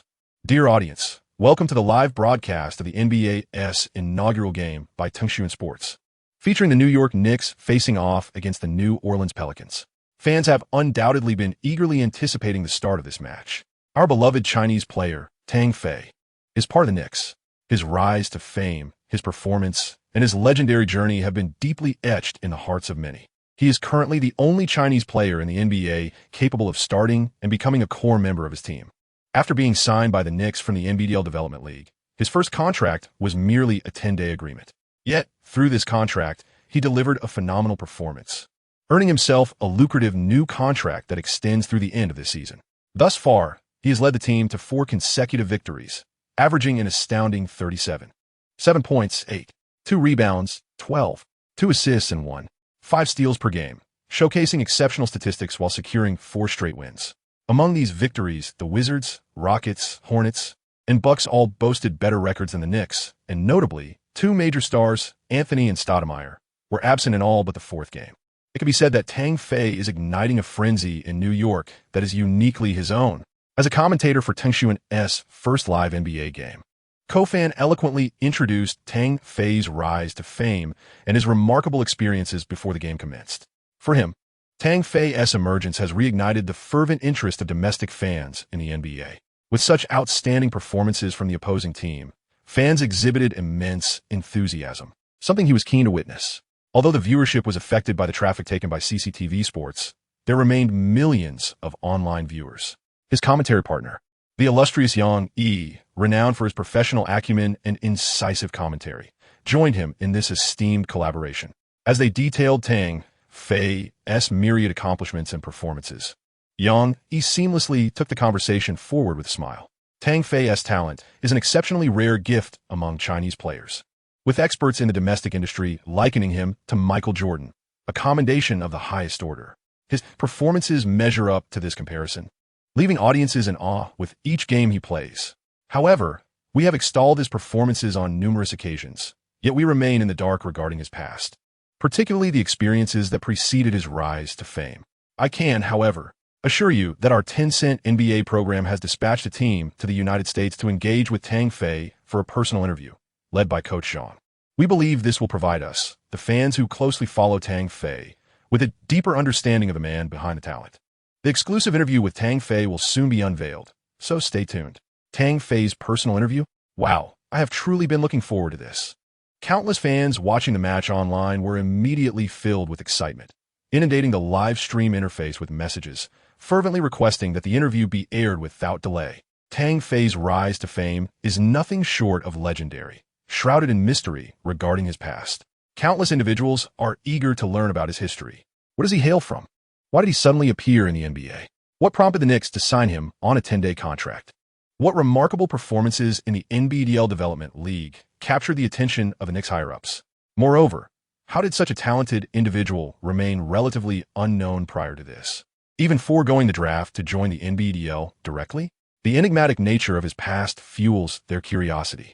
For a player from China to establish himself in the NBA is a formidable challenge. Yet Tang not only secured his position, but also delivered a series of star-worthy performances over 4 consecutive games, leaving many in awe. He is a figure even more legendary and mysterious than the great Yao Ming. Unfortunately, despite their fervent calls and anticipatory messages, a personal interview will only be granted once the game concludes. Phillies is currently overwhelmed with excitement, seated 2 rows behind the Knicks bench with his partner, both stretching their necks to catch a glimpse of their employer, Tang Fei. They had not anticipated that their long-awaited decision would be finalized just 2 hours prior. Tang had personally called to inform him, generously providing 2 front-row tickets as well. After days of waiting and effort, they finally earned the favor of their desired opportunity, signing a lucrative contract. It feels as though the clouds have parted to reveal the moon. They can vividly imagine the vibrant days that lie ahead. Phillies, I still feel as if I am in a dream. The surprise Tang has given us is truly exhilarating, said Jenny, her gaze fixed intently on Tang, who was on the sidelines listening to Fisher's tactical explanations, her excitement barely contained. My dear, I feel the same way. When Tang called me, I nearly choked with excitement. After all the hard work, we finally received our reward. This is such a joyous moment. Tears glisten in Philly's eyes as he tightly grasps his partner's hand. I feel incredibly happy right now. Even though we have just signed the contract, as long as Tang does not terminate our agreement, I will be happy each day. Jenny's eyes are also filled with tears, their hands trembling together. She withdraws her slightly sore neck, glancing at the rows of fans in front and taking in the exuberant atmosphere surrounding them, as if everything exists within a dream. It is their first time watching a game at home, their first experience of the intense atmosphere of the arena, their hearts racing with exhilaration. Awestruck and starry-eyed, they repeatedly look around at the fans, seemingly etching every moment into their memory without feeling fatigued. When Jenny's gaze sweeps to the front row near the players' area, she spots a beautiful figure and nearly leaps with excitement. Oh my goodness, it's Taylor Swift. She is actually here. She is truly stunning. Phyllis also noticed, nodding her head as she grasped Jenny's hand more tightly. It was unclear whether it was her or the multitude of Hollywood stars who had arrived. Just look. Isn't that Leonardo over there? Wow, and there's Tom Cruise. Goodness, even Brad Pitt is here. Chapter 76, The Frenzied Offensive Performance, Part 21, after a 4-day hiatus. The Knicks home game attracted a remarkable array of celebrities from the entertainment industry. It goes without saying that New York is an international metropolis, arguably the largest in the world, with its culture, economy, and everything else setting the trends. The Knicks, benefiting from both geographical advantage and a strong fan base, coupled with the current age of advanced networking, can create a global sensation with just a minor highlight. Tang Fei suddenly emerged onto the scene, leading his team to a series of resounding victories, achieving an impressive 4 consecutive wins, with performances that were nothing short of electrifying. Coupled with the presence of another prestigious team, the Los Angeles Lakers, located in the heart of Hollywood, whose fortunes have waned due to Kobe's decline and persistent injuries, the gaze of basketball fans worldwide shifted decisively to the New York Knicks. The mere return of Taylor Swift was enough to ignite public interest, not to mention the array of Hollywood stars that followed suit. In the realm of football, a renowned family also astonished fans, with the likes of David Beckham and Victoria making an appearance, exuding undeniable charm. Was the stage of these Hollywood celebrities now transfixed upon New York? Tang Fei is indeed remarkable. The whirlwind of change instigated by Tang Fei, along with the migration of star-studded lineups, was nothing short of spectacular. A surge of fans, captivated by live broadcasts, were thrilled to witness the dazzling array of stars. What excited them even further was the sight of these luminaries approaching Tang Fei, eagerly requesting photographs as he passed by, a truly exhilarating spectacle. Swift was the first to dash forward for a picture. Her golden locks and delicate yet striking features, paired with her tall stature, created an immediate sensation among the fans. Standing beside Tang Fei, she exuded the essence of a devoted fan, and their combined presence evoked a sense of celestial harmony, igniting the imaginations of many fans who felt a stirring within them, akin to matchmakers at play. No sooner had Swift departed than Leonardo DiCaprio, unable to contain himself, rushed forward, nearly colliding with Brad Pitt. Rather than feeling awkward, the two seemed to engage in a friendly competition, vying for the opportunity to snap a photo, embracing the spirit of camaraderie. Following them, a multitude of both renowned and lesser-known actors and singers joined in for photographs, with Tang Fei at the center of it all, his smile frozen in disbelief. Tang Fei's tall stature and long limbs, coupled with his handsome features, surprisingly did not fall short in comparison to others. This revelation led fans to speculate that he could easily transition into the entertainment industry post-retirement. With the added advantage of fame, amassing wealth in the entertainment realm would be an effortless endeavor. Fortunately, these musings were merely embellishments prior to the game, as the match itself remained the paramount focus. Upon returning to the bench, when the referee urged the players to prepare for the game, Tang Fei removed his jacket, revealing the Knicks' vibrant orange jersey emblazoned with the number 13, igniting an unprecedented fervor in the arena. The excitement was nearly on par with the pre-game player introductions. For the starting lineup, the Knicks faced challenges due to Amare Stoudemire's injury, limiting his playing time, and he did not start in this match. Fisher substituted in Louis Amundsen. a 206 centimeters tall white forward, while the remainder of the lineup featured Anthony, Jason Smith, Calderon, and Tang Fei taking the lead. On the Pelicans side, in the absence of Anthony Davis, Dante Cunningham stepped in as a starter, a second-round pick from 2009. Cunningham has never averaged more than 10 points per game throughout his career. The rest of the lineup included ASIC, Eric Gordon, and Ryan Anderson, familiar names to those acquainted with the Rockets' former and current rosters, alongside Tyreke Evans. Evans, also a 2009 draftee, was selected 4th overall by the Kings and had an impressive rookie season, boasting averages of 25.5, ranking second to LeBron James for the best rookie performance in the past 2 decades. Unfortunately, injuries and an unclear role on the court hindered his progress, leading to a decline in his performance year after year, ultimately fading from the fans' memories. His trajectory epitomizes the notion of peaking too early. However, Tang Fei recognized that upon joining the Grizzlies in the 2017 to 2018 season, Evans experienced a resurgence, averaging 19.55, regaining his rookie season form. Evans shared a similar height and wingspan with Tang Fei, complemented by commendable jumping ability and speed, alongside formidable driving skills and a reliable three-point shot, essentially a less affluent version of Tang Fei. Had it not been for injuries and the misalignment of coaching during his time with the Kings, he might have ascended to the status of a superstar, akin to Griffin, Harden, and Curry. Despite the sense of a once-great peak, the matchup between him and Tang Fei captured significant attention during the game. Tang Fei faced Evans with an unwavering heart. Even the towering and exceptionally talented Giannis had been rendered nearly existential by his prowess. How much more so could a volatile Evans affect him? On his first possession, he opted for a drive, his figure transforming into a lightning bolt within Evans' line of sight as he plunged towards the basket. Cunningham, with his slender physique, attempted to obstruct him, but he had misjudged his target. Tang Fei possessed formidable resilience. Unless he encountered behemoths like Shaquille O'Neal or Ben Wallace, he would dismiss all others. He soared powerfully into the air, colliding with Cunningham, producing a jarring sound that sent chills down the spine. Unfazed, Tang Fei twisted midair, tightening his core to evade the defender's outstretched hand and forcefully slammed the ball into the hoop. Bang! After Tang Fei landed, he cast a glance at Cunningham, who wore an expression of helplessness. He pounded his chest, choosing silence as he strode back to the backcourt with an air of dominance. His demeanor spoke volumes, indicating that the opposition could not contain him. Boom! Right from the outset, he unleashed a spectacular dunk that ignited the arena. Fans revel in witnessing such pure confrontations between men, exuding an aura of power and intimidation, fierce yet aesthetically pleasing in its brutality, creating waves of excitement throughout the crowd. However, this moment was not the sole highlight of the game. In a subsequent offensive play, Tang Fei showcased his innate talent to the fullest. He once again broke through Evans, and faced with a triple team from ASIC, Gordon, and Anderson beneath the basket, he astonishingly maneuvered mid-air, evading their outstretched hands and flawlessly sinking the ball into the hoop. Oh, my goodness, what did I just witness? That was utterly insane. In Chapter 77, scoring 50 again, the audience erupted in applause as Tang Fei executed a move reminiscent of Jordan's classic airborne evasion of 3 defenders. His hang time was truly remarkable. This play drew thunderous cheers, and even Tang Fei himself was taken aback. He merely reacted to the arms reaching out, never expecting to achieve such a magnificent score.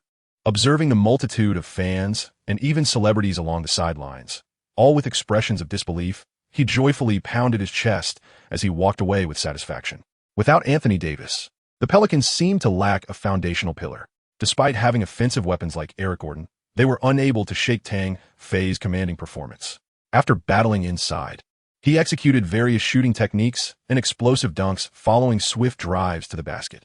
Time and again, he maneuvered around defenders in the paint, delivering a series of stunning three-pointers that thrilled the home fans with a feast of offensive artistry. Waves of enthusiasm surged through the crowd, the fervor never wavering, with some even shouting MVP in his direction. Celebrities were equally astonished, declaring their attendance worthwhile. Regrettably, aside from Tang Fei, the other Knicks players, including Anthony, struggled with their performance, showcasing low shooting percentages. Fortunately, Tang Fei relinquished the playmaking duties to Calderon, accelerating his pace to repeatedly penetrate the basket for points. To counter him, ASIC and Anderson each incurred 3 fouls. The atmosphere at home grew increasingly electrifying, while the Pelicans faced challenges in their offense. with Asics Butterfingers repeatedly failing to convert easy baskets, allowing Tang Fei multiple opportunities to secure rebounds. Subsequently, on the offensive end, Tang Fei entered a relentless mode, aggressively attacking the rim, with his visually striking and aesthetically pleasing scores leaving the audience in awe. At this moment, everyone realized the remarkable offensive prowess exhibited by Tang Fei during the match. At the conclusion of the first half, having played merely 15 minutes, he had achieved an impressive 30 points, 7 rebounds, and 4 assists. With a shooting record of 9 out of 12 from two-point range and 2 out of 4 from beyond the arc, alongside 6 successful free throws from 7 attempts. In stark contrast, Anthony's performance appeared rather lackluster. He managed only 10 points on 4 out of 10 shooting, often displaying signs of struggle as Tang Fei's assists frequently resulted in Anthony's missed shots. Perhaps it was this disparity that spurred Tang Fei to elevate his own offensive display. With a score of 70-48, the Pelicans found themselves trailing by 22 points at halftime. Deprived of their star player, the Pelicans seemed unable to contain the relentless onslaught from Tang Fei. In the second half, in an effort to expedite the outcome of the game, Coach Fisher opted to modify Tang Fei's approach. Due to the intense exertion displayed in the first half, Tang Fei opted to abandon his aggressive driving style in favor of a more measured three-point shooting strategy. Fortunately, his shooting touch remained intact, as he completed the third quarter with 6 out of 10 from three-point range and 3 out of 5 from two-point range, including a notable three-point play, amassing 25 points in that period alone and effectively sealing the game. By the final quarter, he had already clocked out. When the match concluded and a highlight reel of his extraordinary performance was presented, the crowd erupted in applause, with all fans, including stars, rising in unison to celebrate his achievement.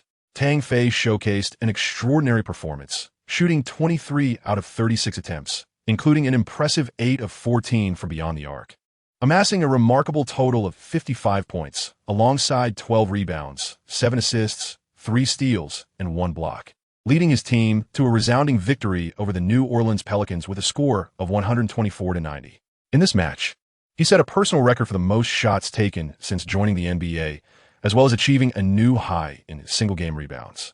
His explosive offensive display seemed to inspire his Knicks teammates to facilitate his success, as they readily created space for him during their own struggles on the offensive end.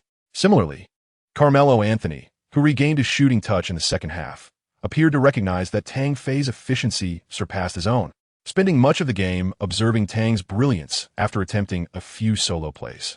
Anthony finished with 19 points, 5 rebounds, and 2 assists on 7 of 16 shooting. On the Pelicans side, Tyreke Evans contributed significantly with 26 points, 5 rebounds, and 5 assists from 11 of 23 shooting, while Eric Gordon added 22 points, 1 rebound, and 5 assists on 8 of 18 shooting. Their commendable efforts were crucial in preventing a larger defeat for the Pelicans. Tang Fei once again delivered an extraordinary all-around performance on his home court, capturing the spotlight with unparalleled brilliance.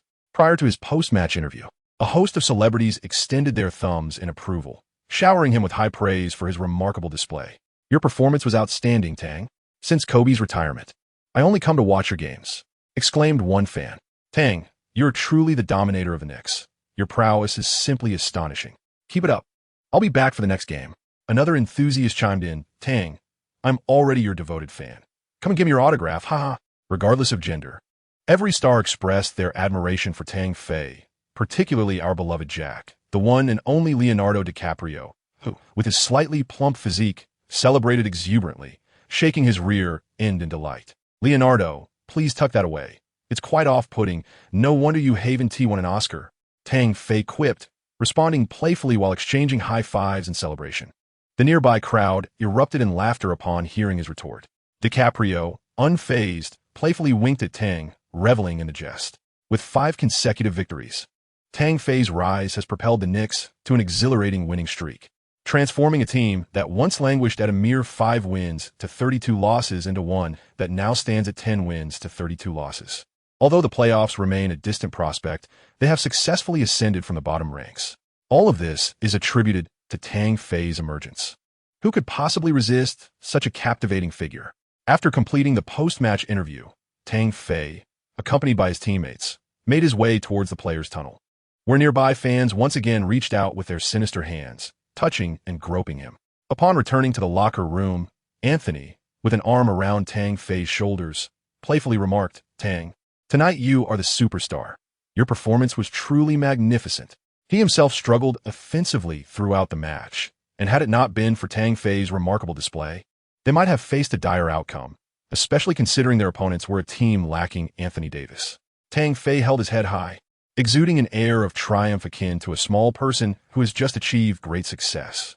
Carmelo, did you touch something you shouldn't have last night? Why else would you feel so cold today? He jested. Perhaps. Huh. Anthony replied with hearty laughter. At that moment, Tang Fei seemed to hear some peculiar sounds.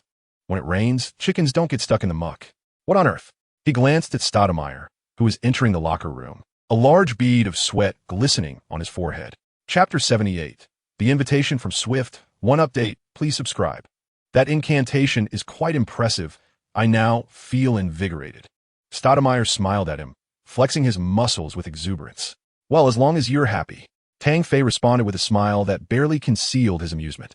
Following a decisive victory in the game, Fisher returned to the locker room, lavishing praise on the entire team's performance, particularly highlighting Tang Fei, who had remarkably risen to the occasion. In light of Anthony's struggles on offense, Tang Fei had intensified his attack, unleashing an astonishing energy in just 26 minutes on the court. His scoring explosion was nothing short of phenomenal, reminiscent of Kobe's legendary 81-point game against the Raptors. Undoubtedly, Tang Fei had solidly proven his prowess, and it was believed that the Knicks would be compelled to sign him with a maximum salary next season. Failing to do so would be unthinkable. If they let him go, Dolan's wrath would surely be catastrophic. The Knicks' next game was scheduled for the 21st, when they would travel to Philadelphia to face the 76ers. As such, he refrained from elaborating further, offering only a brief encouragement before allowing the team to disperse for showers.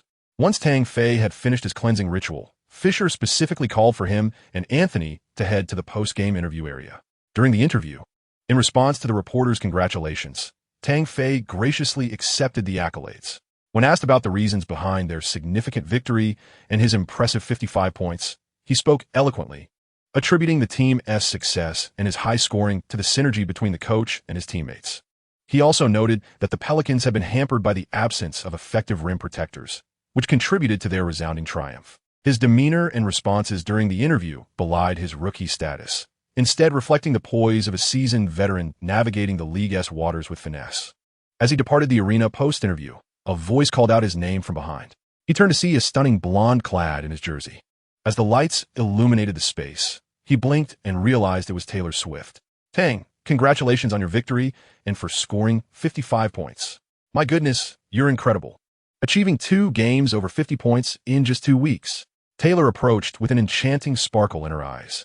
Thank you, Tang Fei replied with a calm demeanor, not perceiving his accomplishments as earth-shattering. Would you like to grab a drink together? She asked, beaming with anticipation. Oh, drinks? I'm afraid I don't drink. Tang Fei smiled and declined, saying no, I am not inviting you for drinks. It is for coffee. Clearly, Taylor was genuinely not suggesting alcohol. Noticing his misunderstanding, she quickly offered a nervous clarification. I also believe that professional athletes should refrain from alcohol consumption, as excessive drinking can impair your physical abilities, especially since you are not yet 21. Then coffee is out of the question. Tang Fei furrowed his brow and chuckled bitterly. Whenever I drink that, I can't sleep, no matter how tired I am. Plus, there's a match the night after tomorrow. I wish to avoid that. Truth be told, this was merely a means to stave off fatigue. He was simply exhausted and yearned to return home for rest. However, he felt that a direct refusal would be too awkward for her. Is that so? It's all right. We could just have some beverages. Those should be fine, right? Taylor inquired again, her persistence evident. It seemed there was no way to refuse her now, and Tang Fei could only nod in reluctant agreement.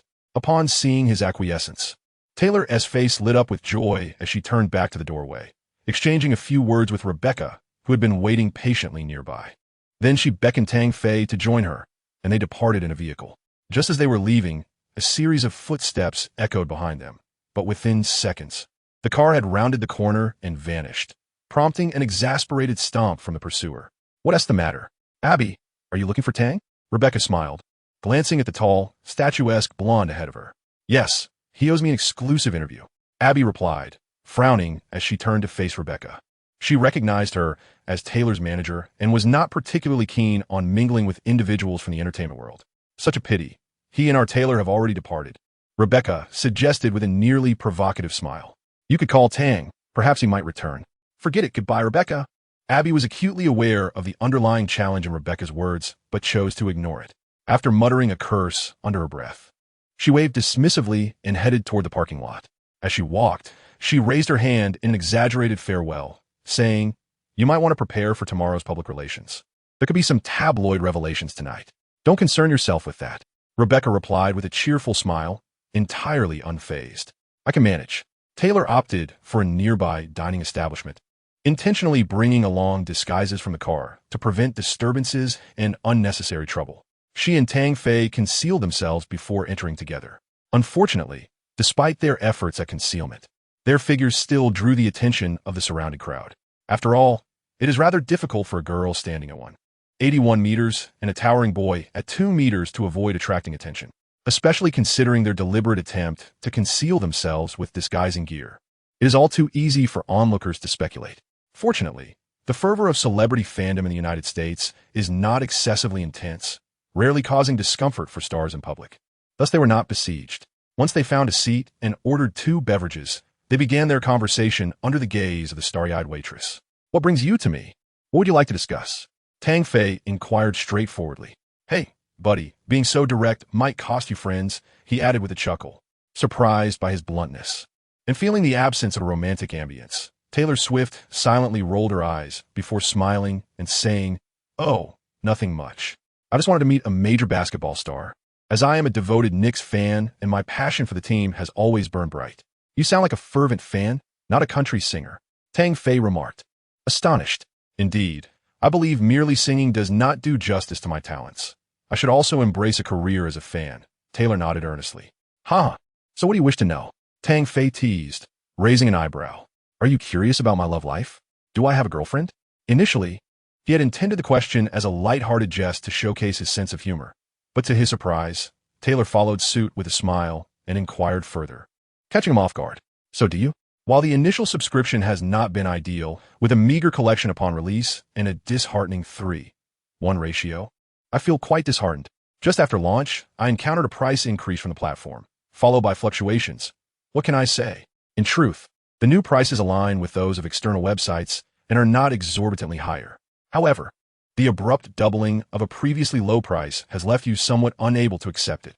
Yet, I am more curious about why it is I who bears the wounds. Chapter 79. The endorsement contract arrives. Second update. Please subscribe. Tang Fei found himself at a loss when confronted by the audacious question posed by Mei Mei. Hesitantly, he replied, "Yes, indeed. Basketball is my girlfriend." With a charming smile, Mei Mei chose not to press further. Resting her delicate hand on her chin, her eyes sparkling like the vast ocean, she inquired, "Could you share your story? I am quite intrigued about how you achieved fame overnight. With such remarkable talent, it seems illogical not to participate in the draft. You would have to ask the higher-ups in the NBA. Their regulations stipulate that I, as an international player, am merely a penniless dreamer." Tang Fei gestured dismissively, his expression conveying uncertainty. He continued to explain, "The terms state that at 18, one may sign with any team in the NBA's minor league, the NBDL, and any NBA team can sign players from this league without restrictions." This is precisely why he had long awaited a call from New York. Although he did not enter the draft, nor had the eligibility to do so, once he proved himself in the NBDL, he could receive offers from major league teams. This approach bore the suspicion of exploiting loopholes. Most would hesitate to take such risks, as failing would waste an opportunity for a guaranteed contract through the draft, not to mention an entire year. Furthermore, his situation was unique. His unexpected talent shone through, leading the injury-stricken Knicks to boldly sign him and utilize him, thus granting him the opportunity to achieve fame. While it is indeed exaggerated, there are no real-life examples of players signing with the NBDL at 18 and being summoned to the major league in their first season. Young players typically participate in the draft the following year to secure better contracts. As long as you possess the ability, you can sign with any NBA team and secure a lucrative contract, provided you encounter a discerning mentor. Ah, I see. Although a devoted fan of the Knicks, Mei Mei was not well-versed in the intricate details of the NBA. Yet, she could glean insights from Tang Fei's words. "You are fortunate, and your exceptional skills have led to your fame. This is no mere coincidence." Acknowledging this deeper meaning, she reaffirmed Tang Fei's prowess. New York, a cosmopolitan hub, draws global attention. Any minor stir can lead to explosive results. Tang Fei's rise, tinged with legend, naturally propelled his fame, and even if his contract was modest, endorsements would compensate. He had chosen a commendable team and an admirable coach. Although Fisher did not display notable leadership skills, he possessed a daring heart and a keen awareness for nurturing newcomers. Thus, Mei Mei and Tang Fei conversed in that cozy private room for an entire hour before reluctantly parting ways. As a superstar, she was afforded numerous opportunities to interact with her beloved athletes. Even if they declined, they would still show her respect. This is nothing short of a green pass. Today, Taylor Swift has finally acquired the information she yearned for, the past of her beloved sports star. As she bid farewell to Tang Fei, she playfully inquired, with a cheerful demeanor yet a hint of teasing, "What is your relationship with that reporter, Abby? I believe I saw you both returning alone one evening." Though her expression was light-hearted, a flicker of anxious anticipation stirred within her. Tang Fei pondered for a moment before responding with a smile. "She merely seeks to secure an exclusive interview with me, hence her flattery. I'm rather impoverished and still lack my own vehicle, which provided her with an opportunity to approach me." "Ha!" With that, he erupted into laughter. Understanding dawned upon Taylor, and she breathed a sigh of relief. Yet intrigued, she pressed on, "You still don't have a means of transportation? Would you like me to give you a car?" "Absolutely not." Tang Fei adamantly refused. Waving his hands as he explained, "I'm not fond of accepting gifts from strangers or acquaintances, as it diminishes my drive to strive." One might deem him pretentious, but he is determined not to lose sight of his initial aspirations upon arriving in America. Once individuals attain fame, fortune, and wealth, they can easily become lost, especially in New York, a city rife with glamour and scrutiny from around the globe. He must remain true to himself to thrive. As their conversation progressed, Tang Fei realized it was time to depart. Fatigue had overtaken him, and he could not withstand the late hours, despite it being only around 10 o'clock. Having grown accustomed to the schedule of an athlete, he was reluctant to disrupt it. When they left, they donned disguises and hurriedly exited the restaurant like thieves. Taylor's vehicle was a black luxury van, which might have felt cramped for Tang Fei, yet he had to make do. The following morning, Tang Fei received a call from Director Zhang of the interview team, informing him that they were departing. After nearly 10 days together, they had accomplished everything they could. There was no longer any reason for them to remain. To express his gratitude, Tang Fei treated them to a farewell meal and accompanied them to the airport. Song Mena appeared quite reluctant to leave. Before departing, she sought various reasons to approach Tang Fei, seizing every opportunity to converse. At the moment she boarded the plane, tears welled in her eyes, reminiscent of a sorrowful woman reluctant to part from her beloved. Observing her plight, Director Zhang understood the sentiments stirring within her. He gently patted her head, offering reassurance. "Silly girl. You can still watch him during his live matches in the future." There remained an unspoken thought. The disparity between you two is vast. Unrequited love is a challenging endeavor. As the plane ascended, Tang Fei watched the figures below diminish. Yet he resolutely turned to return, leaving behind only a fleeting, serene silhouette. Song Mena's heart ached, burdened by the unexpressed anguish and lingering regrets. After spending so much time together, did he truly harbor no feelings for her? Upon returning to his apartment, Tang Fei received a call from his newly appointed agent. Listening to the agent's excited yet composed words, Tang Fei realized that fortune was on the horizon. "Dang, I have filtered through a selection of endorsements that are straightforward and require minimal effort on your part. You may take a look." After an impressive series of 5 games, he had achieved extraordinary statistics, particularly in the matches against the Houston Rockets and the New Orleans Pelicans, where he scored over 50 points, significantly enhancing his reputation and credentials. This further confirmed that he was not merely a fleeting star, but rather a rising luminary. At this juncture, the contracts for various endorsements naturally commanded varying prices. "Bring them over. Let us review them together." Tang Fei felt a surge of excitement, believing he was no longer just a mere wage earner. In Chapter 80, titled Soaring Valuation, endorsements typically conjure images of which star athlete has signed with a particular sport brand, detailing the duration and monetary figures, such as an 8-year contract worth $100 million. Brands like Peak or Li Ning come to mind, but the giants are undoubtedly Nike and Adidas. For instance, LeBron James secured a 7-year contract worth $93 million with Nike before even entering the NBA, later signing a lifetime deal rumored to exceed $1 billion, leaving many in awe. Following LeBron is Kevin Durant, who signed a 7-year, $60 million deal with Nike in 2007, subsequently extending it for 10 years at $350 million. While his contract is slightly less impressive in both amount and duration compared to LeBron's, it remains an astronomical figure. Other superstars like Stephen Curry and Carmelo Anthony also command substantial endorsement deals from sneaker brands. Regrettably, these are predominantly internationally renowned brands, while domestic companies like Peak or Li Ning struggle to attract fully established or peak-performing athletes, often settling for those who are yet to achieve fame or are past their prime. Established stars either look down upon these local brands or find the offered sums insufficient. In the public eye, endorsements primarily refer to sneaker contracts, with little awareness of other brand domains. Today, however, Phyllis brought not only sneaker contracts, but also opportunities in other fields. Yet, Tang Fei chose to forego the sneaker contract in favor of the latter. At this moment, sneaker endorsements were not the optimal choice for him. After all, he had only played a few games, and not only did major brands need time to assess him, but he also doubted whether their offers would be commensurate, unless someone dared to gamble on him with an astronomical figure, akin to the risk taken on LeBron.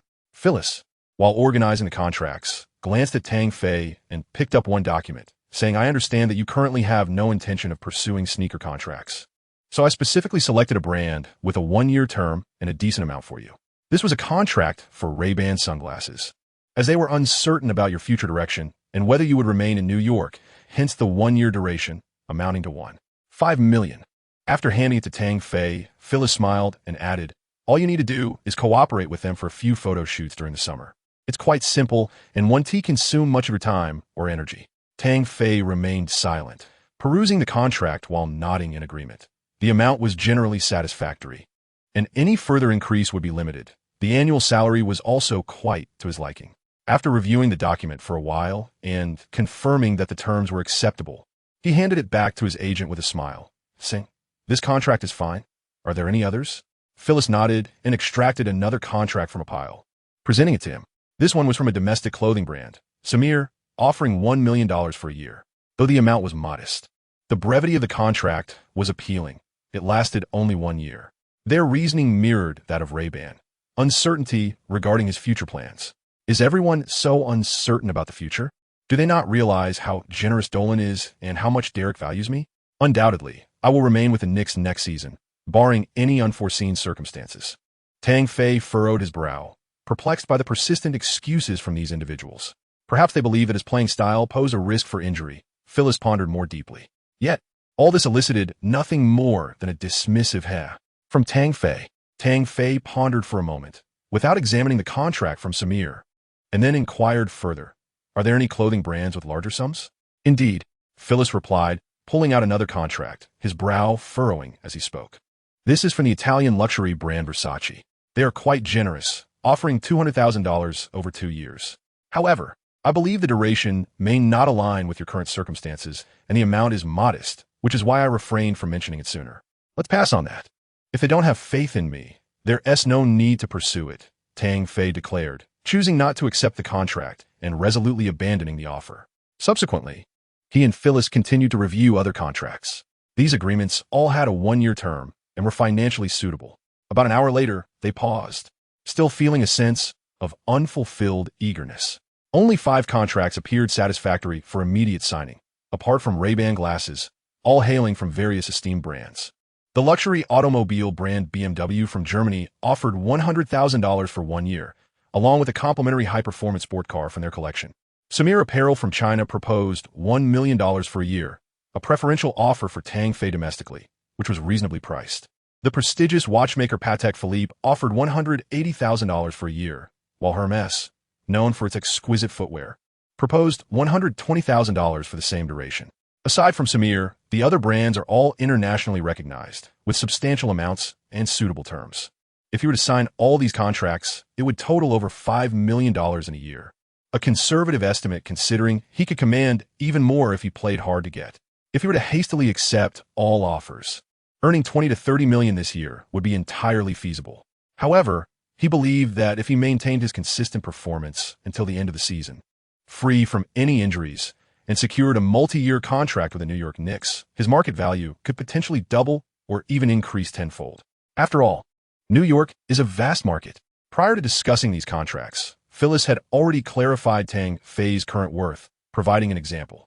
After delivering an astonishing series of performances over 5 games, he garnered global attention and adoration from fans. In just over 10 days, more than 10 million of his number 13 jerseys were sold, over 2 million in New York alone, and an astounding 5 million from China. The impact of his popularity was almost unimaginable.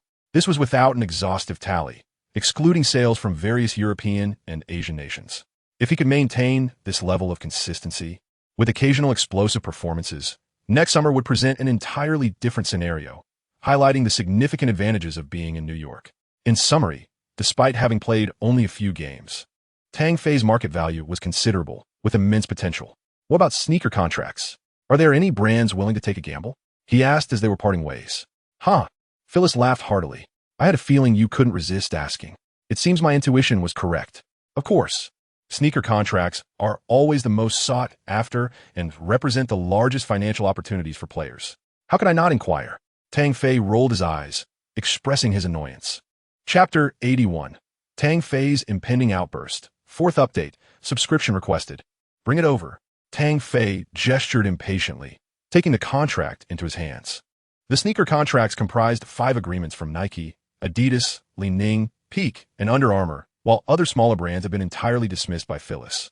Among these 5 contracts, he found those that piqued his interest and had suitable terms. Firstly, there was Nike. Regardless of the athlete, this renowned brand is the first that comes to mind. Although it does not enjoy overwhelming popularity in the realm of sports, particularly in football, where Adidas reigns supreme, it predominantly targets NBA stars. Nike's offer to Tang Fei was a substantial $30 million over 5 years, accompanied by various incentive bonuses for achievements, such as Rookie of the Year, All-Defensive Team selections, or All-Star appearances. To be honest, the offer was not insignificant, especially for a rookie like Tang Fei, who had only recently started to make a name for himself. However, the most objectionable aspect was the lengthy term of 5 years. Such a duration could bring about significant changes. Moreover, given Tang Fei's current fame and market position, the amount was also unacceptable. $6 million a year, and they expect to secure Tang Fei along with the vast Chinese market behind him. Tang Fei furrowed his brow and tossed the contract back to Phyllis, expressing his discontent. Is this a sign of insincerity? Are they belittling me? On the contrary, she replied. The offer reflects various factors, including the vast market behind you, the flamboyance of your style, and the advantage of being entrenched in the bustling New York market.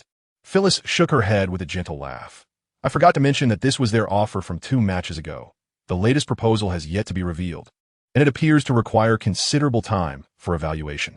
Understanding dawned on him. I suppose their ability to cultivate such an expansive market over 2 decades indicates they are far from foolish. Tang Fei realized the rapidity of his rise to fame and the intensity of his performances were remarkable. Had it not been for the injuries stemming from his playing style, he surely would command more than just this contract. His worth and performance are undeniably of superstar caliber, with another 2 or 3 years of growth. Reaching the heights of legends like LeBron James and Kevin Durant would not be an insurmountable challenge. The prestige afforded to him by New York City was undeniably advantageous. Aside from Los Angeles, who could rival New York? After a moment of contemplation, he picked up the Adidas contract and glanced through it. 5 years for $35 million? Quite substantial indeed. While the incentive clauses may not be as generous as Nike's, the annual sum of $7 million is commendably high. Although Tang Fei expressed his dissatisfaction with the offer, he harbored reservations in his heart. The reasoning was clear. The contract's duration was excessively lengthy, and by next year, the amount would no longer align with his market value. This was the latest proposal from them prior to his match against the Pelicans, and he suspected there was room for negotiation. Phyllis remarked with remarkable composure, believing that the value Tang Fei currently exhibited warranted any offer. The 2 contracts, while substantial in the present, would ultimately be deemed undervalued in the long term, as long as Tang Fei remained injury-free. His ascension to the ranks of superstar was virtually assured. His talent was undeniably evident and remarkably pronounced. In recent years, there have been scarcely any draft players in the NBA who could rival his prowess. Each time one witnessed his performance on the court, it was inevitable to evoke comparisons to Kobe and Jordan. The template of his talent was strikingly apparent. Contemplating those 2 legends, their popularity, their playing style, their value, when juxtaposed with Tang Fei, one could only conclude that his potential was indeed formidable. This was precisely why the Knicks had aimed from the outset to solidify Tang Fei's role as the cornerstone of their team. While fans might not grasp the significance of a player like Tang Fei, the Knicks' upper management surely did. His talent represented the foundational stone for the team's future superstar. Which team would not desire to possess a superstar? Not solely for the sake of performance, but also due to market demands and ticket sales. Consider the current sales of Tang Fei's jerseys. In just a few days, the number sold and ordered has already surpassed 10 million. The Knicks executives could hardly contain their delight at this remarkable success. Tang Fei refrained from further comment, recognizing that the justifications and concerns presented by these two major brands were identical and outdated. As he perused other contracts, he noted that Reebok offered a 4-year deal worth $25 million, which, despite having a shorter duration, still failed to satisfy him. Under Armour, much like Reebok, struggled to thrive in the competitive shadows of Nike and Adidas. Had it not been for their recent signing of Curry, fans might have scarcely remembered the brand's existence. The domestic brands, Peak and Li Ning, also presented substantial offers, with the former proposing a 5-year contract worth $23 million, arguably the maximum they could extend to a rookie. Li Ning's offer of 6 years for $35 million conjured an image of frugality, often perceived as a brand for budget-conscious consumers. Naturally, this perception hindered their appeal to star athletes. With lengthy contracts and modest financial incentives, even if Tang Fei wished to choose a homegrown brand, he could not afford to diminish his market value. Ultimately, he found no contract that met his expectations, prompting him to abandon further contemplation and return all offers to Phyllis. For now, he decided to set aside discussions regarding sneaker contracts. Since the brands continued to hesitate and deliberate, he would push them to a point where they had no time left to ponder. At this moment, an unquenchable fire burned within Tang Fei, his energy accelerating exponentially. He did not believe these brands underestimated him or intended to mislead him with frivolous contracts. Rather, he understood that to compel them to genuinely regard him with seriousness, he needed to let his performance and abilities speak for themselves.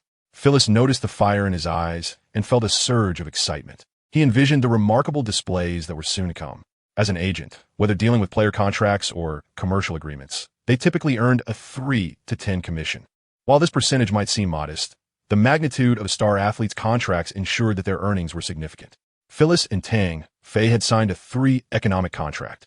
The more contracts Tang Fei secured and the higher their values, the greater Phyllis's commission would be. Their fates were intertwined, and he was eager to witness a more exceptional and formidable version of Tang Fei.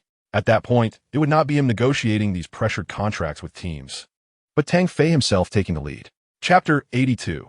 The more terrifying Tang Fei, seeking subscriptions. On the evening of January 21st, 2015, the New York Knicks faced the Philadelphia 76ers, a team that had succumbed to the bottom of the Eastern Conference.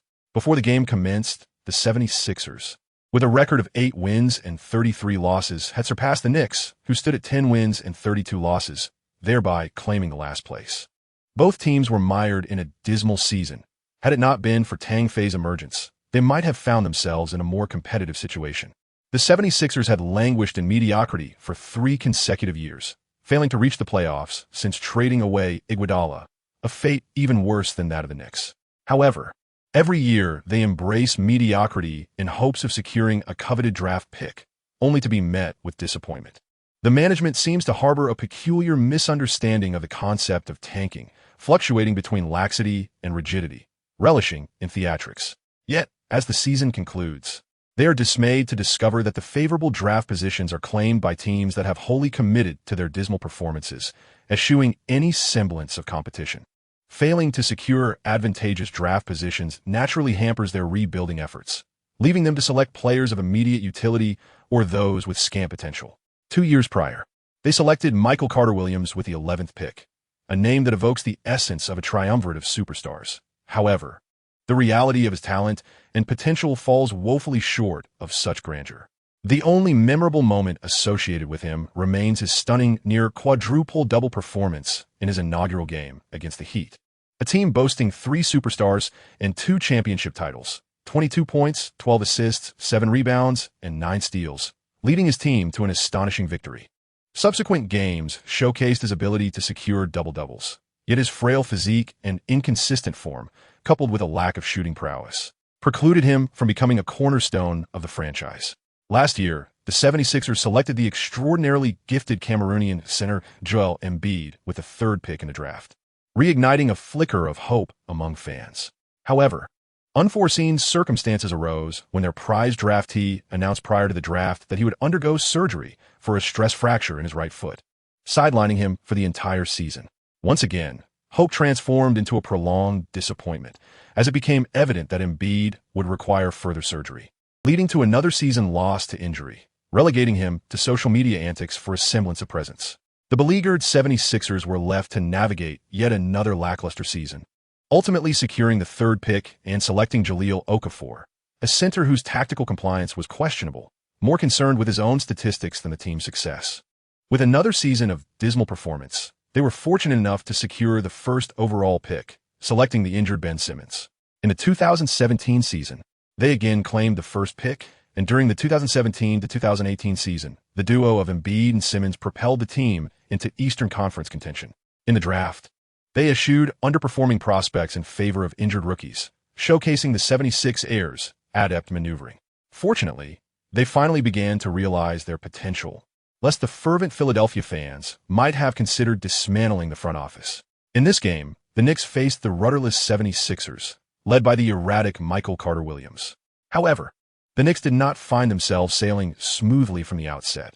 For reasons unknown, Anthony suddenly experienced a lapse, becoming a black hole for the ball, repeatedly failing to convert one-on-one opportunities. Within the first 4 minutes, he managed only 1 out of 6 attempts. Had the 76ers not reciprocated with their own missed shots, the Knicks would have surely trailed by more than 10 points. Meanwhile, the previously sharp-shooting Tang Fei became a mere spectator. Anxious, Fisher quickly called timeout, and as Anthony exited the court, he wore a stern expression, uttering not a word while quietly conferring with Tang Fei. Tang Fei was quite frustrated himself, perplexed by Anthony's sudden inclination towards isolation plays. Not only was his efficiency lacking, but his insistence on one-on-one situations contradicted the essence of their previous conversation. Had Anthony begun to drive solo? As he listened to Fisher urging him to adopt a more aggressive approach, he furrowed his brow in contemplation. Once the timeout concluded, during the initial offensive play, Tang Fei opted to launch a three-pointer directly against McCaw. His three-point shooting, boasting a remarkable rating of 99, had proven to be a lethal weapon in the first 4 games, consistently causing the opposing coaches' hearts to skip a beat. This time was no exception. Not only did it catch the attention of 76ers head coach Brett Brown, but it also startled McCaw, who appeared as if possessed by the spirit of the Pelicans' Eric. He hurriedly rushed to intercept. Unfortunately, Tang Fei's shooting speed was astonishingly rapid, and the arc was impressively high, allowing the basketball to soar above McCaw's outstretched arms and swish through the net. The score was now 8-5, with the Knicks finally in the lead. After making the shot, Tang Fei returned to the backcourt silently, his expression darkened. McCaw, bewildered by this demeanor, assumed that Tang Fei must have missed the shot. In the ensuing offensive play for the 76ers, McCaw assisted a teammate, KJ McDaniels, who made a successful layup after cutting into the paint, with the bewildering Anthony performing the defense. The score was now 8-7 as both teams continued to battle fiercely. To McCaw's astonishment, Tang Fei launched another three-pointer, again disregarding his defense, stepping just outside the three-point line before releasing the ball. Swish! Another three-pointer succeeded. Tang Fei returned to the backcourt with a sullen expression. What was wrong with him? Throughout the match, he seemed to eschew attacking the basket. McCaw, who had studied him closely, was perplexed, wondering if his opponent deemed his defense inadequate or if he simply lacked the energy to move. Perhaps the brilliance of that superstar's one-on-one play had rattled him. Regardless of the reason, his fate was sealed for the night. In the ensuing minutes, Tang Fei hardly passed the ball, opting instead for direct offensive maneuvers, seemingly turning the court into a blockade against him. Swish, swish, swish.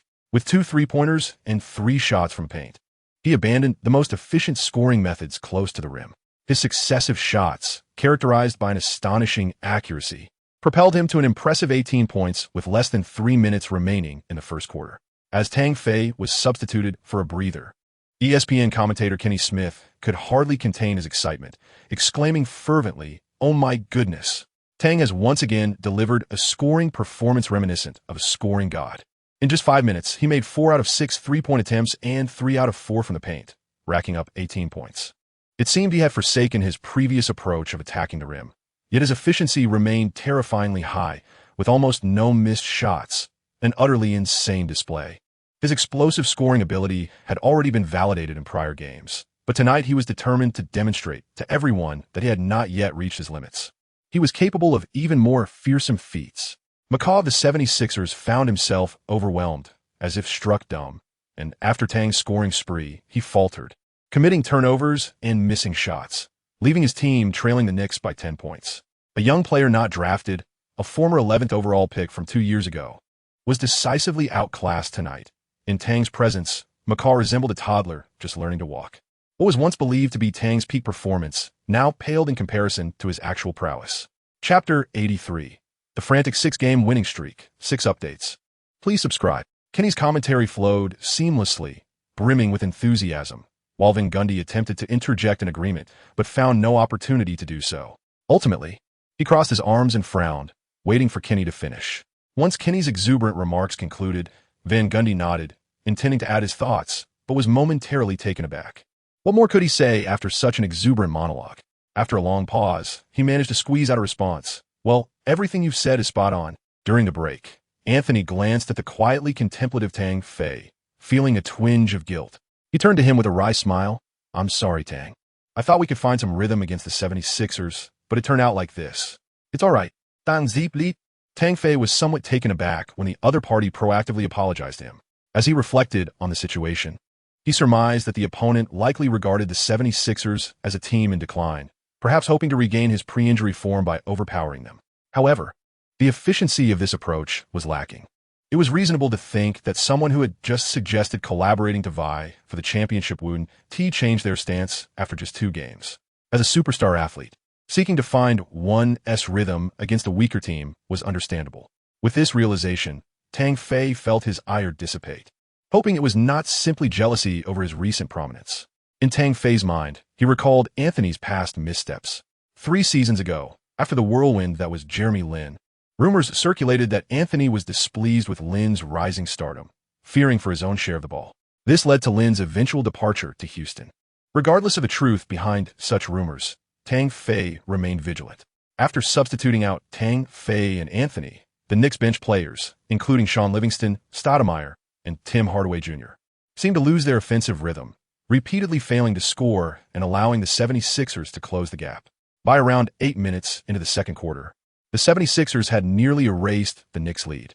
Among the 5 players currently on the court, only Stoudemire, who was restricted in playtime, was not struggling. The others were performing poorly. When Tang Fei and the starters returned to the game, the score had narrowed to 28-26, with only a 2-point advantage. As the starters re-entered, the 76ers' main players gradually returned as well. Tang Fei found himself matched up against McCollum, who seemed intimidated after their first quarter exchanges. Whenever Tang Fei made any move with the ball, McCollum would immediately close in, applying defensive pressure. Yet, he appeared to have forgotten the more formidable aspect of Tang Fei's game, his explosive drives. Once McCollum drew near, Tang Fei would swiftly launch himself towards the basket. Facing Henry Sims, who guarded the paint, Tang Fei dished out a pass to Calderon, who capitalized on an open long-range 2-pointer. Subsequently, Tang Fei seemed to revert to a mode of orchestrating the offense single-handedly. He adeptly responded to McCollum's defensive maneuvers, alternating between drives, shots, and passes, leaving McCollum questioning his own abilities. By halftime, Tang Fei had amassed 29 points, 6 rebounds, and 6 assists. As the second half commenced, Tang Fei unleashed a sudden 3-pointer, stunning McCollum and continuing to dominate the game. He seamlessly transitioned between driving and passing, opening up his assist tally, while also scoring from both inside and outside the arc, much to the delight of commentator Kenny, who was caught up in the excitement. Tang Fei was unstoppable that night. McCollum appeared as though he were a toddler learning to walk, stumbling clumsily in Tang Fei's presence. By this point in the game, Tang Fei had already secured 35 points, heading toward the elusive 50-point mark. Oh my goodness, another one. Tang Fei's 3-pointer found the net once more, leaving McCollum helpless as he could only raise his hand in a futile gesture, watching the ball swish through the hoop. Tang Fei's shooting was astonishingly precise. One might jest that the FBI should examine him to uncover whether he harbored a remarkably accurate navigation system within. Tang once again outmaneuvered McCaw, charging into the paint for a resounding dunk. His speed was astonishing, leaving McCaw, who shares a similar physique, gasping in his wake. Under his remarkably efficient offensive leadership, the Knicks appeared to metamorphose into one of the league's elite teams, decimating the 76ers by nearly 30 points before the third quarter had even concluded, leaving Philadelphia utterly defenseless. Perhaps they ought to ponder why they opted for a center who cannot play during the summer. Embiid, holding a contract comparable to that of a first overall pick, has yet to step onto the court.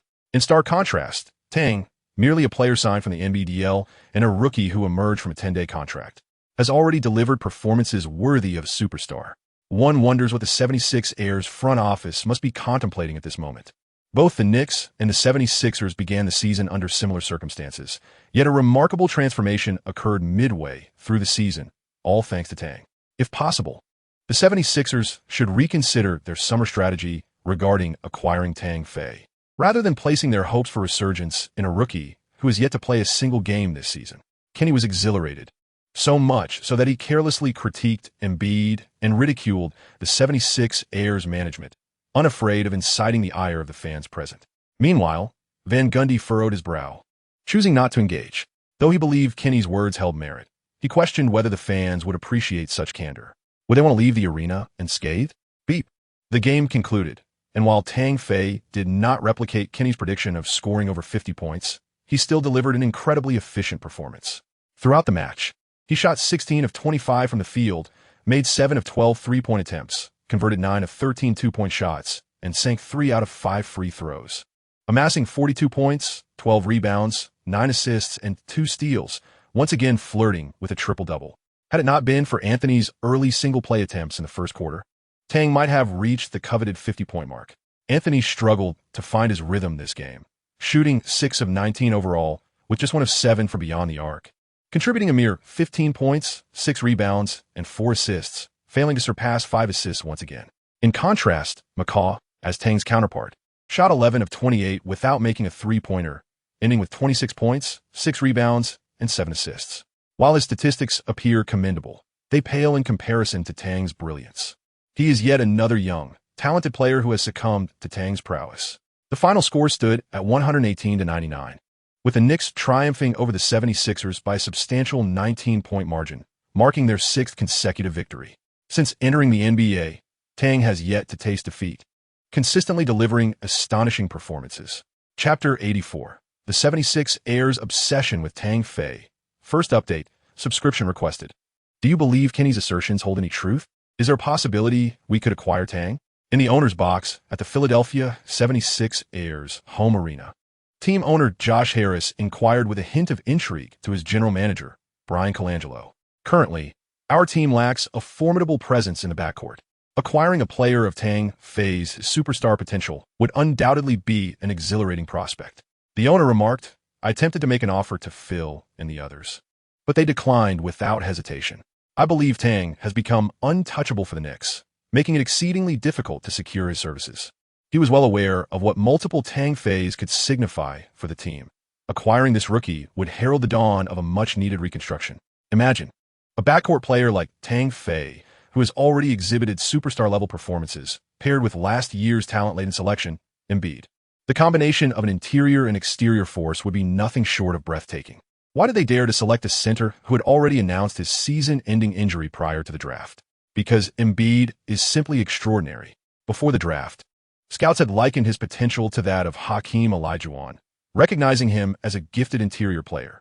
He possesses remarkable speed and agility, with a tall stature and long arms, coupled with exceptional flexibility and a keen intellect, showcasing an impressive capacity for learning.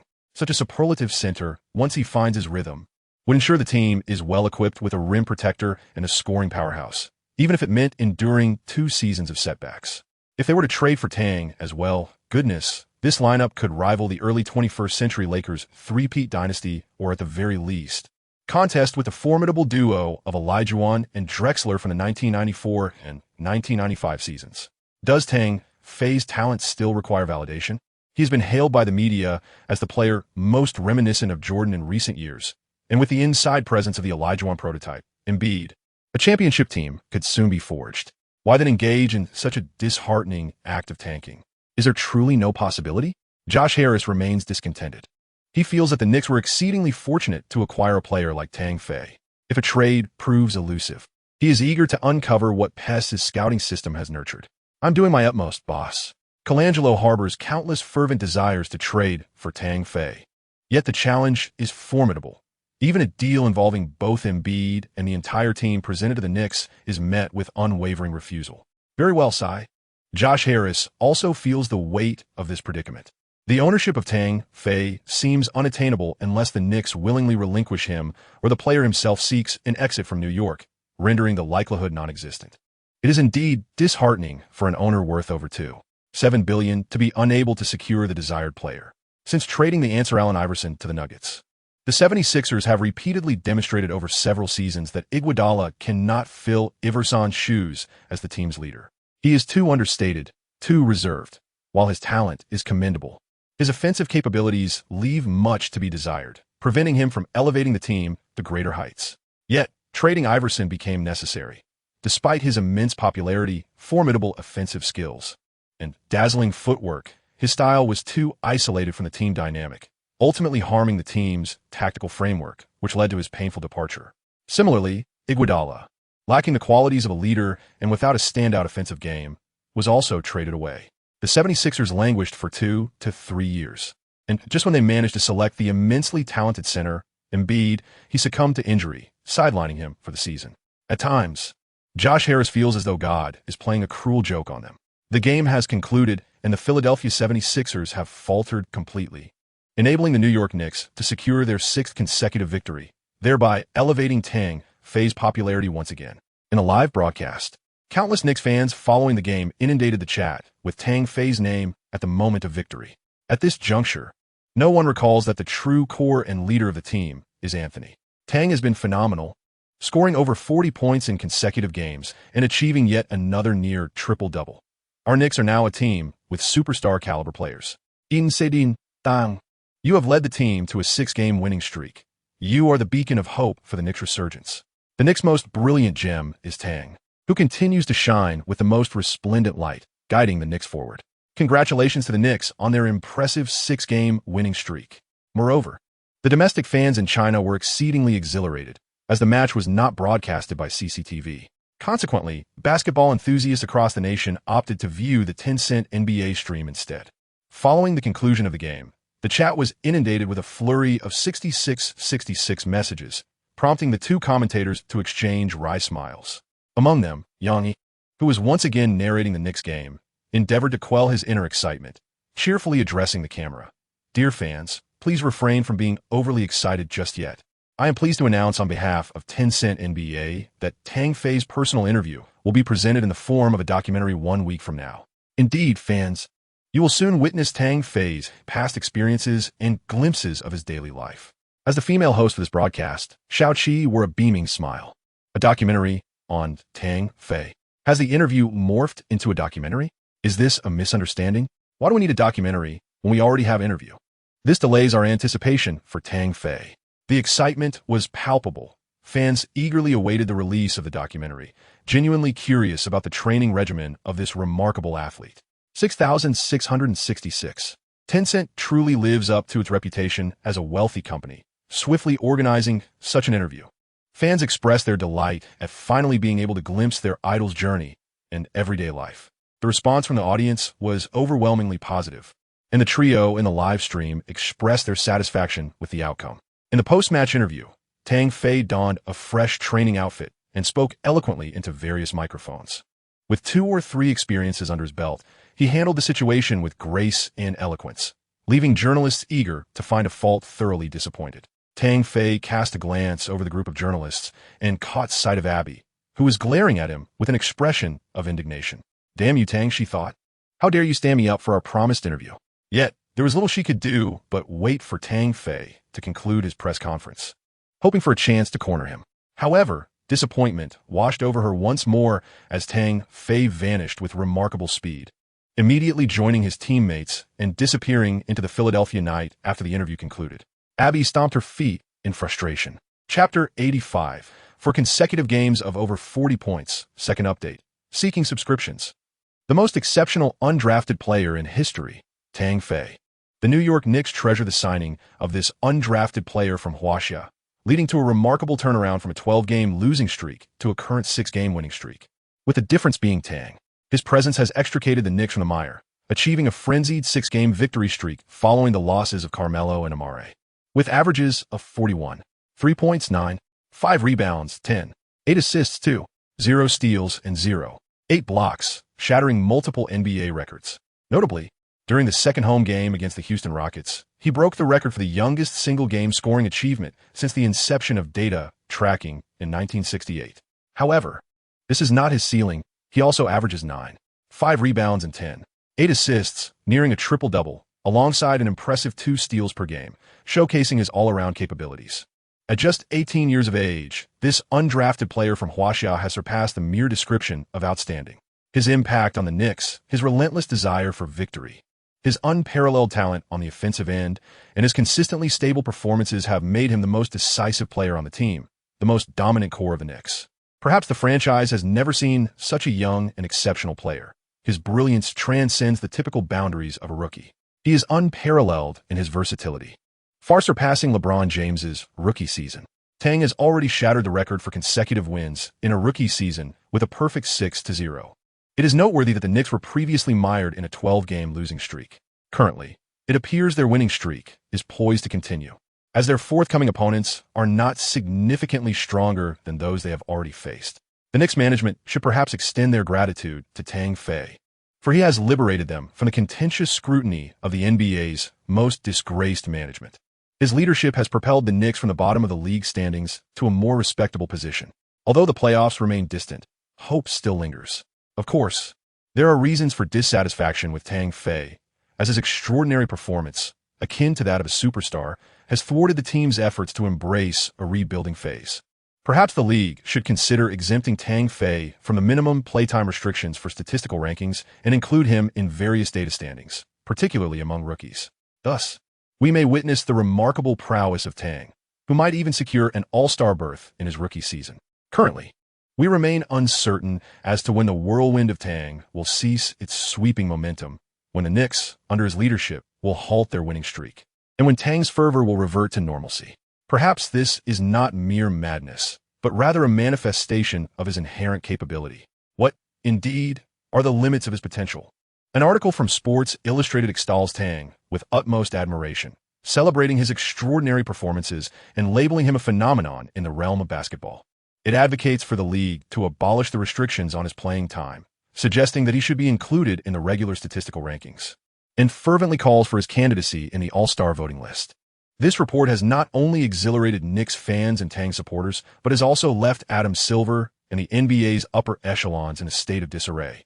Engaged in meetings throughout the day, the singular topic of discussion revolves around whether Tang should be included in the All-Star voting candidacy.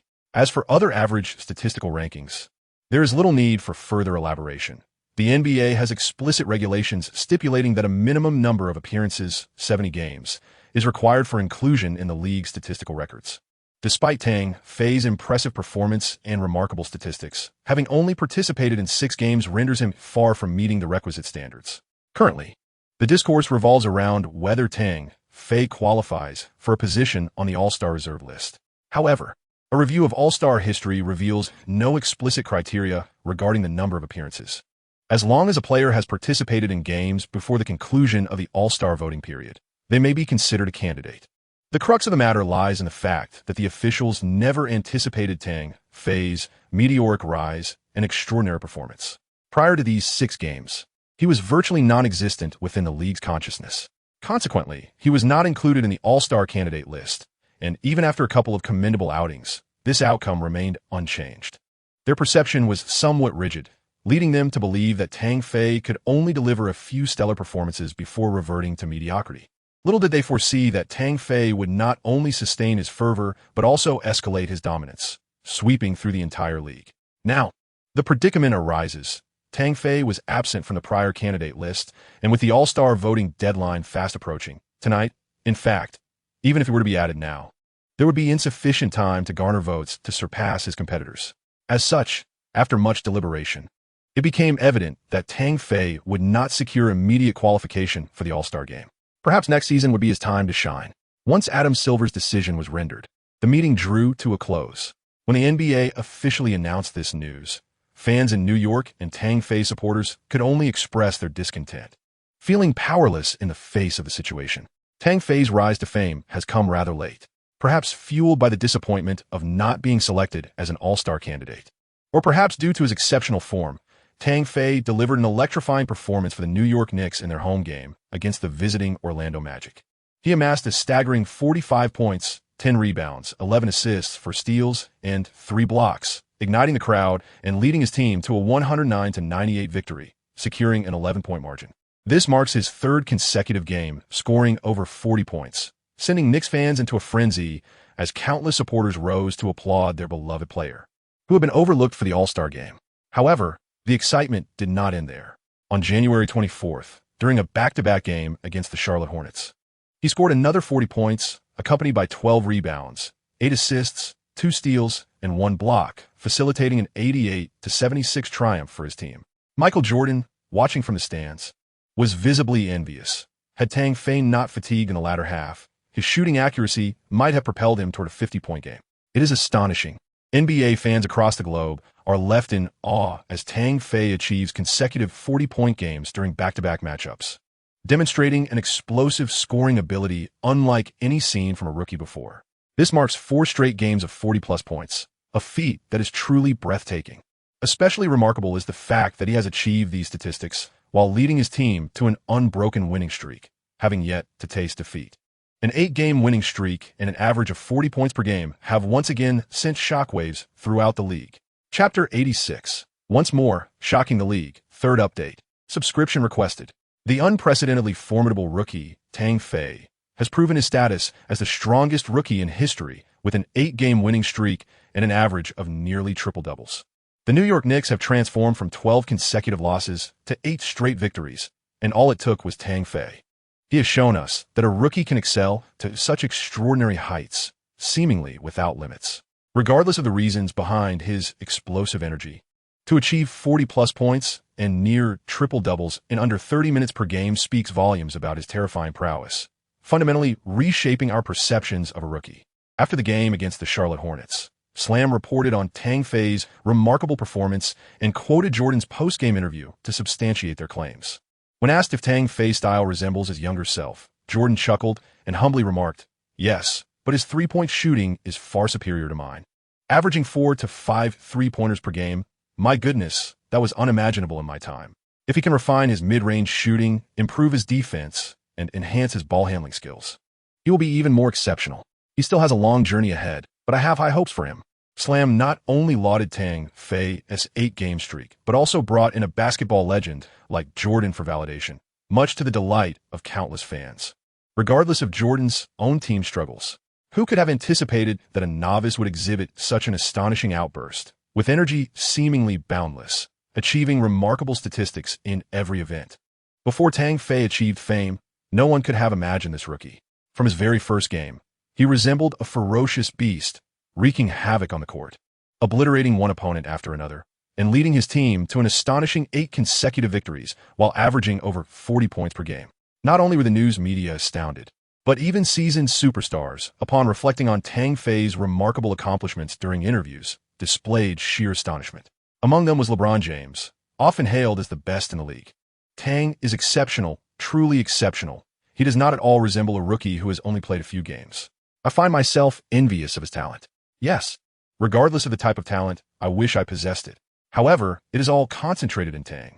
All I can say is congratulations to him, and I hope he continues to excel in the future. During an interview with Durant, he also acknowledged Tang Fei, stating, "I have been following Tang since his first game against the Washington Wizards. My goodness, you cannot imagine how amazed I was by his performance. It was incredibly sharp. His insatiable desire to score is something I have rarely witnessed since entering the league. And you ask me what I think of his consistently outstanding performance? Come on, are you kidding? To lead the Knicks to 8 consecutive victories while averaging over 40 points and nearly achieving triple-doubles, does he still need my praise? His talent and ability to accomplish this do not surprise me at all, especially when the Knicks were in need of someone to step up due to injuries. Stephen Curry, the star player of the Golden State Warriors, currently leading the league with the best record, succinctly expressed his thoughts on Tang Fei in one sentence. He possesses superstar-level physical attributes and has delivered superstar-level performances. He is on the path to stardom. Current and retired superstars have showered Tang Fei with accolades, akin to a spring bloom, escalating in fervor. Tang Fei's reputation has soared, with numerous fans and stars already placing him alongside current legends, a testament to the recognition he has garnered. Despite his various shortcomings, his astonishing offensive prowess alone is more than enough to earn such acclaim. Notably, his brilliance is not confined to just one or two standout performances. It is consistently terrifying, seemingly without end, leaving a profound impact on all who witness it. Truly remarkable indeed. Tang Fei sat in his apartment, perusing the newspapers that ardently lauded him throughout the morning. To his astonishment, not a single article cast him in a negative light. Rather, they were replete with effusive praise. However, he felt neither elation nor pride. Instead, a profound sense of pressure enveloped him. The fervent adulation from the public implied that any future shortcomings on his part would inevitably draw harsher criticism. He had witnessed such scenarios all too often in his previous life. The media could turn their backs with astonishing speed. One moment, they would elevate an individual to celestial heights, and the next, they could plunge them into the depths of despair. Athletes with even the slightest fragility in their mental fortitude could easily succumb to the crushing weight of such fluctuations, leading to their downfall. Thus, in the face of the media's relentless praise, Tang Fei exhibited no signs of joy, feeling rather indifferent. Given your performance over these 8 games, their acclaim is hardly unwarranted, remarked Phyllis, who had arrived early at Tang Fei's apartment, bringing along some newspapers to witness the coverage of his employer. Unintentionally, he had placed the papers before Tang Fei. It was fortunate that Tang Fei remained unclouded by the flattery, maintaining his composure and a sense of ease. Excessive praise becomes meaningless. I am acutely aware of my own performance. No amount of adulation can alter my capabilities. I must continue to uphold my standards, Tang Fei scoffed. Yet this will significantly enhance your reputation. The greater your fame, the more restless Nike and Adidas shall become. Your effort over these last 3 games has not been in vain. I believe they are eagerly awaiting the opportunity to sign you, Phyllis exclaimed with evident delight.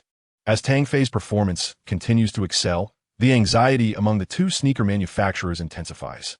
The one who secures him first will possess a significant advantage over their competitors. This advantage is embodied in a rising star of immense international renown, brimming with potential. Indeed, to ensure they invest more heavily, I have exhausted myself. Were it not for the 4 days of rest, I would have already collapsed from fatigue. Tang Fei lay in bed, unwilling to move even an inch. The consecutive 3 explosive performances, despite yielding astonishing statistics, had taken a considerable toll on his stamina. At that moment, he felt utterly drained, unable even to engage in his customary morning training, waking only at noon. However, the fruits of his labor were promising, and it is believed that soon he would be negotiating contracts alongside me. While Phyllis felt exhilarated, he also harbored a twinge of concern for Tang Fei, advising him to not only rest adequately, but also to reduce the intensity of his training, lest injuries befall him easily. A day later, led by the Nike sports brand, sneaker manufacturers indeed began to update their contracts with offers for Tang Fei. Phyllis received an influx of phone calls throughout the morning, to the point that his arm felt as though it might give out from the relentless dialing. All brands seemed to engage in a frenzied pursuit of talent during these 4 days of respite for the New York Knicks. Tang Fei and Phyllis were first introduced to the senior executives of Nike, led by Patrick, the North American regional head appointed by CEO Mar Parker. The contract offered was double the previous amount, totaling $84 million over 7 years, accompanied by various incentive clauses. However, as Tang Fei glanced at Phyllis across the negotiation table, his expression was marred by discontent. Indeed, the sum had doubled, yet 7 years felt excessively long, nearly extending to the age when Tang Fei would be at the pinnacle of his career at 25. How could he possibly acquiesce to such terms? Moreover, this contract was nearly $10 million less than what LeBron had signed a decade ago, an outright insult. Did they truly look down upon Tang Fei, who possessed the vast Chinese market? Could Tang Fei really be compared to a LeBron who had yet to prove himself in the NBA a decade ago? After a decade of inflation, the offered amount has, paradoxically, diminished. Is this not a slap in the face? This contract exudes a blatant lack of sincerity, utterly incapable of matching my employer's current stature and renown, rendering our negotiations exceedingly difficult. The piercing gaze from Tang Fei conveyed a clear message to Phyllis, who turned to Patrick with a mocking expression. Yet, Patrick responded with a calm smile, stating, No, on the contrary. We have taken into account Tang's present fame and influence, thereby doubling our initial offer, while only extending the contract duration by 2 years. You may not be aware, but the contracts signed with rookies in recent years do not rival that of Tang.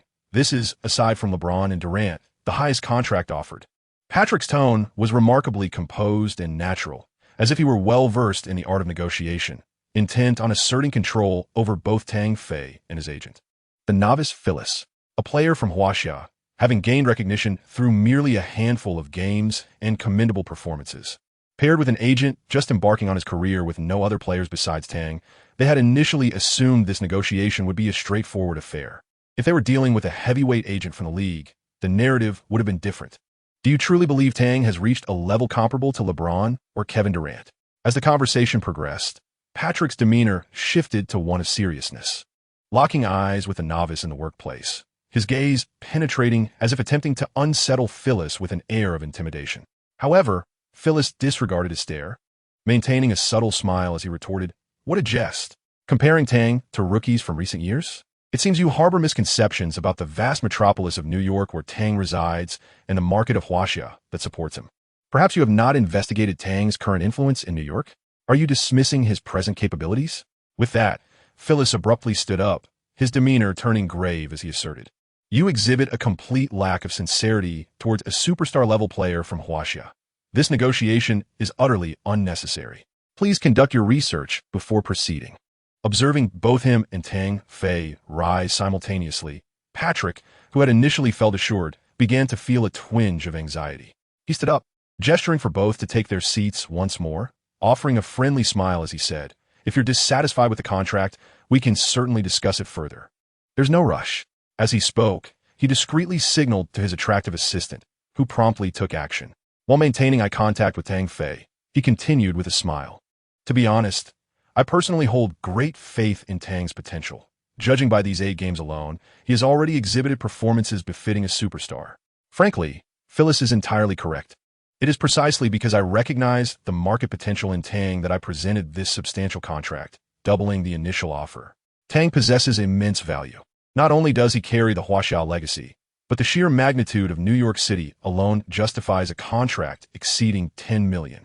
I certainly do not wish for our company to lose another potential superstar like Tang Fei, as we did with Curry. Behold, initially, due to Curry's susceptibility to injuries, coupled with his slender physique and inherent limitations in talent, the decision was made to relinquish him. However, to the astonishment of many, the star player of the Golden State Warriors, after signing with Under Armour, has exhibited explosive performance, mastering the three-point shot, and leading his team to the pinnacle of the league standings. Curry's popularity and influence have surged to unprecedented heights, rivaling that of Cleveland's LeBron James, leaving the franchise's upper management in deep regret over his loss. If they were to lose Tang Fei, a burgeoning superstar with immense potential in the Chinese market, it would not be long before the termination of the new coach would find its way to his desk. Yet, how could the art of negotiation reveal its cards so openly? Shortly thereafter, the assistant returned to the office, replenishing the empty cups of water for Tang and his companion. Patrick, momentarily pausing, resumed his discourse. Tang, you must understand, despite your few commendable performances, the likelihood of making the playoffs this season remains slim, which could significantly impact your popularity. Your performance has been remarkable, your statistics commendable, yet your style of play. His style is prone to injuries, is it not? Felix interjected swiftly. You might believe that Tang will follow in the footsteps of Derrick Rose, quickly succumbing to injuries, leading to a decline in form and popularity? Patrick remained silent, yet his smile revealed his thoughts, affirming Felix's insinuation. Felix chuckled, as if he had heard the most ludicrous joke. Shaking his head, perhaps you haven't been following Tang's recent games closely enough to grasp his evolution. In the last 3 matches, he has curtailed his aggressive drives to the basket, minimizing the risk of injury, and has instead amplified his shooting prowess. Yet, despite these adjustments, his performance remains unstoppable. Do you genuinely think my employer is still vulnerable to injuries? You may have forgotten how your savior, Michael Jordan, elevated your brand, Nike, from the depths of obscurity. Haha, Felix, what jest is this? Do you truly believe that Tang possesses the capability to be compared with Michael at present?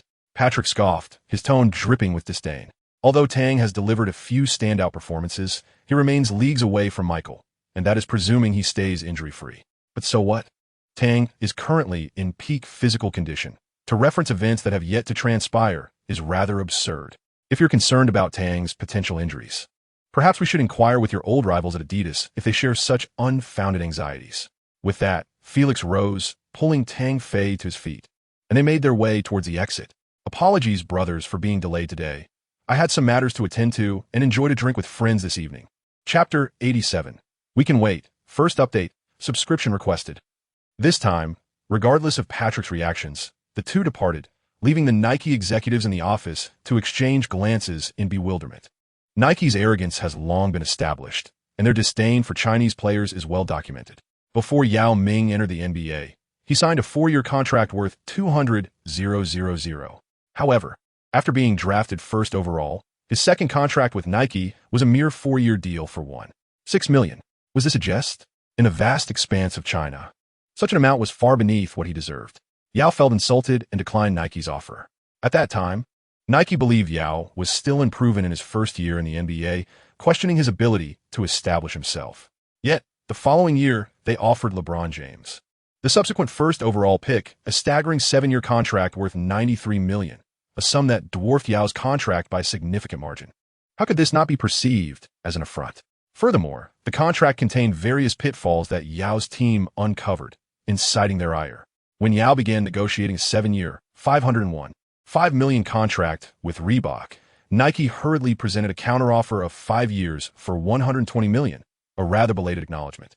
Yao, however, still rejected it, stating, "Money is not the primary concern. It is the lack of sincerity that matters." Consequently, losing Yao was tantamount to failing to penetrate the Chinese market effectively, leaving Nike in a state of regret.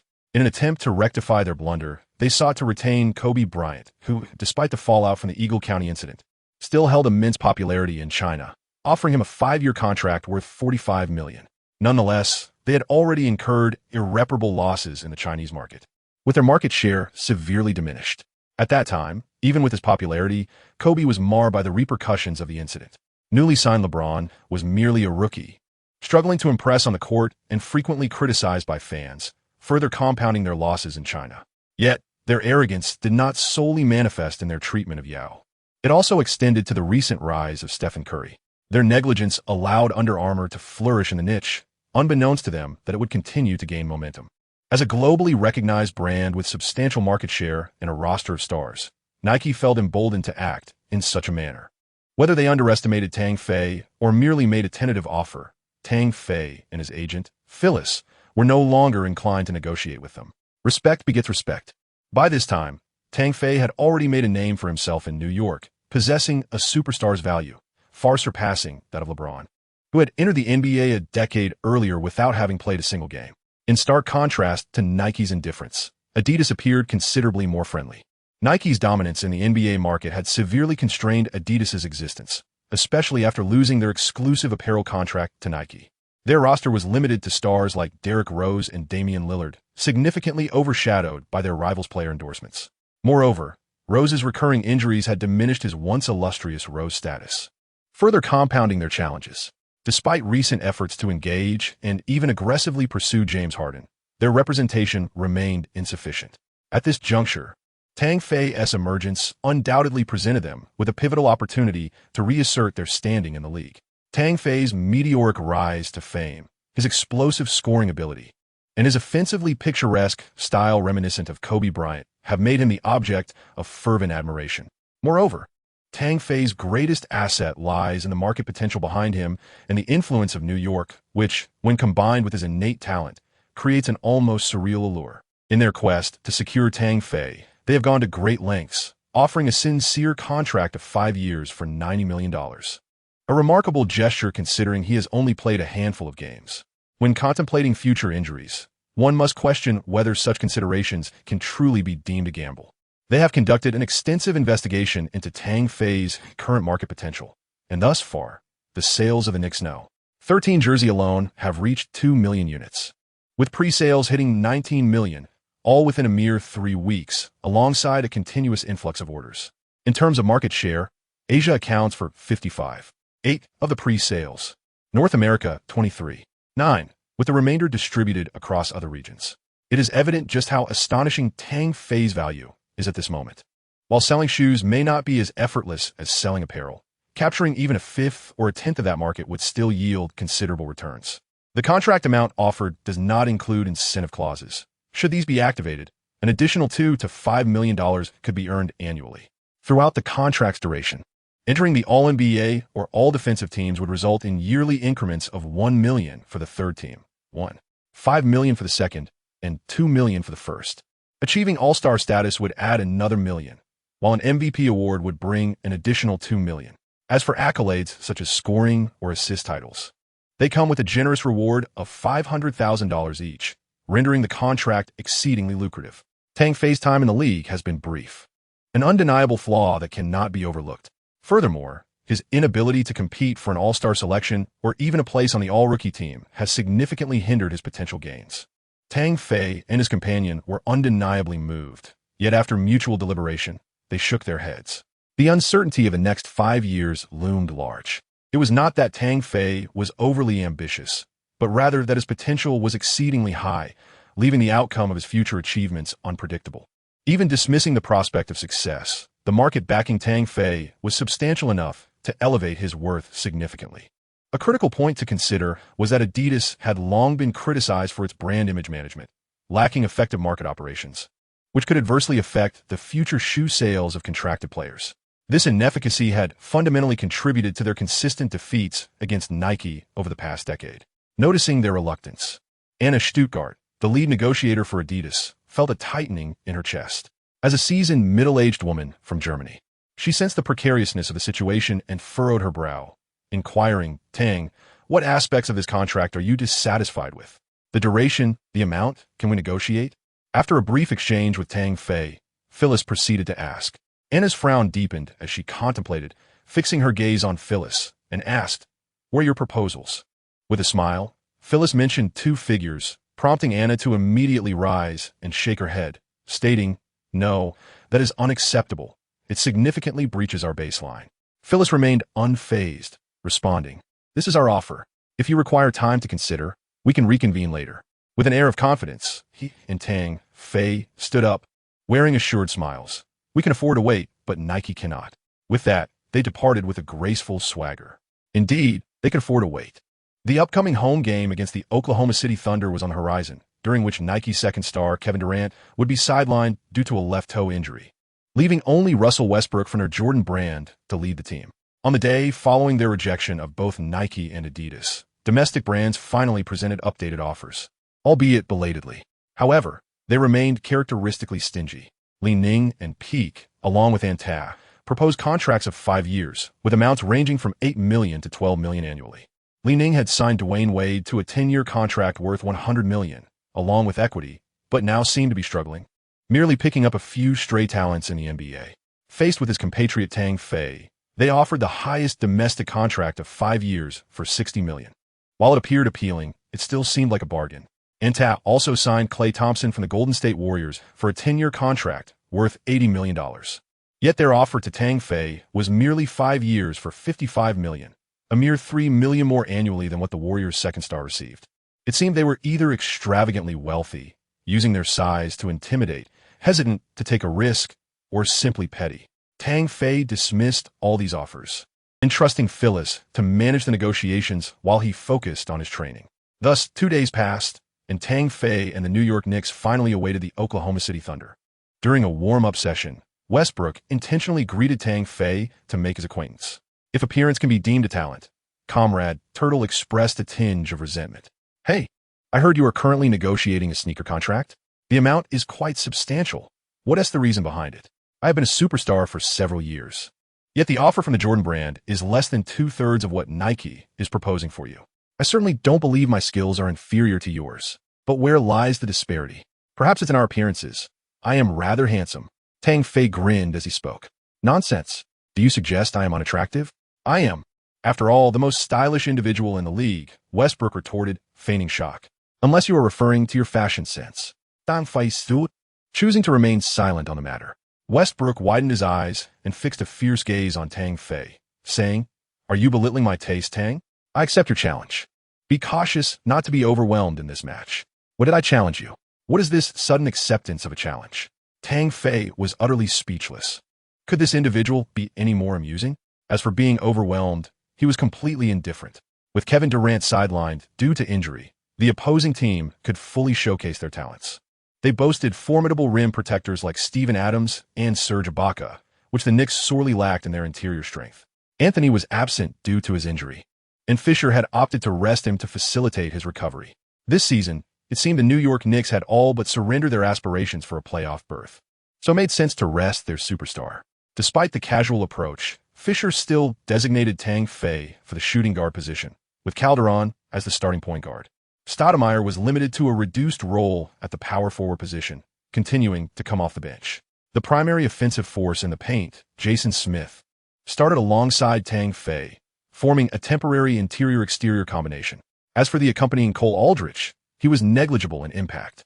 The Thunder's starting lineup included Westbrook, Ibaka, Adams, Andre Roberson, and Perry Jones. Their star point guard unleashed an aggressive onslaught from the very beginning, bombarding the Knicks basket with a barrage of shots. Mid-range jumpers, three-pointers, and a variety of relentless attacks echoed with a series of resounding bangs as the rim threatened to buckle under the assault. Other than a few incursions into the paint resulting in fouls by Jason Smith and Aldrich, most efforts ended in failure. "Come on, unleash your fury upon me." After effortlessly sinking a three-pointer from beyond the arc, Tang Fei sauntered past with an air of pride. "Damn it, Tang, I will obliterate you soon." Westbrook seethed with frustration, having made only 2 out of 8 attempts despite his relentless assaults, managing to scrape together a mere 8 points through free throws. In stark contrast, Tang Fei consistently penetrated the paint, successfully executing a series of shots, including 2 out of 3 from three-point range, boasting an astonishing shooting percentage. With 4 minutes remaining in the first quarter, he had already amassed 16 points, while Westbrook found himself on the receiving end of a thorough beating. After being substituted, he glared at Tang Fei's retreating figure, gnashing his teeth in annoyance. Though he struggled, his teammate Adams dominated the paint, overpowering Aldridge 3 times and securing a significant advantage in offensive rebounds. Against such a feeble opponent, Adams resembled a ferocious tiger, wreaking havoc in the Knicks' restricted area. As the first quarter concluded, the Knicks found themselves trailing by 7 points, 25-32. Fisher was exasperated. The Knicks' interior defense had been thoroughly dismantled, and even Tang Fei's explosive performance could not bridge the gap. He swiftly deployed Stoudemire, along with Hardaway Jr. and Quincy Acy, to lead the second unit's offensive onslaught against the Thunder's bench. Despite being hampered by injuries, Stoudemire showcased his accuracy from mid-range, consistently finding the mark. Hardaway, while lacking in physical prowess, proved to be a formidable threat against the Thunder's reserves, drawing fouls on 2 aggressive drives to the basket. In recent games, he had emerged as Tang Fei's reliable backup, a potent scoring option off the bench, although his talent paled in comparison to Tang Fei's. Leading the second unit was well within his capabilities. As Tang Fei was reintroduced onto the court, the score stood at a close 39-41, with only a 2-point deficit. Calderon advanced the ball into the front court and passed it to Tang Fei, drawing Perry Jones away to create space.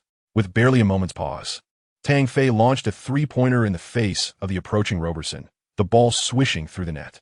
Roberson, a rare defensive stalwart among the Thunder ranks, formed a formidable offensive-defensive duo with Westbrook, yet today he found himself outmatched by Tang Fei. The latter's relentless three-point shots rendered Roberson helpless. In the second quarter, Westbrook, having regained his rhythm after 2 successful drives to the basket for Adams, began to find his shooting touch with mid-range jumpers. "Hey Tang, prepare to face my wrath," he declared as he sprinted towards the front court, raising his wrist in a showy display of confidence. "Oh, really?" Tang Fei replied, receiving Calderon's pass, and with a light-hearted quip, he surged towards the basket. "I'm still a rookie. Please be gentle."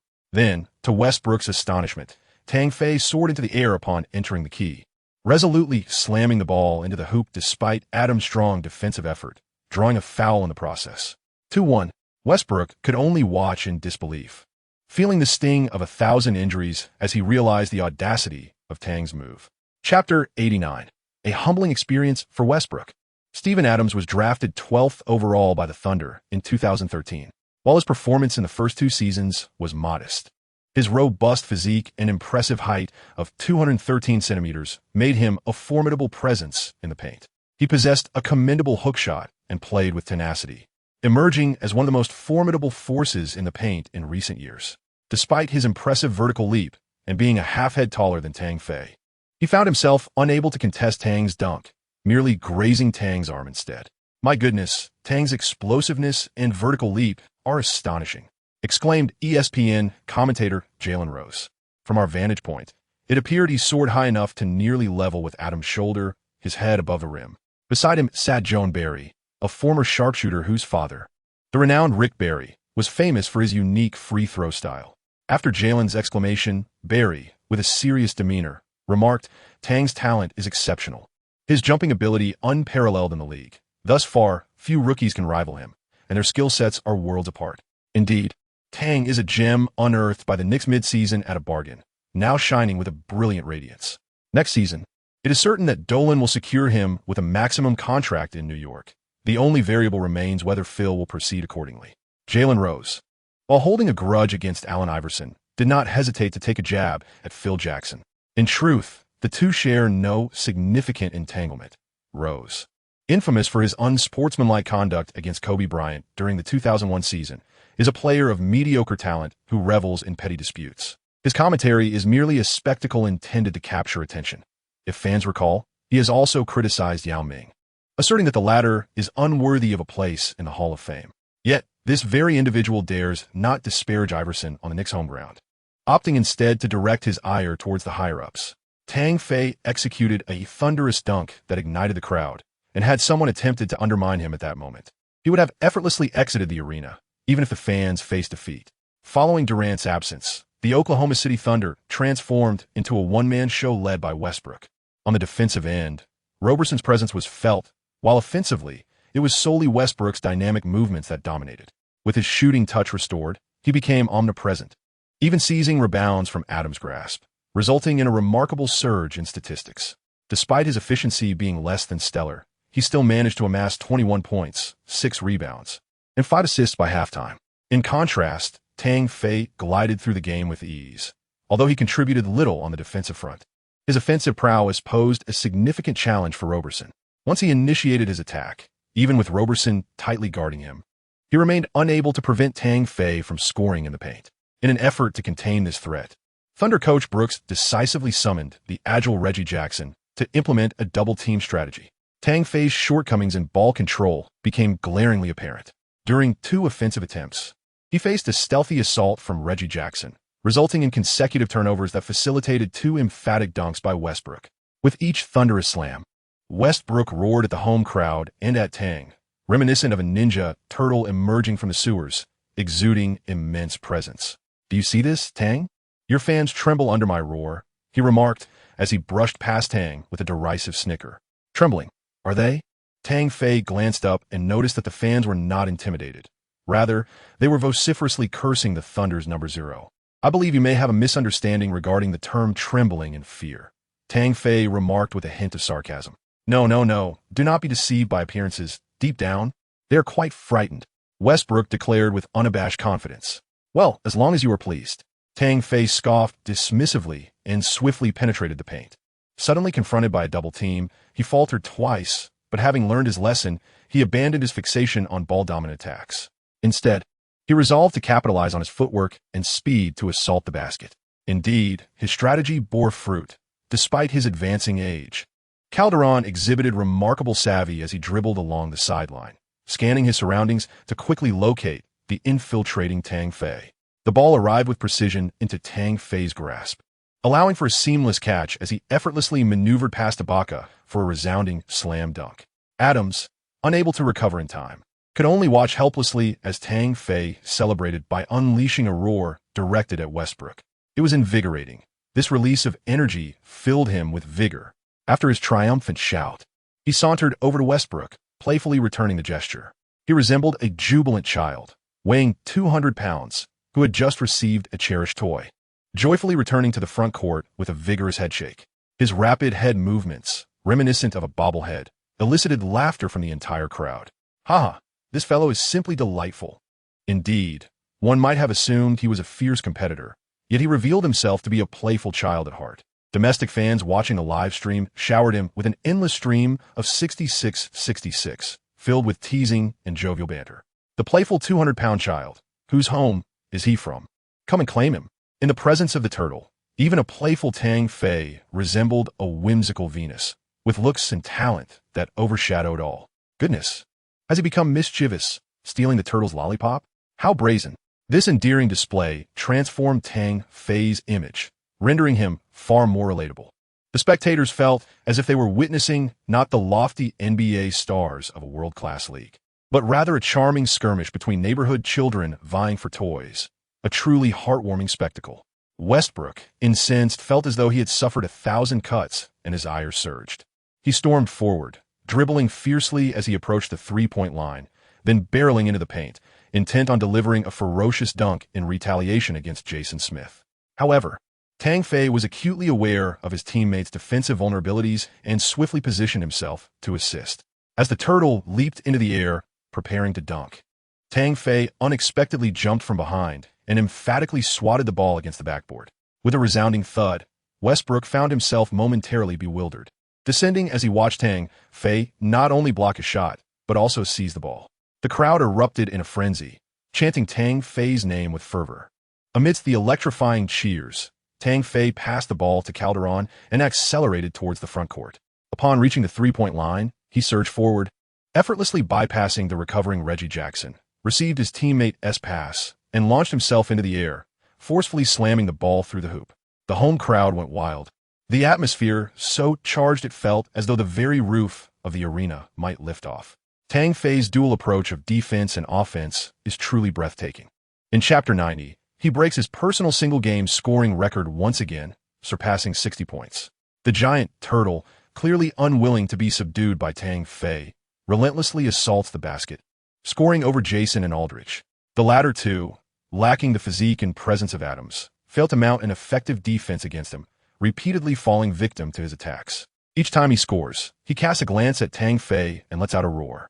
Despite his poor performance from the perimeter, he seeks to reclaim some dignity beneath the basket, yet he remains eager for the opportunity to engage in a scoring duel with Tang Fei. Tang Fei is renowned for his exceptional three-point shooting accuracy, yet his ability to finish plays in the paint is equally formidable, making him one of the strongest in the league. Whenever he opts to attack, success is seldom elusive. With the turtle scores down low, Tang Fei surges into the paint with ferocity, rendering the robust Adams virtually a mere ornament as he scores through various means. In this match, Tang and Russell engaged in a thrilling exchange, with neither willing to yield. This back and forth is precisely what fans relish, as the more explosive the offense, the greater their delight. However, it was evident that Russell struggled tonight. His long-range shooting was nearly non-existent, leaving him to provide only mid-range and interior support. With Durant absent, all defensive pressure fell upon him. Were it not for the inside prowess of Steven Adams overpowering Cole and Jason, the Oklahoma City Thunder might have been forced to concede, as they were utterly unable to contain the more terrifying Tang Fei. Oh my! As Tang Fei Steven, he executed a catch-and-shoot maneuver mid-air, switching to his left hand to score with finesse, showcasing his remarkable touch and core strength. In the face of dual blocks from Steven and Serge Ibaka, Tang navigated through the narrow gap, indeed slipping through, and successfully executed a floater. His ability to penetrate has reached a level where even two defenders cannot contain him. Perhaps Mr. Scott Brooks should contemplate deploying triple or even quadruple teaming against him, including Russell in the mix.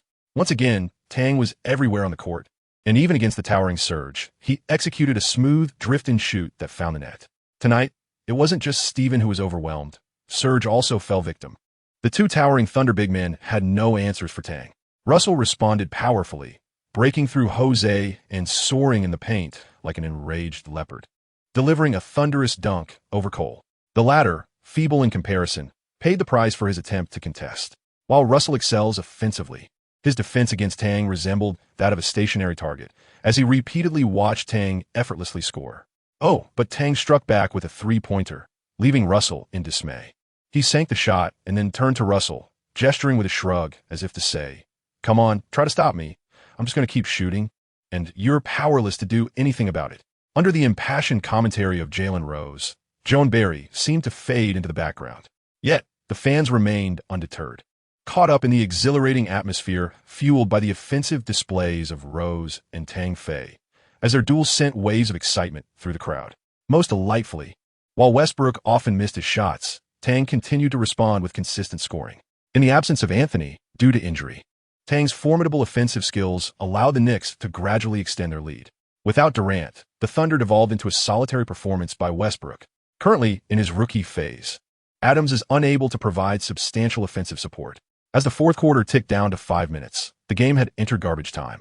Scott Brooks, confronted with a staggering score of 127-100, had no recourse but to substitute all his starters and cease the struggle. Tonight, the Thunder's shooting was woefully inconsistent. Devoid of Durant's influence, their star point guard faced immense pressure, compounded by his own poor shooting performance, hitting only 13 of 33 attempts from the field, 2 of 8 from beyond the arc, yet perfect from the free throw line with 12 points, culminating in a total of 40 points, 4 rebounds, 4 assists, 2 steals, and 1 block. While these figures, devoid of context, appear commendable, the defiant gaze directed at him from the already substituted Tang Fei revealed his profound dissatisfaction. As a long-established superstar, not only was he unable to curb Tang Fei on defense, but his own offensive efforts were also overwhelmed, leading him to feel humiliated by the encounter. Consider Tang Fei's statistics. In the absence of Anthony and with Stoudemire's playing time curtailed, he achieved an astonishing 25 out of 32 shooting, 4 out of 7 from three-point range, and 7 out of 8 from the free throw line, amassing 61 points, 12 rebounds, 5 assists, 3 steals, and 2 blocks. Westbrook's frustration was not solely rooted in the opponent's efficiency, which surpassed his by 21 points.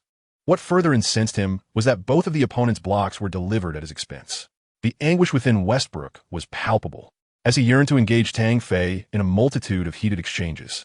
Regrettably, the home crowd may not have shared his sentiments, for they were enveloped in a sea of joy and excitement. Tang Fei's 61-point performance sent a wave of euphoria through the arena, and the moment his statistics were revealed, the cameras honed in on him, igniting a frenzy among the spectators. He once again shattered his personal scoring record while simultaneously equaling the scoring record at Madison Square Garden. New York, a world-renowned metropolis, is home to Madison Square Garden, the sacred ground for the New York Knicks and a place every NBA star aspires to conquer. The Garden has been the backdrop for numerous legends. It was a favored battleground of the great Michael Jordan, who scored 50 points or more here on 3 occasions, and a sanctuary for the enigmatic Reggie Miller, whose unforgettable Miller-time moments still resonate today. On February 3, 2009, Madison Square Garden bore witness to yet another legendary performance as Kobe Bryant unleashed a remarkable 61 points, setting the personal scoring record for the venue and leading the Lakers to a 126-117 victory over the Knicks. However, it is regrettable to note that Kobe's record is not the highest score achieved by an opponent at Madison Square Garden. That honor belongs to the basketball emperor, Wilt Chamberlain, who recorded extraordinary scores of 173 points on 2 separate occasions. Moreover, this individual has accomplished such feats on multiple occasions, not merely twice. Despite the subsequent performances being extraordinary 60-point games, they have nonetheless caused the Knicks significant embarrassment. Aside from Wilt Chamberlain, the second player to achieve such remarkable scoring here was the Lakers legend, Elgin Baylor, who on November 15, 1960, scored an astounding 71 points at the Knicks' home arena. Similarly, another Lakers icon, Jerry West, recorded 63 points on January 17, 1962. Why is it that only opponents can freely dominate on their home court, while no player from their own team has been able to replicate such success? Even though New York fans are known for their strong sense of tolerance and entertainment, they still feel a deep sense of shame, had it not been for their own legend Bernard King scoring 60 points at home in '84. And the 62 points recorded on January 24th of last year against the Charlotte Bobcats, the fans would have likely faced humiliation on the NBA's all-time single-game scoring list. This time, Tang Fei achieved an astonishing 61 points, injecting a powerful dose of excitement into the fans, igniting the arena. Chapter 91. Stars gather to witness Tang Fei. Nearly a year has passed since Anthony's remarkable game. On January 24, 2014, during the Knicks' home game against the Bobcats, Carmelo Anthony played for 39 minutes, successfully shooting 23 out of 35 attempts, including 6 out of 11 from beyond the arc, and hitting all 10 free throws, amassing a record 62 points in Madison Square Garden, along with 13 rebounds, 1 turnover, and only 1 foul. Ultimately, The Knicks triumphed over Al Jefferson and Ramon Sessions Bobcats with a score of 125-96. Since joining the NBA, the Charlotte Bobcats have maintained a reputation as a struggling team. And even with Michael Jordan's recent involvement, this perception has not changed. It seems that achieving a super scoring feat against them is not particularly sensational news. However, the Oklahoma City Thunder are not a weak team. They once reached the finals under the leadership of their Big Three. Even though they are now disbanded and Durant was absent from this game, they remain a formidable force in the West. But what does that matter? Tang Fei has already scored 56 points against the Houston Rockets and 61 points against them, which is quite ordinary for him. Yet, it was enough to instill pride, excitement, and exhilaration among the home fans. The stars in attendance enthusiastically gave Tang Fei a thumbs up, their faces brimming with exhilaration. As the final whistle blew, the atmosphere reached a crescendo, and every fan rose to their feet. Their team, after enduring the turbulence caused by Anthony and Stoudemire's injuries, welcomed a player capable of achieving extraordinary scores. This player is a newly signed rookie, just over 18 years old, who has repeatedly shattered his own records, claiming the title for the youngest player to achieve such single-game milestones, and has consistently made a powerful impact on their hearts. How can one not adore Tang Fei? A prodigy brimming with talent, an insatiable desire for offensive prowess, and a delightful sense of humor? It has come to light that Nike and Adidas are vying to secure a contract with their team as Supernova, yet negotiations have stalled due to discrepancies in the contract amount. Fools! Our Tang is worthy of any lucrative contract. Whispers among fans have ignited fervent calls, with some even bellowing directly into the cameras trained upon them. Did you see that, Nike? Did you see that, Adidas? Our Tang scored 61 points tonight. Is that not enough to sway you? Regardless of the source of their information or their understanding of the negotiations, the mere fact that Tang Fei has erupted with brilliance this evening is sufficient. No parent wishes to witness their child being dismissed by others. In their hearts, Tang Fei is akin to their own progeny. How could Nike and Adidas delay in securing him, allowing discord to fester? It is utterly intolerable. No matter the size of the contract, tonight's Tang Fei deserves it all. In response to the request for an interview, Tang Fei calmly returned to the court. When confronted by reporters about his extraordinary performance that evening, he replied with an air of tranquility, "Tonight, without Cameron, my teammates and Derek sought my assistance in bolstering our offense. I never anticipated achieving such a score. I am quite astonished. Oh, do you believe my scoring was merely a result of Russell's poor defense?" He continued, No, our matchups were limited. He mostly allowed me to engage within the paint while he focused on Serge and Steven. He is astute. This strategy conserves much energy for offensive plays." The reporters had anticipated a rebuttal regarding Russell's defense. Yet instead, he subtly suggested that the opponent's defense was rather static, nearly prompting them to erupt in laughter. After the post-game interview concluded, as Tang Fei attempted to retreat to the players' tunnel, an entourage of Hollywood stars surged forward, eager to capture photographs with him, entirely unfazed by the intoxicating scent of his masculine sweat. Notably, Taylor Swift clung to him like a sloth, snapping pictures with her phone, embodying the demeanor of an ardent admirer. It wasn't just her. Numerous Hollywood actresses, whose names Tang Fei couldn't recall, clamored for a photo opportunity, and he graciously accepted all requests. Just as he finally managed to extricate himself from their enthusiastic embrace, he heard a voice calling his name from behind, speaking in Mandarin.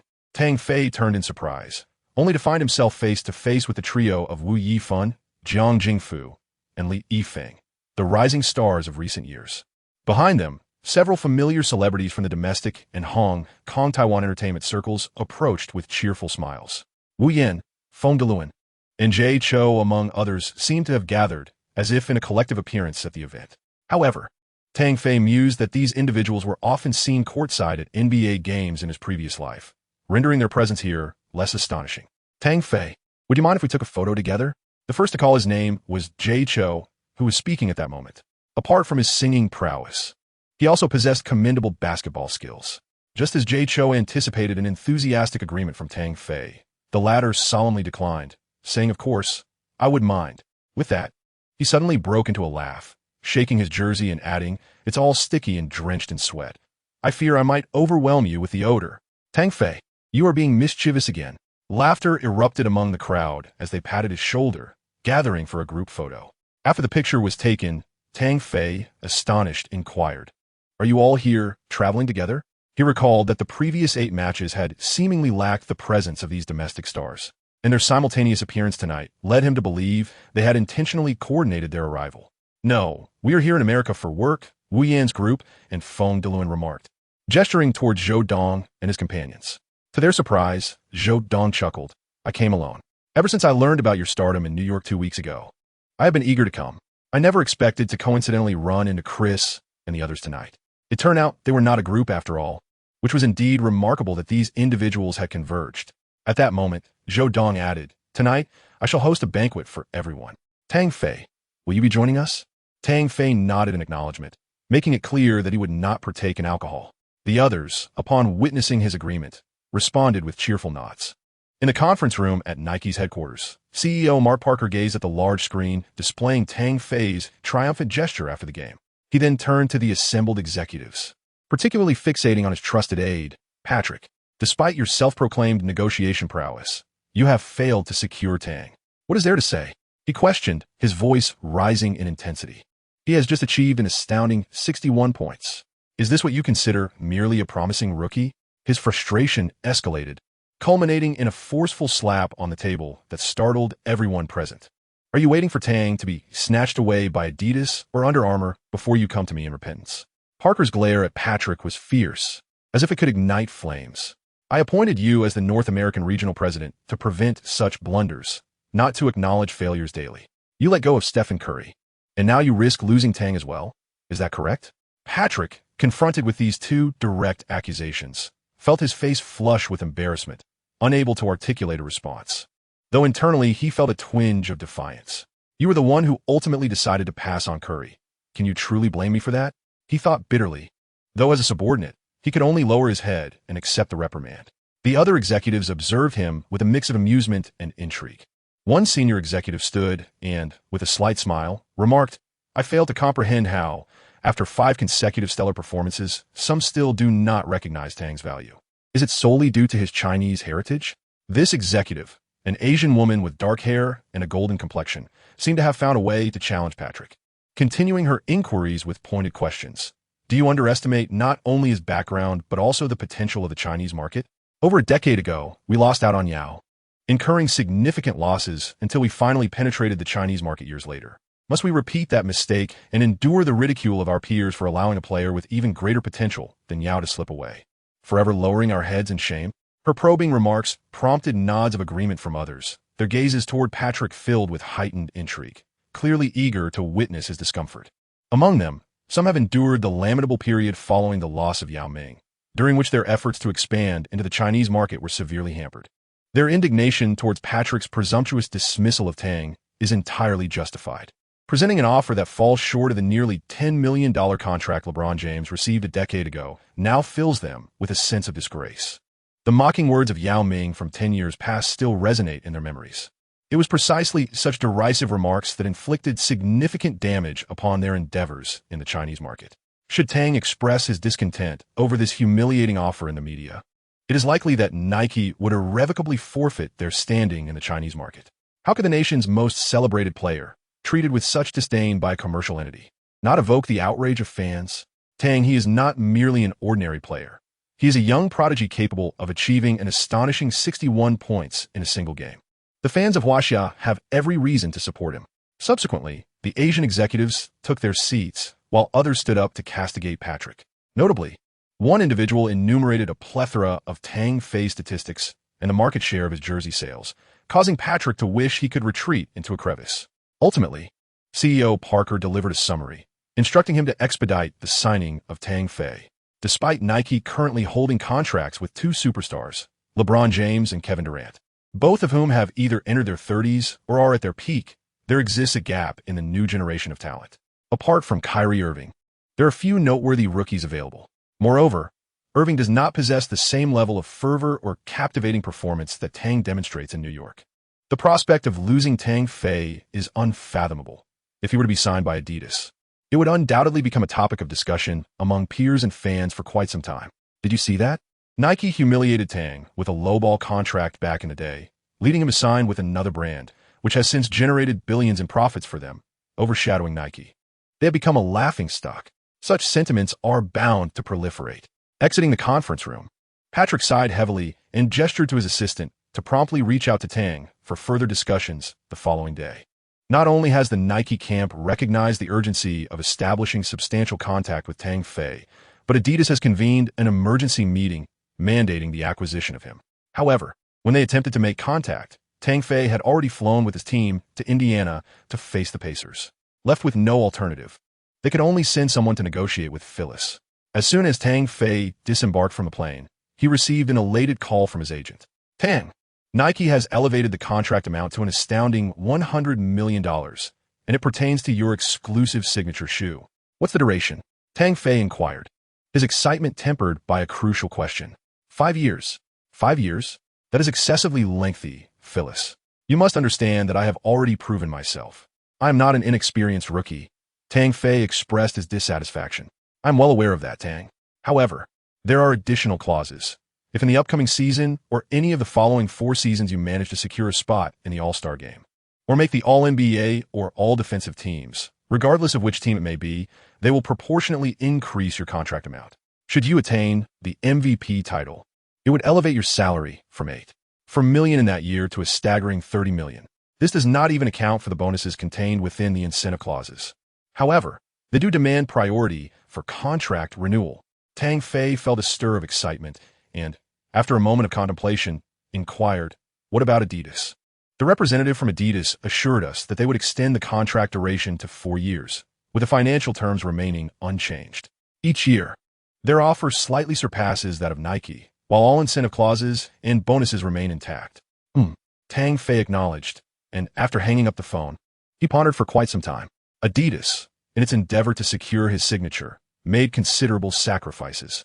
They not only shortened the contract duration to 4 years, but also maintained the contract amount, with a base salary exceeding $22.5 million, surpassing Nike by $2.5 million. However, such calculations are simplistic. Adidas has historically been criticized for its branding and operational strategies, which do not provide the personalized packaging that Nike offers, producing distinctive and characterful footwear. This disparity is evident in the marketplace. Apart from its stronghold in football, Adidas has consistently been overshadowed by Nike in the basketball sector. The effectiveness of operations and branding can be discerned from sales figures. How rigid the Chinese can be. Reflecting on this, Tang Fei retrieved his phone and called back Phyllis, stating, "Negotiate a revenue-sharing agreement. While the amount can be flexible, it must be based on a share. Signing with Nike would be preferable, wouldn't it, my friends?" One last note. Please offer more support. I am quite parched. Chapter 93. The Misfortunes of the Pacers. First update, subscription requested. The Indiana Pacers, having joined the NBA from the ABA in the 1970s, finally rose to prominence in the mid-1990s. The slender Reggie Miller famously challenged Michael Jordan with a series of three-pointers and long-range shots, becoming one of the latter's nemesis. Sadly, whether by fortune or prowess, they could not overcome the soaring Chicago Bulls. Nevertheless, they remained perennial contenders for the championship, making 5 appearances in the Eastern Conference Finals since 1994, winning 2 Central Division titles, and reaching the NBA Finals in 2000. With Jordan's retirement, it was anticipated that they might savor the taste of a championship, as their power forward Jermaine O'Neal had become the backbone of the team, complemented by defensive stalwart Ron Artest, the resilient Steven Jackson, and the seasoned Reggie Miller, all poised to strike for the championship. In the 2003 to 2004 season, they briefly held the best record in the Eastern Conference, but fell to the Detroit Pistons in the Eastern Conference Finals. In the 2004 to 2005 season, as they aimed for the championship stage for the veteran Miller, an infamous brawl erupted in Auburn Hills. The Pacers faced off against the defending champions, the Detroit Pistons, in a high-stakes clash where neither side would yield. Both teams, known for their fiery tempers, engaged in numerous skirmishes throughout the game, with flagrant fouls becoming commonplace. Alas, the referees chose to overlook these transgressions, favoring the home team, leading to a retaliatory shove by Artest against Ben Wallace, igniting a full-blown altercation. Consequently, chaos ensued as players clashed with each other in the crowd. A fan's beer, thrown from the stands, solidified Steven Jackson's reputation as a fierce competitor. In an attempt to regain composure, Artest lay on the scorer's table, trying to calm himself while allowing his opponents to hurl insults. Unexpectedly, a beer struck him squarely on the head, an act of provocation that signified the refusal to allow him to find peace. At long last, Artest erupted, delivering a crushing blow that fractured several ribs of the nearby commentator, Mark Boyle, as he stormed towards the stands, wildly shaking the beer cups of unsuspecting fans. "Was it you? Was it you?" he demanded. Unfortunately, he targeted the wrong fan, who, in a fit of defiance, retaliated by hurling another cup of beer back at him. Following closely behind, Steven Jackson's fury soared, and he brandished his formidable 40-inch blade, raining down punches upon the offending fan. Consequently, in a fit of rage, Stern issued the heaviest penalty in NBA history. "Come now, let us strive for world peace.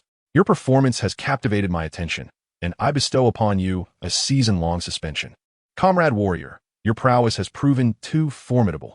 You too shall face a 30-game suspension. You are both forbidden to refuse, or else you shall find yourselves imprisoned." Under the tyrant's oppressive decree, the two men had no choice but to accept their punishment. Even the likes of Shaquille O'Neal could not escape unscathed, receiving over 10 games of suspension. What was once a championship-caliber roster was shattered overnight, leaving the unfortunate Reggie Miller's final hopes of a title utterly extinguished, leading to his somber retirement at the season's end. The suspended players would subsequently depart from the Pacers in the following seasons. In 2005, rookie Danny Granger ascended to prominence, seizing the mantle of leadership and initiating a new era of revival. Regrettably, it was not until the 2010 to 2011 season that they returned to the playoffs, achieving third place in the Eastern Conference for 2 consecutive seasons. By this time, Granger had evolved into an all-star caliber player, averaging over 20 points per game. However, fate dealt a cruel blow to the Pacers once more, as their star, Granger, sustained a severe injury in the 2012 to 2013 season, sidelining him for the remainder of that season and the next 2. Just when it seemed the Pacers were destined for another downfall, a rising star named Paul George emerged, taking the reins and guiding them forward, ensuring their presence in the playoffs. Remarkably, they surged into the postseason with the best record in the Eastern Conference the following year. Alas, in the Eastern Conference Finals, they fell short against LeBron James and the Miami Heat's triumvirate, ending their journey in disappointment. Yet, it was during this year that Paul George's stellar playoff performance catapulted him into superstardom.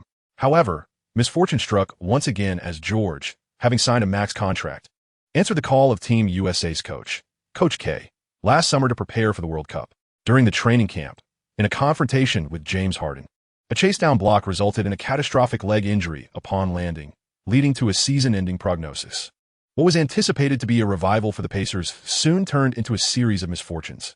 After Granger's injury, it was Paul George's turn, as if the team had fallen under a malevolent spell, suffering from brawls and injuries to their star players, year after year, drifting away from championship aspirations.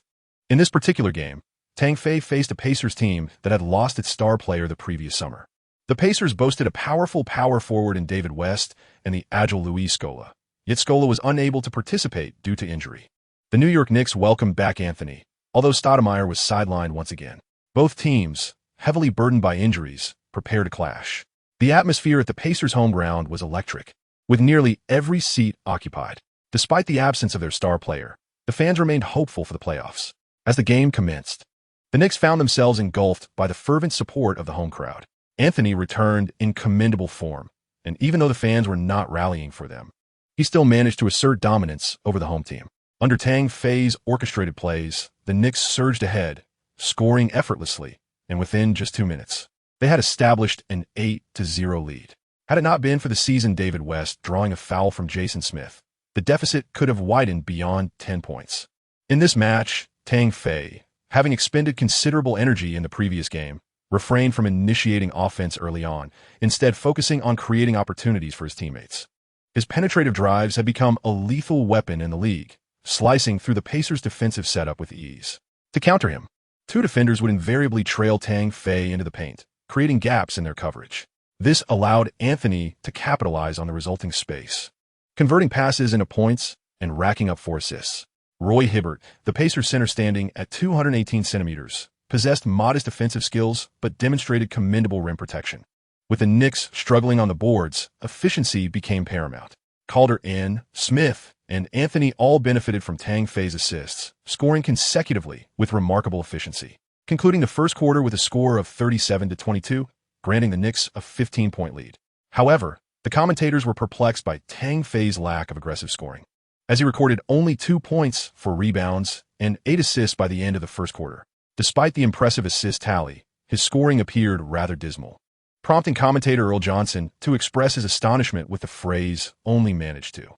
Strangely, when Tang Fei and his companions returned to the court in the second quarter, Anthony and his teammates' shooting touch abruptly declined, resulting in a series of missed shots that allowed the Pacers to close the score to single digits. Did these fellows place a lid on the basket during the timeout? In an effort to compensate for the shooting deficiencies of his teammates, Tang Fei relentlessly pursued rebounds before swiftly distributing the ball. However, the hope of rekindling their shooting touch appeared to be nothing short of a delusion. Calderon missed 4 consecutive attempts, while Anthony struggled to find his aim from both beyond the arc and within, even failing to convert a single layup after a hard-fought possession. The team's collective loss of shooting touch seemed to spread like a contagion, infecting the entire Knicks squad, with even Tang Fei himself misfiring on 2 close-range attempts. In stark contrast, the Pacers thrived during the brief minutes their starters were on the court in the second quarter. David West's shooting seemed almost supernatural, as he consistently sank mid-range shots, racking up 10 points and igniting a fervent counterattack alongside his teammates. When Hibbert executed a successful hook shot, the Pacers finally seized the lead. With only 2 minutes remaining in the second quarter, Tang Fei's frustration boiled over. Abandoning his previously cautious style of play, he dashed towards the basket, determined to dismantle the Pacers' interior defense. With a thunderous dunk right in Hibbert's face, he forced the big man into his third foul. After Tang Fei successfully executed a free throw, he seized a rebound following a missed shot from the Pacers and sprinted down the court. Positioned just outside the three-point line, he rose and released the ball. Swish! With the precision of a seasoned sharpshooter, he confidently sank his third three-pointer, marking his 10th point of the game. However, the Knicks could not rely solely on his contributions to contend with the scorching performance of the Pacers. Following a swift three-pointer from the opposition, they suddenly began to double-team him. With Anthony and others struggling with their shooting, they grew bolder. Whenever Tang Fei had the ball, one player would rush in from the side to encircle him, striving to disrupt his dribbling. Tang Fei had learned his lesson from the previous match against the Thunder. As his opponents prepared to encircle him with a double team, he deftly passed the ball to the unguarded Calder and surged into the paint. Having played 9 games together, they had developed a certain synergy. When Tang Fei passed the ball to him, Calder instinctively understood it was merely a transitional play. As soon as a gap appeared, the ball was sent his way. At that moment, Tang Fei shrugged off 2 defenders with a decisive move. And as he faced the oncoming David West, he executed a swift dribble, pivoting away from his opponent's right side. With a powerful leap into the key, he delivered a thunderous dunk that resonated with authority. To his delight, Hibbert unexpectedly arrived at the last moment, as if presenting himself for sacrifice, and incurred his 4th foul. Swish! Tang Fei again successfully converted a crucial free throw. As the Pacers launched their offensive, Anthony not only lost his shooting accuracy, but also faltered defensively. C.J. Miles, a player averaging merely 10 points per game, astonishingly maneuvered past him, driving into the paint for a layup while drawing a foul from Aldridge. He retaliated with a 2-1 for Tang Fei. Goodness. Witnessing Anthony's apologetic gesture as he returned to the front court left Tang Fei utterly speechless. Never mind. I shall take command of the offense from here. Gritting his teeth, he sprinted beyond the three-point line and directly called for the ball from Calderon. The latter, fully aware of the Knicks' predicament, did not hesitate to provide a screen and executed a seamless handoff pass to Tang Fei. Tang Fei seized the ball, swiftly sidestepping 2 paces, and without waiting for the defense to settle, he launched a shot. Swish! Another three-pointer hits the mark. The score stands at 56, with both teams once again level. And only 30 seconds remaining before halftime. The Pacers continued their offensive maneuver as David West called for the ball in the paint. He briefly transitioned the ball in his hands before passing it to the perimeter where Miles awaited. Miles then relayed it to Rodney Stuckey, who possesses a commendable 3-point shooting skill. Exploiting a mismatch against Calderon, he rose for the shot and successfully made the 3-pointer. Only 15 seconds remain on the clock. Tang Fei, possessing the ball at the center circle, skillfully managed the clock. Seizing the opportunity when no one approached to assist defensively, he suddenly accelerated, effortlessly distancing himself from Myers and driving straight to the basket. His speed was remarkable. In the blink of an eye, he had created a 3-meter gap between himself and Myers. David West rushed in to provide support. However, Tang Fei once again surged forward, swiftly evading him and facing an open basket for yet another emphatic dunk. At that moment, Hibbert, already burdened with 4 fouls, could only watch helplessly as the ball soared through the hoop. The score stood at 58-59. As the clock ran out, Tang Fei found himself wasting no time. Yet the Knicks ended the first half trailing by a mere point. During halftime, Fisher emphasized that the ball should remain in Tang Fei's hands, urging him to intensify his offensive efforts. To this demand, Anthony expressed no discontent. When his shooting rhythm falters, he is wary of pushing too hard, knowing that Tang Fei would not hesitate to disregard him. In the third quarter, Anthony and his teammates continued to struggle with their shooting, but before the Pacers could revel in their advantage, Tang Fei erupted. From beyond the arc, he launched a series of shots, denying the Pacers any opportunity to double-team him. Whenever they abandoned their defensive strategy, he would surge forward, relentlessly drawing fouls. Hibbert, caught off guard by his early foul trouble, remained sidelined during the third quarter, allowing Tang Fei to wreak havoc in the paint, executing powerful drives with ease. By the end of the third quarter, he had recorded 20 points, hitting 3 of 7 from three-point range, 4 of 4 in the paint, and 3 of 5 from the free throw line, while contributing only 2 assists. The score remained tight at 83-81. In the fourth quarter, Tang Fei unexpectedly opted to linger near the basket, challenging the four-foul Hibbert, much to the surprise of the Pacers coach. Even more astonishing was the fact that in a mere tussle for a few rebounds, Hibbert was outmatched by Tang Fei. The Pacers' interior defense suddenly became vulnerable, and seizing the moment, Tang Fei showcased his rebounding prowess. Despite David West's strength, his age rendered him ineffective against Tang Fei's positioning, allowing the latter to dominate the boards. Finally, as Hibbert remained on the bench, the score began to widen. In the last 4 minutes alone, Tang Fei snatched 4 offensive rebounds and 3 defensive rebounds, coupled with several putback baskets, leaving the Pacers bewildered by his mismatched tactics. When the final buzzer sounded, the Knicks emerged victorious with a score of 105-95, securing a 10-point win on the Pacers' home court. It was indeed a remarkable second half of the fourth quarter. Fisher boldly placed Tang Fei under the basket to confront West, who executed his role flawlessly, nearly claiming all the rebounds. Earl Johnson, astonished, commented on how he never anticipated Tang Fei would hold his ground beneath the basket. Without the towering Hibbert, the Pacers' interior defense appeared aged and feeble. Ultimately, Tang Fei finished the game with an impressive stat line of 43 points, 15 rebounds, 11 assists, 1 steal, and 1 block, achieving yet another remarkable triple-double. Had it not been for his explosive performance and the elimination of Hibbert, the Knicks would have faltered in the second half. Following this match, the Knicks celebrated a remarkable 10-game winning streak, with Tang Fei continuing his fierce play. Yet, he found himself utterly exhausted on the bench, yearning for the comfort of sleep. Chapter 95, Signing with Adidas. 3 updates, please subscribe. Fisher, observing the exhausted Tang Fei, felt a pang of sympathy. This young man had been overworked in 2 consecutive games. It was evident that a solution was necessary. Tang Fei's stamina had always been a weakness. Although scoring 45 points in back-to-back games appeared impressive, it had completely depleted his energy. However, a significant development was the accelerated negotiations between Phyllis and the brands Nike and Adidas, with back-to-back scores exceeding 100 points. Despite having previously achieved multiple games with over 40 points, the post-game reports continued to captivate the league. Headlines such as "Stunning," "Super Rookie," and "Sky is the Limit" reverberated through the basketball community, leading his team to 10 consecutive victories and averaging an astounding 40 points per game. Tang Fei emerged as an unparalleled rookie since 1968, trailing only the legendary Jean Dashuai, who boasted an average of over 50 points. Ultimately, the following day, Tang Fei, still in a daze, received a call from Phyllis. "Tang, I believe we have secured a deal with Adidas. Your back-to-back 100-point games prompted them to enhance your contract with additional incentive clauses, now matching what Nike has offered. I think signing with Nike is not necessarily superior to Adidas, as they have an abundance of star players. Even if you secure their top contract, you may still struggle to become their marquee player, as LeBron and Durant remain the main attractions."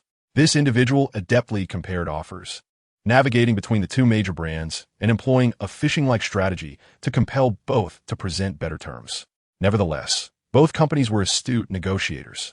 Despite Tang Fei's explosive performance, his rapid rise to fame had not yet afforded him ample opportunity to prove himself further on the court. The contracts proposed by both parties displayed an implicit understanding, and Phyllis attempted to negotiate a higher price, though with limited success. All right, let us proceed with signing with Adidas. Under similar conditions, they represent an excellent choice. Tang Fei smiled, thoroughly pleased with the outcome Phyllis had secured for him. The advantage of being in a supermarket like New York is that one's flaws can be magnified by the media, yet so too can one's strengths. In the afternoon upon returning to New York, Tang Fei met with Phyllis, and together they appeared at the designated location to finalize the contract with Adidas. They raised the stakes, a 4-year, $100 million deal with bonus and incentive clauses on par with Nike's offer. Adidas had made a significant investment to secure Tang Fei's talents. The prolonged tug-of-war between Tang Fei, Nike, and Adidas culminated in a triumphant victory for Adidas after a grueling fortnight. Upon learning of this news, Patrick from Nike turned pale, retreating in defeat to report back to his superior, Parker. Having lost Yao Ming a decade ago, they now faced the prospect of losing another superstar representative of the Chinese market, Tang Fei. After securing a lucrative contract, Tang Fei blissfully returned for a well-deserved nap. Utterly exhausted from 2 consecutive high-intensity matches that left him devoid of the energy needed for self-training. If only I could level up and unlock my stamina, Tang Fei lamented internally before succumbing to a deep slumber. However, as he slept, news of his contract with Adidas spread like wildfire. Although the specifics of the deal remained undisclosed, the public could surmise its magnitude. Consequently, a fresh wave of reports emerged, but this time, rather than praising Tang Fei, they derided Adidas for what they perceived to be a foolish contract. Good heavens, a rookie who has played merely 10 commendable games is afforded such significance by Adidas. Is the potential of the Chinese market truly worth such extravagant spending? His contract, astonishingly, was positioned just below those of superstars LeBron James and Kevin Durant, surpassing even Stephen Curry, who led the Golden State Warriors to the pinnacle of success. This seemingly ill-conceived contract suggested Adidas harbored immense faith in the rookie Tang, hoping to capitalize on the Chinese market. Yet, they appeared to overlook the fact that Tang had only participated in 10 games, and no one could guarantee his performance would remain consistently stellar. A review of his statistics from those 10 games revealed a facade of impressive data. Yet his shortcomings were glaringly evident. His stamina and ball-handling skills were decidedly amateurish, and his playing style was fraught with injury-related uncertainties. While no one claimed Tang Fei's rise to fame was merely a stroke of luck, the underlying tone of the reports indicated that he was unworthy of such a contract. In essence, they doubted Tang's ability to maintain consistent performance over time, predicting that a fatigue phase akin to the rookie wall would soon ensue, potentially leading to a significant injury that would derail his career, rendering Adidas's substantial investment futile. The article meticulously outlined the performances of NBA stars who had signed major contracts, with a particular emphasis on Derrick Rose, as both he and Tang Fei were under the Adidas banner, serving as a cautionary tale. Regrettably, despite the skepticism from the public, neither Adidas nor Tang Fei chose to respond to the criticism. In stark contrast to the prevailing negativity, Tang Fei's fans were elated.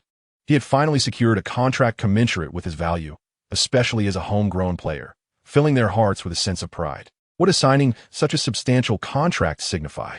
This signifies that Tang Fei has already attained a star-level worth, indirectly acknowledging that he has begun to align himself with the likes of Curry, James, and Durant, despite having played only 10 games. In response to the widespread concerns expressed by the media, both New York fans and Chinese supporters scoffed and ridiculed these sentiments. Ultimately, Tang Fei's performance remains ensnared in the underlying prejudice that belittles Chinese players.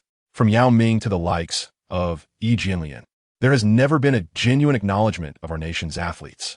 There's always a sense of luck or mere chance attributed to their successes. How tiresome. Is it jealousy? If you possess the fortitude, demonstrate such prowess over 10 consecutive games before belittling our flying brother. We believe in Tang. He is no fleeting comet, but possesses the finest talent in the league. He will lead the Knicks to a championship, compelling those who underestimate him in the media to eat their words. Tang is our hero. During the Knicks' bleakest stretch of 12 consecutive losses, he guided the team out of despair. Oh, why do you continue to speak of him in such a manner? Does your conscience not ache? While domestic fans may have a minimal impact on American discourse, New York supporters are different. Thousands join in these reports, expressing scorn, cursing, and even threatening to send blades and bullets. To belittle and diminish Tang Fei feels akin to plunging a knife into their hearts, inciting an outrage beyond measure. Tang Fei has long been regarded as a heroic figure in the hearts of New York fans.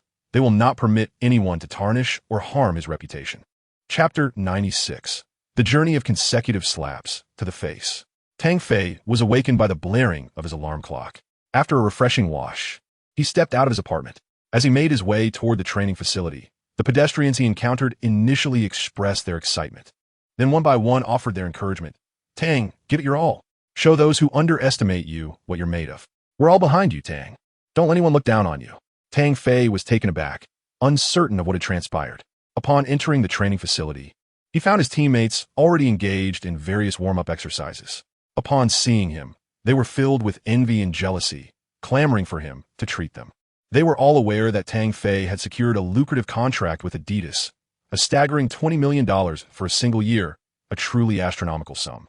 In their eyes, this contract rivaled the renewals of superstars like LeBron and Durant. However, the precise figures and intricate details were unknown to them. Tang Fei had intended to negotiate a revenue-sharing arrangement with Adidas, but ultimately, that discussion fell through, as he was declined in favor of an additional $250,000 annually. Tang Fei harbored no objections to this. He understood that he needed to provide further proof to demonstrate that he was indeed worthy of such a contract. Anthony approached him, giving a reassuring pat on the shoulder, and said with a smile, Tang, I truly envy you for securing this exorbitant contract. My deal with Jordan brand pales in comparison.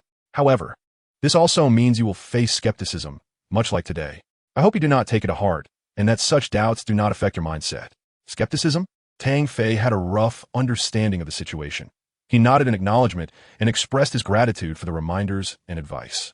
Anthony truly embodied the qualities expected of a leader or an experienced mentor, consistently urging Tang Fei to maintain his focus on basketball.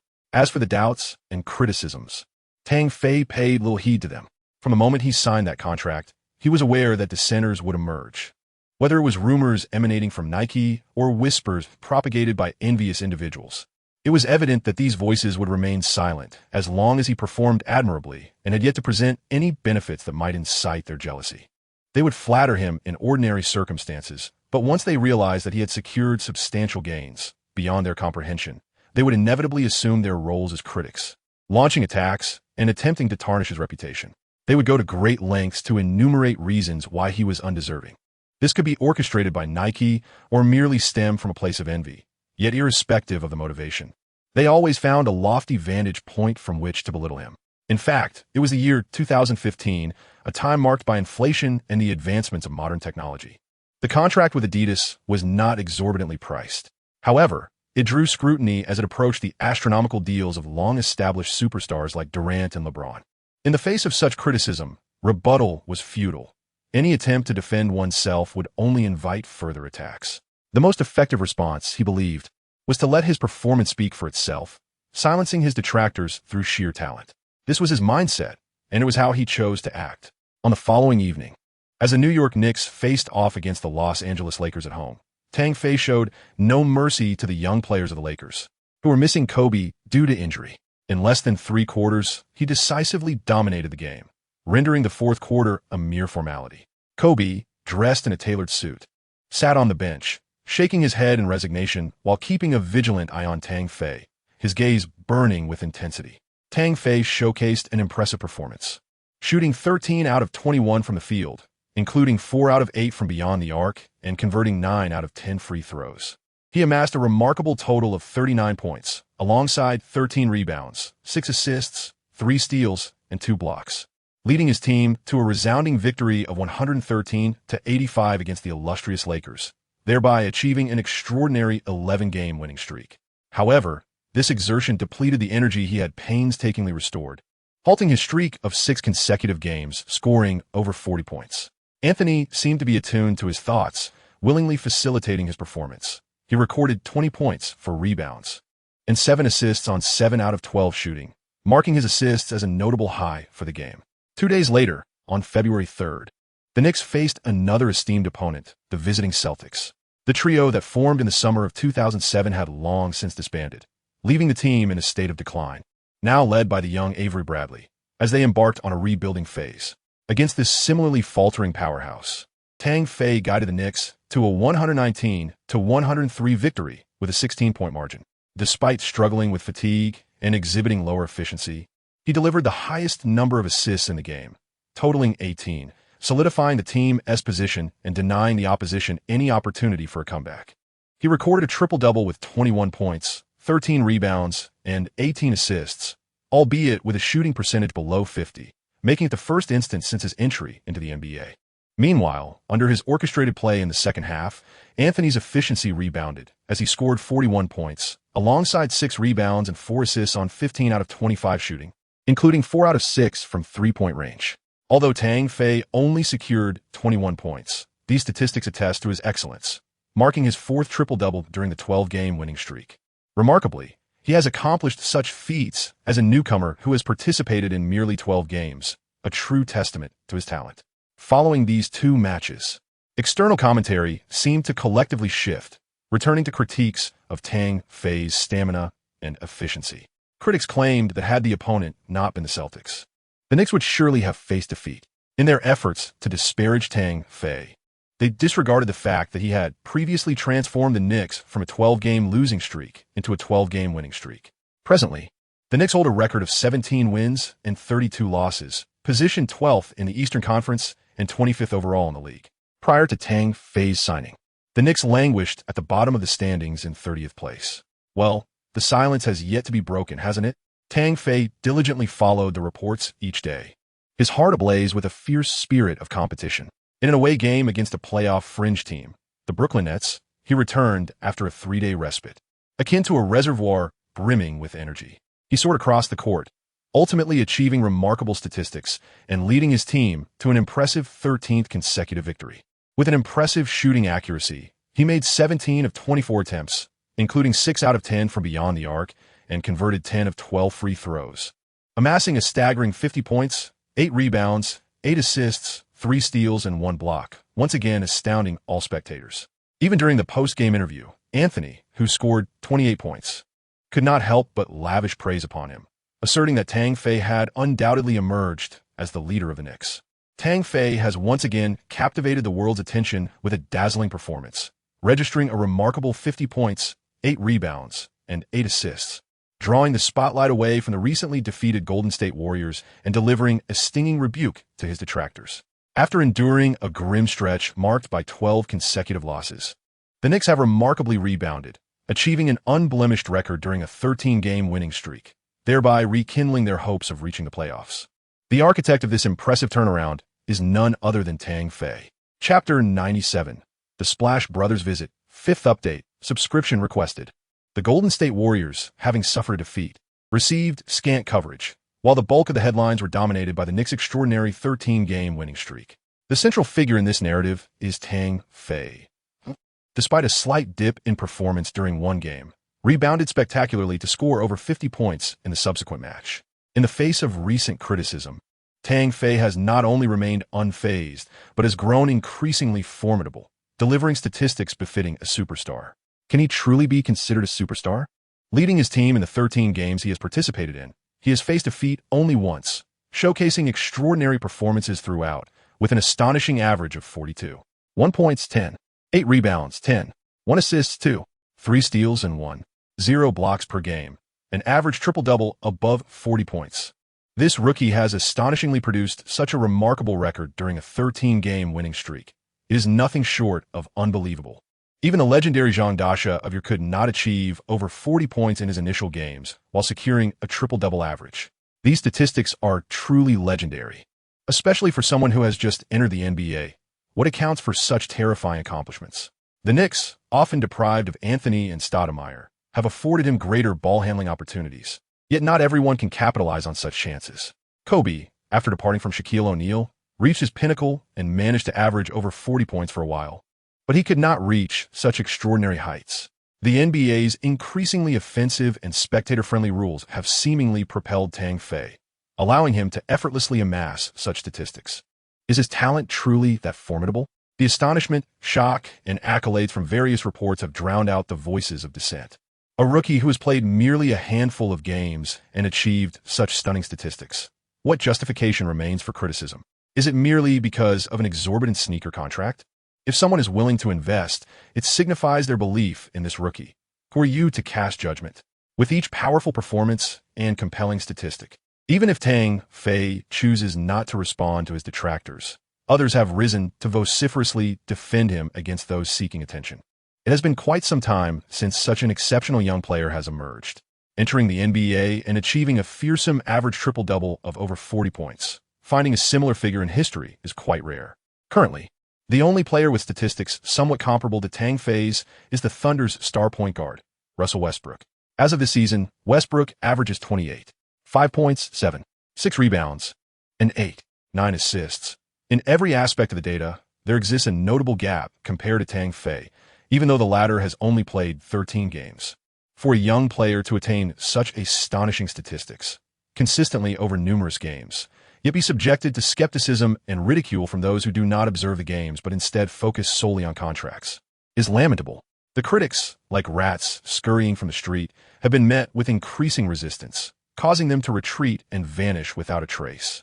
In the face of doubt, the appropriate response is not to rebut, but to retaliate with undeniable prowess. Following this match, Tang Fei has truly garnered the recognition of the media at large. Not only did he exhibit remarkable performance, but his extraordinary resilience under pressure is a fundamental quality befitting a superstar. However, it is somewhat regrettable that the media acknowledged only his star potential, failing to foresee a continuation of their winning streak. Tomorrow night, the New York Knicks will face the formidable Golden State Warriors, currently boasting the best record in the league, in a back-to-back home game. This season, the Warriors have taken the league by storm, achieving an astonishing record of 39 wins and 9 losses, consistently overpowering their opponents. Their star player, Stephen Curry, with his lethal three-point shooting, instills fear in the hearts of adversaries. His shooting ability from any position on the court causes opposing coaches to tremble.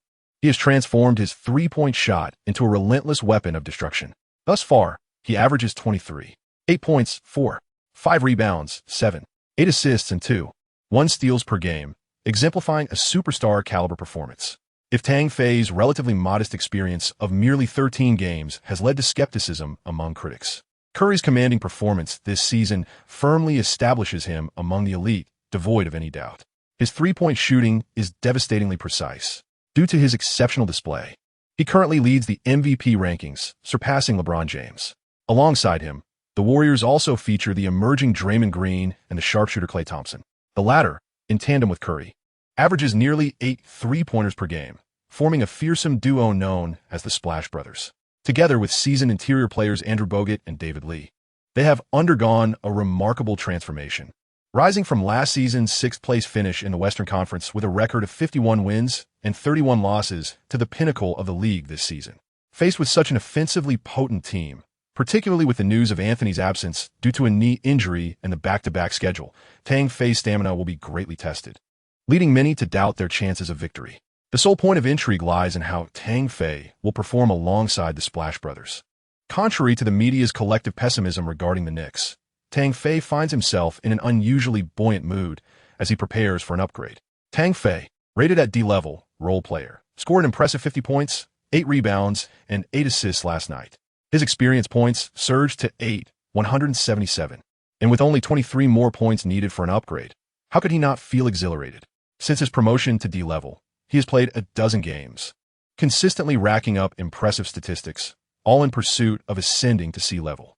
This elevation would unlock his other talents, perhaps even enhancing his stamina and refining his lackluster ball-handling skills to their peak potential. If that were to happen, his capabilities would undoubtedly reach new heights, allowing him to navigate the game with greater ease, rather than struggling to achieve such average statistics. However, with the game against the Golden State Warriors looming, Tang Fei entered the arena, absent-mindedly stroking his chin, completely oblivious to the greetings from passersby. Early that morning, a diagnosis from the team physician revealed a knee injury, a lingering issue from a previous ailment that had resurfaced with renewed discomfort. As a precaution, he was benched, knowing that facing the Warriors with a fully healthy squad would be a formidable challenge. Amare Stoudemire had already seen his career dwindle, and the coaching staff, including Phil and Fisher, had entirely given up on him, even denying him playing time. In the past 2 games, he had not even traveled with the team. Rumors circulating among teammates suggested that management was contemplating his release during the All-Star break. It was eerily reminiscent of his previous life. Tang Fei let out a sigh, secretly lamenting for Amare. Chapter 98, Promotion to C-Level. 6 updates, please subscribe.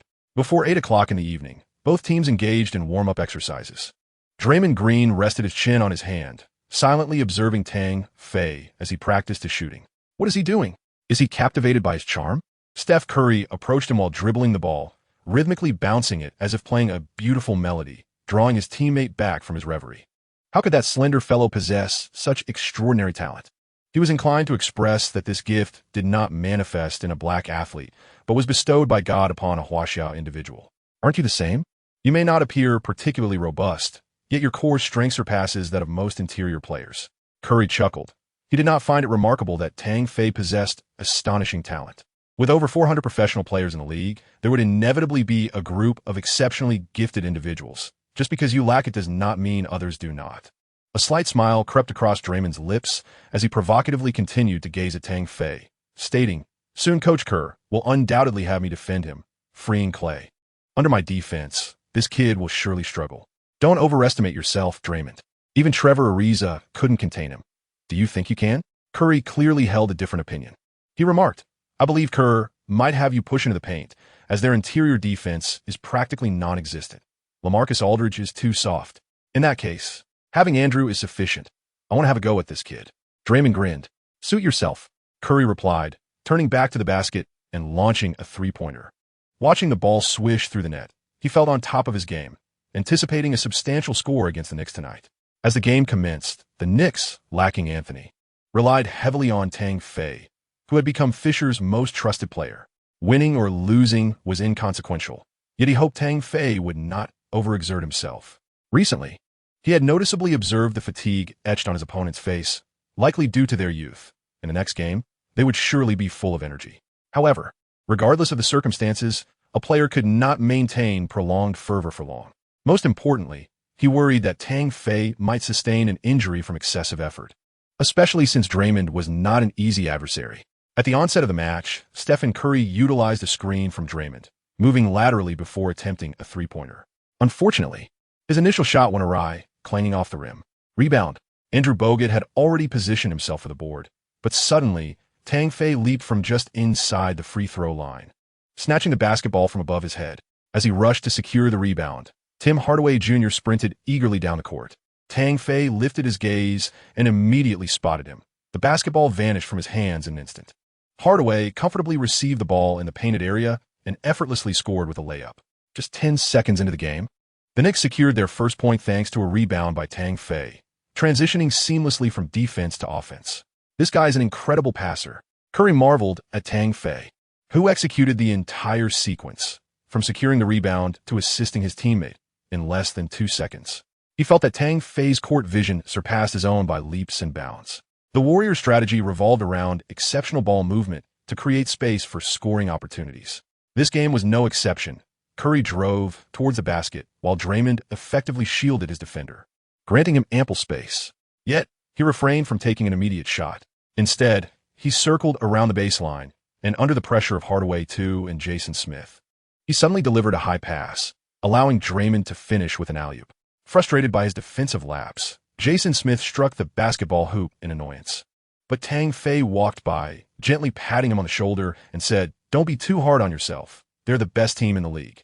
Jason glanced at him and nodded in acknowledgement, remaining silent. Tang Fei received the pass, his gaze already sweeping across the court as he spotted Calderon on the right side. He lofted the ball over and sprinted forward with all his might. Calderon dribbled past half court, and upon seeing the obstructive Curry ahead, he suddenly lifted his head, the basketball in his hand resembling a knife as it sliced toward the basket. How? The opposing team passed the ball so swiftly, Curry thought to himself in surprise. Turning back, he was taken aback to find that Tang Fei had, unbeknownst to him, already leapt from under the basket, soaring towards Draymond's block, gliding past him effortlessly, and delicately placing the ball into the net. Such remarkable hang time is truly unparalleled. After landing, Draymond gazed at Tang Fei, who was still slowly descending, filled with astonishment. He had jumped after the opponent, yet while he was falling, Tang Fei continued to soar in the air. It was utterly terrifying. In that moment, he truly grasped the frightening leaping ability and hang time of Tang Fei. The home crowd erupted with excitement as they adored witnessing such a picturesque offensive display from Tang Fei. Among the throng, Phyllis and his partner, upon hearing the cheers from the audience, couldn't he help but smile as a young fan excitedly called out Tang Fei's name. Tang Fei's meteoric rise to fame had afforded them an opportunity to enter the world of sports management, which in turn had brought them millions of dollars in revenue, transforming them from impoverished, unemployed individuals into millionaires. The 4-year, $100 million contract with Adidas, which he spearheaded in negotiations, although he could not secure a share of sales for Tang Fei, still left both parties exceedingly satisfied. With a 3-agency contract, he stood to gain $3 million. And, coupled with previous small endorsements, they no longer had to worry about their livelihood. Darling, I believe Tang's emergence is a divine decree. I am so grateful for him, said Jenny, wrapping her arms around her beloved. No, dear, Tang is our god, Phyllis replied with a smile. The first quarter swiftly passed, and when Tang Fei was substituted out by Fisher, he exhaled a sigh of relief. After that one basket, he had largely focused on orchestrating plays, and, thankfully, his teammates rose to the occasion, shooting well throughout the evening. Most of the shots they took after he created space found the net. Consequently, they led their opponents by 2 points, conserving a significant amount of his energy. Curry and several other Warriors starters, aside from Thompson, were benched. Curry felt a sense of resignation regarding his shooting performance in the first quarter. He had warmed up well, yet during the game, he ended up with just 1 basket out of 4 attempts. Klay Thompson fared even worse, hitting only 1 out of 7. If not for this, how could the Warriors find themselves trailing 33-31? Regardless of Curry and Thompson's struggles, Tang Fei's spirits soared as he had achieved 4 points, 4 rebounds, 5 assists, and 1 steal in the first quarter, finally amassing the experience required for his promotion to C level. Chapter 99. He has progressed again. 7th update. Subscription requested. Tang Fei skill level. C. Starting player. Height. 198 centimeters weight. 85 kilograms wingspan. 218 centimeters vertical reach. 270 centimeters jumping ability. 98 centimeters unlocked running jump. 121 centimeters unlocked strength. 90 unlocked speed. 94 unlocked agility. 96 unlocked jumping. 99 unlocked stamina. 97 locked explosiveness. 96 unlocked balance. 98 unlocked mentality. 99 locked injury risk. 5 note. The lower the value, the less likelihood of injury. Unlocked physical evaluation. Assess one of the historical bests. Although stamina remains locked, Tang Fei feels fortunate. During negotiations with Nike, they had leveraged the uncertainty of his injury risk to lower their offer. Now, with a meager injury risk of just 5 points, it implies that barring any unforeseen circumstances, he is virtually immune to injuries. Thus, he need not worry about his performance declining due to various injuries, ultimately fading into the crowd.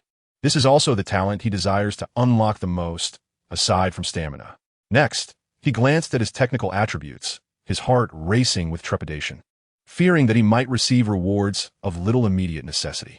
Technical attributes: close shot, 41, 90, under basket, 99, 99, near shot, 99, 99, mid-range shot, 46, 96, long-range shot, 99, 100, dunking, 99, 99, free throw, 90, 90, passing, 93, 93, ball control, 95, 95, defense, 45, 99, stealing, 48, 97, rebounding, 66, 92, blocking, 80, 80.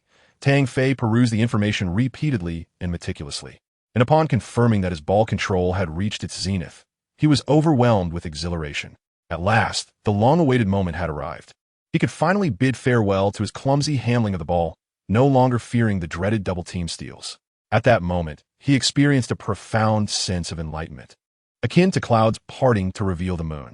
The fruits of a lifetime of labor brought him immense joy. Fisher, observing Tang Fei's goofy grin, felt a twinge of confusion, mistakenly assuming that his companion had taken a fancy to some alluring female fan. Following Tang Fei's gaze, he was suddenly struck with a sense of foreboding, his brow furrowing deeply as he realized that the situation was far more complicated than it appeared. Tang Fei's gaze rested upon a group of cheerleaders seated beneath the basketball hoop. Fisher patted Tang Fei on the shoulder and, sensing the confusion in his companion's eyes, imparted a meaningful warning. Tang, the NBA prohibits any form of interaction between cheerleaders and players, save for photographs. What? Cheerleaders? Tang Fei felt inexplicably bewildered, questioning how he had become associated with those beautiful women. Fisher, assuming that Tang was merely feigning ignorance, patiently elaborated. Do you know?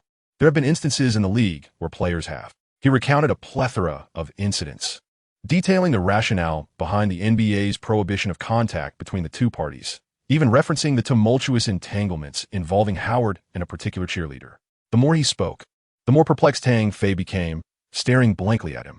The NBA has explicit regulations stating that players and cheerleaders must not engage in flirtation or clandestine interactions or transactions of any sort. In essence, there should be no emotional entanglements or connections between the two, including any form of trade. Such actions could tarnish both the players and the team's image. The only exception would be if a cheerleader were to leave the profession, allowing for potential interaction. However, Fisher, having observed Tang Fei's unwavering gaze fixated on a blonde cheerleader, was left puzzled. Did this lad have a preference for Caucasian women? The cheerleader was indeed attractive, with a physique worthy of a score of 90. But beauty alone could not bridge the divide. Interactions between races were strictly forbidden. With this in mind, he earnestly advised, if you truly wish to pursue a relationship with her, I could suggest that the team consider relocating her to a different position to facilitate your interactions. Derek, please stop. Tang Fei, though unsure of the reasoning behind Fisher's words, could only manage a wry smile to interrupt. I genuinely have no such intentions, and I am aware of the league's regulations, so there's no need to worry. I'm not currently inclined towards romance. That's good to hear. Fisher nodded, yet unease lingered in his heart, fearing that Tang Fei might still harbor aspirations of clandestine interactions with the cheerleader. Although he preferred not to meddle in the personal lives of players, he felt compelled to devise a strategy for the sake of Tang Fei's reputation. Tang Fei remained oblivious to the escalating misunderstandings. However, he did not let it trouble him. The cheerleading aspects were not his primary concern. Instead, his focus lay on securing his position in the upcoming match, a role that would allow him to conserve energy while effectively racking up statistics, the point guard position. Derek, Tang Fei rose and whispered to Fisher, who was still preoccupied with how to navigate his own situation with a particular cheerleader. I want to play the point guard position next. Oh, what? Fisher initially appeared taken aback. Once he regained his composure, he furrowed his brow and, with a hint of reluctance, inquired, Are you certain? But your ball handling. Just wait and see. If you notice me making a mistake due to my ball handling, feel free to adjust my position immediately. What do you say? Aware of Fisher's concerns regarding his ball handling skills, Tang Fei was determined not to let this opportunity slip by. Reluctantly, Fisher acquiesced. After all, he had little hope of defeating the Warriors, the top team in the league, in this match. Having verbally agreed, he began to devise a strategy. Calder-N had performed poorly in the first quarter, with a lackluster shooting efficiency of 2 out of 5 attempts, which was quite frustrating. Moreover, with Tang Fei's rise, Calder-N had been relegated to a mere ball handler, tasked only with bringing the ball past half-court. In light of this, it seemed more prudent to substitute him for the bench, bringing in a group of reserves, which might yield unexpected results.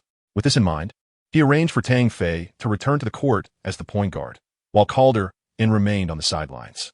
As Tang Fei received the ball from the baseline, Curry was taken aback, closely shadowing him with keen attention.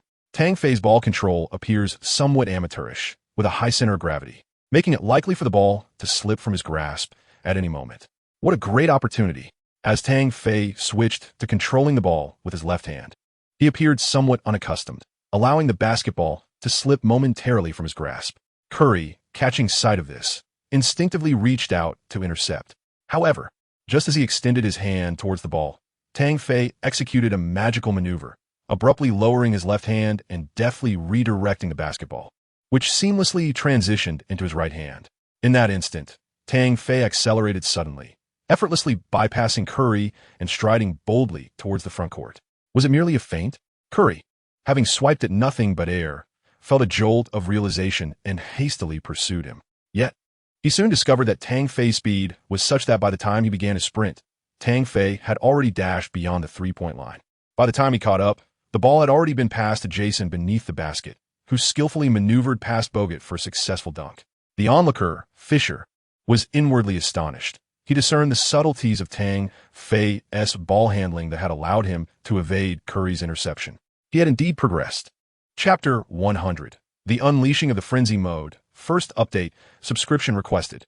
As if to validate Fisher's thoughts in the subsequent play, when Tang Fei advanced the ball, he was closely guarded by Klay Thompson. Thompson, a stellar shooter and formidable 3D player, was also adept at tenacious defense. Typically, opponents would falter under his tight coverage, often requiring assistance from teammates for screens. Yet, at this moment, despite his efforts to disrupt Tang Fei's dribble, he was effortlessly outmaneuvered by a behind-the-back switch from Tang Fei. Much like before with Curry, Tang Fei, now utilizing his left hand, surged rapidly toward the front court. Thompson, only slightly taller than Tang Fei, found himself utterly outpaced and could not keep up after being bypassed. Tang Fei dashed to the front court, slowing his pace as he faced Curry's defensive maneuver. Unhurried and composed, he skillfully maneuvered the ball between his legs, pushing it toward the three-point line. Indeed, he has made remarkable progress. Observing Tang Fei's distinct ball-handling techniques, Fisher felt a surge of delight. He has consistently witnessed the tangible evolution of his skills over time. He recalled when Tang Fei was first signed. He was merely an exceptionally gifted young player, known for his propensity to attack the rim. His three-point shooting was decent, but he lacked proficiency in mid-range shots, relying solely on a blend of inside and outside scoring to amass points. However, he suddenly awakened to the art of mid-range shooting, achieving near-perfect accuracy within the 3-second area. Furthermore, his three-point shooting has become increasingly precise, surpassing even Curry's lethal shots. It is rare for Tang Fei to have a three-point shooting percentage below 50, considering he attempts 8 or 9 three-pointers each game. Such accuracy has directly contributed to his impressive tally of 4 to 5 three-pointers per match, which is a key reason for his high scoring in every game. Subsequently, Fisher noticed Tang Fei's advancements in rebounding as well. Both his positional awareness and ability to track the ball's trajectory have shown remarkable improvement, as evidenced by his average of 10.8 rebounds per game. Tonight, he once again witnessed Tang Fei's growth in ball handling. Goodness, Tang's leaps in progress are astonishing. His talent is truly extraordinary. As Tang Fei faced off against Curry, the mismatch was palpable. This opportunity was one Tang Fei would not let slip away. As he advanced the ball beyond the three-point line, he suddenly accelerated, feigning an aggressive drive toward the basket. Upon noticing this, Curry quickly retreated, attempting to intercept the play preemptively. However, Tang Fei abruptly pulled the ball back, stepping back 2 paces to return to the three-point line, unapologetically seizing the open space to launch a shot. Swish! Compared to Curry, Tang Fei's three-point shooting remained consistently reliable. Curry felt a pang of frustration. By the time he realized he had been deceived, it was too late. Tang Fei's cunning on the court rendered him nearly indefensible. Moreover, defense was not Curry's forte. He felt significantly more confident in his offensive abilities. Thus, he sought to retaliate against Tang Fei, without calling for a screen against his opponent. He suddenly executed a trailing three-pointer, catching Tang Fei off guard. Swish! Tang Fei could only watch helplessly as the basketball swished through the net. Did he wish to engage in a shootout? Tang Fei turned around and noticed a hint of competitive spirit in Curry's eyes. With a smile and a shake of his head, he moved to the baseline to receive the ball. As he advanced past the front court, he found himself closely guarded by Klay Thompson, who clung to him like a persistent shadow. Tang Fei made his way towards the low post, and Thompson mirrored his movements. However, at that moment, Tang Fei swiftly cut toward the basket, launching an assault on the rim. The sudden shift caught the Warriors' defensive formation off guard, prompting Draymond Green to step up. Little did he expect that Tang Fei would abruptly halt in the paint, and the basketball, as if possessing its own volition, found its way into the hands of Lewis Amundsen, who executed a thunderous dunk. What a play! Amundsen, merely a fringe player at 206 centimeters tall, was a white forward who, had it not been for Stoudemire's absence and Anthony's rest leading to a void in the interior defense, might not have seen any playing time. In this game, Fisher broke from convention and granted him the opportunity to play, unwittingly facilitating his first score through Tang Fei's assist. Keep it up. Tang Fei harbors a certain empathy for these marginal players, as he has traversed a similar path himself. Had it not been for Fisher's inclination to provide opportunities to young talents, he might not have achieved instant fame, nor would he have been able to deliver remarkable performances, scoring over 40 points consistently. When the team faces a bleak prospect of victory, Fisher invariably grants chances to those players who seldom grace the court. Regardless of his coaching prowess, his willingness to afford newcomers the opportunity to shine is commendable. After Tang Fei assumed the point guard position, he devoted himself entirely to orchestrating the game. Even when Curry occasionally unleashed a flurry of three-pointers, he seldom responded, remaining focused on uplifting his teammates. Fortunately, his comrades rose to the occasion, displaying remarkable efficiency under his deft guidance, maintaining a slender lead of a few points over the Warriors. By halftime, Tang Fei exited the court only to realize that he had expended little energy, accumulating an impressive 15 points, 7 rebounds, and 12 assists. Achieving a double-double in just one half, he reveled in the statistical glory. The score stood at 66-61, with the Knicks ahead by 4 points. In the locker room, Fisher did not express joy over the team's lead. Rather, he persistently urged the players to remain vigilant, anticipating that the Warriors would intensify their defense and offense in the second half. After advising the team, he took Tang Fei aside for a private discussion. "Tang, you performed admirably in the first half, alleviating my concerns about ball control. However, in the second half, you must amplify your offensive efforts. Currently, you possess the greatest ability to score on our team. I do not wish to hinder your potential by confining you strictly to the point guard role." "Understood, Derek," Tang Fei acknowledged. In the first half, his orchestrating on the offensive end had allowed the Knicks to flow seamlessly, catching the Warriors off guard. Yet, as the second half commenced, the team with the league's best record would not easily relinquish victory. As the second half began, Fisher's predictions swiftly materialized. The Warriors unleashed a relentless barrage against the Knicks basket. Curry, wielding the ball, executed frantic screens, while his teammates seamlessly connected, raining down three-pointers that ruthlessly assaulted the Knicks' rim. In a mere 4 minutes, they reversed the score, establishing a 5-point lead. Conversely, despite being mentally prepared, the Knicks faltered under the Warriors' intensified defense, succumbing to a flurry of turnovers. Aside from Tang Fei, the others suddenly resembled amateur players, unable to execute effectively. The Warriors' defensive pressure was formidable, causing the Knicks players to experience a dramatic decline in efficiency, with missed shots and turnovers occurring in rapid succession. Were it not for Tang Fei's timely 2 3-pointers, the deficit could have been even greater. The Warriors' score surged to 74-79, climbing swiftly toward the 80-point mark. Tang Fei finally lost his temper. As if he had suddenly switched to a mode of ferocity, his expression devoid of any semblance of nonchalance. Chapter 101, The Ultimate Kill? Second update. Subscription requested. They are destined to lose. On the screen, the Warriors unleashed a torrential barrage of 3-pointers, leaving the Knicks in turmoil. Despite their admiration for the Warriors' fast-paced style of play, the roommates in Reno's dormitory still harbored high hopes for the Knicks. After all, the Knicks boasted the presence of the prodigious Tang Fei, who was an idol to them all. "Unleash your fury, Fei. Take down Curry and Thompson." One of the roommates was clearly not in favor of the Warriors. Ever since Tang Fei's rise, he had become a staunch supporter of the latter. Only Reno remained seated, like a monk in deep meditation, transfixed by the computer screen, his eyes brimming with anxiety. Even though the Knicks lacked the Warriors' raw strength, he sincerely wished for Tang Fei to continue his explosive performance and strive for a 14th consecutive victory. However, it was an arduous task. The Warriors tightened their defense in the second half, and their offensive rotations were exceptionally swift, resulting in a high shooting percentage from beyond the arc. Courtesy of Curry and Thompson. "Quiet down, everyone. Fei is about to shine." A roommate from the upper bunk leaned over, seemingly having discovered something, and suddenly urged the others to hush. Indeed, within the next moment, they beheld Tang Fei with the ball, facing Curry. He instantly surged forward with lightning speed, darting into the paint, navigating through the double team of Green and Bogut, and skillfully threading the needle to deliver a thunderous dunk, simultaneously drawing a shooting foul from Green. 2-1. Green shouted at the referee in outrage, claiming that he had merely attempted to block and was unfairly penalized.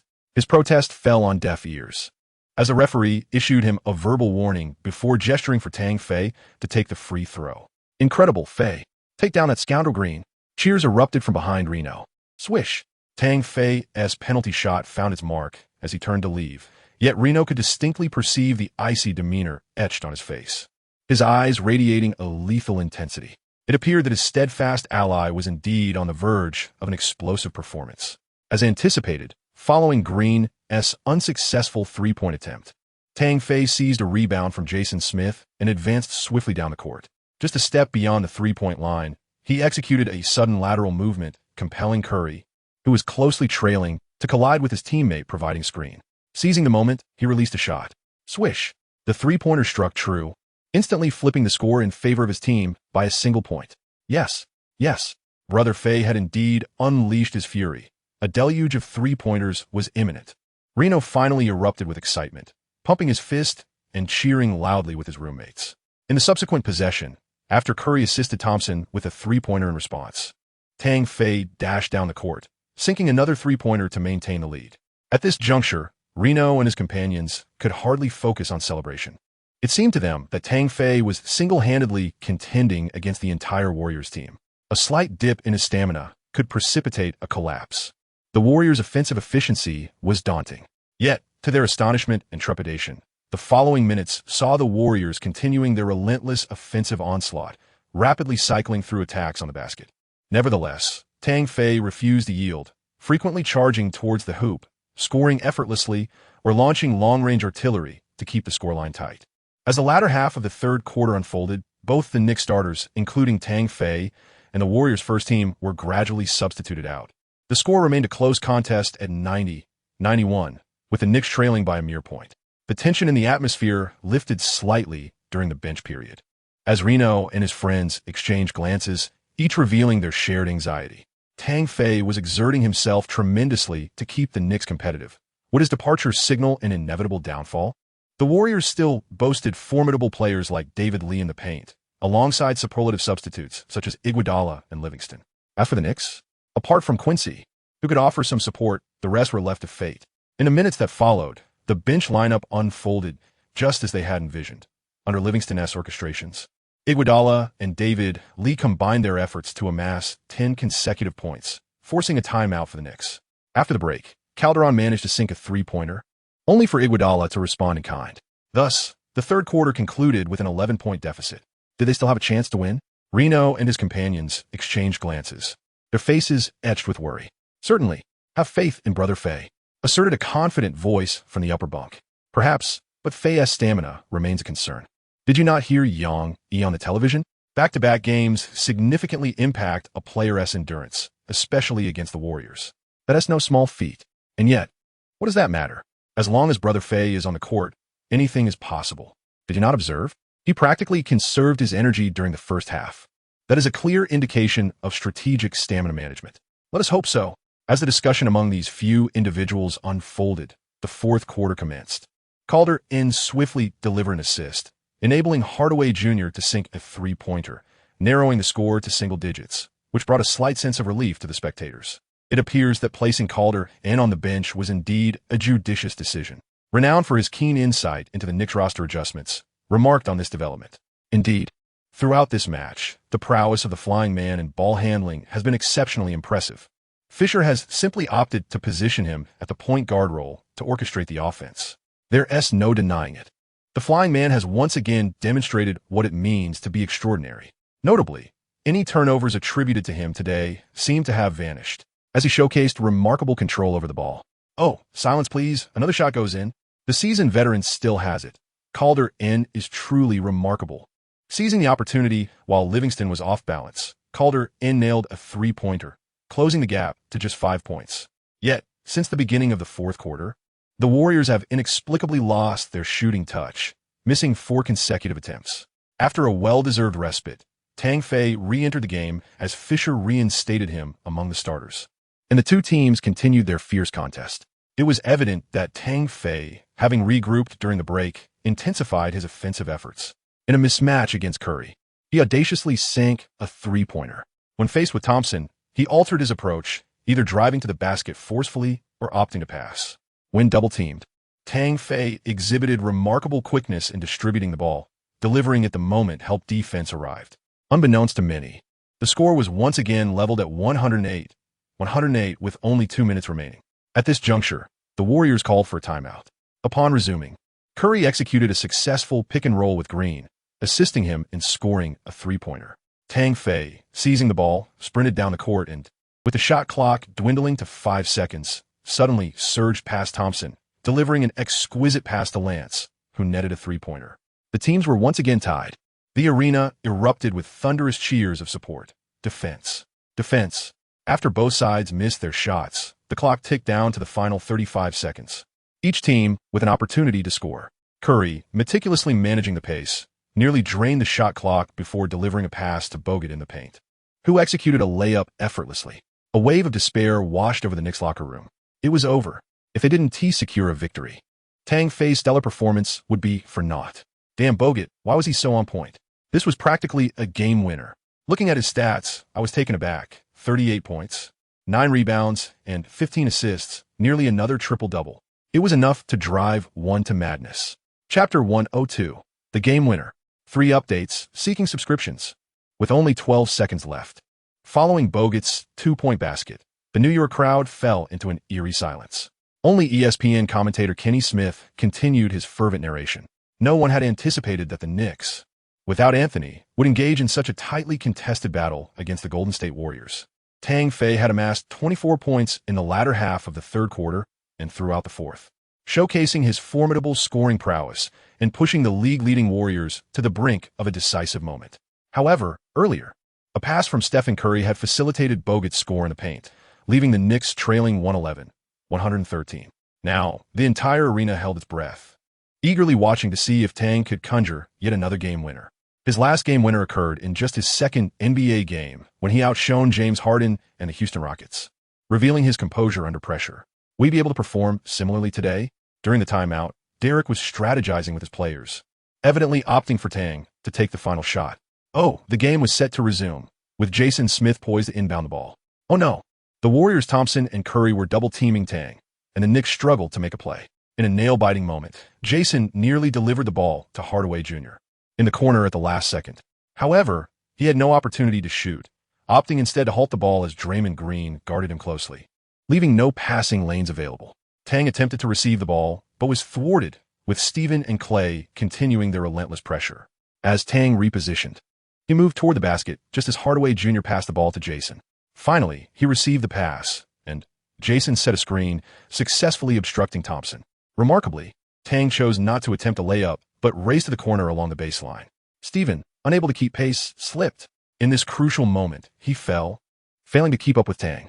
With no one behind him, Tang found himself beyond the three-point line, glancing around to ensure he was still in bounds. He pivoted, aimed at the hoop, and released the ball. He shot. Bingo! A buzzer beater. Tang scored. In the final 2 seconds, he leaped and made the shot, sealing the victory in a breathtaking fashion. Unbelievable. At the precise moment the ball swished through the net, the game clock expired. My heavens! Tang's composure under pressure was extraordinary. He had just defeated the Warriors, the league's top team. The arena erupted as Tang's three-pointer resonated, sending fans into a frenzy. They leapt to their feet, holding their fists aloft, overwhelmed with excitement as they chanted Tang's name in a deafening wave, as if to lift the very roof off the arena. Simultaneously, Tang sprinted to the Knicks bench, shaking his head and swaying his body in a jubilant old-school disco dance, celebrating amidst his ecstatic teammates. His face radiated joy, eyes wide open, wearing an almost comical expression that was both amusing and delightful.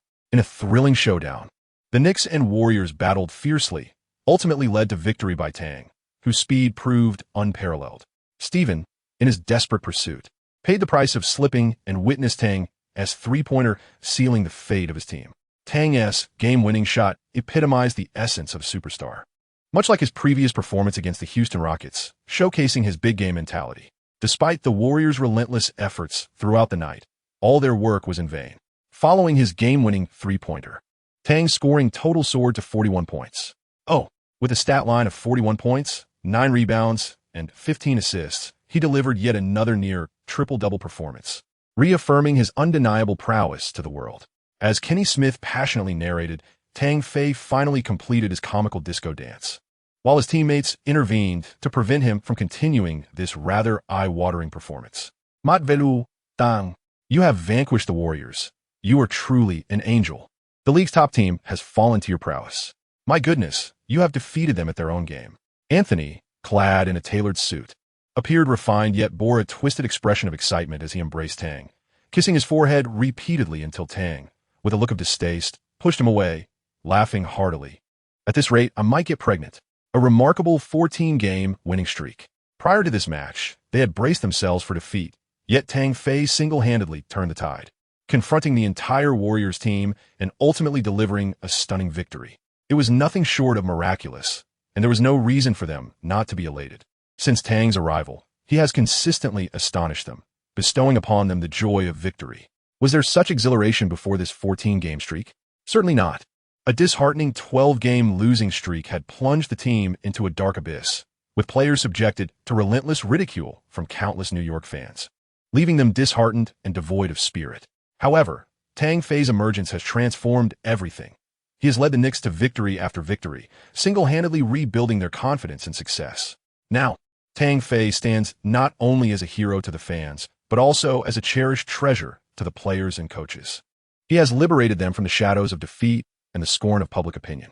Finally, as the disgruntled Warriors players trudged into the tunnel, resigned to the reality of their consecutive losses, Tang Fei participated in the post-game interview. The reporters, acknowledging his pivotal role in defeating the Warriors, posed questions devoid of any traps. Each inquiry revolved around his feelings about the game-winning shot and how he achieved it, as well as whether he had anticipated defeating the Warriors before the match. Tang answered each question with enthusiasm, a radiant smile gracing his face. At that moment, he spotted Abby Hornacek in the crowd, microphone in hand, eagerly making her way towards him. He promptly excused himself from the others and made a swift exit. Tang Fei and his teammates exuberantly approached the players' tunnel, basking in the affectionate gestures of enthusiastic fans, some even eager to rush down for a hug, compelling him to hastily retreat. The Knicks triumphed over the league-leading Golden State Warriors, achieving an impressive 14-game winning streak, and post-game accolades for Tang Fei flooded in once again. Astonishingly, Tang delivered another game-winning shot, this time against the Warriors, the top team in the league. The rookie astoundingly secured the victory, leaving Curry in the shadows. The formidable adversary, Tang Fei, has once again presented us with a heart-stirring moment of triumph. Chapter 103, Blocked at the Door. 4 updates. Subscriptions appreciated. Phil Jackson savored the reports with delight, exclaiming, "Well done, Derek, you have truly brought us Michael Jordan." Tang Fei has displayed remarkable prowess in every one of the 14 consecutive games he has participated in, leading him to increasingly feel that he is akin to the Knicks' very own Jordan. His innate talent, fervent desire for offense, and astonishingly rapid progress evoke memories of Jordan during the 1980s. Although he was not yet the Bulls coach at that time, he had already become well acquainted with Jordan's development prior to taking on that role. Is not the current Tang Fei a mirror reflection of Jordan from that era? Even more astonishing is the fact that this young man possesses an exceptionally accurate three-point shot. As he meticulously perused the reports, Derek knocked on the office door. This bald giant entered, also discussing matters pertaining to Tang Fei. However, the topic at hand piqued Phil's interest, prompting him to inquire, which cheerleader has captured his attention? It seems this situation is rather intriguing. Who knows? This young lady might be on the verge of a significant breakthrough.